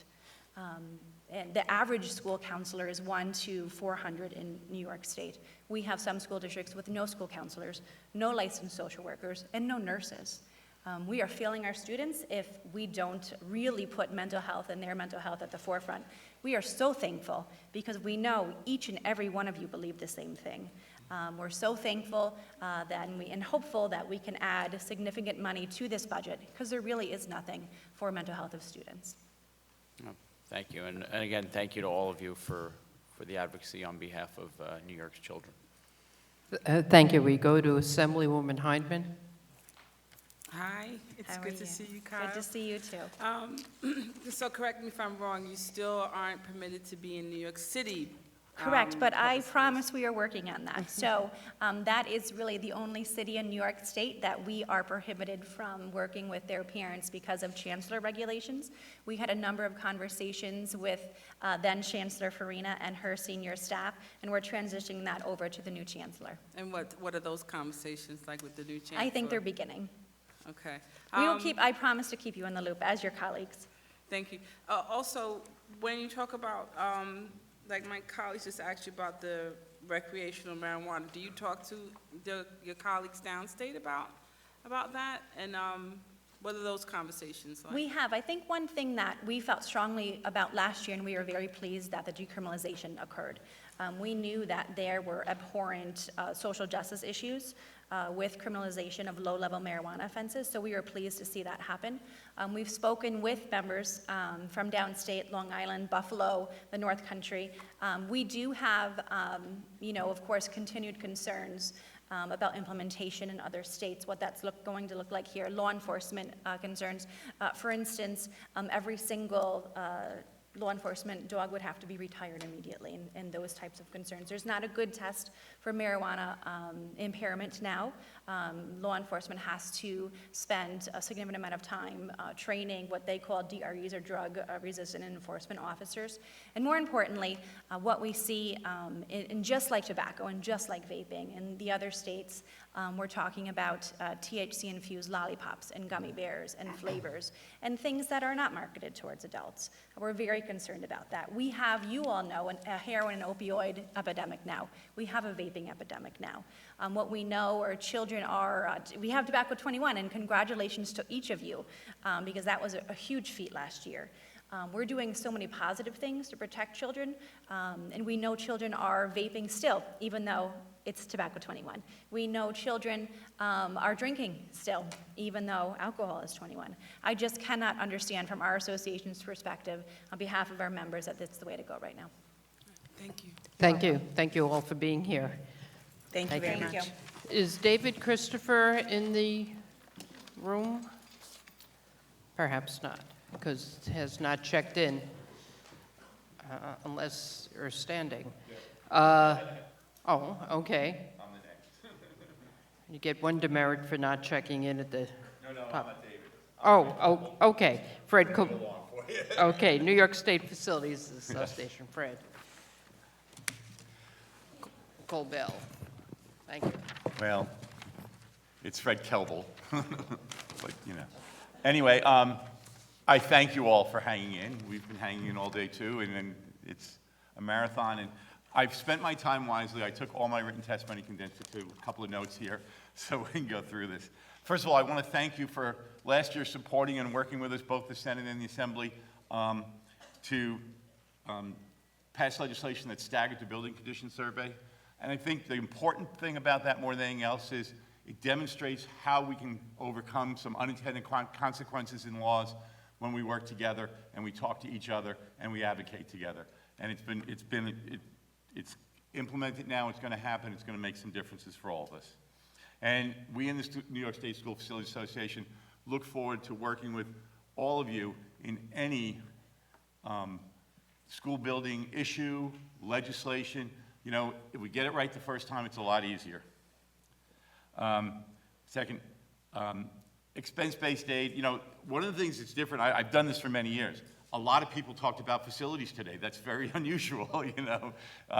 But expense-based aid being consolidated, you know, we've done this before. Many of you, some of you will remember, you know, back when we took minor maintenance aid, which was money that came to school districts to do, you know, repairs and things like that, and rolled it into flex aid. But don't worry, it's still there, you know, but the school board will know how to use it better. Well, we never saw that again, you know, and then what happens? The buildings start to deteriorate, then we do something like Excel aid, and then we, you know, something else. So rolling it in is not a good thing. The other thing is capping the expense-based aids at, you know, an arbitrary figure this year. Well, how many people put in building plans this year? How many people did? And think about this. You're a voter in the community, and I go to you, we want to do this bond issue. It's going to cost $20 million. Now we don't know what our rate's going to be. You know, try and pass that. If somebody said to you in the legislature, we've got this great bill, we'd like you to pass it, you say, what's it going to cost? You go, I don't know. Would you vote for that? You know, so that's the other unintended consequence of capping the aid. We can no longer tell our community what we're going to be giving them. And you know, the other thing that we just realized is we're going to affect our children and their learning when we let the maintenance of buildings go down. The last thing, we heard Michael Borges outline the financial aspects of it, but increasing the capital outlay to $250,000 for that one-year project. Seriously, what can you do for $100,000 when you're talking about architectural fees, when you're talking about prevailing wage, when you're talking about, particularly I come from Long Island, I mean, we pay $100 and something an hour for an electrician with prevailing wage. It's just not feasible. Statewide, I think last year only 200 school districts were able to take advantage of this. We've heard about the savings dollar-wise, but also, particularly for lower wealth, higher rated districts, this becomes a rolling fund for them because they get the money back the next year. They did $250,000, and they get 75% of that back. They've got the basis to do it the next year. So I thank you. I didn't want to take too much of your time. If you have any questions, I'd be happy to answer them. Senator Mayer. One quick question. On the proposal to increase the project cost from 100 to 250,000, can you quantify the number of projects that are sort of held up because we have this lower limit? I don't know how many are held up because they don't, you know, let's face it, if it's over $100,000, it either becomes a bond issue, or worse, it doesn't get done at all because a lot of areas are having difficulty passing bonds. I can tell you that statewide last year it was just 200. That's very few. Very small number. I mean, I can remember when I first started in this, my business official and I, 20-something years ago, would sit down. I need a project because I want to get this money. We were a district that was aided at 70%. So she looked $100,000. I get $70,000 coming back next year. You know, start the next one. Yeah. Okay. Thank you. Thank you. I believe that's all the questions we have. Thank you. Next, New York League of Women Voters, along with the Education Trust New York, together as a panel.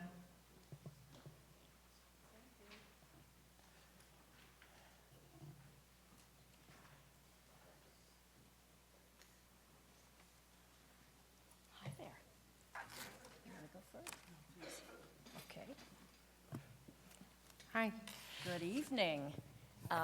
This was really a rare opportunity for me to come back out of retirement for a brief couple of hours.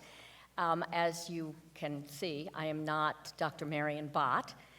She is the education specialist for the League of Women Voters in New York State. I am the former, now retired, legislative director. I offered to pitch hit for her today since she has an obligation, family obligation in New York City. So what you see before you is her testimony. And as you note, there are a lot of charts in there, none of which I'm going to let you go through them. All I will say is that she has done a great deal of research on this. And the League, as you know, has a position on financing of education. We fully support, and actually we're part of the amicus for CFI and fully support full foundation funding. As far as the categorical, the 10 categories that the governor has submitted in his executive budget, we only have positions on 2 of them, but what we would really ask is that you, until you do not subsume them, I guess I would say, without actually looking at them very carefully. The 2 that we have positions on that Marion has highlighted are the charter school transitional aid and the high tax aid. Now, on the transitional aid, what she really wanted me to convey to you is that New York City does not have any charter school transitional aid. It is somewhat like, well, it's not like any other place in the state. We note, and it was spoken to here this afternoon about Buffalo, and what they are going through with very high numbers of transition aid in their school district with the number of kids that are in charter schools there. So I just ask you to look carefully at that. The other issues that I just wanted to briefly address is the charter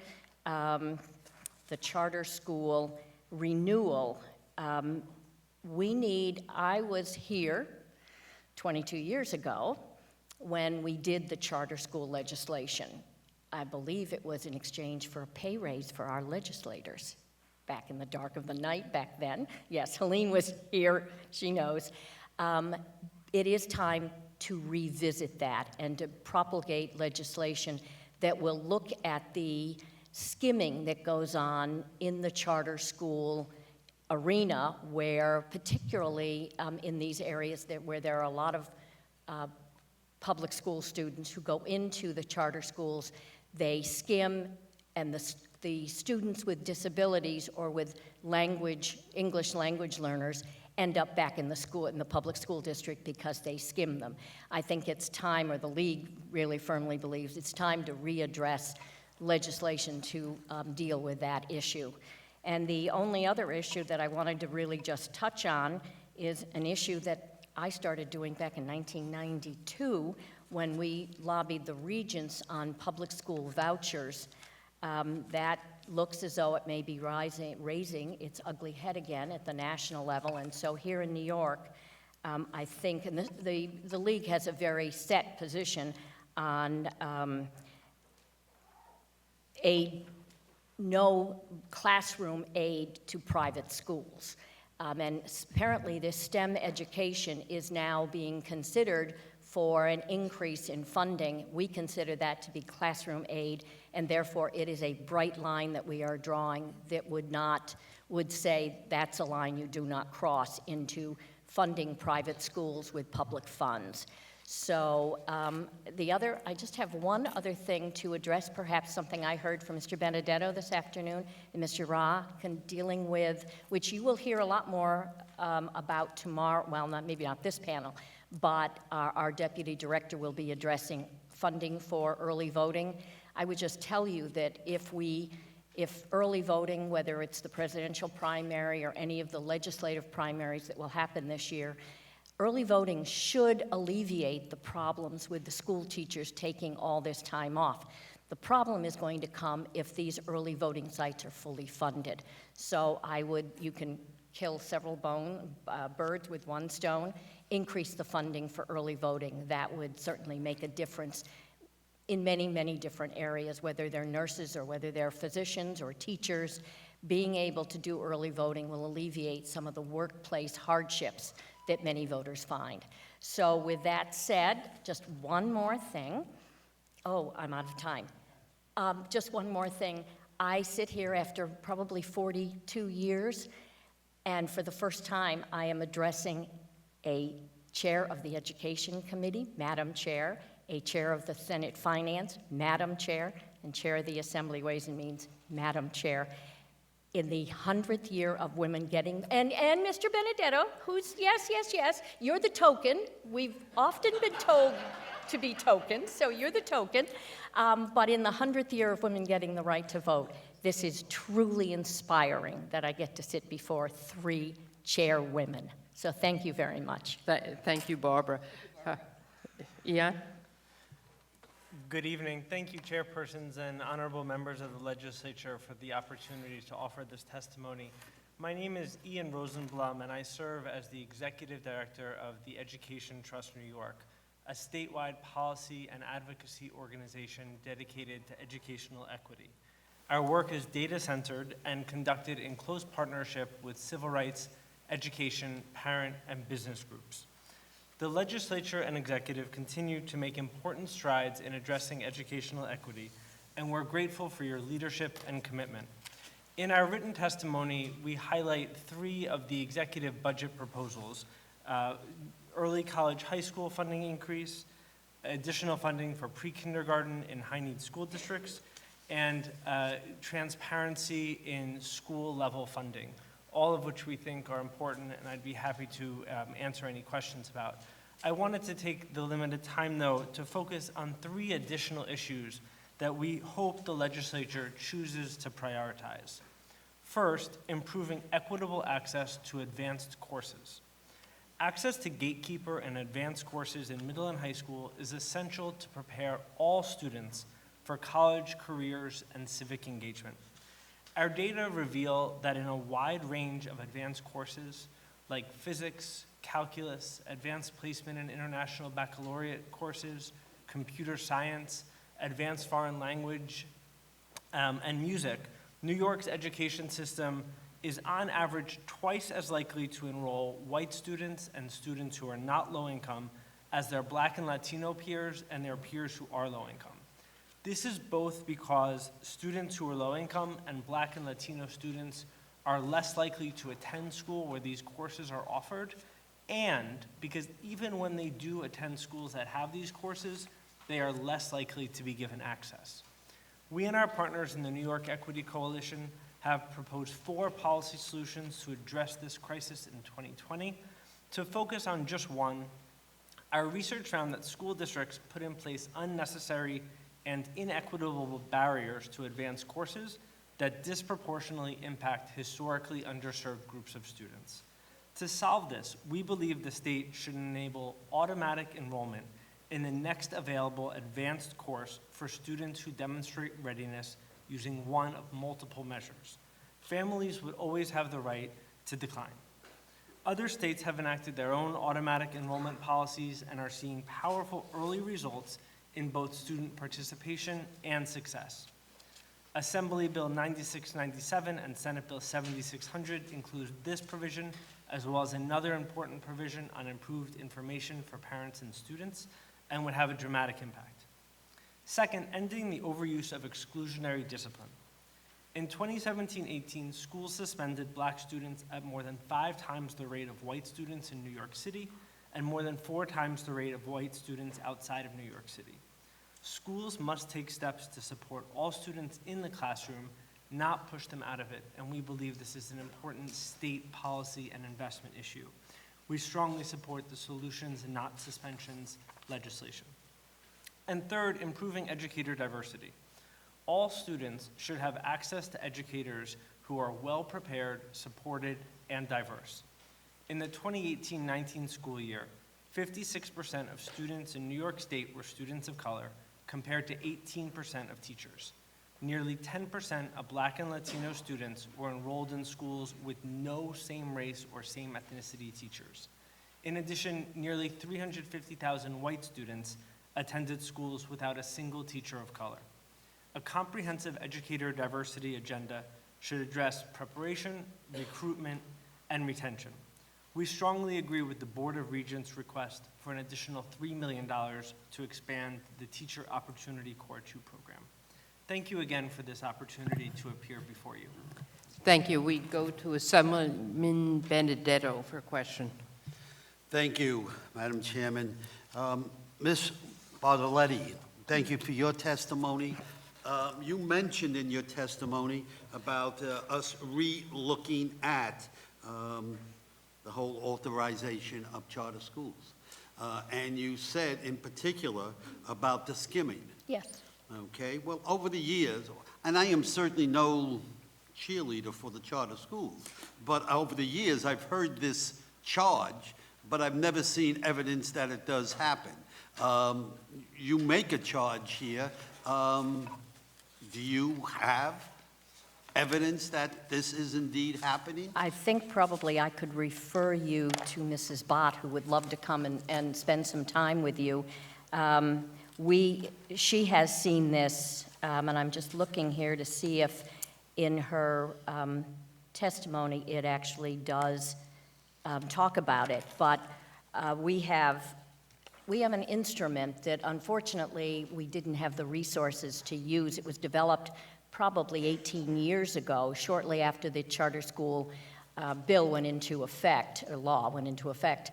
And it's an extensive monitoring instrument that would have looked at what goes on in the individual charter schools, in the individual communities that our leagues are in.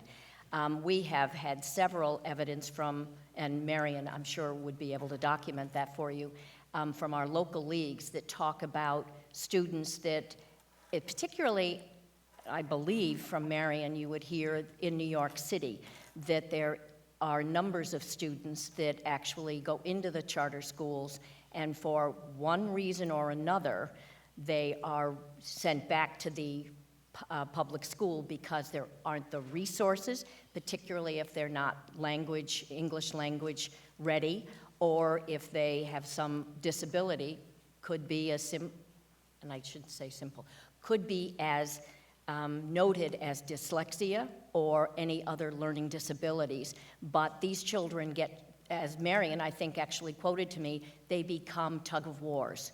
It's, no, we can't do this. No, you got to go back here. No, we don't have the resources, so you got to go back here. So these children often are pulled back and It's not so much forth. a skimming of taking away Well, children that too. There is that before. also. That's a filtering you're yes, telling me about. Yes, and I think there's a word that I think the governor used. I think Marion says in her testimony, the governor used a different word.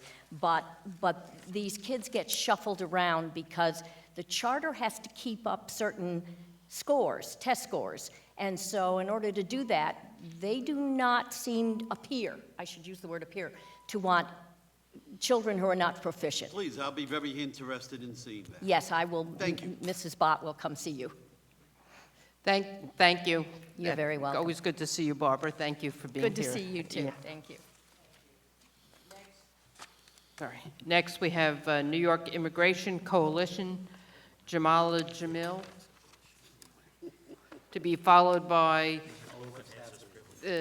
Dyslexia Advocacy Action Group, Helen Roussel, followed by New York Association of School Psychologists. Hello, everyone. Good evening. Thank you so much for this opportunity. My name is Jamila Jamil. I'm the Director of Upstate Advocacy for the New York Immigration Coalition, and we are a coalition of over 200 organizations throughout New York State. I've had the privilege of growing up and living in Western New York and taking on this role. I've really seen the mirrored disparities in education that also affect everything else in our upstate region and across the state. New York Immigration Coalition, we held roundtables throughout the state, and foundation aid came up as one of the top 5 campaigns and concerns of immigrant communities throughout the state. We had held roundtables in the North Country to Long Island, to Buffalo, to Rochester, et cetera. Just to highlight today, I really wanted to highlight ELL, English language learners, and multilingual language learners. And it's been really amazing stepping back and listening to the conversations.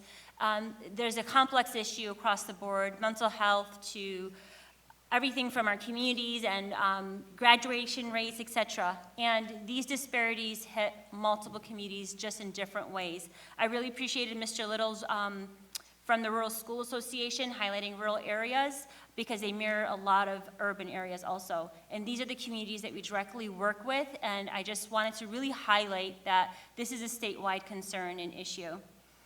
So New York Immigration Coalition has a long-standing history convening community leaders from across New York State. A lot of our members work directly with marginalized immigrant communities. So I come today not just to represent New York Immigration Coalition, but I come here to really represent the parents and the students. I've been working in healthcare as a nurse from newborn and then across the span of developing ESL and community organizations and individuals.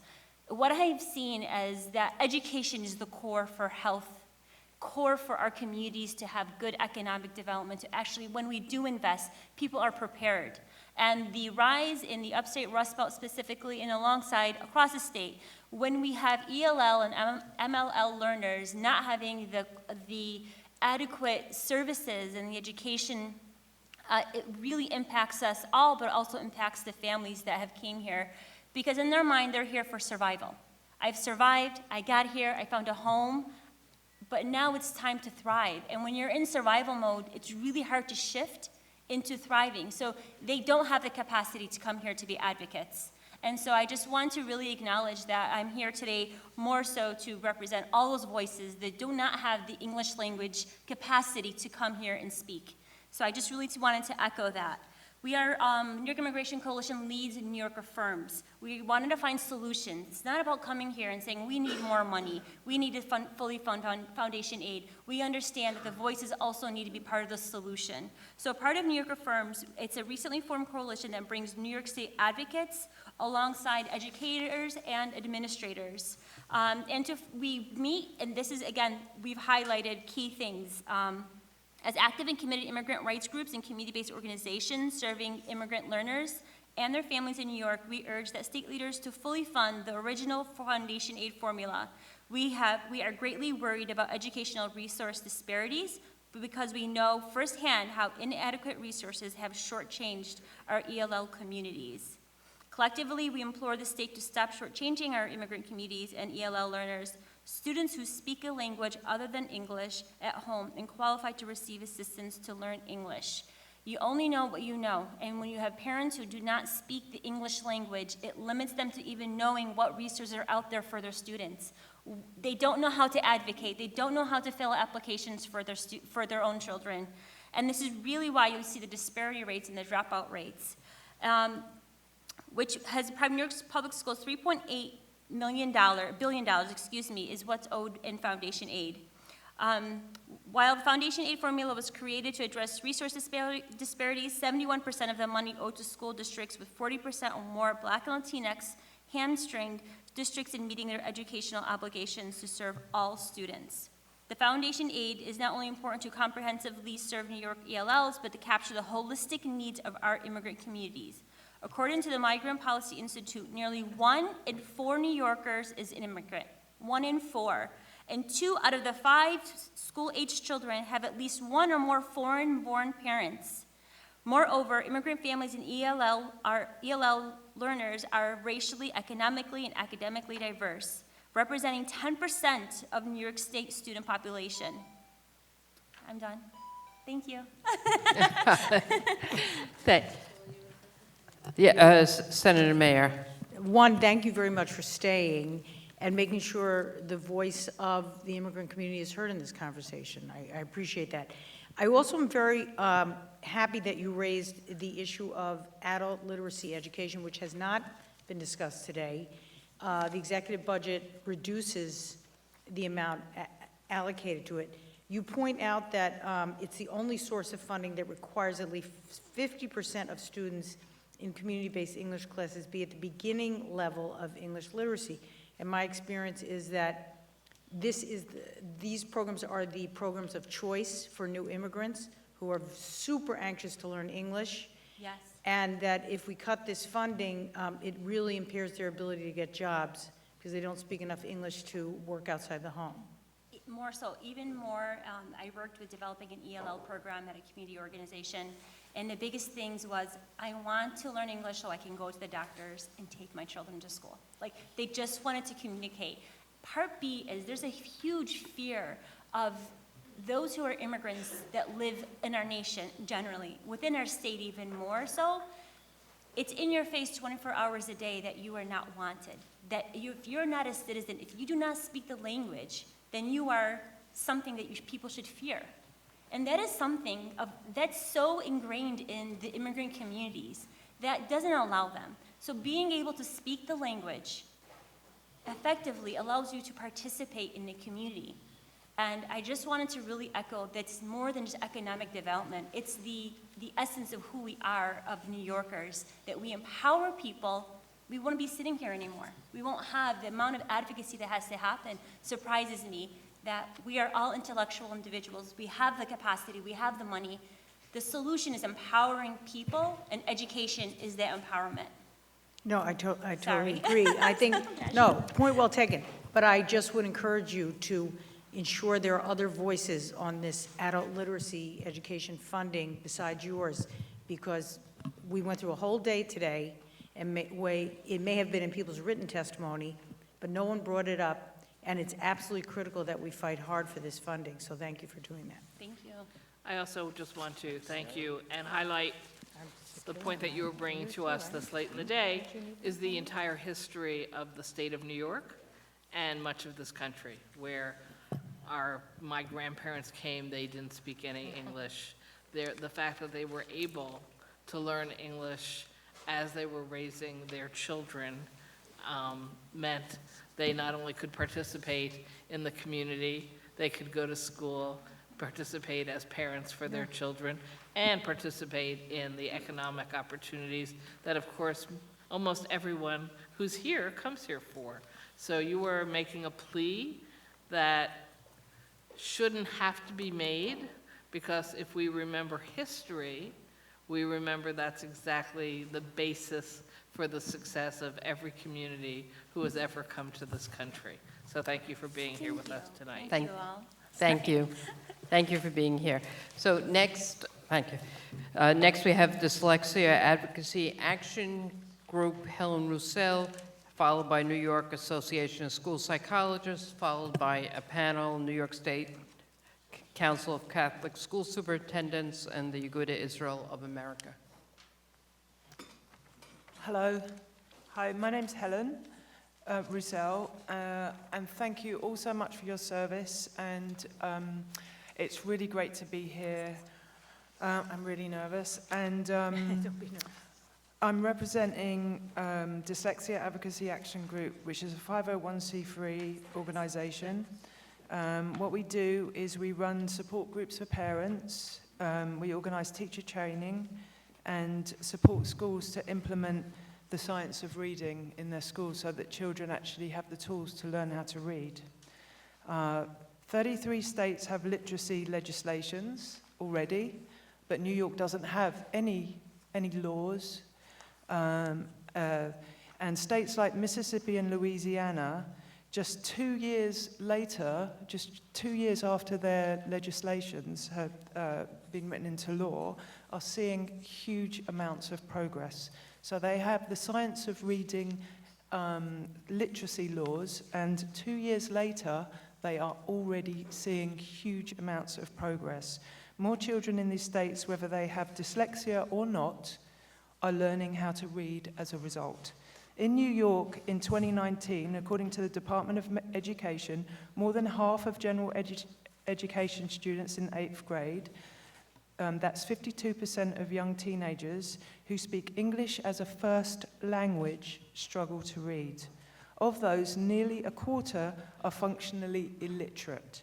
Functionally illiterate means that they can't read medical direction, they can't read street signs, websites, or newspapers. These are children with English as a first language. Spoken language is part of our evolution. Our brains evolved with the ability to learn how to talk. Speech is wired into our brains at a cellular level. Written language, however, the process of connecting a sound to a symbol, is very recent. MRI images, well-documented evidence, and bipartisan Congress agreed in 2000 that in order to read, students need instruction that is phonics-based, explicit, and sequential to develop the cognitive skills they need to decode the patterns and nuances within our written language. But the science is not making it into the classrooms. It is not the fault of the teachers. They work so hard. They are trained in a pedagogy that is based on unscientific theory, like most of them. The majority of teachers are based, have a reading theory that isn't scientific at all. The same, they base it on, they base their theory that is on that children learn how to read the same way they learn how to speak, which, as we know from science, is incorrect. That is not how children learn how to read. They think that reading can be self-taught. It's the colleges and universities that promote this kind of pedagogy, and it's just, we can see from the results that it just isn't working, and there's no kind of, there's no responsibility. No one takes responsibility for that, for the courses that the teachers are taught, which is really unfair for the teachers as well. So basically, they're instructed to guess unknown vocabulary by looking at pictures, guessing the clues in the context and stuff like that. But this falls over, though. This kind of methodology falls over when passages become more complex and there are no picture clues. Not teaching reading explicitly is the root of the problem, and unfortunately, a lot of really many schools have these programs in their schools. So teachers actually aren't taught how to teach reading in a science-based way, so they just can't teach it. And it's very frustrating, as I've seen at a lot of my workshops. I have administrators come, I have teachers, they ask me, so how do they learn? And they're writing notes, they're taking notes. I mean, this can't be happening. I heard about all the money and funding and everything, and it's all, the root of the problem is in our teacher trainer universities and colleges.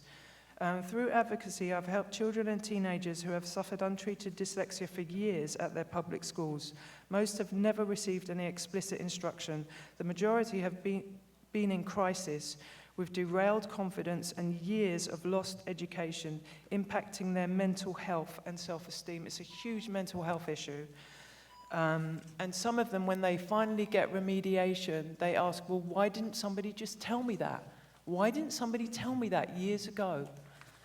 So I've only got through half of it, but I have loads of data. well, Let me just give you the data, which you may not know, and it's pretty shocking.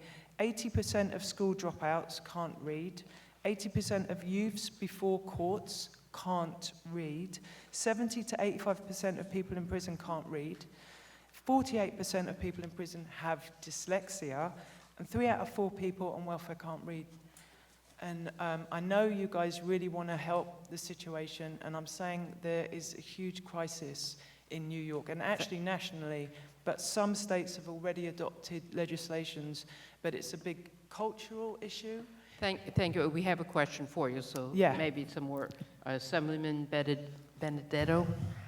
Thank you for being here, and thank you for your testimony. And I think you've come here at the right time in history, if you want to put it a little dramatically. Yeah. Because I think the realization of dyslexia and what it is, dyslexia and the early diagnosis of dyslexia is so important in the education process. Your group, I know you have a proposal, a rather detailed proposal of how to get it. It has crossed our desk, and it has, before you entered this chamber here today, piqued our interest in it. I don't know how long you've been here today, but if you heard some of the questions that were put before Chancellor Carranza today, many of it focused in on dyslexia, early diagnosis, how to come up with a program to do it, laws in other states.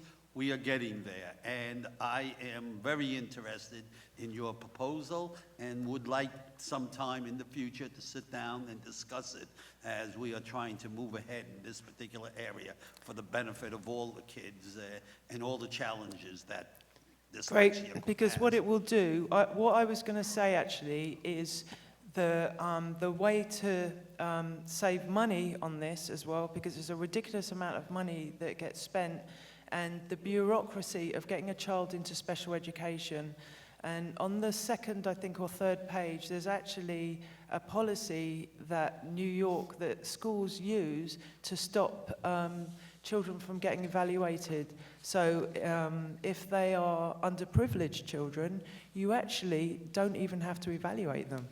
So then there's thousands and thousands of children out there that haven't been evaluated. And I saw this, I kept seeing parents coming to our workshop saying, no, they're refusing to evaluate my child, and they can't read, they're in 9th grade, they're reading at a 1st grade level, and they won't go to school now they're shut down, and they're refusing to go to school, what do I do? And I say, but hang on a minute, they have to be evaluated. And they say, no, they don't. And then there's the policy right there. They don't even have to be evaluated. You can just let a child just sit there until their behavior spirals out of control, and now they're in front of the social worker, now they get into trouble, now they've dropped out.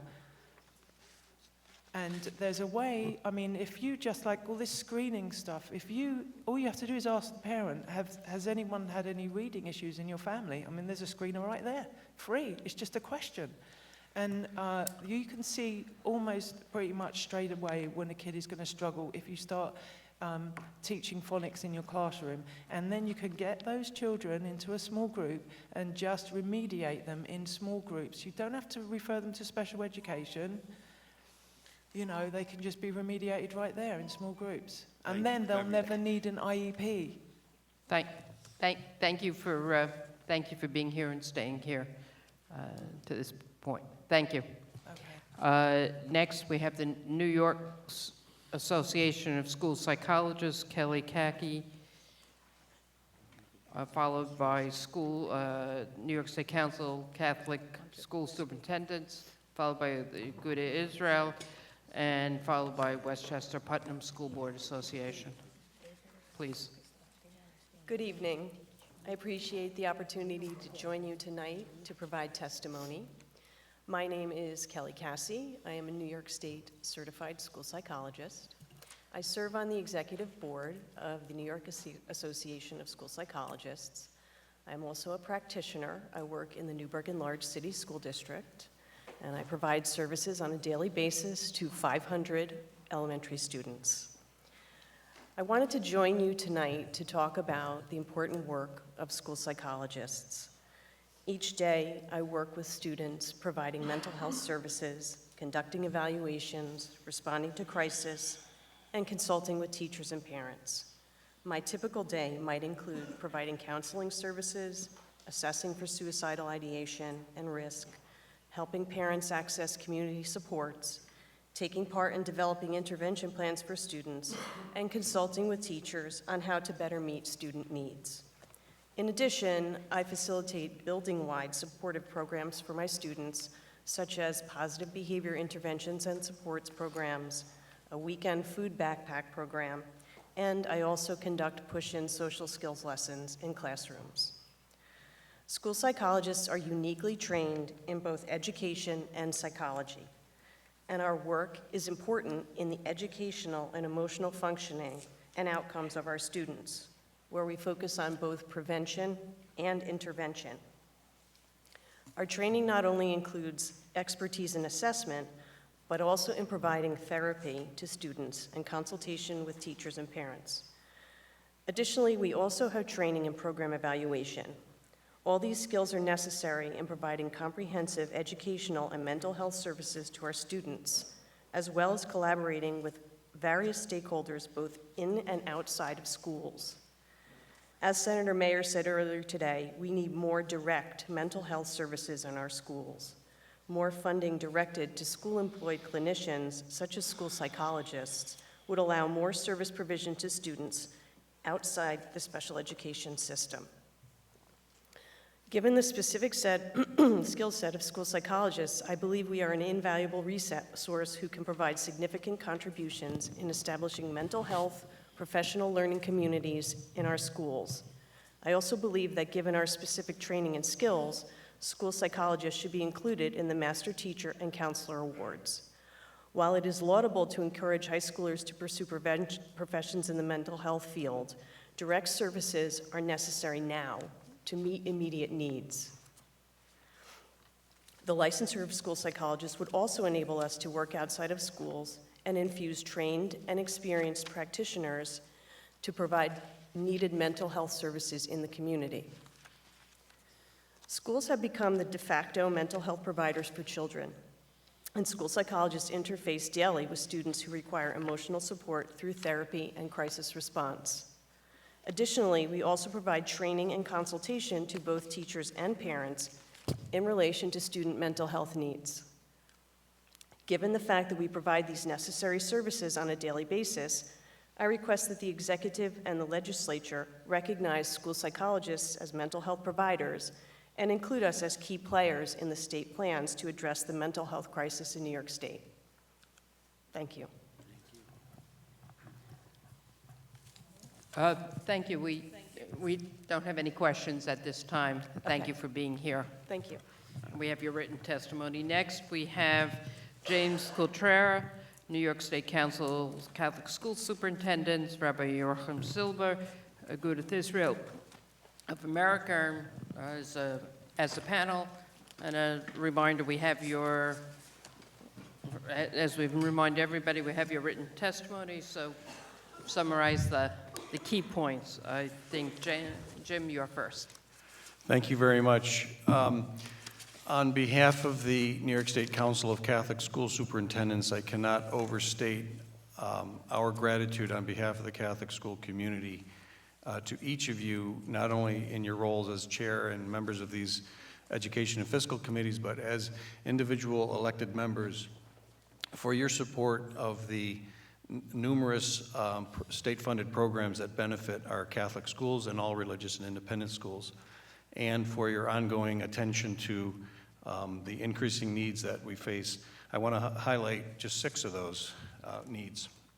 Again, thank you for Chapter 347, enacted 2 years ago, that helped to stabilize the mandated services aid program and would have, if it were implemented, averted a cut in reimbursement rate to our schools. However, it's not being implemented because the State Education Department expresses a need for clarification or a technical amendment.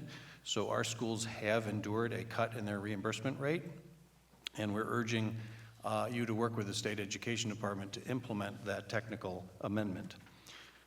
Health, safety, and security funds. We're enormously grateful. Unfortunately, we have a need for ongoing health, safety, and security. And more schools have, or some schools have more of a need to continue to harden, quote unquote, harden their schools. But I want to reflect on what Chancellor Carranza said this morning. Some schools can do all the hardening they want. And until you address the student climate, you're not getting at some of the critical needs. So the Council of Catholic School Superintendents is urging additional flexibility for the use of those funds for pupil health and mental health needs. As Bob Lowry of the Superintendent's Council said, their superintendents and our superintendents are seeing increased need for mental health workers, as well as to use those funds for criminal history checks of prospective employees and the remediation of health and safety hazards. For instance, we can use those funds to test our water supply to see if the drinking fountain has a lead-based fixture, but we can't remediate and purchase a new drinking fountain with those funds. So increased flexibility. We're seeking the doubling of those funds as well. The STEM program, an enormous shot in the arm for our schools. We're grateful for the STEM investment in STEM instruction in our schools. The Catholic schools received approximately half of those funds. We're enormously grateful to the governor for proposing another increase. It should be noted that out of the current level of $30 million, of the $5 million that was there in the first year, $90 million in applications came. So ultimately, we're hoping for a $100 million program to meet the demands of that program. Capital needs and energy efficiency. Unlike our public school counterparts, our schools don't have access to building aid, tax levy authority, or being able to issue bonds. Yet we still have the same capital and energy efficiency needs that our public school counterparts have. The Trinity Lutheran case before the Supreme Court several years ago opens the door for secular support of religious institutions. We're asking for some funding for critical capital needs such as roof repairs, boiler replacements, some structural repairs, without which our schools will close because they can't raise the money to meet those capital needs. Likewise, energy efficiency projects not only will reduce the cost of running those facilities, but when we implement energy efficiency, it actually reduces the overall burden on all ratepayers. So it helps all ratepayers in general. And the last point is on transportation. Because of the significant closure of Catholic schools around the state, some of our dioceses are now paying for their own buses to provide transportation beyond the 15 miles that would have been provided by the local public school. In other words, we have more and more parents who are living beyond the 15 miles because we have Catholic schools that have closed. They're paying for transportation. Our dioceses, however, as you know, are facing numerous lawsuits, and they won't be able to afford those, to pay for those buses. And those few buses that they're paying for, it'll be very cheap for you to help support those buses. If those buses aren't there, those parents are going to have to send their kids to public school, and you'll be paying so much more to educate those kids. So we're asking for a pilot program for transportation grants reimbursement to our schools. One last thing, Senator Mayer, thank you for acknowledging the need for training of our administrators to implement the red flag law. We need that as well. Thank you. Yeah. Good evening. I must say I admire all your perseverance being here on long hours. My name is Yerucham Silber. I represent the Good of Israel of America, obviously advocating for the non-public schools. As I indicated in my written testimony, non-public schools save the state about $9 billion annually, and the Jewish school portion is approximately about $3.5 billion. In my testimony last year, I discussed the guidelines that had been introduced by former SD Commissioner Ilya in November 2018. Those guidelines were extremely rigid in their one-size-fits-all approach to equivalency. In March 2019, a consortium of school groups filed suit in the state Supreme Court challenging these guidelines. Then last April, the court declared the guidelines null and void as a violation of SAPA, ruling that the guidelines were actually regulations which, according to SAPA, require a formal comment period. Last July, SED proposed new regulations which call for a 60-day comment period. During that period, the state received over 140,000 comments, almost all in opposition, an unprecedented amount for state regulations. Comments came from parents, yeshiva graduates, and many other individuals. Besides the comments from individuals, the department also received a substantial number of comments from official organizationals as well as elected officials, which I've highlighted in my written testimony. This review was originally prompted by a group alleging to the New York City DOE that 39 schools did not offer education that was substantially equivalent to public schools. The group was claimed to represent a silent majority of yeshiva parents and graduates, but during the comment period, the silent majority had their opportunity to speak and were barely able to muster 2,000 comments, in contrast to the over 140,000 comments in opposition. Nevertheless, based upon the original complaint, DOE did investigate, and this past December, Schools Chancellor Carranza summarized the DOE findings to Interim Commissioner SED Tahoe. Of the original 39 schools, 11 were out of the scope of inquiry, including one that was actually a butcher shop. For the remaining 28 schools, the DOE report found that 23 of the 28 were substantially equivalent, well-developed, or on the way to developing substantial equivalency. The letter acknowledges that a strong argument has been made that Judaic studies can be a powerful context in which to cultivate critical thinking and textual analysis skills. The Chancellor also praised the development of secular curriculum made available to yeshivas, and he strongly encouraged these efforts to continue. There are approximately 275 yeshivas in New York City.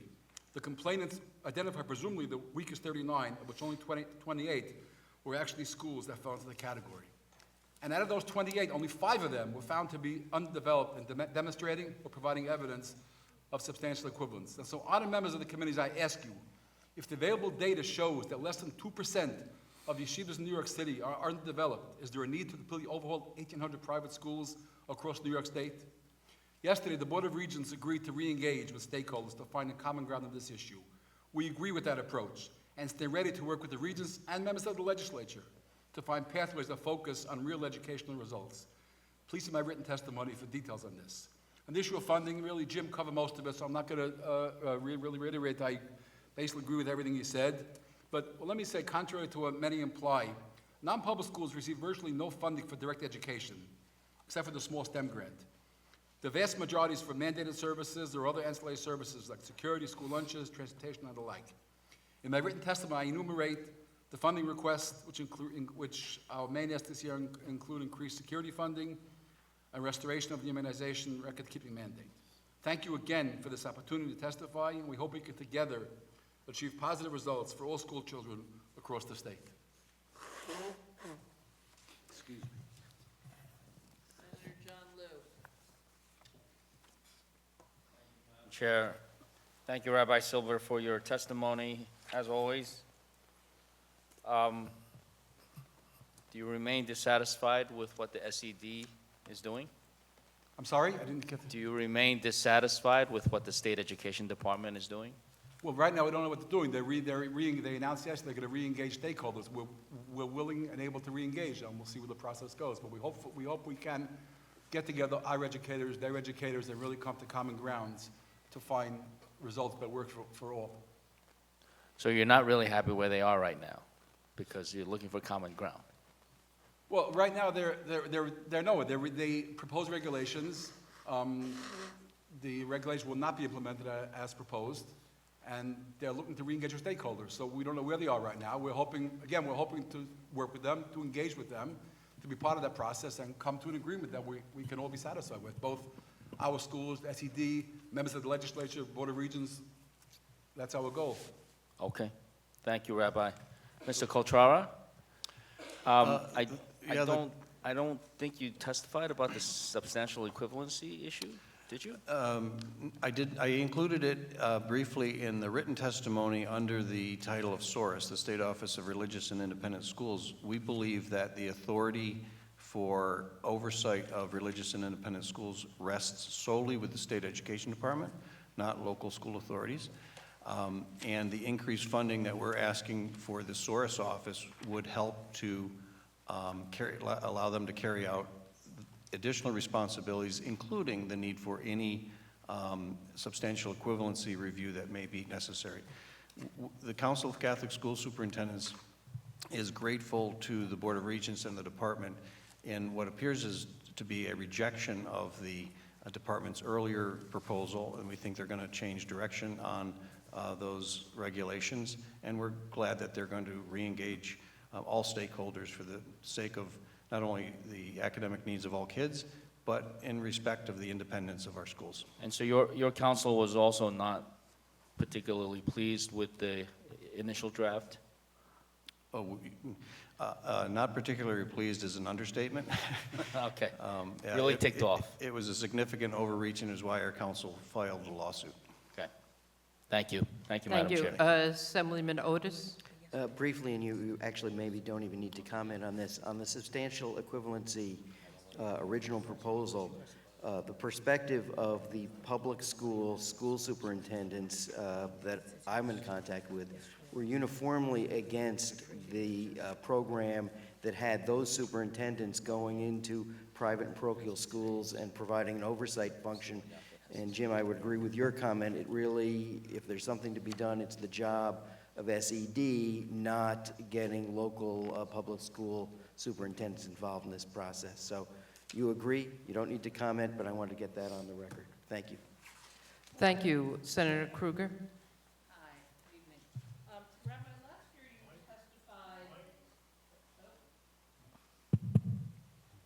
last year you testified that the yeshiva schools had a higher Regents exam score than others. So this year, I'm looking at your testimony. It's in there again.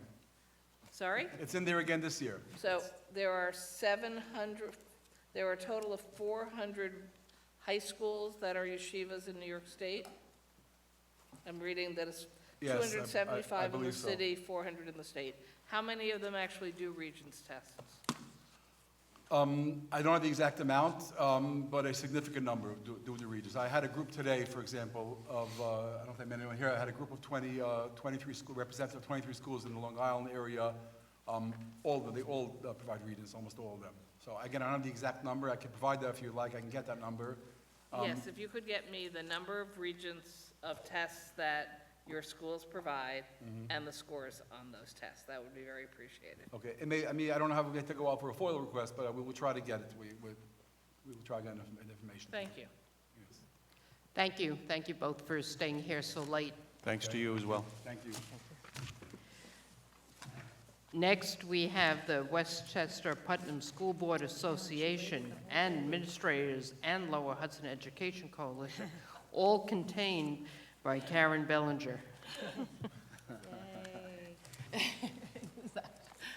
Yes, thank you very much, Madam Chairwoman. I'm Karen Belanger. I am, my day job, shall we say, is the Executive Director of Westchester Putnam School Boards Association. I am actually here on behalf of the Lower Hudson Education Coalition, which is a joint project of the Westchester Putnam School Boards Association, the Rockland County School Boards Association, the Dutchess County School Boards Association, and the Lower Hudson Council of School Superintendents. So on behalf of the LHEC, we do greatly appreciate New York State's steadfast support of public education.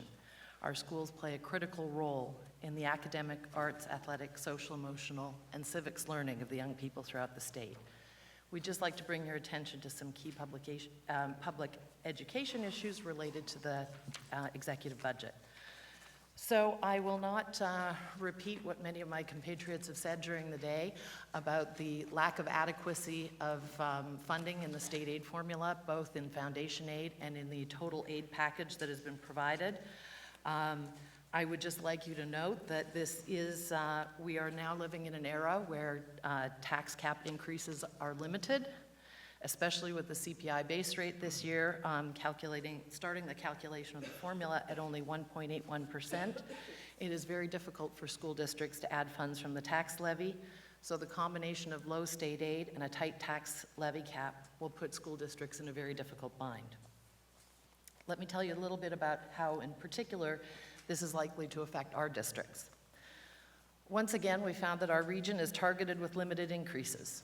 55% of LHEC districts, I represent 77 school districts, receive the minimum increase of 0.25% in foundation aid. That was once the package of expense-based aids was added into the foundation aid bucket, which we absolutely oppose as well for many of the reasons you've heard today. I just want to make it clear that once we remove those expense-based aids from the foundation aid projections for next year, our region also continues to lag the state in the full funding of foundation aid. Over half of the lower Hudson districts are expected to receive less than 80% of full funding, whereas only 27% of New York State districts will be in that category. Only 9% of districts in New York State will be funded at less than 60% of the original formula, whereas 30% of LHEC districts will receive less than 60% of what the formula requires. So we do strongly urge you to update the data used in the foundation aid formula, including the outdated cost factors, the inadequate poverty measure, and of course, properly reflecting the changing student demographics and the actual expense of operating in a high-cost region adjacent to New York City. We were very appreciative of the work that was done this year in terms of the foundation aid roundtables and bringing this issue to the forefront of everybody's mind. And we absolutely call for the revision of the formula, but at the very least, updating the data points in there, and of course, fully funding foundation aid. We are, again, similar to many of the reasons you've heard today, not happy about the proposals regarding building and transportation aid. So I will leave that one aside for you to read about. We also, I just want to bring up, as I found the proposal to push back the 18.42% of the state share of CSC costs for residential placements back onto local school districts to be a particularly not nice, I'm sorry, attack on our most neediest students.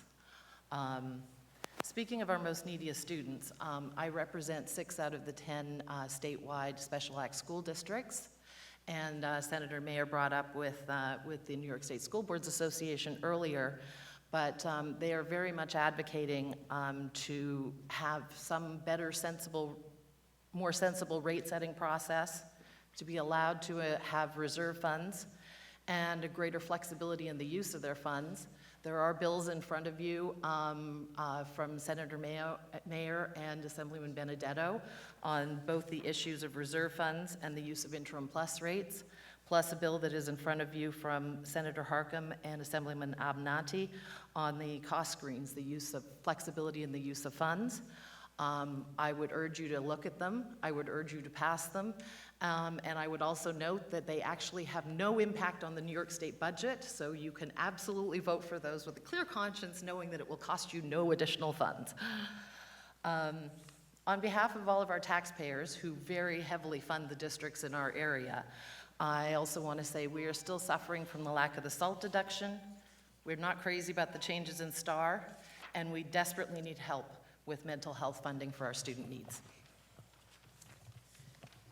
Assemblyman Rah. Thank you.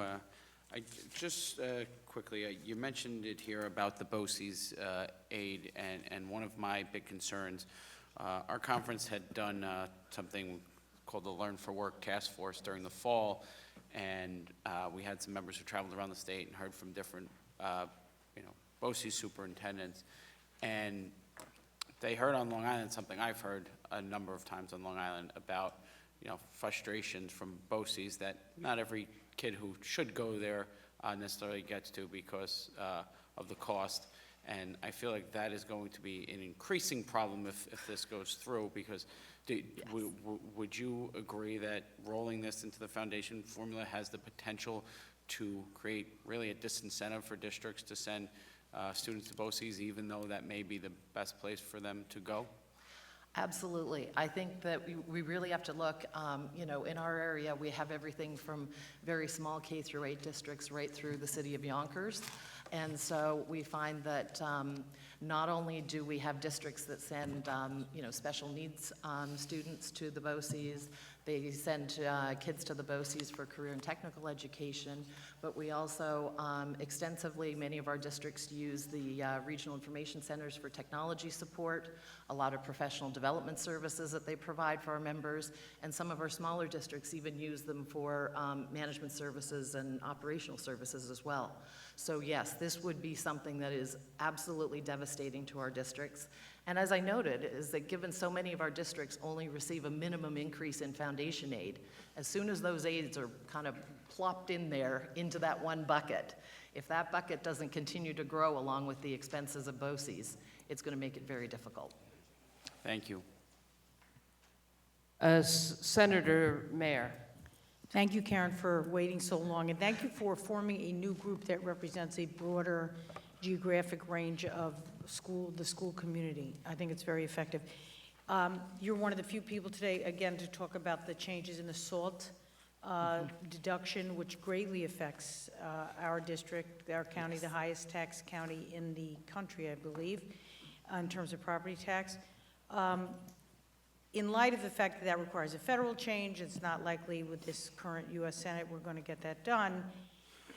Is there an argument to be made that, as you say, districts that receive a minimal amount of foundation aid under the governor's proposals are in a worse position than they would have been prior to this change?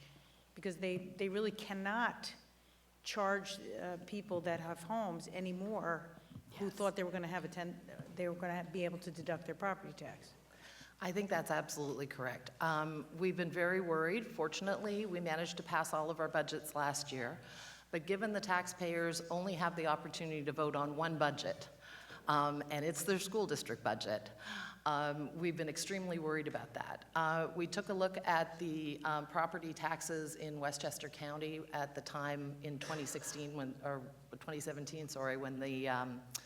when the Federal Jobs Act was passed. And we discovered then the median property tax in Westchester County was already over $10,000. Of course, that doesn't include the fact that most people pay state income tax as well, that they're losing the deduction on in addition. So we have been very worried about a blowback from taxpayers on our school budgets. It's definitely becoming harder and harder to pass bond proposals, which, given our crumbling school buildings, is a very big issue. And we have, if you just look at Westchester and Putnam counties, the school districts within that area, the median number is 82% of our school spending is local property tax levy. So that is enormously important to our districts. Thank you. Thank you very much. Thank Hold on you. 1 second. Assemblyman Otis. Hey, Karen, very nice job, and I think your testimony hit the key points of things that we have to address in the budget process. Earlier in the day, I raised one issue that is particular to some of our districts in our region with the SED commissioner, which is when we changed the rules on building aid, and you have school districts that have already passed referendums, now the math is going to change. That presents a problem for their budgets. Can you give a little more detail on that phenomenon that I'm hearing from some of our school board members and superintendents? It is an enormous problem in our area.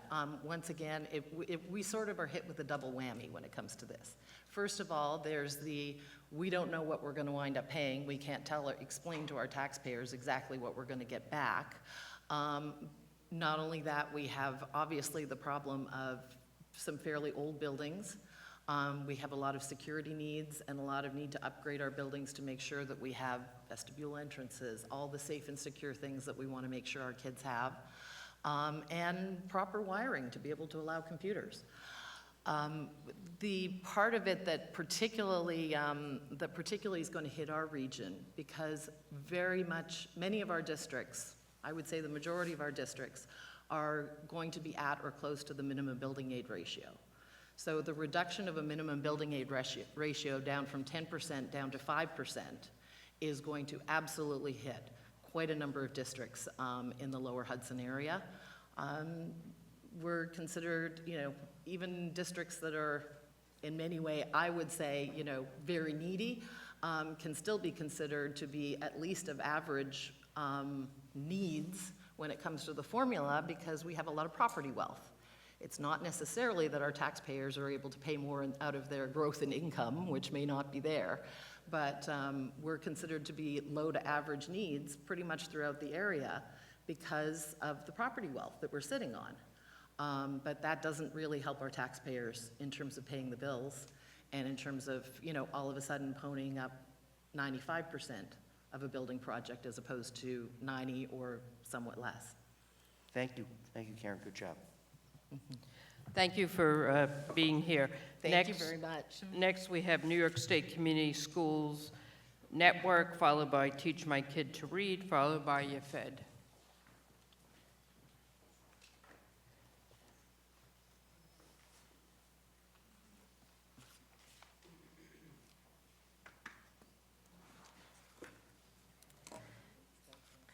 Good evening, and thank you for the opportunity to provide testimony and for sticking around this long.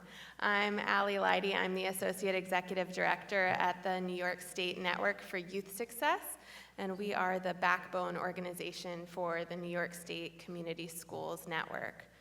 Community schools are making a difference for students, families, and communities across New York State, and they're seeing results from their efforts.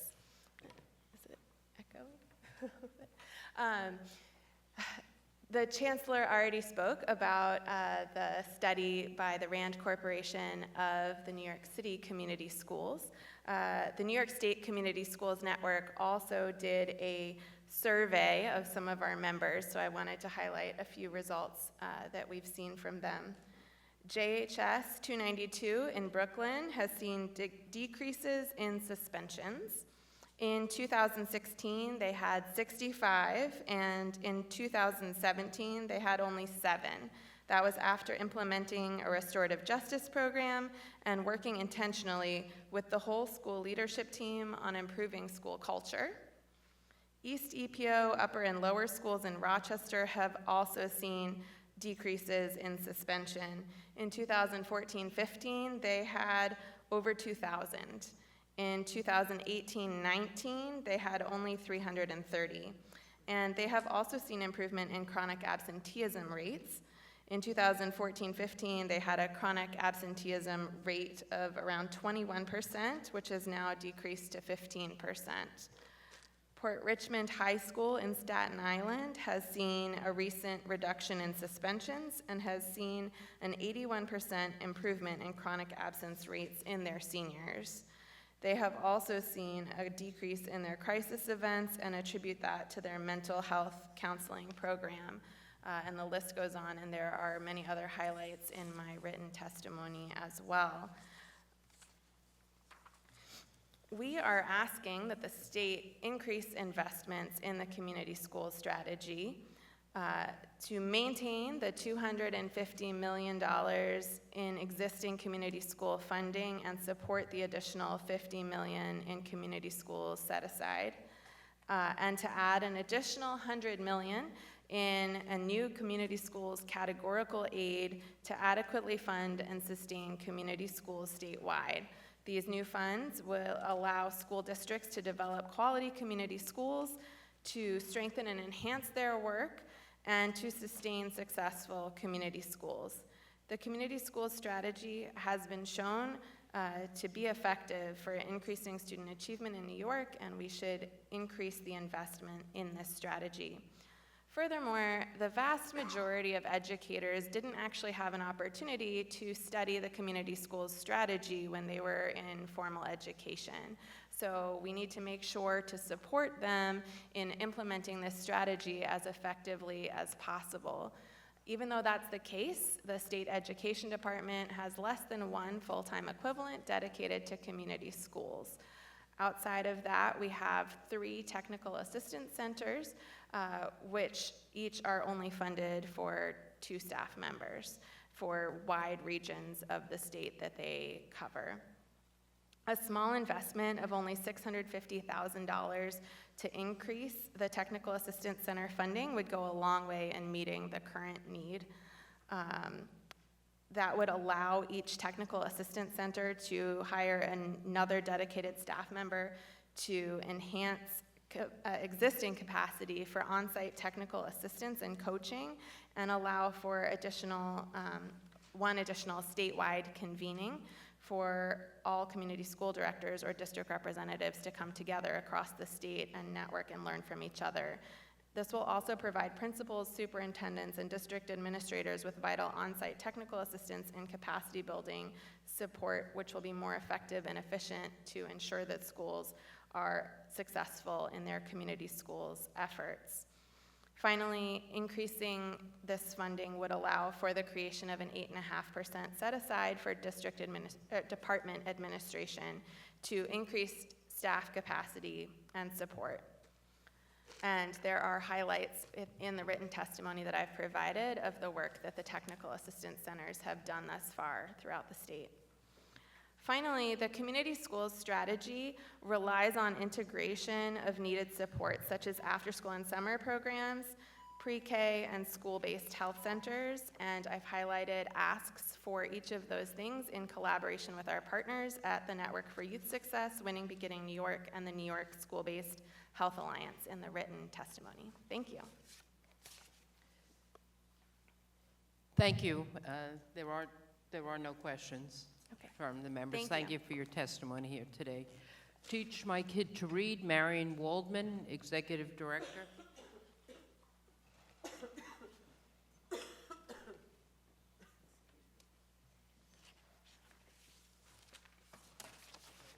Thank you, Assembly members, Senate members, and chairs who are still here. I'm here with a couple of different hats as well. We also work in coalition with Decoding Dyslexia New York and the Dyslexia Initiative New York. Like many of the stories that you've heard all day long, our story is one of many New York families I talk with regularly. We struggled for years to find out why our daughter couldn't learn to read, and then we struggled for years to find that place in person that knew how to teach her to read the way she needed to learn. We learned quickly we weren't alone, and in New York today, I have a petition here signed by 1,800 families who are looking for hope for their children, looking for early identification, and looking for teachers who know how to teach them so they can become skilled readers. As you see in my testimonial, the statistics are dramatic. For kids with learning disabilities, of which dyslexia is the most common, only 14% in New York were reading proficiently. Yet, with the right instruction intervention, 95% of all children have the cognitive ability to become skilled readers.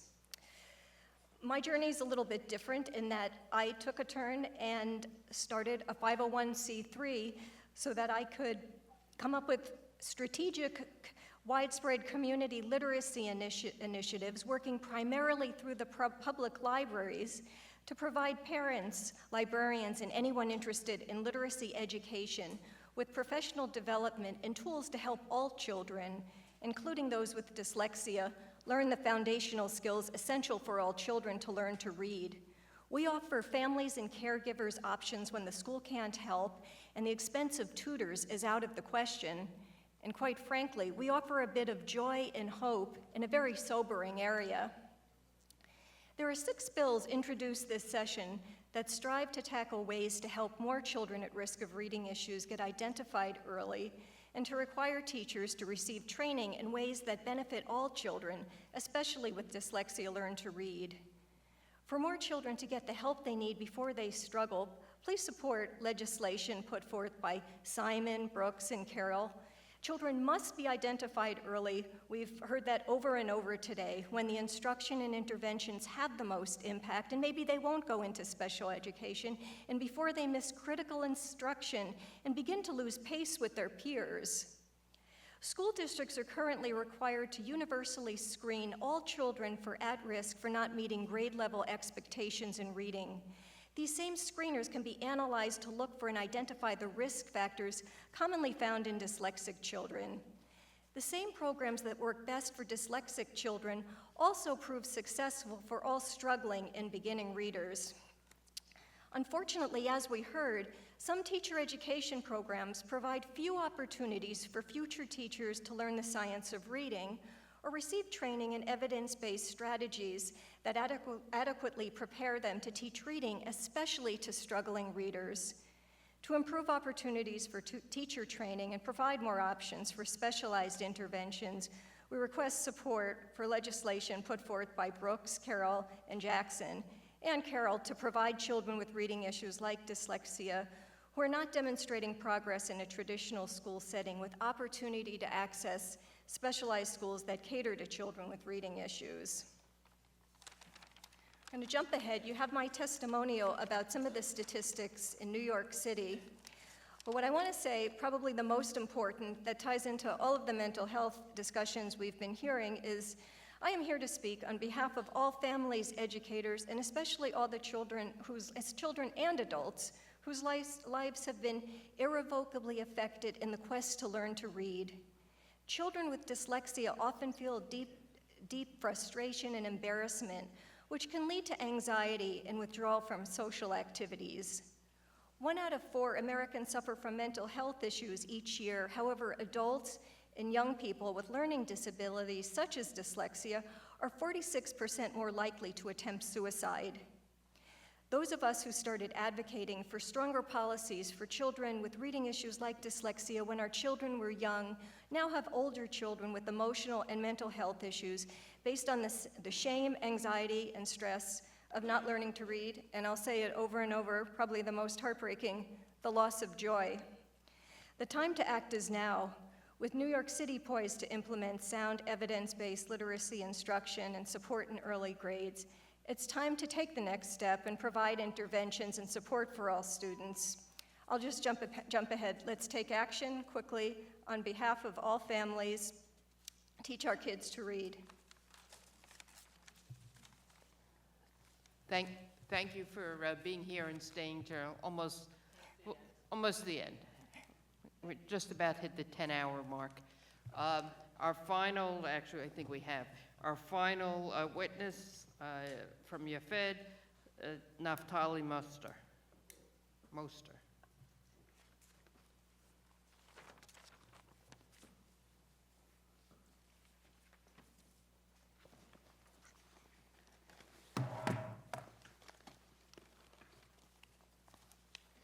Good evening, and I'm happy to perform the grand finale. Honorable members, since 1894, New York State has mandated that all non-public schools provide an education that is, quote, at least substantially equivalent to that of public schools. But for many decades, the State Education Department neglected to adequately enforce this law. Unfortunately, this was costly and it was a costly oversight that resulted in tens of thousands of children being denied their human right to an education. While it is true that most private schools, including many yeshivas and Jewish day schools, meet or exceed the minimum threshold of substantial equivalency, this is not the case for many ultra-Orthodox and Hasidic yeshivas, especially in Hasidic boys' schools. Most Hasidic boys' schools offer just 90 minutes of secular instruction to their students per day, only 4 days a week, and only for a few of the elementary and middle school grades.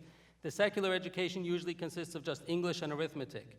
In most Hasidic boys' high school, students are completely deprived of a secular education. Instead, they spend between 12 to 14 hours a day studying exclusively Judaic studies, none of which is taught in English. And they receive zero instruction in subjects such as English, math, science, and social studies, or any other subjects required to be taught by law. This assessment has now been confirmed by the New York City Department of Education in their December 2019 report, stating that 26 out of 28 yeshivas that were investigated did not meet the lowest threshold needed to constitute a school. That is, they did not meet substantial equivalency. The truth is, we didn't need for the DOE to take 4.5 years to tell us this. It's been alleged for decades. Reporters, academics, documentarians, autobiographers have all confirmed the same exact thing for many years. And this isn't some small group of underperforming schools, and it isn't affecting an insignificant number of children. On the contrary, there are over 100 Hasidic schools across the state, a majority of which do not meet the minimum standards. The consequences of this lack of education is palpable. Poverty rates in the Hasidic community are high, as is dependence on government assistance. I want to stress that expressing this should in no way be seen as a criticism or mockery of people who genuinely must rely on government assistance to get by. What I do want to stress is that this is unfair to preordain a life of dependence on government assistance onto the children. Defenders of the status quo often point to the, quote, failing public schools as a way of telling the public and policymakers to clean up their house first, so to speak. But one crucial difference is that even the worst failing public school in this entire state offers instruction in English, in math, in science, and in social studies. Yet we have dozens of Hasidic and ultra-Orthodox yeshivas right here that offer zero secular education, including in the above-mentioned subjects. So how is that a credible comparison? In addition to misinformation, yeshiva leaders have used connections they have gained in good faith from members of this body and elsewhere in the government to persuade and strong-arm officials to delay action and to stonewall progress. You may recall when Senator Simcha Felder held up the entire state budget in 2018 until he got what he wanted, a budget amendment seeking to weaken standards for yeshivas on behalf of Agudath Israel and other yeshiva representatives. More recently, we learned from a New York City Department of Investigation report that Mayor Bill de Blasio delayed an interim report that was due in the summer of 2017 until August of 2018 because somehow yeshiva leaders managed to hold mayoral control hostage unless his administration delayed that report, that damning report. In November of 2018, SED rolled out new guidelines to enforce substantial equivalency requirement across the state. The guidelines were subsequently and successfully challenged in court on the grounds that the state needed to release new regulations first. These regulations were announced in May, and a public comment period was held over the summer. Yesterday, the Board of Regents once again kicked the can down the road, citing extraordinary number of comments, 140,000, received in opposition. It's important to stress that yeshiva leaders and elite private schools lobby their parent body, often with misinformation about the regulations, to submit comments en masse to oppose it. We can't allow an organized campaign of fear and misinformation to strong-arm the SED into indefinitely delaying enforcement of the law. Honorable members, this is an issue impacting every New Yorker, regardless of whether they're personally affected by educational neglect or not. The consequences of allowing the status quo to continue are enormous. It will perpetuate injustice and inequality in our communities. We can't talk about the importance of equity and fairness and continue to ignore this issue. We respectfully ask that the state legislature ensure that all students receive a proper education by providing SED with adequate funding to implement the substantial equivalency regulations. Without that, the law remains meaningless. It is like setting speed limits, but having no mechanism at all to enforce the limit. I promise it won't be more than 60 more seconds. The second is working to strengthen the law so that we don't encounter continuous evaders and lawbreakers who find increasingly creative ways to deprive kids of an education. Finally, enacting legislation to require that all schools receiving any funding, no matter how much or how little, and no matter for what program, must certify that they are substantially equivalent. SED should then be empowered to deny funding from any school that cannot confidently state that they are meeting the extreme modest requirement of the substantial equivalency law. This is the most impactful action you could take right now. If any other interest group came before you and demanded funding with no oversight whatsoever, they would be laughed out of the room, and rightly so. There's no reason the non-public school sector should be able to both take advantage of taxpayer resources while at the same time evade basic oversight to ensure they're compliant with the state laws and regulations. I respectfully ask the honorable members to consider these proposals. Thank you. We gave you a minute, Fantastic. 4 Okay, seconds thanks. extra. Any questions from members? No, and we have your written testimony. Oh, wait, Senator.